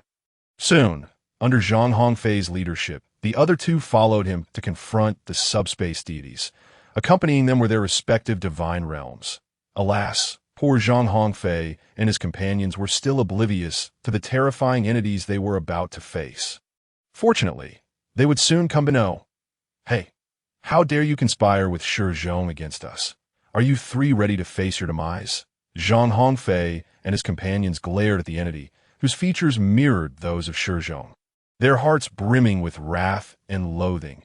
It was evident that even at this moment, they felt no fear of these soul manifestations of Shi Zhong, for in their eyes, they, as a complete divine race, were undoubtedly superior to those mere virtual deities possessing fragments of a soul.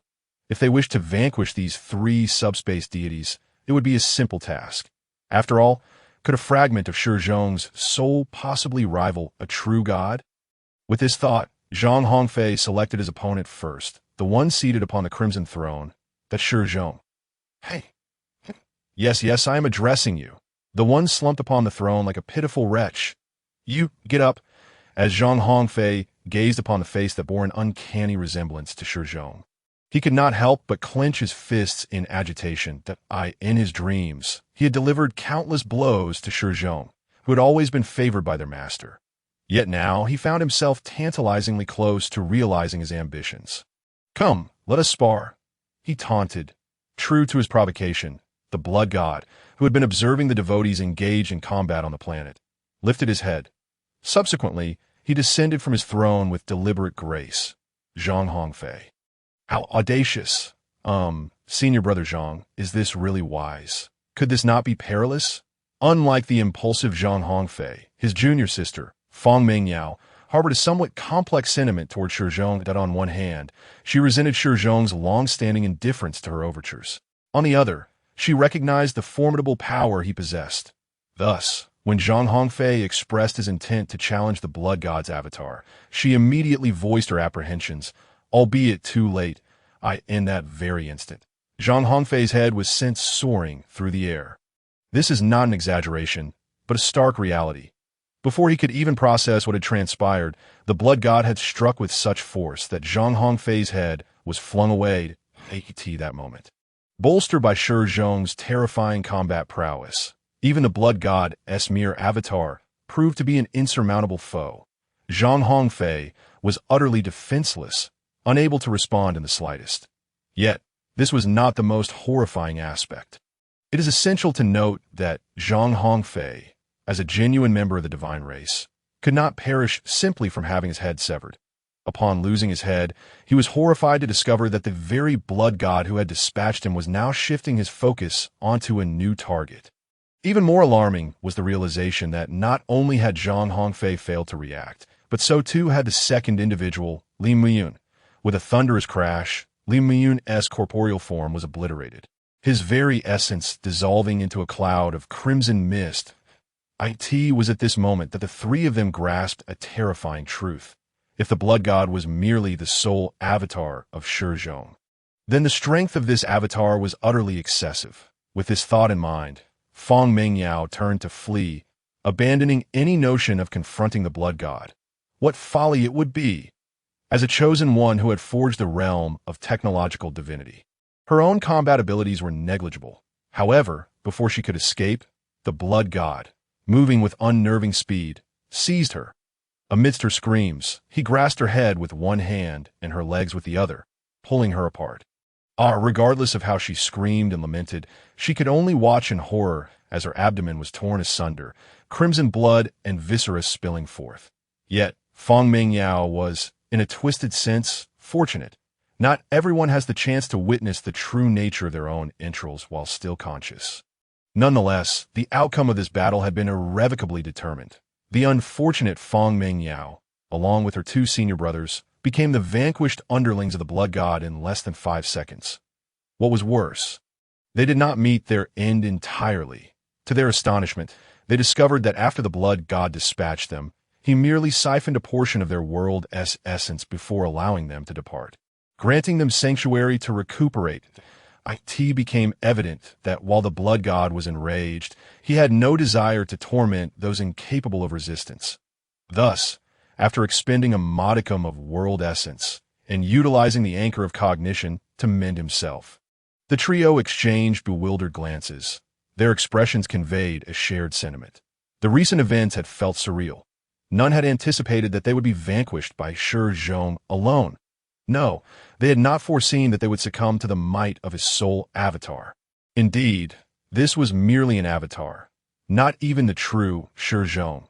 Upon realizing this, the three aspiring deities, who yearned to dominate the subspace, exchanged glances filled with doubt. However, they were not entirely foolish. They sensed that something was amiss.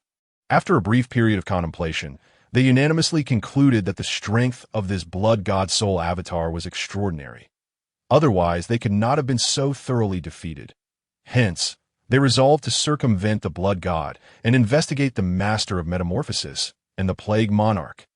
They firmly believed that Shi Zhong could not possibly have crafted all his soul avatars into such formidable entities. Alas, they were not ignorant.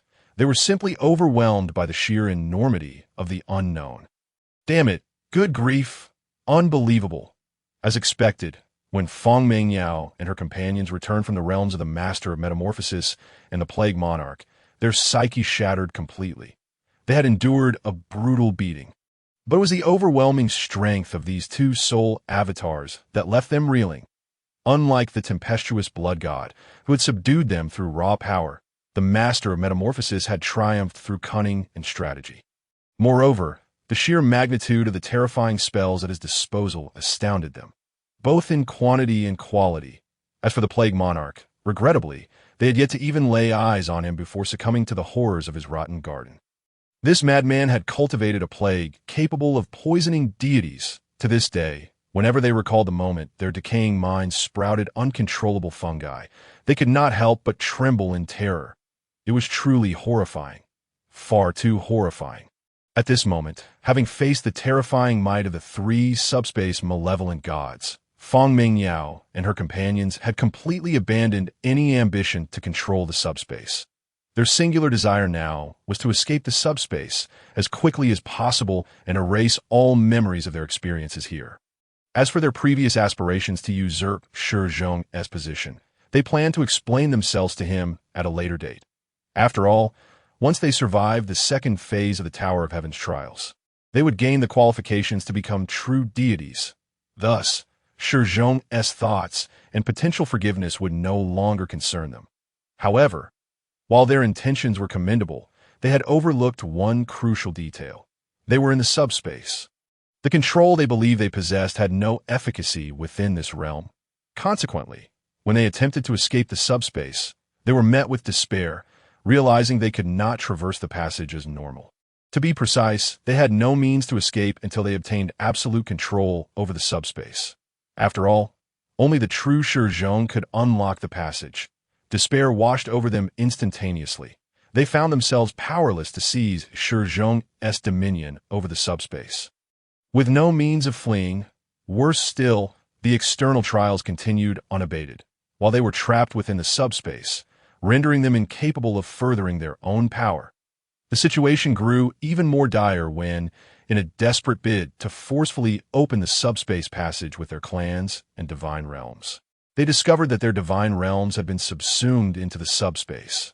Even more shockingly, those whom they had nurtured, their chosen kin, betrayed them. I apologize. Under the banner of psychic energy, these clans not only refuse to acknowledge their deities, but have also sequestered their divine realms to the very core of the subspace.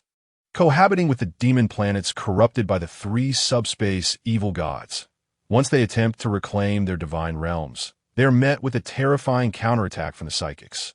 Moreover, joining them in this retaliation are the chaotic demons that have long slumbered within the subspace. At this very moment, the control over the chaotic demons has largely been relinquished to those malevolent gods of subspace, prompting these demons to become increasingly active. They not only indulge in the wanton slaughter of ordinary believers across the corrupted planets of subspace to harvest their souls, but also seem to be spiraling out of control, wreaking havoc everywhere. Naturally, such entities will not heed the commands of Feng Mengyao and her companions. Thus, a horrifying scene unfolded. Feng Mingyao and her companions, who had entered the subspace with joyous anticipation, seeking to plunder all that belongs to Shi Zhong, were horrified to discover that instead of seizing anything from Shi Zhong, his subspace divine realm was greedily siphoning away everything they possessed.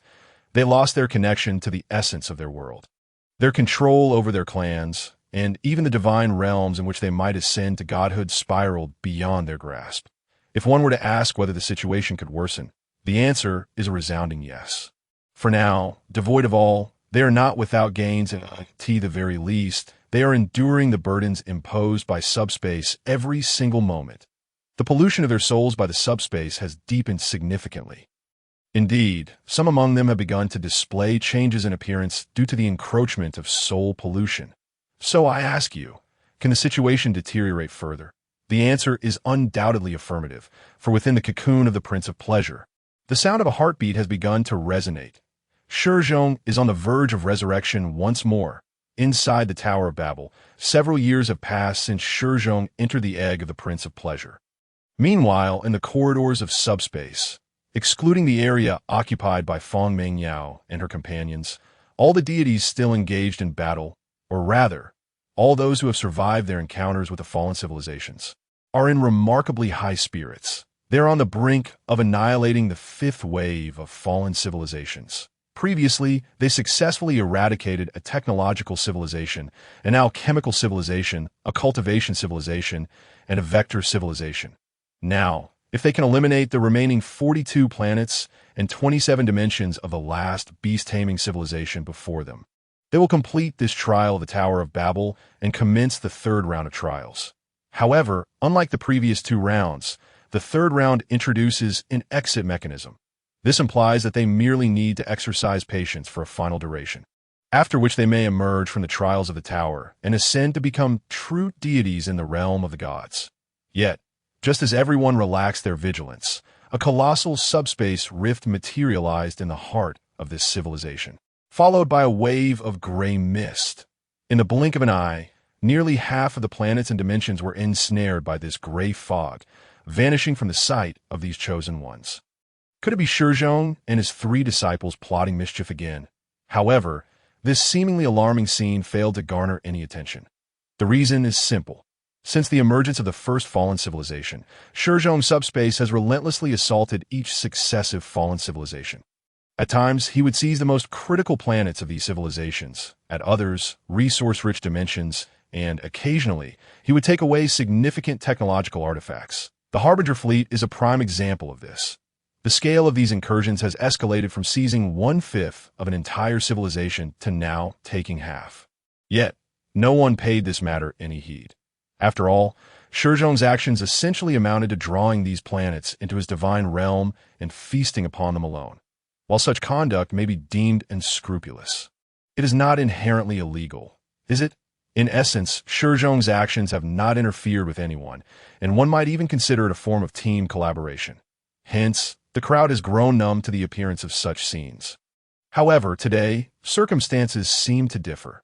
With the increasing fall of beast-taming civilization planets and the imminent approach of the third round as objectives, an ominous premonition began to permeate the hearts of all deities. This premonition is not merely a fanciful conjecture, but a genuine divine intuition. Yet the dilemma lies in the fact that no one knows whether this premonition holds truth, nor do they discern the source of this foreboding. Ultimately, when the last remaining planet representing the fallen civilization revealed traces of civilization's principles, a gigantic teleportation array emerged before everyone's eyes. Upon witnessing this array, all the deities felt a surge of excitement. For they understood that emerging from this teleportation array would be a complete multidimensional civilization representative of the third assessment. Should anyone succeed in vanquishing this complete multidimensional civilization, the essence of their world would far surpass that of all contemporaneous deities. Consequently, many began to inquire among one another whether anyone wished to challenge the third stage of the trial. However, at that instant, as yet another subspace rift appeared, all eyes were drawn to the center of the Tower of Babel. To their astonishment, the source of their foreboding presence was none other than the cocoon. Moreover, whether it was a mere illusion or not, At the moment this cocoon manifested, a faint melody began to resonate throughout the entire Tower of Babel. It was a song that encapsulated the indulgent revelry and joyous abandon of transgressors. The it was the song of the fallen and the proud, discarding their souls in pursuit of ecstasy. It represented the alluring purple and the musical logic of the sacred number 6. Simultaneously, it ignited the seas of consciousness for myriad sentient beings, intertwining them into a singular existence. The song of the Prince of Pleasure. As all gazed in terror, the shell of the cocoon began to loosen. Simultaneously, the entities upon planet 666 commenced an unprecedented ritual of sacrifice, a collective offering by the clans of an entire civilization. Praise, O mortals, for the birth of the true treasure of the highest heavens. Praise the Prince of Pleasure. In the darkness, a pair of eyes slowly opened. At that moment, he parted his lips. Great Prince of Pleasure, we celebrate your birth. For you, we willingly offer our souls, great Lord of Destruction. Behold, behold this intoxicating ecstasy. Just before the Prince of Pleasure's imminent birth, a terrifying ritual of ecstasy was unfolding on planet 666, above the planet. The cocoon of the Prince of Pleasure loomed. This ritual was deemed horrific because the entirety of the planet's populace had been ensnared in this debased ceremony. Every village, every city, and even every continent on this planet was succumbing to depravity. Countless white bodies writhed like maggots upon the sacrificial altars, collectively embracing the essence of ecstasy. Some reveled in the extreme sensory waves brought forth by food and drugs. Their minds twisted. Others, amidst piercing and elevated music, connected their souls to the highest heavens, repeatedly immersing themselves in the indescribable web of ecstasy. There were even those, aided by psychics, who tore through the veil of reality to summon chaotic demons for merriment. They compelled the chaotic demons to rend their flesh, only to continually mend their bodies through technology, experiencing endless pain and transforming that suffering into delight. This group of individuals has truly lost their minds. Yet their madness is not without reason, for all they do is in accordance with the edicts of Empress Tainua, the sovereign who commanded an entire planet and transformed an entire race into the fallen lord's vassals has long transcended the mere title of empress. She is the most formidable scion on planet 666, simultaneously recognized as a seer of the future. The dreadful ecstasy that has swept across planet 666 emanates from her prophecies, according to the oracle. Once the planet completes this ritual of pleasure, their race will give birth to a unique subspace deity that will emerge from their very souls at that moment. Every member of their race will become one with this magnificent subspace divinity. It is not merely a supreme honor, but also a promise of ascension bestowed by this deity of the subspace. This is not a fall from grace, but rather a rebirth. Faced with such temptation, all beings on planet 666 chose to embrace their descent. Thus, the horrifying ritual of downfall commenced. Yet perhaps the mortals participating in this descent could not fathom the truth. Their trusted Empress Taino had deceived them. More precisely, Empress Taino had not disclosed the complete truth. The ritual of ecstasy she provided was indeed genuine, and the souls of these mortals would indeed merge with the newly born subspace deity. This ritual was not a descent, but an ascension. However, during the process of ascension, the souls of these mortals would be utterly ignited. The energy generated from this ignition would not only serve as a lethal weapon, but would also break the barriers between subspace beings and the sea of consciousness. The core of this cataclysmic event resided within the dimensional bomb at the heart of planet 666. Yet this device, originally intended to trigger dimensional explosions, had been entirely reconfigured by Empress Taino into a chaotic apparatus designed to unleash a subspace energy explosion. Regardless, the ritual of downfall on planet 666 reached its completion. For just as the Prince of Ecstasy was about to emerge from his cocoon, all mortals in a state of ecstasy joyfully discovered a seductive melody resonating in their minds, emanating from the highest heavens. Simultaneously, the song representing the Prince of Ecstasy echoed within the souls of all. Even more astonishingly, each individual felt a connection, a faint yet tangible subspace bond with the Prince of Ecstasy. We are to ascend, Ah, praise the highest heavens. Praise you. Praise the Prince of Ecstasy. Countless mortals, at the pinnacle of their soulful ecstasy, sang hymns of praise to the highest heavens. Yet in the next heartbeat, amidst their delight and exultation, the Prince of Ecstasy emitted a silent shriek that, in an instant, all mortals on planet 666 transformed into a puddle resembling juice. Their souls had vanished, leaving behind mere husks, unable to sustain themselves. At that very moment, the chaotic device, altered from the dimensional bomb, was detonated. A terrifying wave instantaneously engulfed the entirety of subspace. Even more dreadfully, the impact of this wave extended beyond subspace, affecting the physical universe itself. For those deities and the newly emerged dimensional civilizations were utterly obliterated within this tumult. Or rather, they were on the brink of annihilation. This is perilous. When the Prince of Ecstasy let out his shriek, certain deities sensed the looming danger. After all, they had felt an ominous premonition even before the cocoon of the Prince of Ecstasy had shattered. Yet their intuition had faltered, for the shriek of the Prince of Ecstasy was not merely a warning of danger. It was a harbinger of lethal doom. As the wave crashed upon them, their corporeal forms began to disintegrate inch by inch, while their divine powers, derived from the essence of the world, were instantly stripped away. However, what truly terrified these deities was the inexplicable severance of their mystical connection to their divine realms at that moment. Indeed, a phenomenon unprecedented in the realms of the gods manifested before these deities. Their mysterious link to their divine realms had been severed. What is happening? Upon realizing their disconnection from their divine realms, these deities descended into chaos, for the divine and celestial beings, along with the ascendants, existed as entirely different entities. Their strength relied upon their divine realms. Their abilities were anchored in their divine realms. Even their self-awareness stemmed from their divine realms. Thus, when they found themselves severed from their divine realms, their immediate reaction was one of panic, followed by desperate attempts to reclaim their realms. Yet, to their astonishment, as they sought to retrieve their divine realms through the vassals within them, they discovered that their realms were vanishing before their very eyes. That dreadful gray mist had successfully drawn their divine realms into subspace, just as those fallen beings had been taken into subspace. At this moment, witnessing such a terrifying sight, this assembly of deities finally comprehended one grim truth. They had been robbed by Shi Zhong.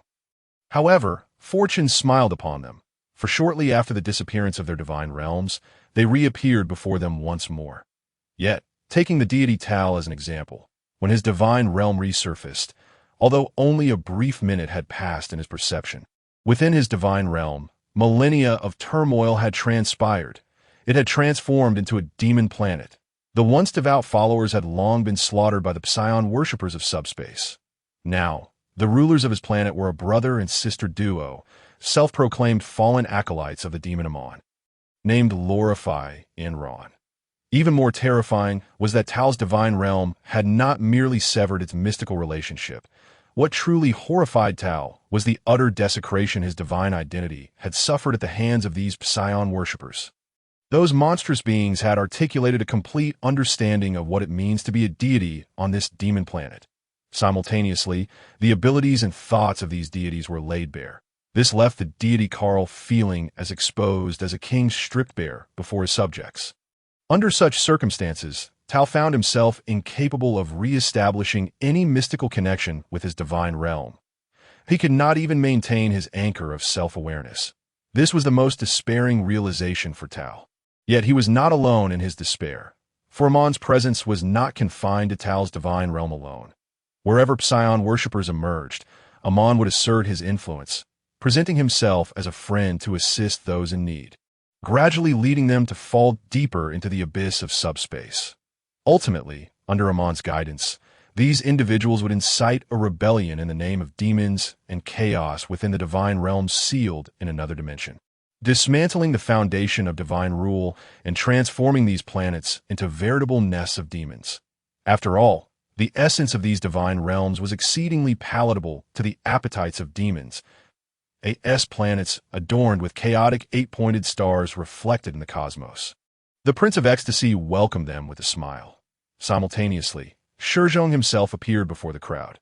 However, his appearance was entirely transformed. He had become an indescribable entity.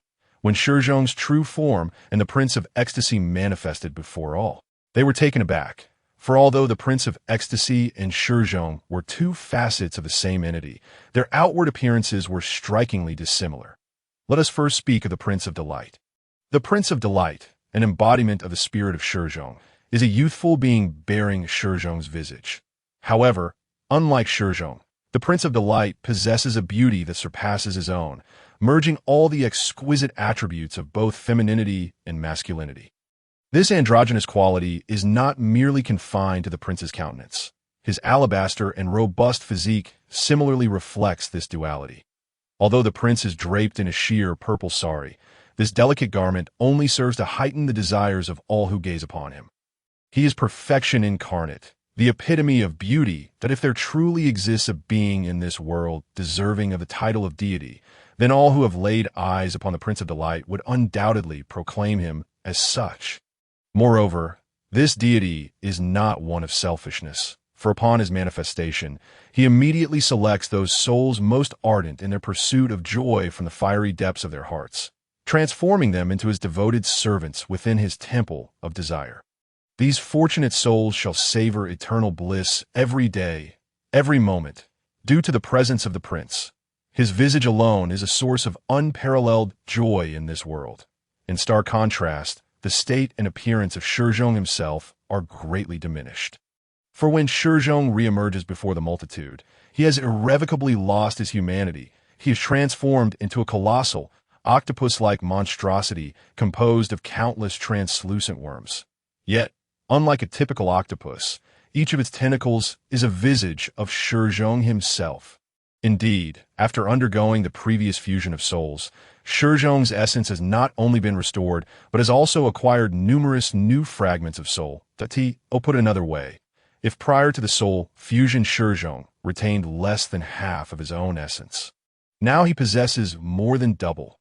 However, to evaluate whether this state of Shi Zhong is beneficial or detrimental is a complex matter. Theoretically, his condition is exceedingly poor, as he has fragmented his soul excessively. Each division of his essence equates to the loss of a part of his cognitive anchor. Furthermore, let us not forget that when Shi Zhong deciphered the creation of the subspace divine realm, he relinquished most of his positive emotions. Thus, his current form has a rationale behind it. During the fusion process, Shi Zhong began to reintegrate those cognitive anchors into his soul. The terrifying appearance he now exhibits results from the backlash of acquiring a multitude of cognitive anchors in one fell swoop. However, this dreadful transformation of Shi Zhong is not entirely negative, for first and foremost, in this state, Shi Zhong feels neither fear nor pain. Secondly, he possesses formidable combat prowess. Roar! The completely deranged Shi Zhong howls as he lunges towards the deities ensnared within the subspace. He is famished, with an abundance of cognitive anchors. He urgently requires the essence of the world's origin, particularly that imbued with divine blood, to anchor his identity, and those gods trapped in subspace are undoubtedly the most nourishing sustenance. Should Shi Zhong devour them, he would swiftly regain his sanity. This is a win-win scenario. Shi Zhong can restore his cognition while simultaneously acquiring the world's essence. Of course, this dual victory pertains solely to Shi Zhong. Ha ha! Ha ha ha! As expected, with each god that falls to Shi Zhong's voracious appetite, the true devourer of deities emerges from the depths of unfathomable madness. Upon awakening, his gaze immediately fixates upon the quaking multiverse civilization within the subspace. This unfortunate civilization, having witnessed the arrival of the Prince of Delight and the horrifying slaughter of the gods by Shi Zhong, now finds itself steeped in regret. Yet regret is the most futile of sentiments. For as Shi Zhong snaps his fingers, a colossal rift in the subspace materializes at the heart of this civilization, leading to its utter obliteration. When they re-emerge after 10 millennia, their civilization will have completely perished. Trapped in the dark epoch for 1,000 years, they have lost all connection between their planets, and the civilization they once took pride in has regressed into a savage state, worshipping only demons and chaos. Such is the most terrifying capability of subspace that it requires no battle. Merely ensnaring you will lead to your gradual disintegration over time. However, this ability of subspace holds no value against the forthcoming adversary. For Shi Zhong's next opponent shall be the lunar eclipse empress. The moment this complete dimensional civilization falls into subspace, the interior of the Tower of Babel erupts with a cacophony of sound. Countless bells toll, proclaiming one undeniable truth. Someone has successfully completed the third trial within the tower. Yet for the deities spectating the trials, only confusion reigns in their minds. What is happening? Did they not just enter the third trial? Why is it suddenly declared complete? Indeed. According to past occurrences, if someone were to truly initiate the third trial, it would take several years to complete. After all, it is a complete multiversal civilization. The stark difference between a complete multiversal civilization and a fallen one lies in the latter being composed of merely a few planets, or even dozens. Typically characterized by a single race and a singular extraordinary ability, that in contrast, multiversal civilizations are inherently diverse, encompassing various races and cultures, each contributing myriad extraordinary abilities to forge a remarkably powerful civilization. Ordinary deities, if they wish to annihilate such a civilization, would need to invest years in the real world, equating to hundreds or even thousands of years within the Tower of Babel. For the more diverse the races, the stronger their resistance, and the more varied the cultures, the mightier their amalgamated weapons and extraordinary powers. Yet the current situation is entirely different. For in this trial of the Tower of Babel, a monstrous existence has emerged, obliterating the entire multiversal civilization in less than a day. Such a rate of destruction, while not entirely unprecedented, is certainly deemed impossible. After all, even if these planets offer no resistance, allowing the deities to ravage their civilization, it would still require an exceedingly protracted period to achieve. Thus, this speed is wholly inconceivable. Yet, what is even more unfathomable is another matter. Wait, something seems amiss. A deity suddenly cried out. If someone has already passed the third trial, then there should have been new gods exiting the tower at the conclusion of the second trial. But why this deity trembled, unable to articulate the conclusion? However, the other deities, grasping his unspoken thoughts, hastily supplied, but why, until now, has no one emerged from the Tower of Babel? As the multitude trembled in fear over the unfolding events, a resounding boom echoed as the gates of the celestial tower swung open, releasing a suffocating wave of dense gray mist. Could it be that someone had emerged? The deities, witnessing the ominous fog spreading outward, were gripped by an overwhelming dread. Yet simultaneously, they harbored a hope that someone might provide answers to their queries. Alas, their hopes were destined for disappointment, for within the swirling mist, not a single new deity emerged.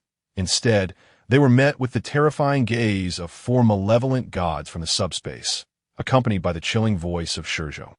Shi Zhong, the fourth trial is about to commence. Within the fog, Shi Zhong's frenzied eyes fixated intently on the Eclipse Empress. Eclipse Empress, come, fulfill your covenant here within the celestial tower. The power of vengeance is imminent. This is bad. This audacious figure truly declared war on Lady Luolai. His audacity knows no bound in that moment. The onlookers, observing Shi Zhong's challenge against Lady Luolai, couldn't help but marvel, although many among them deemed Shi Zhong somewhat deranged. Even malevolent, their concerns paled in comparison to their admiration for his courage. After all, not everyone possesses the audacity to challenge a mightier foe. The deities appreciated such bravery. Perhaps, over the eons, these immortal beings had gradually twisted their perceptions. After witnessing countless chosen ones perish, their immediate concern was not what Shi Zhong had done, but rather what he intended to do next. They yearned to witness a battle, especially one among kin. However, this primal desire had long been suppressed by the order and rules of the divine realm. Perhaps the abyssal gaze that the realm of deities could provoke was not without justification. Meanwhile, noticing the gaze of the surrounding deities upon her, the Eclipse Empress, Luolai, revealed a chilling smile. Subsequently, clad in a dark, form-fitting attire and a scarlet cloak, she shed her mantle and gracefully approached the celestial tower. Yet, As she moved, a terrifying aura began to surge uncontrollably from her being. The initial emanation was a faint green essence, embodying the authority of the hunt. The moment this aura manifested, nearly all the deities held their breath in trepidation. This was the recognition from the essence of the world, the source of Woefully's power to hunt down malevolent gods. Boom! Following closely was a blackish-red aura, representing the eclipse itself. Behind this essence lay the authority, signifying the arrival of the eclipse from the world's core. The It was this power that granted Woefully the title of the Eclipse Empress, endowing her with the ability to create eclipses on any moonlit celestial body, thereby influencing the material world. Yet, these two powers were far from the end. As Woefully drew closer to the celestial tower, an overwhelming array of essences representing additional powers began to emanate from her. Such a terrifying aura instilled fear in all but a few members of the Divine Council, especially for her master, Yunming, who trembled at the sight of her only remaining fragment of the authority representing the joy of the soul. She found it hard to fathom that she once mustered the courage to defy such a monstrous entity in the pool of immortality. It was simply inconceivable, truly hard to imagine. Despite both being deities, the chasm between Yunming and Woefully was staggering. Praise you, they extolled the Eclipse Empress. They lauded the great hunter of malevolent gods, unbeknownst to whom it began. As Woefully finally shed her disguise, many deities commenced their praises for her. Clearly, it was only at this moment that they suddenly recalled how formidable the Eclipse Empress truly was. It was she who had ventured into the lairs of malevolent gods and hunted down several of them. It was this goddess who, in the name of the eclipse, had punished countless fallen civilizations, eradicating the emergence of malevolent deities. Feeling the weight of these accolades, a more pronounced smile graced Woefully's lips. Immediately thereafter, a final surge of essence erupted from her, a gray aura, tinged with a hint of crimson. This essence did not explode. Instead, it transformed into a crystal that floated beside her. The instant this crystal appeared, all present felt an overwhelming greed, a desire to desperately integrate this crystal into their very beings. This crystal represented the condensation of divinity, a treasure only attainable through true recognition by the essence of the divine realm, a commodity more precious than the world's essence itself. Shi Zhong, O Shi Zhong, though I know not from whence you draw your courage to challenge me, Lady Woefully mused as she reshaped her form anew with the essence of the world.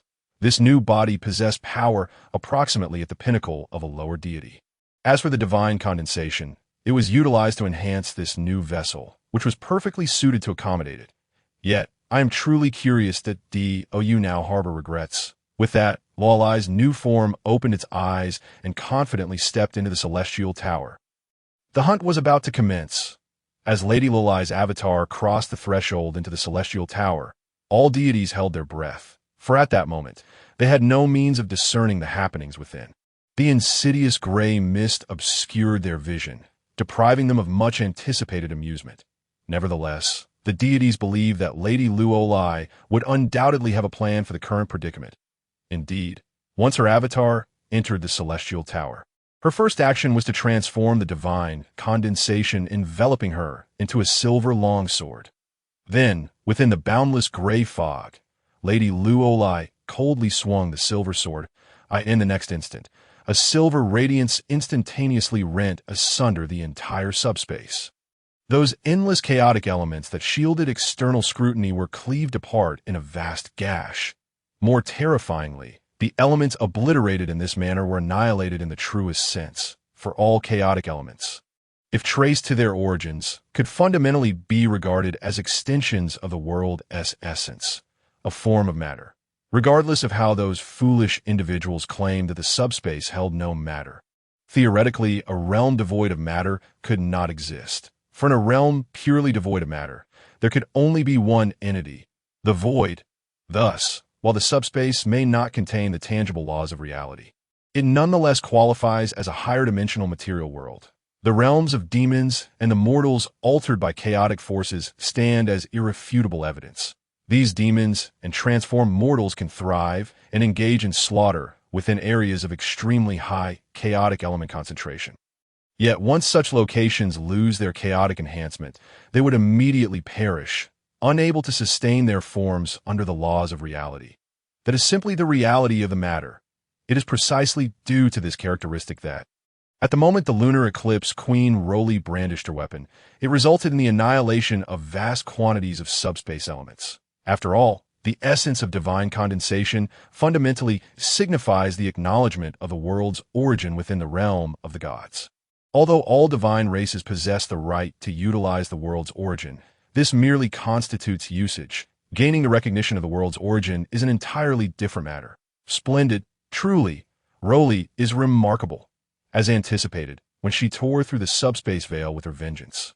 The divine audience finally became exhilarated upon witnessing the scenes within the Tower of Babel. Quickly, find that insignificant creature and hunt him down.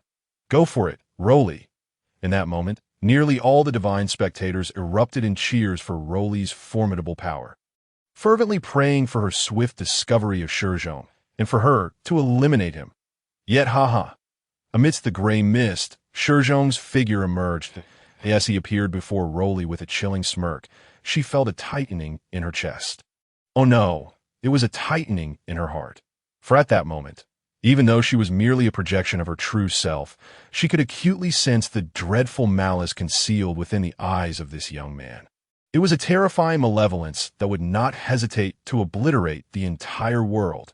If Roly had previously encountered similar gazes from the malevolent god she had hunted, then Shi Zhong, standing before her, was undoubtedly a far more terrifying existence. For even the most fearsome malevolent god was merely that, a malevolent god. Shi Zhong, however, was entirely different.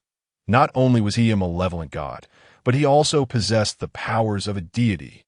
As expected, just as Roly was poised to strike and annihilate Shi Zhong's true form, Shi Zhong sneered and snapped his fingers.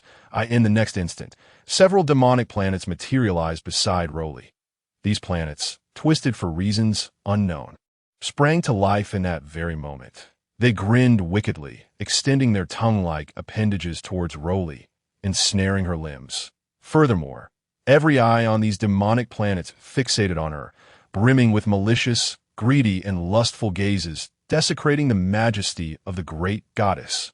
Meanwhile, the fallen beings and demons residing on these planets seized the opportunity to crawl up Roly's body along the demonic tongues.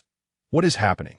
Observing the sudden appearance of the demonic planets beside her, a flicker of panic crossed Roly's eyes. An entity with vast combat experience, she should have been able to detect the ambush of these demonic planets. But why had she not noticed their emergence? As she pondered this, Shi Zhong revealed a terrifying grin. Are you curious, wondering why you could not evade this strike? Shi Zhong's eyes narrowed slightly. Then, without hesitation, he stated the truth of the matter before Roly. It is because you were unable to notice them. These demonic planets did not just appear here moments ago. They were meant to be here. The instant he uttered this, Shi Zhong began to gather an extremely concentrated chaotic aura around him, forming it into a chaotic 8-pointed star. Here he intended to seize the opportunity to deliver a devastating blow to Roly. Not good. That bastard Shi Zhong has captured Roly. How disgusting. Let her go, you scoundrel. Upon witnessing how Shi Zhong's demonic planets ensnared Roly in such a repugnant manner, the divine spectators outside immediately began to shout loudly. Although they could not hear the exchange between the two, the visual display made it clear what Shi Zhong had done to the very least. They could see that Shi Zhong currently seemed to hold the upper hand. After all, the lunar eclipse queen was not only ensnared by those demonic planets, but Shi Zhong was also utilizing chaotic elements to gather a terrifying chaotic 8-pointed star. Meanwhile, within the Tower of Babel, confronted with Shi Zhong, who was gathering the chaotic 8-pointed star from his palm, the bound Roly did not exhibit excessive panic. On the contrary, she was more concerned with another issue. That is, the fact that Shi Zhong claimed these demonic entities were indeed meant to exist here. As one of the few supreme deities in the realm of the gods, Roly's might extended beyond mere combat prowess. Her knowledge was equally formidable. Thus, upon hearing Shi Zhong's proclamation, she immediately comprehended why these demonic planets were present. You utilized the power of causality within your divine realm. Moreover, you infuse this power of causality into the temporal rules of your divine realm. Shi Zhong chuckled, remaining silent, for just by her statement, he knew she had indeed grasped the truth of the matter. The earlier emergence of those demonic planets was indeed due to this cause. This stealthy attack was unparalleled by any other rule. For it is impossible to guard against something that should manifest beside you at that very moment. Therefore, rather than explaining these matters, Shi Zhong aimed to seize this chance to deliver a heavy blow to Roly. But boom! As the chaotic eight-pointed star truly launched from his hand, an unforeseen scene unfolded before Shi Zhong. His attack, astonishingly, struck Roly's body squarely, creating a massive gaping wound. Such an injury, even in the eyes of any deity, would be perilous. Even the supreme deity Roly was no exception. Yet, this was the most perplexing element of all. For according to Shi Zhong's understanding of Roly, she would never allow herself to be hit like this. Regardless of the past life or this one, even if she fell into an endless abyss, she remained a proud and arrogant goddess. Moreover, it was crucial to note that since Roly had entered the Tower of Babel, it seemed she had never unleashed her divine realm. This was exceedingly rare in battles among deities. Strange occurrences often herald ominous truths. This was the genuine thought within Shi Zhong's heart. Indeed, upon sensing the severe injury she had sustained, Roly revealed a triumphant smile of conspiracy. Are you wondering why I have not unleashed my divine realm?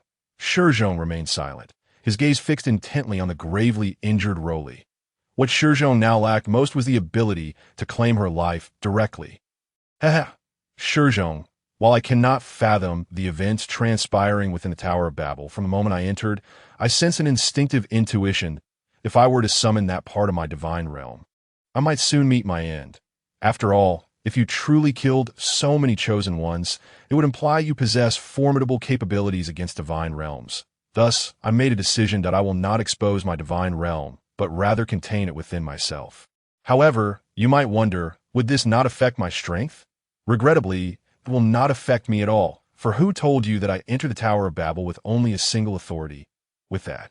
Amidst Roly's voice filled with excitement and a sinister grin, a diminutive yet genuine authority manifested upon her forehead that it was the lowest tier of authority, the death sacrifice.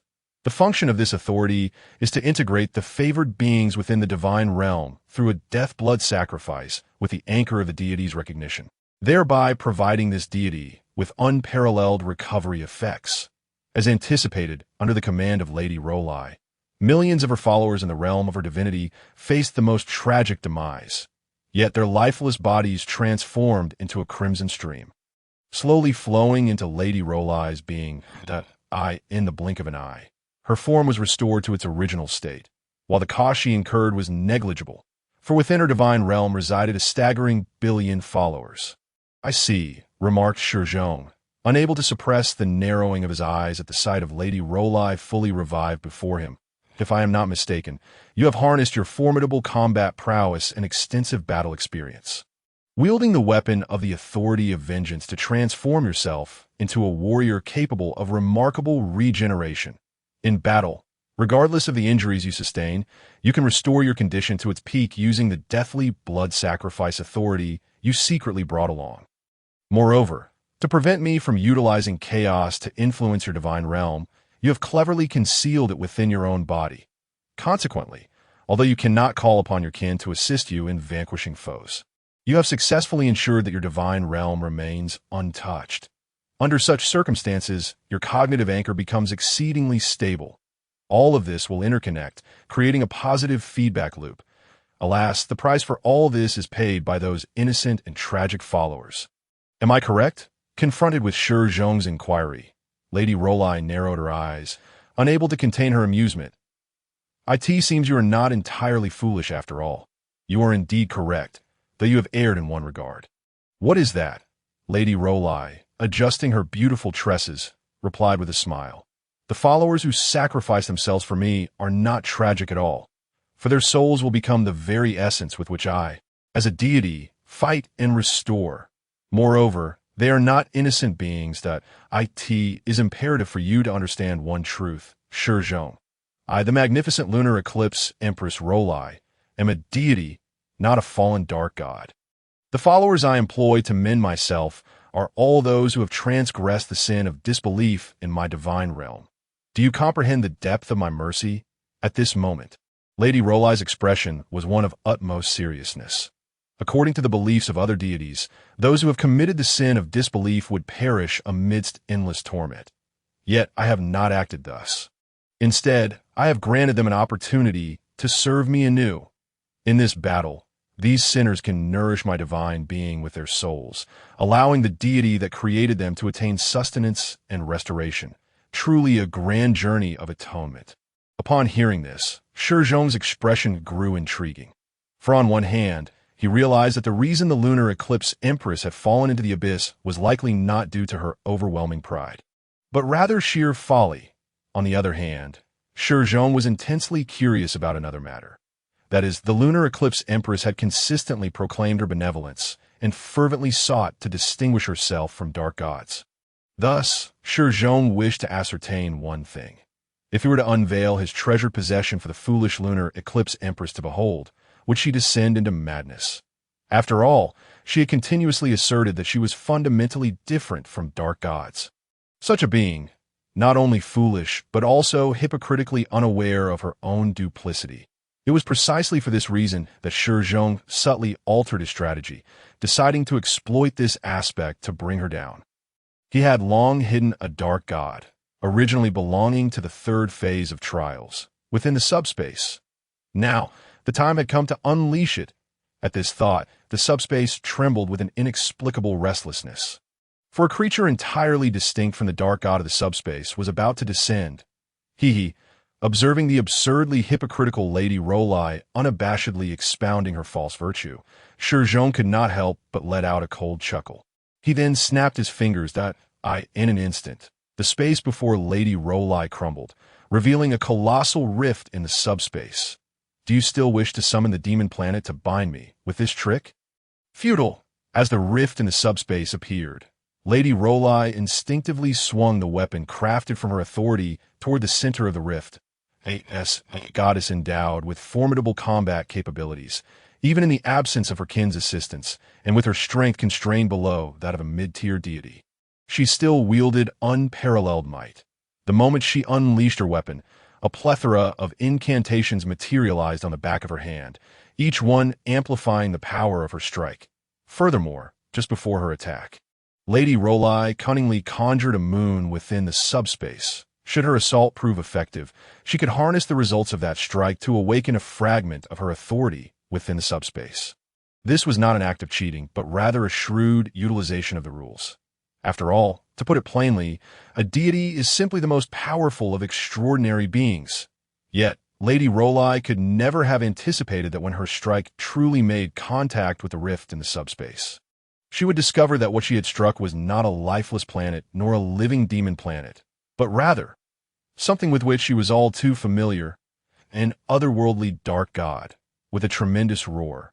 A grotesque, glistening creature resembling a massive slug burst forth from the rift, charging directly at the astonished Lady Rolai. On its body remained a deep wound inflicted by her own hand, despite the wound being grievous. The otherworldly dark god still registered the shock upon witnessing Lady Rolai, for she had not anticipated that this creature, which should have been eradicated in the third phase of the Celestial Tower, was still alive. Even more horrifying was the fact that this dark god from another dimension had evidently been altered by the subspace, for hundreds of gray tubes, formed from chaotic energy, protruded from its back. Each tube represented a conduit of pure chaotic energy, serving as the source of the otherworldly dark god's power. Damn, that accursed dark god! Yet Lady Rolai was no fragile being. Upon seeing the dark god charging towards her, she swiftly swung her weapon once more, launching a counterattack. However, amid the counterattack, Lady Rolai did not forget to declare something of utmost importance. Damn you, Shi Zhong! You shall be held accountable by our Council of Gods. The furious Lady Rolai bellowed in response to her wrathful proclamation. Shi Zhong's expression took on an amusing twist. Accountability? Why? It was evident that Shi Zhong was feigning ignorance, merely seeking to elicit a response. Because you consorted with dark gods, you have betrayed the teachings of the divine realm. Oh, it seemed he had finally heard the words he longed for, as Shi Zhong's narrowed eyes suddenly widened.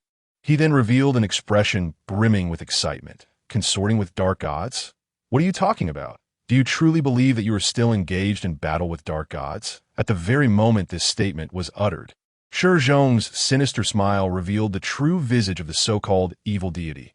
Upon witnessing the genuine countenance of the entity before her, Lorelei was instantly rendered speechless, for what stood before her was not an evil god at all, but rather a chosen one tainted by chaos, the being known as Feng Mingyao. Do not be foolish, my dear Lady Lorelei. The true dimensional evil god has yet to make his appearance. After uttering these words, Shi Zhong snapped his fingers once more, in the blink of an eye. 3 colossal whirlpools of chaos materialized behind Lorelei, each exuding a genuine aura of chaos. He, to my dear evil god hunter, can you truly discern which one is the evil god? You wretched fiend.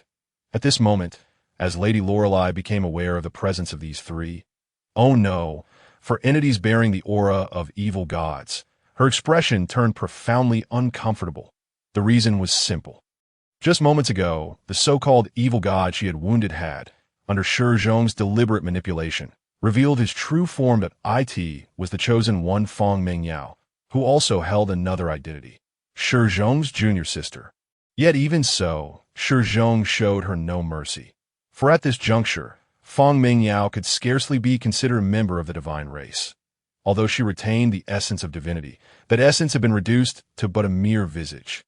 Her corporeal form, her soul, even her very consciousness, all had been transformed into something terrifying, something indescribably dreadful, under the immense pressure of the subspace. And this amalgamation was the embodiment of all negative emotions. It could be said that the viscous substance Lady Lorelei had struck was not merely slime, but rather a fusion of countless entities, merely existing in a microscopic state. Meanwhile, the ever-vanity-driven Feng Mingyao was now trapped in this condition. Bearing her own face, O Lorelei, Feng Mingyao's state had transcended mere corruption. It was a far more horrifying and profound decay, the ultimate degradation stemming from the depths of her soul. Although Lady Lorelei could not fathom why such corruption would cause Feng Mingyao to manifest as this evil god, it was undeniable that she emanated the aura characteristic of evil deities. Thus, when Shi Zhong maliciously inquired whether Lady Lorelei could truly distinguish which among them was the evil god, her understanding was put to the ultimate test. Shi Zhong was acutely aware of this. Upon witnessing the expression of horror etched across Lorelei's lovely face, Shi Zhong commenced a new round of assault. This time, his offensive was twofold, physical and psychological. Physically, he commanded the 4 evil gods to simultaneously launch an attack on Lady Lorelei. Each of these malevolent entities unleashed a myriad of assaults from different directions. One of the evil gods resembled a swirling mass of indistinct mist, within which the faces of countless tormented souls were reflected. Each time one of those faces let out a wretched scream, it triggered a horrific explosion of souls. Another evil god manifested as a massive, pitch-black entity resembling a malignant growth atop a heart, spewing forth black ichor towards Lady Lorelei. The moment that ichor touched her snow-white skin, it would give rise to various blasphemous manifestations. The final evil god was even more peculiar. A purely distorted humanoid, adorned with an array of eyes, each containing a soul eternally writhing in sorrow. Whenever this soul reached a certain point in its dance, the surrounding area would undergo a catastrophic collapse, inducing a terrifying spatial disruption. Faced with such an onslaught from the evil gods, even Lady Lorelei found herself struggling to defend against the barrage. Yet this was merely an appetizer, for it was the psychological assault from Shi Zhong that was the crux of this entire attack. What is the matter, my dear Lady Lorelei? Are you too afraid to strike? Standing behind the evil gods, Shi Zhong wore a grin that was almost cruel. Surely, you cannot be unable to distinguish between the divine and the wicked. After all, you are a magnificent hunter of evil gods, not a mere slayer of divine beings. It cannot be that you are truly confused, can it? If that is the case, allow me to assure you of one thing. Among these entities, one is undeniably an evil god, and I can guarantee you this. If your next strike truly identifies the hidden evil god, I shall engage you in a genuine duel, rather than sending forth these four monstrous beings to confront you. In response to Shi Zhong's provocation, the Eclipse Empress was incensed, for Shi Zhong's taunts were infuriating. How dare you mock me, you wretched beast? I am not mocking you. I speak with utmost sincerity at this juncture. Shi Zhong even vowed, I swear upon my divine fire and faith, should your next strike hit the true dimensional evil god, I will immediately disperse these fallen creations. At the moment those words were spoken, Lady Lorelai's eyes sparkled with renewed hope, for Shi Zhong's vow had begun to take effect the moment he uttered it. This was a promise forged in divine fire and faith, certainly no trivial matter. Perhaps this moment was the key to reversing the tide of battle. With this thought in mind, Lady Lorelai, having formed a hypothesis, promptly slaughtered more of her followers within herself to replenish her strength. Then, bolstered by a new surge of eclipsed power, she identified her target, the only evil god possessing a humanoid form, for he exuded the most potent aura of wickedness among all present. With a swift motion, as Lady Lorelai wielded her weapon, she cleaved through the outer shell of this humanoid evil god in an instant. The chaos-infused exterior was reduced to a heap of mangled flesh, unveiling the essence of the evil god it had shielded. However, just as Lorelai believed her deductions were impeccably accurate, Shi Zhong's cruelty and cunning were laid bare. How is this possible? Lady Lorelai gasped, her eyes wide with disbelief. I could see that moment. Her conviction was not merely shaken, but utterly shattered. For the true form of the evil god she had attacked was none other than Shi Zhong himself. No, he was not merely disguised as Shi Zhong. He was Shi Zhong, concealed in the guise of an evil god. Sensing the dire implications, the Eclipse Empress swiftly turned her gaze toward Shi Zhong. As expected, Shi Zhong's divine facade was torn away in that instant, revealing a being transformed into a dimensional evil god possessing divine characteristics. Shi Zhong had utilized the subspace to obliterate the boundaries between the divine and the wicked. What exactly had he done to both the dimensional evil gods and the divine race? This is bad. When the Eclipse Empress Lorelai realized that the target she had selected was in fact Shi Zhong's true form, her heart plummeted into an icy abyss. For on one hand, she believed her ability to discern evil gods was infallible. After all, she was a dedicated hunter of evil gods, and such a divine vocation, in a sense, equated to a powerful deity's self-awareness. Thus, Shi Zhong's actions were tantamount to incessantly shattering Lorelai's formidable foundation. Moreover, the insidious and malevolent Shi Zhong had not merely shattered her perception once. He had concealed himself within the body of an evil god once, and had the dimensional evil god masquerade as himself once more. Even more terrifying was that these two instances of shattering did not merely disrupt the cognition of Lorelai's avatar, but rather the very essence of Lorelai as a deity. To put it plainly, the moment the Eclipse Empress Lorelai grasped this revelation, her corporeal form outside the Tower of Heaven violently expelled a mouthful of blood. What is happening? Lady Lorelai had vomited blood. What did Shi Zhong do?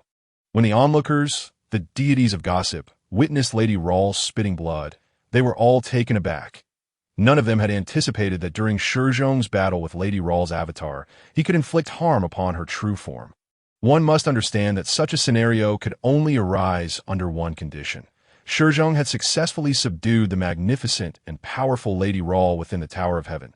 Furthermore, in terms of cognition, Shi Zhong held an absolute advantage. How could this be possible?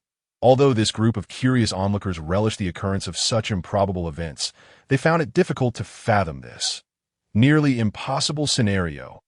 A lesser deity triumphing over a supreme deity in terms of cognition. This was utterly inconceivable. However, while the crowd was still reeling from the astonishing turn of events, some higher deities watching this unfold suddenly realized something significant. If Shi Zhong could truly achieve this, did it not imply that he might have already possessed the divine qualification to master the essence of the world, even while still in the phase of a lesser deity? Although this was merely a qualification, Let us not forget that sometimes such qualifications are of paramount importance, for only when one possesses the qualification can one acquire subsequent blessings. And if this were true, it would also suggest another point. That is, Shi Zhong might not have obtained his divine authority through blessings. He might very well create an entirely new divine office himself. With this hypothesis in mind, many were left in a state of inner turmoil. They felt an urgent need to observe what Shi Zhong was truly like at present. But just as they were caught up in such thoughts, Shi Zhong unexpectedly delivered them a tremendous surprise. During his battle with Lady Rawl, he once again utilized a significant amount of the world's essence, replenishing the chaotic energy that Lady Rawl had previously eradicated. At this moment, the onlookers could no longer discern the happenings within. Damn it! That wretched Shi Zhong! The instant the chaotic aura enveloped the Tower of Heaven, nearly all the gossiping deities could not help but curse Shi Zhong's shamelessness. Nevertheless, it must be noted that Shi Zhong's actions had not yet breached any rules. Thus, they could only vent their frustrations verbally. Despite being obscured by chaos, they still had ways to conjecture what transpired within. After all, Lady Rawl's true form remained outside, did it not? With this thought, the crowd turned their gazes toward Lady Rawl. In truth, they had longed to observe Lady Rawl closely. After all, the opportunities to witness her in person were exceedingly rare. Lady Rawl was typically quite aloof, and chances to see her were scarce. Therefore, today presented a splendid opportunity to admire her beauty. However, just as the crowd was intently observing Lady Rawl, her expression suddenly shifted from shock to anger. Then, her fury transformed into pain. Ultimately, her suffering morphed into a peculiar flush. Moreover, if they had not misheard, it seemed that just moments ago, Lady Rawl had emitted a soft moan. What was this situation? In an instant, the crowd felt that today's events were becoming exceedingly convoluted. But an even more bewildering development unfolded. Following the emergence of a flush upon Lady Rawl's face, akin to that after a climax, she let out a terrifying roar. Then, she uttered a sentence that left everyone in disbelief.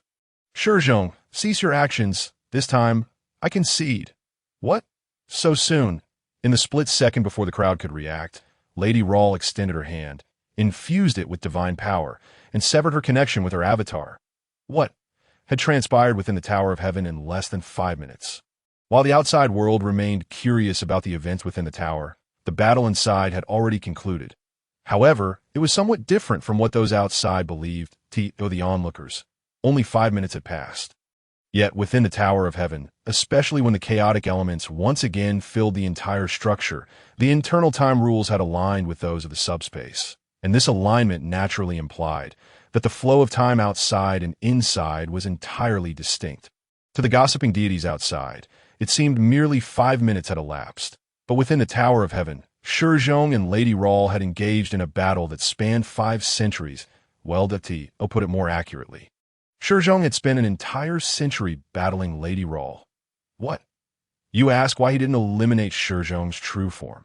The answer is simple, that moment. The kin residing within Lady Rawl's body had already suffered numerous sacrifices in their battle against the malevolent deities. Yet, the terrifying power from the subspace ensured the survival of those chaotic evil gods. This led to Lady Rawl being trapped from the very beginning in a quagmire from which she could not conquer Shi Zhong. That cunning Shi Zhong had never intended to confront Lady Rawl head-on. He existed in a temporary omniscient state within the subspace. In this state, he could reverse causality at will, allowing him to evade the enemy's attacks. Consequently, Lady Rawl was perpetually unable to conclude this battle. Furthermore, after Shi Zhong triumphed over Lady Rawl, he cast her into the subspace prison. Within the subspace prison, Lady Rawl first had her legs broken by Shi Zhong's blood god avatar. Then she endured brainwashing from the master of metamorphosis. After being forcibly fed the body modification serum of the Plague King, she was pitifully subjected to the whims of Shi Zhong's Prince of Joy avatar for a full 400 years.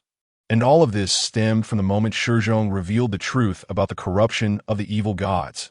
As Shi Zhong began to shatter Lady Rawl's understanding, he grinned wickedly at her and revealed a terrifying truth.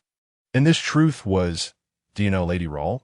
In truth, we deities are not great. No, not only are we deities not great, Even the celestial beings and the ascended beings are not great, for our essence is merely that of puppets of the world's essence. Shi Zhong noted the devastation of Ra's cognition and delivered an even greater blow. This blow was the revelation of the essence of the divine race.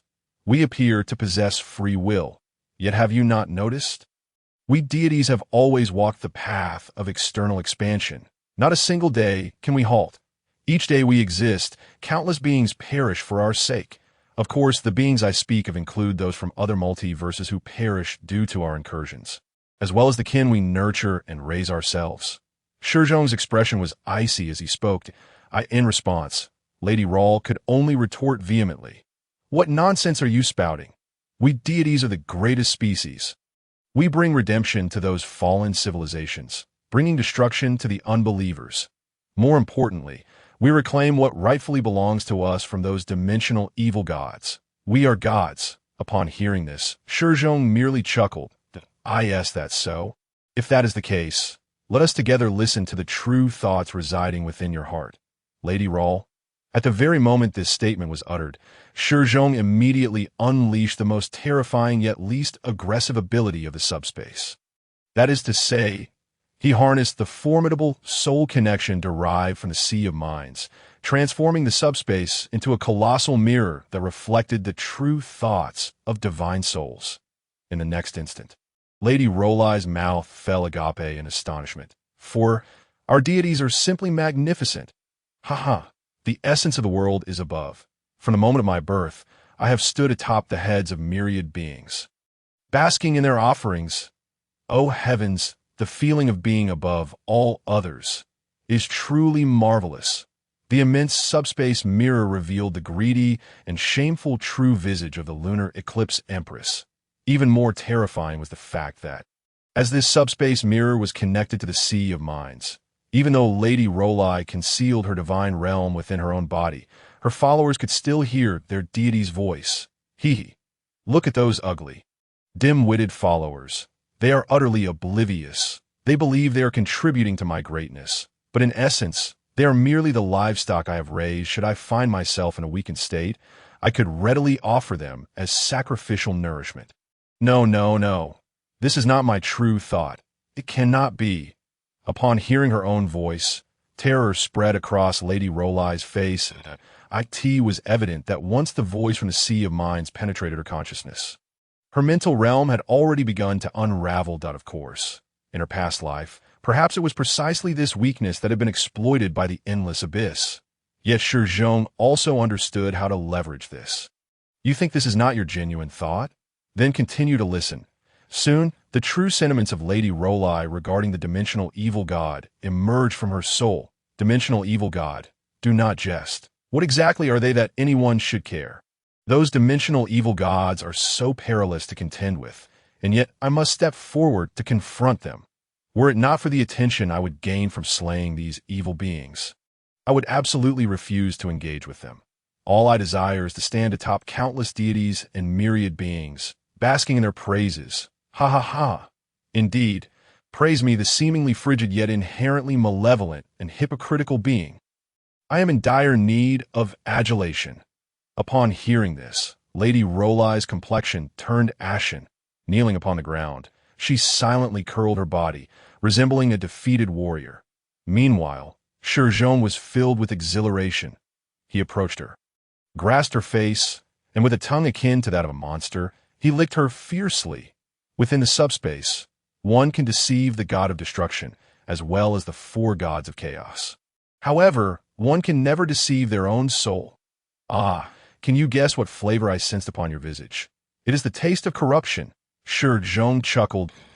Why, dear Lady Ra, your previous utterances ought to be shared with all the deities.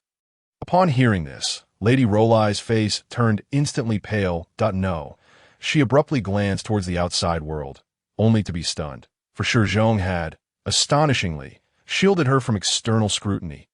Yet, Lady Ra was even more horrified. What do you intend to do? An ominous premonition settled in Lady Rola's heart. Meanwhile, Shi Zhong smiled. What I desire, dear lady, is to strike a bargain with you. A bargain? What do you mean? the moment the word bargain escaped Shi Zhong's lips. The lunar eclipse empress, Rolai, sharply sensed that something was amiss. The reason was simple. She had no intention of negotiating, but she desired a transaction. Indeed, for Lady Rolai, there was utterly no necessity to barter with Shi Zhong. She was, after all, a supreme deity. Furthermore, even if she were to be vanquished by Shi Zhong, even if the words her soul reflected from the subspace were to be revealed, she herself would suffer no real consequences. After all, these utterances were merely illusions. Such things should not garner any genuine interest. Yet the problem lay in the fact that she had become two distinct entities at some unknown point. Her soul's avatar had developed its own thoughts. More precisely, a thread of something unknown had unexpectedly found its way into her soul's doppelganger. Yet it was precisely this peculiar thread that had caused some disharmony between Lady Rolai and her avatar.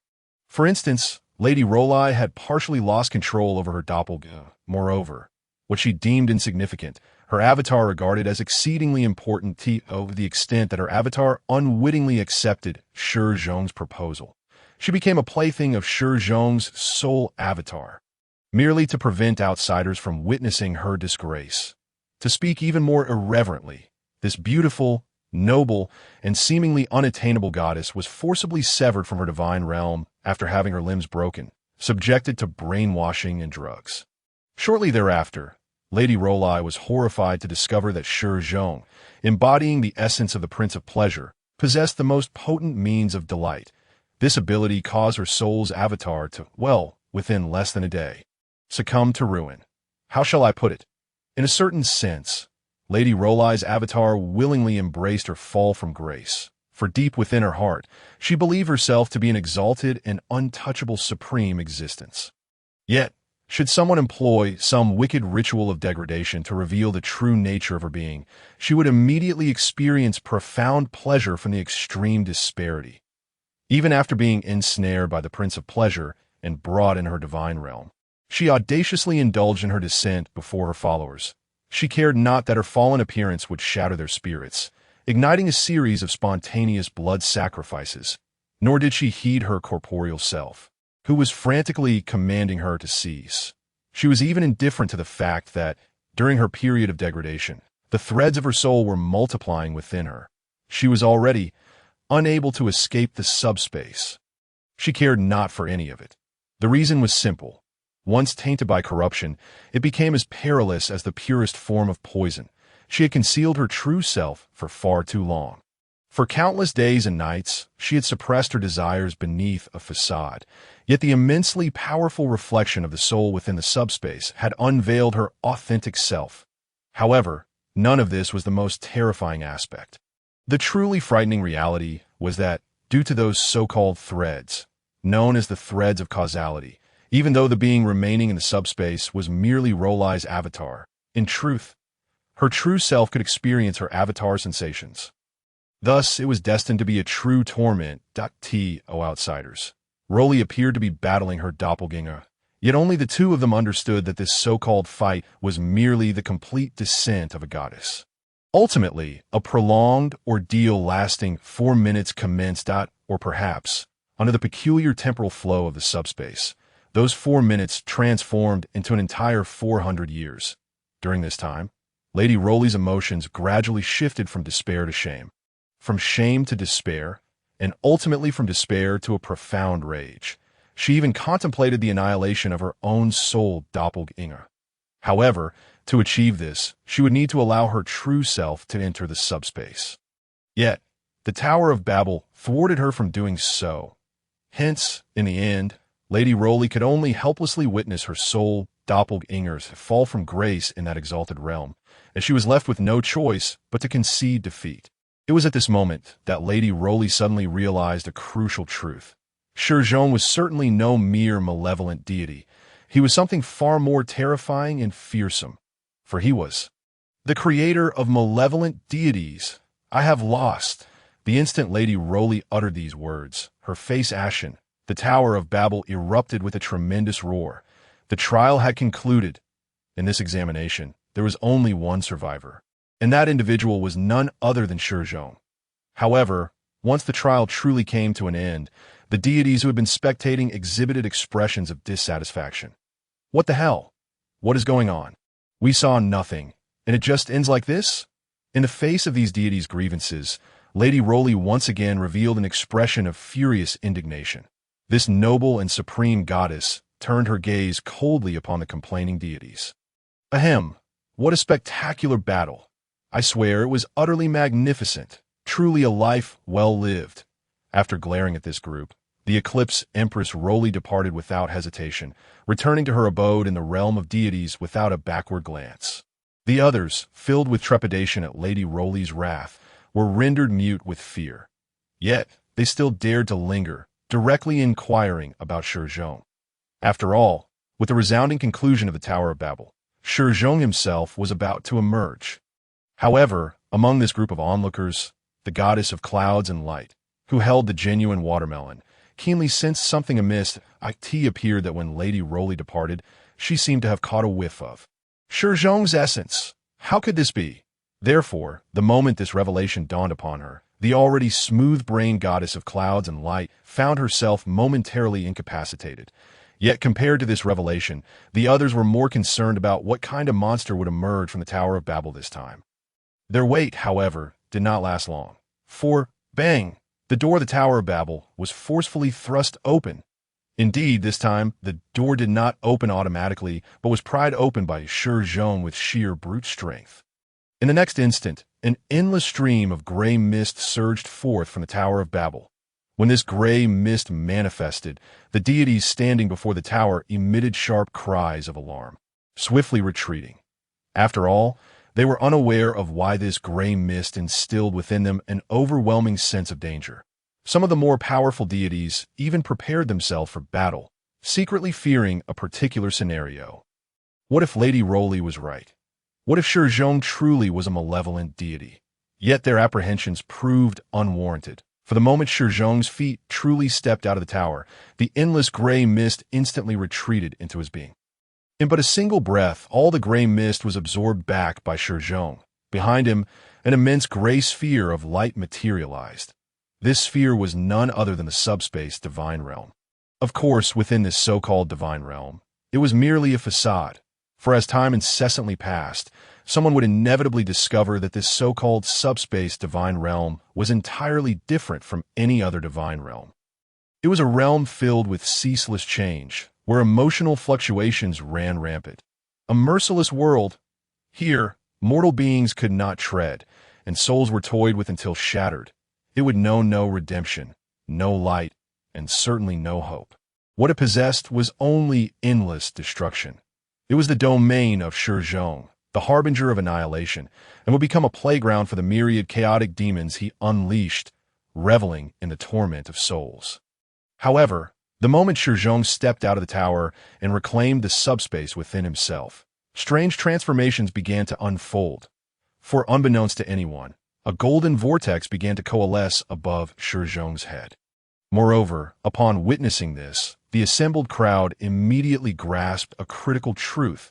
The very essence of the world was acknowledging Shi Zhong's power, directly bestowing upon him a divine essence, granting him the opportunity to attain divinity. Only then did the crowd recall a significant detail. Shi Zhong seemed to have obtained a divine essence representing vengeance from Lady Rowley, and since Shi Zhong had already acquired a piece of divine essence, what new divine office would the essence of the world bestow upon him? Under the curious gaze of countless onlookers, the essence of the world provided its answer, for as a multitude of world essence descended upon Shi Zhong's head, a new divine essence was being cultivated. This newly formed divine essence was entirely unprecedented. That it was named Chaos. Chaos. What could that possibly be? A brand new divine office. Indeed, Shi Zhong had created a wholly novel divine office.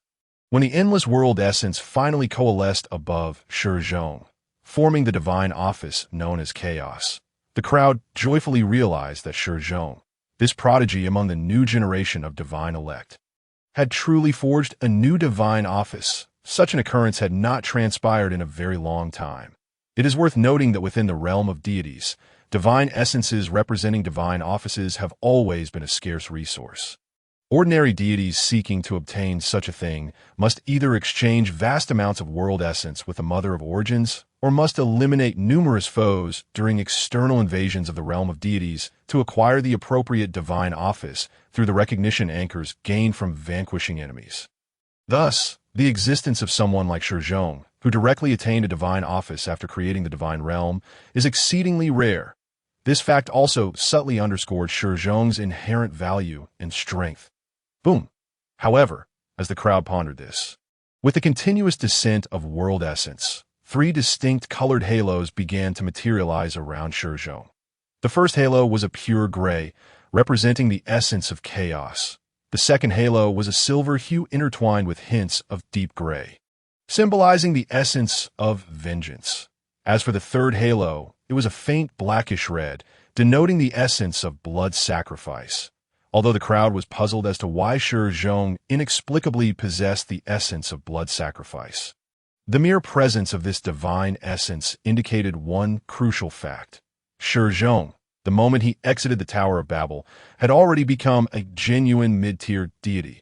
It is essential to understand that within the realm of deities, there are 5 distinct stages. The first stage is the divine elect. The second stage is the deity, lower-tier deity. The third stage is the mid-tier deity, while the fourth and fifth stages are the high-tier and supreme deities, respectively. Thus, when the 3 divine essences descended upon Shi Zhong, transforming into bona fide halos, he effectively completed his trial and ascended a stage to become a true mid-tier deity, boasting 3 divine offices. Due to this, when the esteemed goddess Yunming, the mentor of Shi Zhong, witnessed the scene, she could not help but weep profusely. Almost instantly after Shi Zhong had received his divine office, she rushed forward, collapsing before him in tears. Meanwhile, several of Yunming's friends, observing this emotional display, began to counsel her beside her. "All right, Yunming, try to compose yourself. Although we understand your excitement over Shi Zhong's newfound strength, you must maintain your composure, considering all your colleagues are watching. Regardless of the circumstances, you ought to preserve some dignity as a mentor." However, their assumptions about Yunming were misguided. No, you do not comprehend. Yunming cried out, her hand dramatically flipping towards the visibly embarrassed Shi Zhong as she exclaimed, "I have no desire for any mentor's dignity. My tears are solely for the fact that I now have a powerful ally to lean on." Woo! Do you have any idea how long I have awaited this moment? It is simply splendid. Even if I become a worthless being in the future, no one will dare to challenge me now. Shi Zhong, you must promise to protect your mentor. As Shi Zhong observed Yunming sobbing uncontrollably before him, he felt a mix of curiosity and amusement. Although he was somewhat displeased with his mentor's childlike demeanor, he nevertheless said, "All right, mentor, please compose yourself." Noticing her continued tears, he playfully pinched her ear. Then, turning to Yunming's friends, who were part of the lively rap quartet, he expressed his gratitude and exchanged some obligatory pleasantries. Meanwhile, Yunming, brimming with excitement, trailed closely behind Shi Zhong, joyfully boasting about her most remarkable achievement. Shi Zhong himself. It was evident that their positions had dramatically reversed. Of course, the gathering before Shi Zhong was not limited to just these few individuals. Almost all the deities had come forth to congratulate him. The reason was simple. Shi Zhong was likely to become their colleague in the countless years to come. Possibly even one of the most significant among them, in a one wish to antagonize Shi Zhong at this juncture. What? You inquire whether Shi Zhong is not incensed by the deaths of so many of their disciples. The answer is straightforward. The so-called trials of the Celestial Tower were initially vast breeding grounds for goo worms. Except for Shi Zhong and Yunming, who shared genuine emotions, the other mentors were entirely indifferent to the fates of the chosen ones. They were merely failures of goo worms. The gods are not only malicious, but also hypocritical. However, just as Shi Zhong was managing these affairs, the arrival of an unexpected guest caused his expression to shift dramatically. Ah, has the newcomer of the divine realm passed the trials? This is indeed delightful news, as the denizens of the divine realm reveled in Shi Zhong's triumph. A celestial woman, possessing an ethereal grace and bearing a long sword upon her back, appeared unexpectedly before the assembly of deities and Shi Zhong. Yet despite her divine appearance, one could not describe her attire as particularly modest. It could scarcely be considered clothing due to the scant fabric. In a certain sense, her garb was even more provocative than Shi Zhong's festive prince's attire.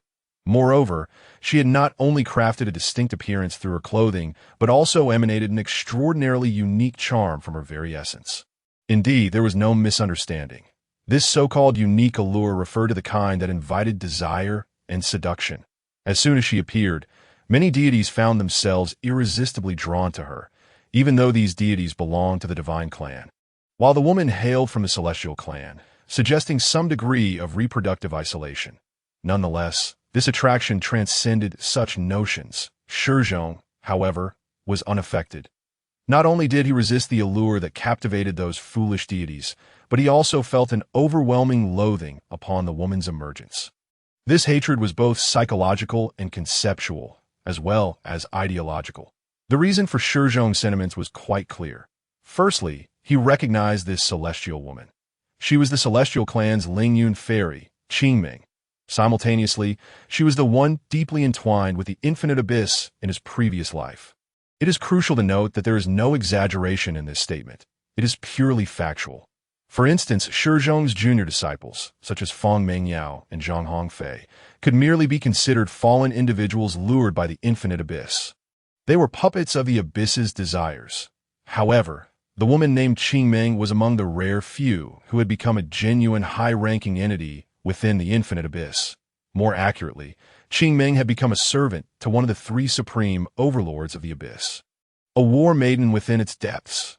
Although this title may not sound particularly impressive, the existence of a war maiden such as her had resulted in the slaughter of at least thousands of celestial beings during the conflict between the infinite abyss and the celestial coalition.